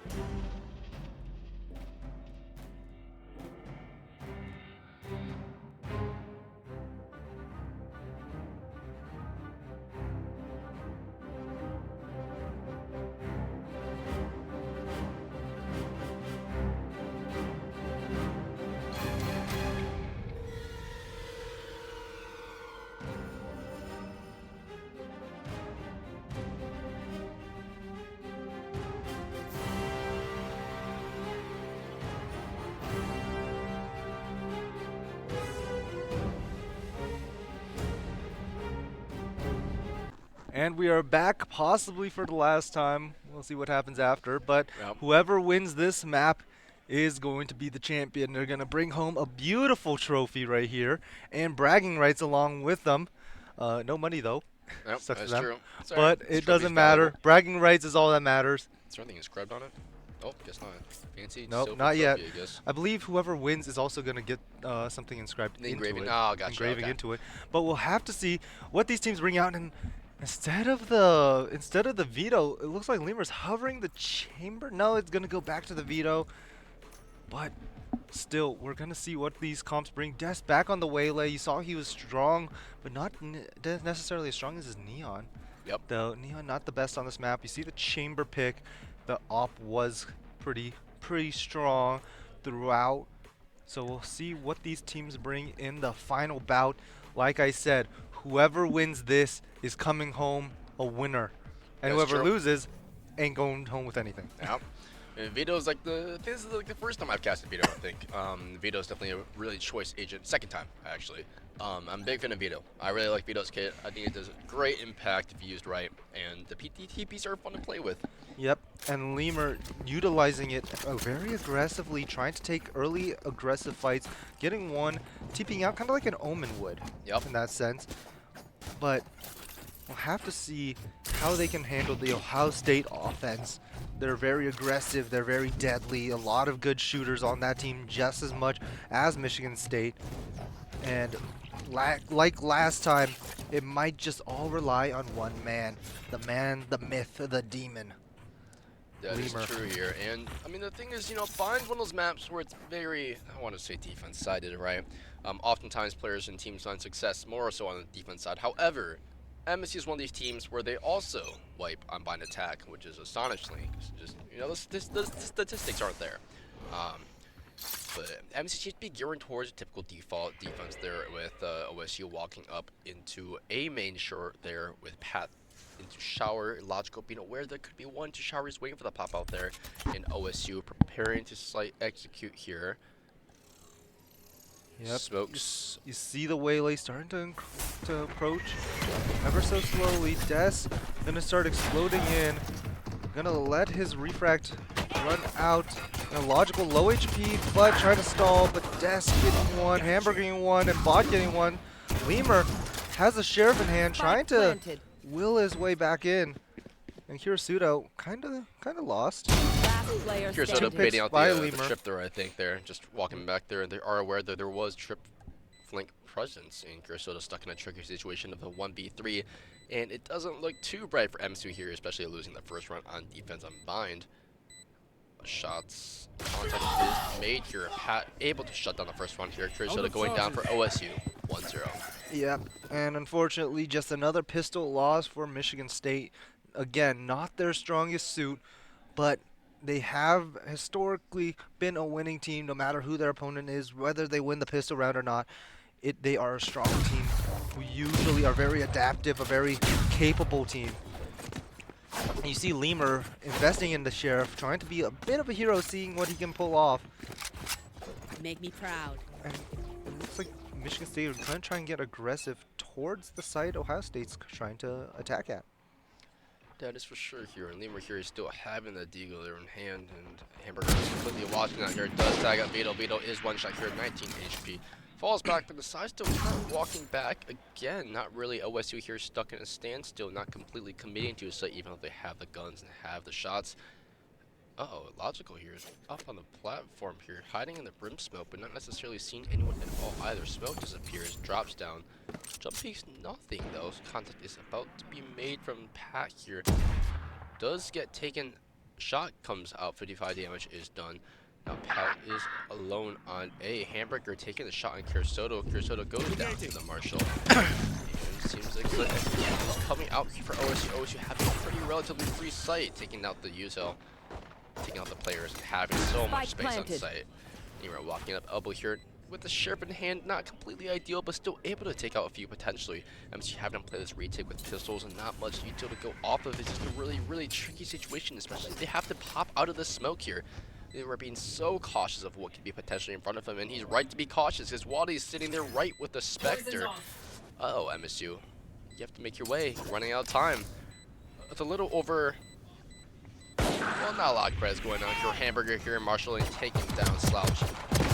Not really picking up a kill here. Logical getting one there. Lemur getting one as well here. Shot. These are really important kills. Does not get the kill here. Heron able to get the kill on Hamburger here. Taking out 3, and 3 is the number that we want to take them out. Shots come out here, and MSU having a pretty successful save round.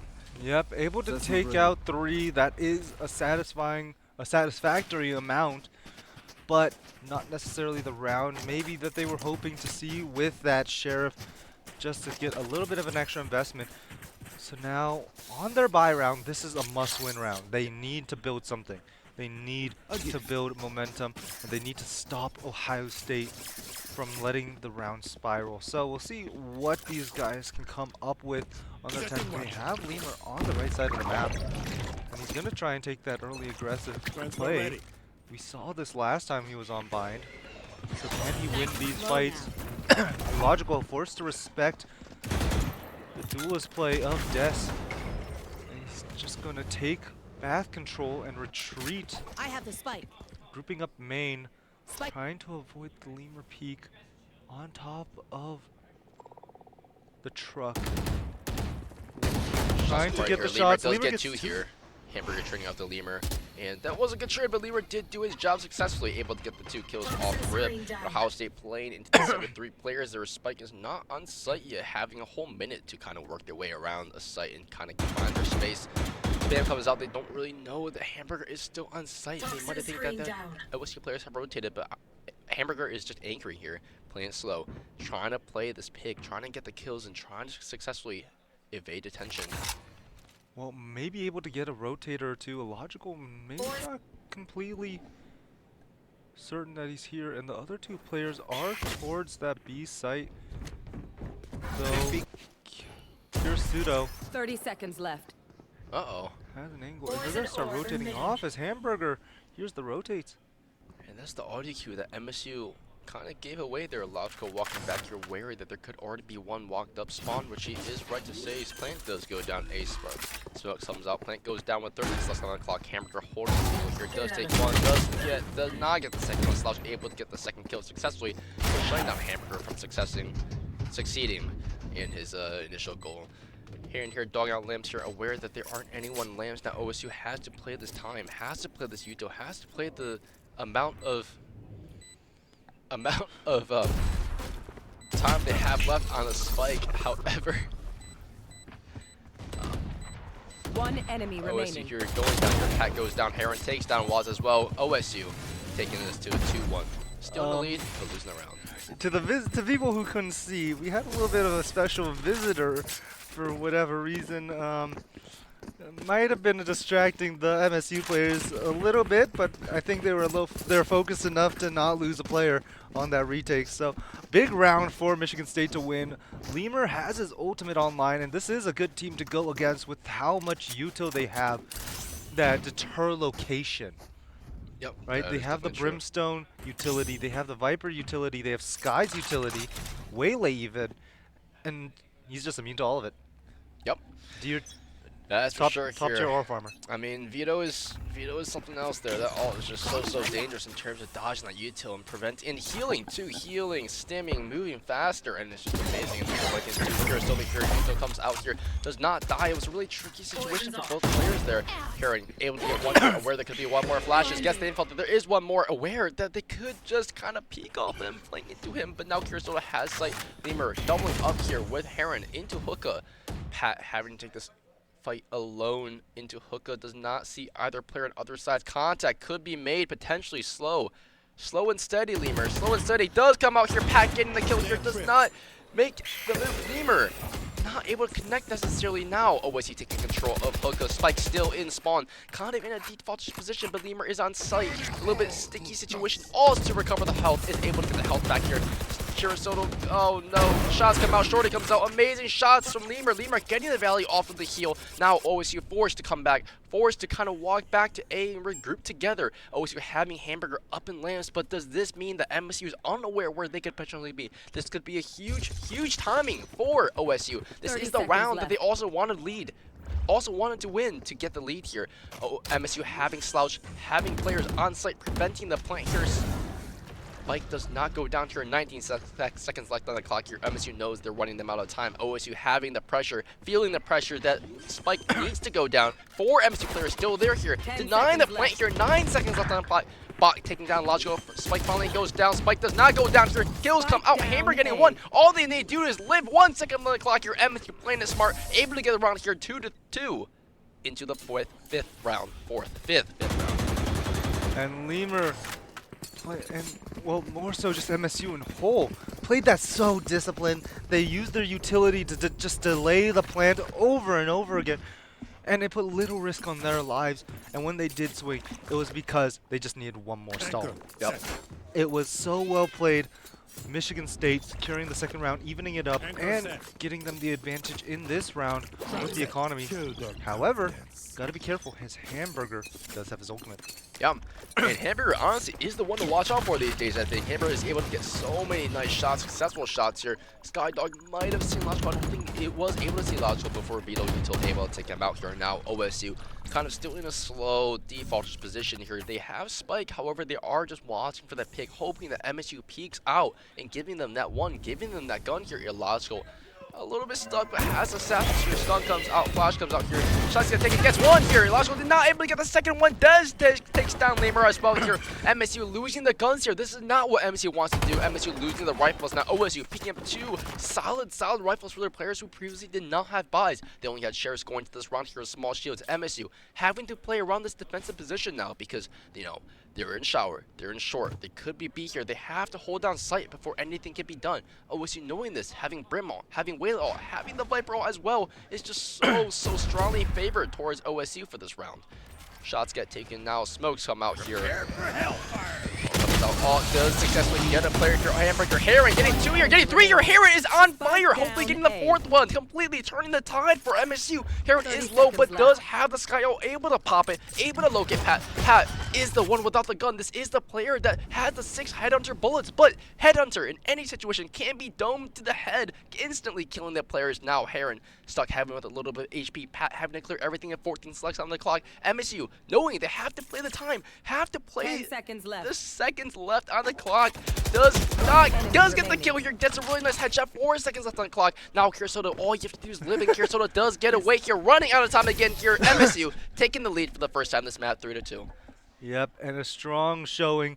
Kirsoto may be a little bit confused because he is on the other side of the map just kind of dawdling around, but fortunately it worked out as Hiron, being big dog himself, getting 3 to close around, and then just playing time, not giving Pat any room to play his own game, but instead playing into theirs. Even after losing the fight to him, it did not matter. Definitely, that's not what you want. That's not what OSU wants to see, right? We can't have the player advantage, have the number advantage, and then just go down to one player getting the 2, 3, 4 kills. So definitely an amazing hero round from Heron here, saving the round and able to clinch us out for MSU. OSU really liking this shower push here.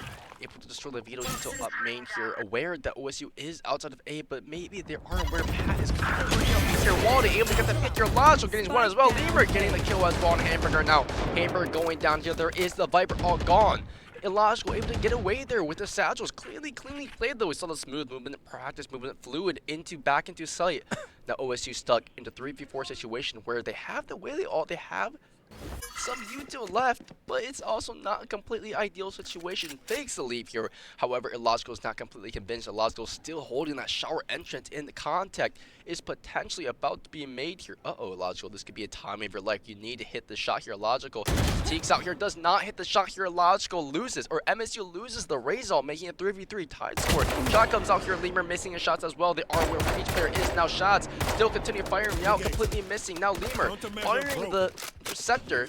And Spike is able to go down for OSU. OSU now having to play the full Spike time into this round. And of course, this is a big round for OSU to win. Heron, Skydog goes down. Lemur aware that there could be one outside here, but does not know there are two chasing him down into Lambs here. OSU having Lambs control. Whaley all coming out. A huge round for Whaley. Oh, Heron shutting down Des here. Does not matter. MSC completely taking over this round against every single against all the gunfire into a 4-2 round score. And when it comes to players stepping up, Hiron is looking to be that guy right now. He is coming in. He is hitting the big shots. He is saving his teammates. He's saving the team rounds. Lemur, you know it. You expect him to do it. You know, he's the star player for this team. He's the best one.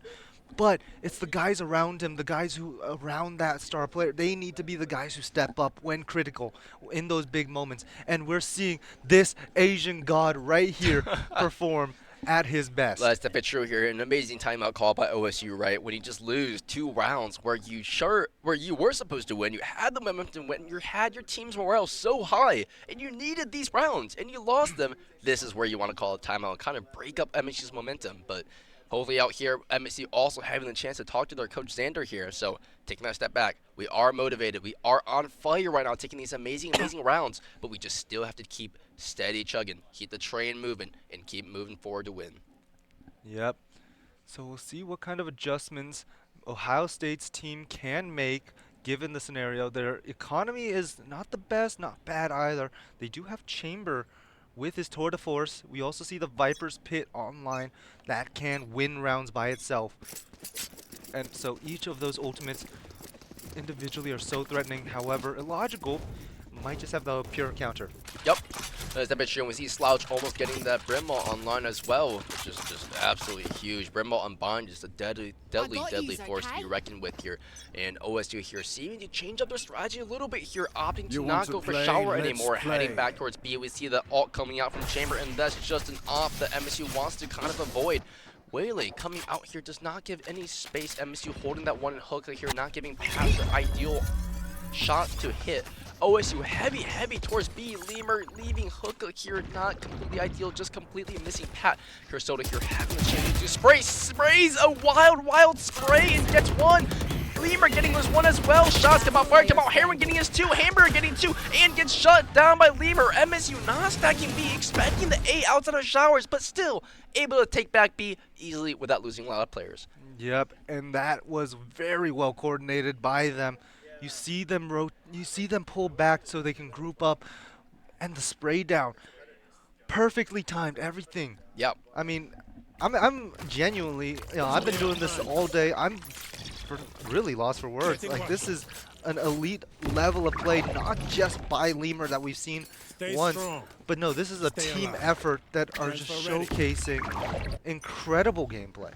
Yep, that is for sure here. It seems like OSU's opting back towards B. They just did get completely shut down, but instead of opting back towards A. Shot comes out here. Kursoda able to get the death here, completely nullifying the effects of the stun, of the hinder. Now Kursoda having sight in Ohio State, having to play this sight take into a 4v5 with Raze still online and Brim having Slouch almost getting that 7 out of 8 all points. Lemur interceptor catching a live util up here. Both mollies used. Uh-oh. OSU still so slow outside B here, having to take their fights carefully, slowly. Kursoda about to make contact here, does take the fight here, does go down here. Waldy able to take down Kursoda. However, Lemur able to get a trade off of Waldy here. Now OSU still down on player, even though they just quickly tied it up there in terms of player account. Skydog comes out, does not check the corner here. It might be unaware that there's one corner. Lemur getting a second one that round here, getting the kills, proving that he is the star player of the show so far. Consistently able to frag every single round. Lemur getting his 3rd kill that round. This is why Lemur is on Beetle, is on the one, locking down sight here. Pat in Hookah here, spam down by Lemur. Someone check his PC there. What a spam! 4 kills for Lemur there, making it a 6-3 lead MSU. Yep, and Michigan State showing this was the reason they chose this map out of any other. This is their solo map pick, and they look confident. They look good on this map. Transfer ready. A long-standing map, not too many crazy changes throughout its history. One that stands the time, and Michigan State showing that even though it's old, they have adapted and they have made it their own. Yup. That's for sure here. And coming into this round here, we know OSU won the first 2 rounds here, but MSU picking up the other 2 rounds. Shot gets fired. Lemur confidently peeking out there, destroying the Skydog. Skydog being seen.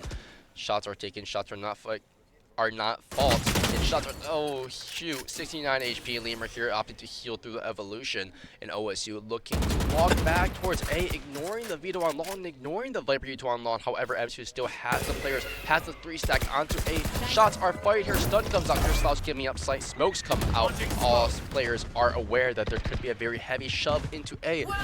OSU able to get a site here with the Viper ult here. Nothing from the showstopper, able to connect. Oh, packing the spam out here. But Slouch gets the the Molly Molly kill off the Molly. Oh, Herring is one as well, consistently able to frag out in these rounds here. One bounce so close to him. Flash comes out here. Shots gets taken. Slouch gets one. Lemur gets one. Oh, Herring shutting down this round. And although they had the Viper off the Viper pit, OSU cannot do anything to stop the onslaught of MSU's players completely murdering their players every single round. Yep, and I don't know what happened. It's just like the last time they had a poor performance as a team and individuals. But the next map on this very bind, they woke up. They woke up, and we are seeing that once again. Lemur for 16 and 4. Once again, quadruple positive. You see Hiren triple positive. Yep. You know? That's for sure here.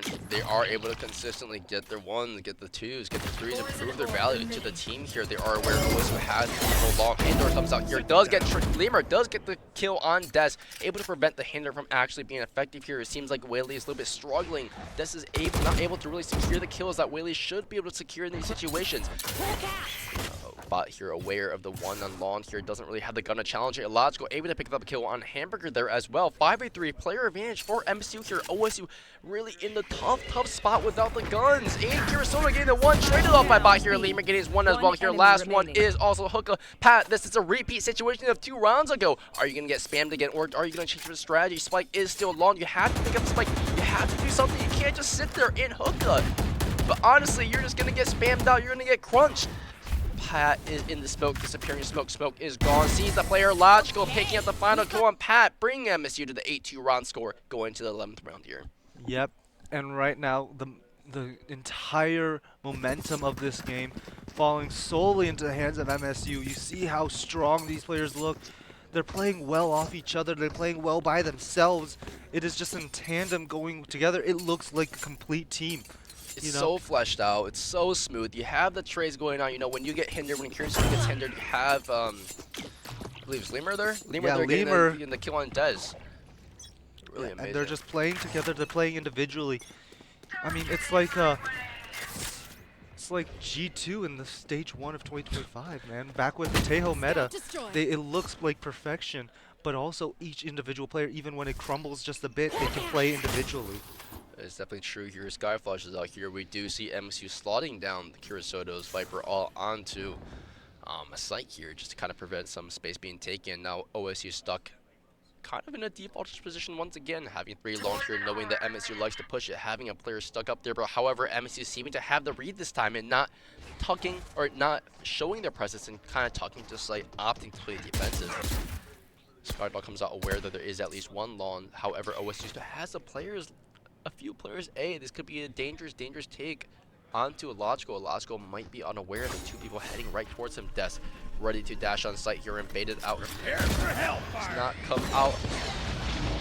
Grimwall coming out here. Des able to pick up the kill on Slouch. Gets straight off to Lemur here. Pat getting the kill on Appa as well. Offensive op here. Kurosoto getting his kill on Hamburger as well. Now MSU having him play his 2v3 situation where Spike is going down. Does not get the kill here. Heron is not consistently getting the frags. This round specifically, they are aware Kurosoto is short. Kurosoto was spamming short. And now, well, wow, Pat getting the op wallbang through the smoke. What a shot. And well, getting a little bit of revenge for what happened to him a few rounds ago. I would say, yeah, very similar situation happened for him. But you know what this did? It just enabled Lemur to get on his own operator. That's definitely true, and you know, this is a round that both teams want so desperately, right? MSU clinching out the 9-3. The 6-round gap is just so large. Well, Ohio State wanting to close out this large widening gap into a 4-8 scenario. So both teams really wanted this early pick here. We see with the ops. And Lemur, this is your chance to shine here. Well, I guess not really when no one else really peeking him. Dog comes out, Vito comes out here, sees there is one heavy up main here. Shot is not taken, just barely timed by the smoke here. Dez takes some shots, Bot getting one, Slouch getting a trade on Bot as well. Illogical going down. 4v4, Dez already really low, doesn't have anything to heal him like a Sky Flash. However, Pat is long with Op. This is a dangerous situation for Long. Are they going to peek it? Pat deciding to opt to go walk away here. Now Lemur watching main so carefully, not aware that Hamburger is tucked there, but is probably cautious and probably aware of the potential of someone being there. Pat, scan Long here. It is the Op. MSU, don't peek that. You know not to peek the Op every single round. It's such a tight, tense situation now. Ohio State having this desperation of this round, bringing this round into a match into a 4-8 scenario. Op about to go down. Misses the Op, aware of the Op is Long now. Now Lemur still has the Op short, watching Long as well. Lemur's not in a great position, could be potentially lurked up here on Hamburger, but Hamburger is not taking this chance to walk in. Hamburger is the lurk. His team needs to create more space, more time for him to be able to do this lurk. Now Lemur is unfortunately watching the wrong angle where Hamburger is. This could be a really amazing timing on both sides. And OSU still running out of time here. 24 seconds left on the clock to get it down. Des onto sight here. Heron taking down Wally. Now Des is 1 HP. Gets the kill on Heron. This is not the kill that you wanted. The person you want to die to Heron. 13 seconds left on the clock to get the spike down. 10 seconds left. 10 seconds Peeking left. out. Spike does seem to go down here. 6 seconds left. Now Hamburger has an insanely valuable ult coming out here. MSU losing control, able to get the kill. Lemur getting the kill on Hamburger. The lurk out there. Des is one shot. This is doable, but Pat able to shut down Lemur to bring this to a 4-8 game score for Ohio State. Well played. Yep, very well played by Ohio State, taking control of what felt like originally an uncontrollable situation. The biggest thing was the patience on Hamburger. Me personally, I'm not that patient. Yeah. I'm looking for something at that point. But he took his time. He isolated himself. And once he heard that there was movement away from him, that's when he finally struck. He waited for a sign. That's definitely true here. And we'll see a little bit of yawning from MSU players here. It doesn't seem like they look too concerned. A little bit tired, a little bit exhausted from all this Valorant gaming that's been happening. But only a few rounds away from hoisting the trophy that lays next to us. Someone's got to take it with them. Someone's got to take some photos. That's true here. Who will? And this is the infamous bind attack that MSU seems to be good at, and although other teams seem to be not quite good at. Illogical getting a fast kill here. Hamburger able to get the really nice shutdown onto Illogical. 5v4 here for Ohio State. Ohio State able to defend off site. Now MSU having a lot of space, having the site take up right before lamps. However, OSU has a lot of players on site able to push them off. This comes to a matter of who can shoot better. To our flank here, this is a very dangerous situation for MSU. You have to act soon. Lemur able to get the one, aware there could be one more flank. However, decides to not watch it anymore. Here, shots are fired here. Come on, Heron. This is your round. There's no one more flank. Karasoto gets the kill here. Bot getting one on Lemur as well. Trades come out. Pat getting the kill with Karasoto. Bot taking Heron down into Pat. Finishing on the round here with a wall bait. Headhunter bullet straight to the head. Yep. Once again, it is the pistol round, not falling the way of Michigan State. It seems to be a reoccurring theme within this tournament as a whole. But nonetheless, not necessarily their biggest concern. They have been losing those, but still, look at the results right after that. 8 rounds consecutive. Right. That is such a number to win. And we saw a little bit of that yesterday with the 7 consecutive for, I believe it was Ohio State, but 8 is just such a ridiculous number on its own. Skyflash comes out aware that OSU is sending some presence out to the B. Molly comes out but doesn't really necessarily connect there. Now OSU Pat getting a kill on Libra as well. MSU having to take second. Shots come out here. Pat does go down. MSU having a sight here. Lasgo able to take out Hamburger backside with a grenade there. Now MSU knowing that there are people hooked up, but they have the guns, they have the presence. Des having that dangerous outlaw period into the smoke. This is the eye into the abyss that he wants to hit. Does hit it. Lajo going down here again. 3v3 for MSU OSU. That might have been a little bit greedy for MSU to kind of take that fight into smoke, knowing there could be a gun, knowing there could be a powerful outlaw back to spawn here. Wally having to play so slow here. Des reloading, takes a little bit of damage here. Does not go down here. Kirisoto knows he has outlaw. Careful, bot. Able to get the kill. Harry Aaron getting 2 with the classic here, knowing where the very last one is. Both players, MSU are so low. This is a fight of who can snipe better, and Aaron Soto ends the round here off of Thrifty into Ohio State, having the Outlaws able to successfully bring this into such a nice finish, into a nice round for Michigan State University. And Michigan State realizes it too. You see the nonchalant shell that usually a lot of these players carry starting to crack. They're feeling the energy, the emotion of this game. They know how tight it is, how what's the word? They know how big each round is, how impactful they are to win, especially when you were on the Thrifty. Yep. And them winning that was such a swing in momentum that they will need to build off of. You know, see Lemur out here, the Outlaw here, just trying to kind of bully them into the small shield situation. However, Illogical still posted up on B long here with another teammate.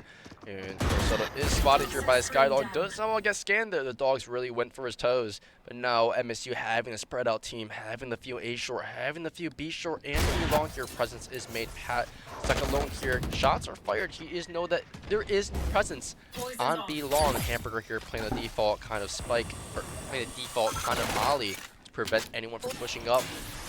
MSU having so much presence up A B long.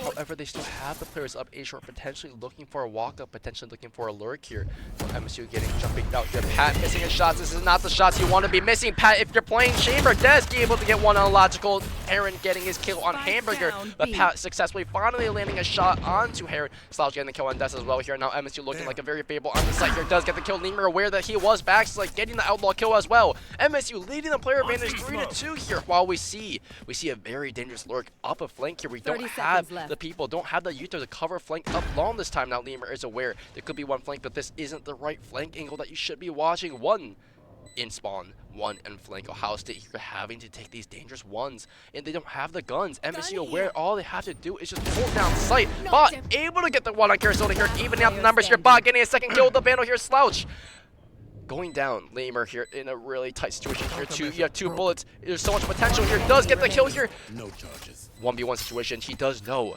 that Bot is potentially one shot to him. Has to refuse. Does get the kill here. Lemur closing out this round here with the Outlaw. He wagered that this was the safe round up for him, and he did successfully pull it out with this amazing final kill into 3 final in the round. Lemur has been such a cold character for this team. 24-8, triple positive.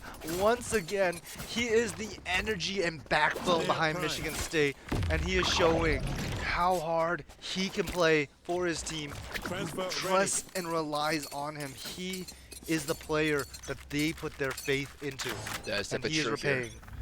We also see like a lot of little flip arounds for MSU able to get these attack rounds that are so hard to get, especially when it's a Thrifty, especially when they don't have the guns. And MSU proving to continue to steamroll OSU with or without the guns. MSU now opting to be a little bit more slow, a little bit more default, just kind of slotting up every single player. However, this could prove to be in OSU's favor, having Pat up on Shrug there with an op. Audio cues come out. Spawn is completely cleared out here. Heron just wanting to make sure nothing is timing him, and walks into Viper Smoke here, Slouch, knowing there could be one in lamp or in hookah here, just playing it slow.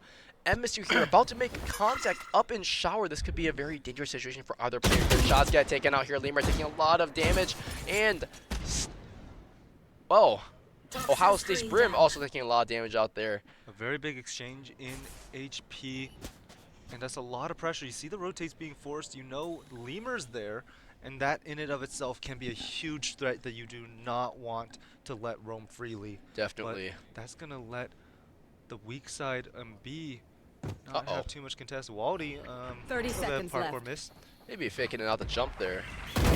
Shots come out here. Bot getting the really nice headshot there onto Long. Lemur pushing out here. Illogical getting his one on site here, entering onto site. Illogical getting the access to the site. Now we see a flip of MSU having that late lurk that we saw earlier, that the very last round. Illogical being where there could be one short. Laren shutting down Wally. Wally was already one tap, but able to get the kill was a huge monumental push for MSU. MSU leading in terms of player manager. Kirasoto, huge kills, does not get the kill. Kirasoto, you're 80, yes he too.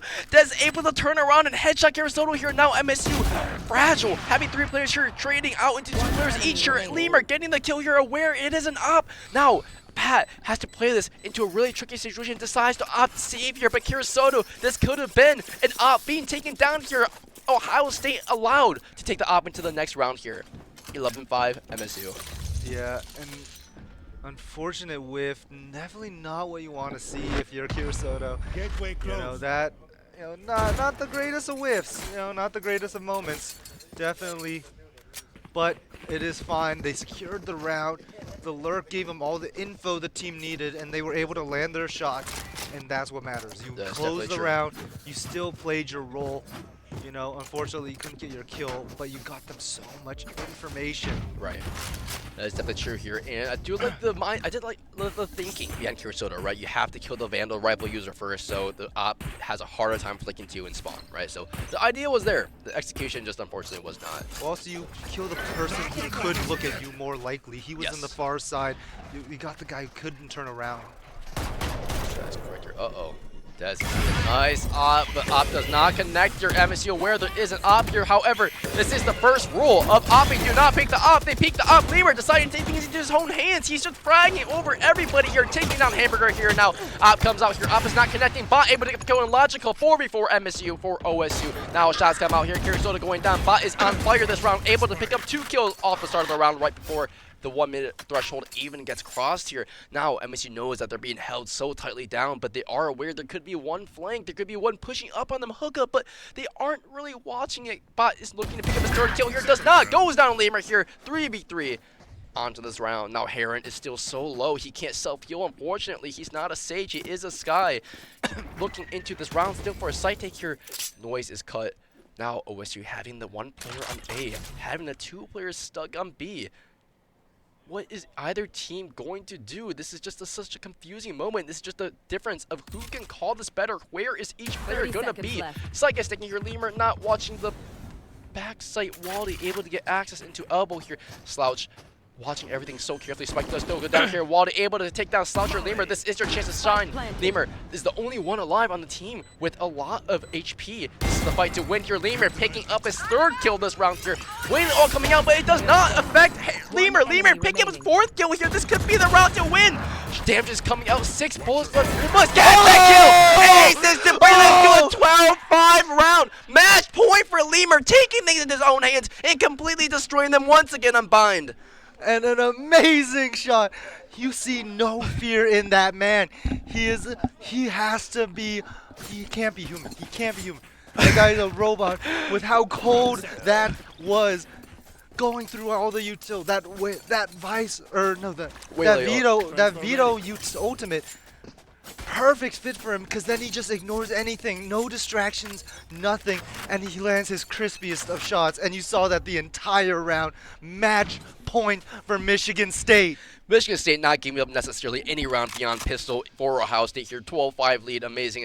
Now OSU pressure is on them. Stress is out. Illogical able to pick up the kill on Hamburger here. Hamburger a little bit hesitant to push out there. Is able to get picked off right away here. Now Ohio State facing more pressure here. Evens out the numbers here for Des. Taking down Kirasoto. Both Vipers are going down. Now Lemur here. Uh-oh. Lemur, you have a good time. You hear them running off. Is this a call for MSU to come back to A? However, there is still an OSU player up in main here. This can be proved to be very dangerous for either team. It's just who can meet who first, who can shoot who first. Now, Lemur, backside here, does not know there is one main. Gives it away. Wally doesn't know there's one backside. Shots get made here. Death goes down by Lemur here. Lemur picking up another kill, entering into early 30 kills for this round here. Pat, he's so aware there could be one push up here. Wally in a bad situation. Wally goes down by Lemur. Lemur consistently, continually picking up kills here. MSU on fire, ready to pick up more and more kills to end this match. Bot picked up by the Beetle strip here. Lemur, even his util is finding so much use here. Lemur, he knows he's there. Flash comes out here, does not dodge a flash. Raze ult comes out. He really wants it. Logical wants it. Lemur going for the kill here. Lemur does not get the kill. Traded off by Slasher. Pat picking up 2 kills here. 1v1 here. MSU closes out this game to a 13-5 game score with an excellent finish. Lemur putting his whole team on his shoulders here, crossing the 30 kill threshold to win this match. And Michigan State State off the back of Lemur from the lower bracket. They lost to them in the first time, came back up, and ascended beyond Ohio State. Victory has been achieved, and what an amazing showing. And oh my God, what have we seen? What have we been witnessing? Absolute dominance. Lemur just taking everything into his hands to ace, to alt, to destroy the Utah with his interceptor. It's just amazing. It was peak performance that we were able to see. And I Yep. think before we end this match, before we commentaries, I think we do want to show a few things. I think you also want to talk to Bilski too. Yep. Yep. Well, first, I think it's right for Bilski to give the players the trophy, I'd say. Yep. And So then about I right. think we should get a few interviews in afterwards. So, I mean, man, what a crazy showing. Right. Do we? I think we get some interviews in before the Okay. big trophy photo shoot. You want to do the interviews then? Yeah, let's you might start. know the players a I little think bit we better. start with. I think we start with Lemur. 'Cause Definitely, After yeah. that performance, I think he deserves an interview. I think he deserves some spotlight. Well, So beyond that, though, Josh will take over interviewing. So thank Yep. you so much, everyone, today for casting. I had a great time. Thank you for having me. And we will have Lemur up here interviewing soon. Hey, Lemur.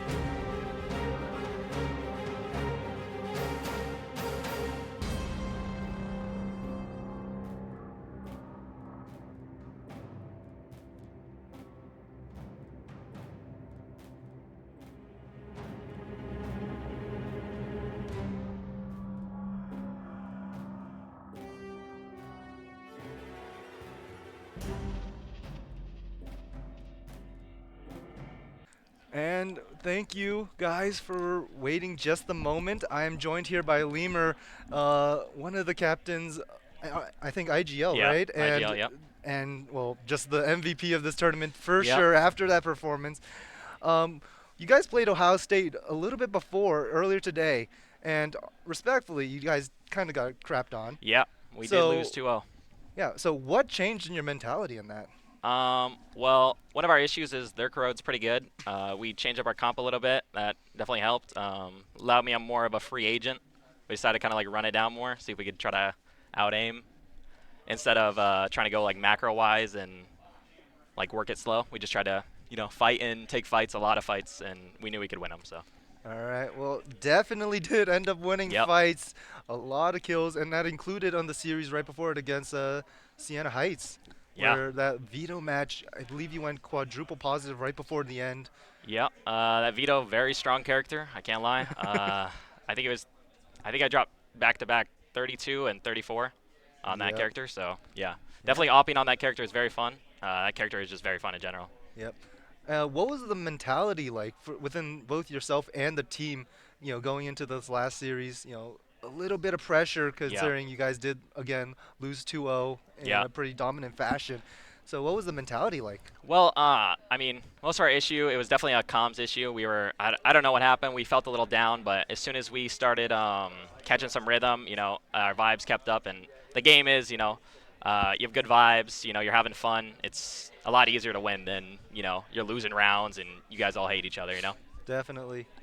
And, part of that might also just be the fatigue factor. Yeah. This event has been going on all day. Very long I think time. I've been here for 12 hours casting. Yeah, So this event, long definitely. event. But, yeah, I mean, you guys pulled it together, right? How are you feeling?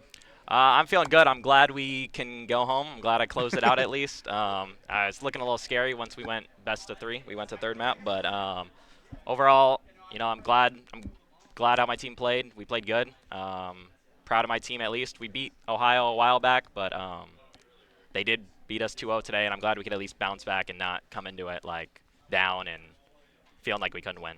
Yep. And, I mean, one more question, I'd say. we saw you just take I'd say what we'd see is a huge leap in your performance, right? Like, Yeah. normally you're one of the top players. You're definitely the highest rank and one of the more skilled players within the team. Yeah. You know, but this was a different level. This was a different showing. And so, do you think this might carry on to the next matches, like maybe going a little more that comfort route, so they can enable you specifically?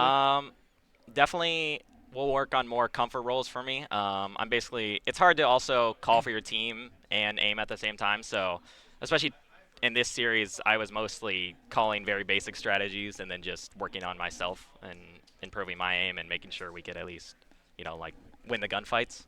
I don't know about same performance leading to this, but I definitely played really well because I knew we could leave after this. So. Greatest motivation is getting out of here and getting on that bed, right? Oh, perfect motivation. I got assignments due at midnight, so I knew I didn't try to want to go overtime or anything too long. All right. Well, with that being said, congratulations on the win. Thank you. You guys definitely earned this trophy. No engravings. I think we're gonna engrave that actually coming soon. So it looks good. That will be in the future. But yeah, you guys definitely earned all your stripes through this weekend tournament. Thank you. Yeah, once again, thank you so much for your time. Yep. And I believe we're gonna get one more interview with the director of this whole Sounds deal. Good. Yep. All right. So we'll be right back. When do we give up? When do we just close our eyes and say, that's it? This water's too polluted. This disease too far along. To a Spartan, the answer is simple. Never. Because Michigan State was founded on the belief that our purpose is to make the world a better place.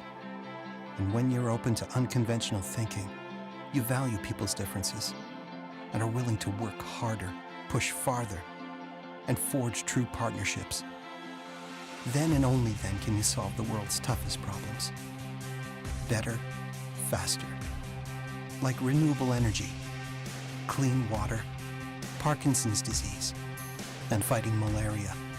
Things Spartans work on every single day, all without fanfare.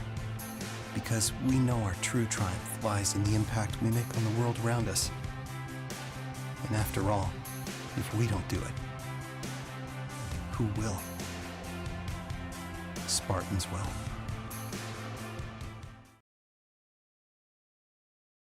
That's a 3. Yes. And we are back. One more interview. We're here with the director of the esports club and all this major tournament stuff. So first off, big question. How are you feeling about all this? We feel really good. At the base, I want this to be a good experience for all the people that come, and we appreciate so much all the different schools that came here this weekend. Tournament ran well.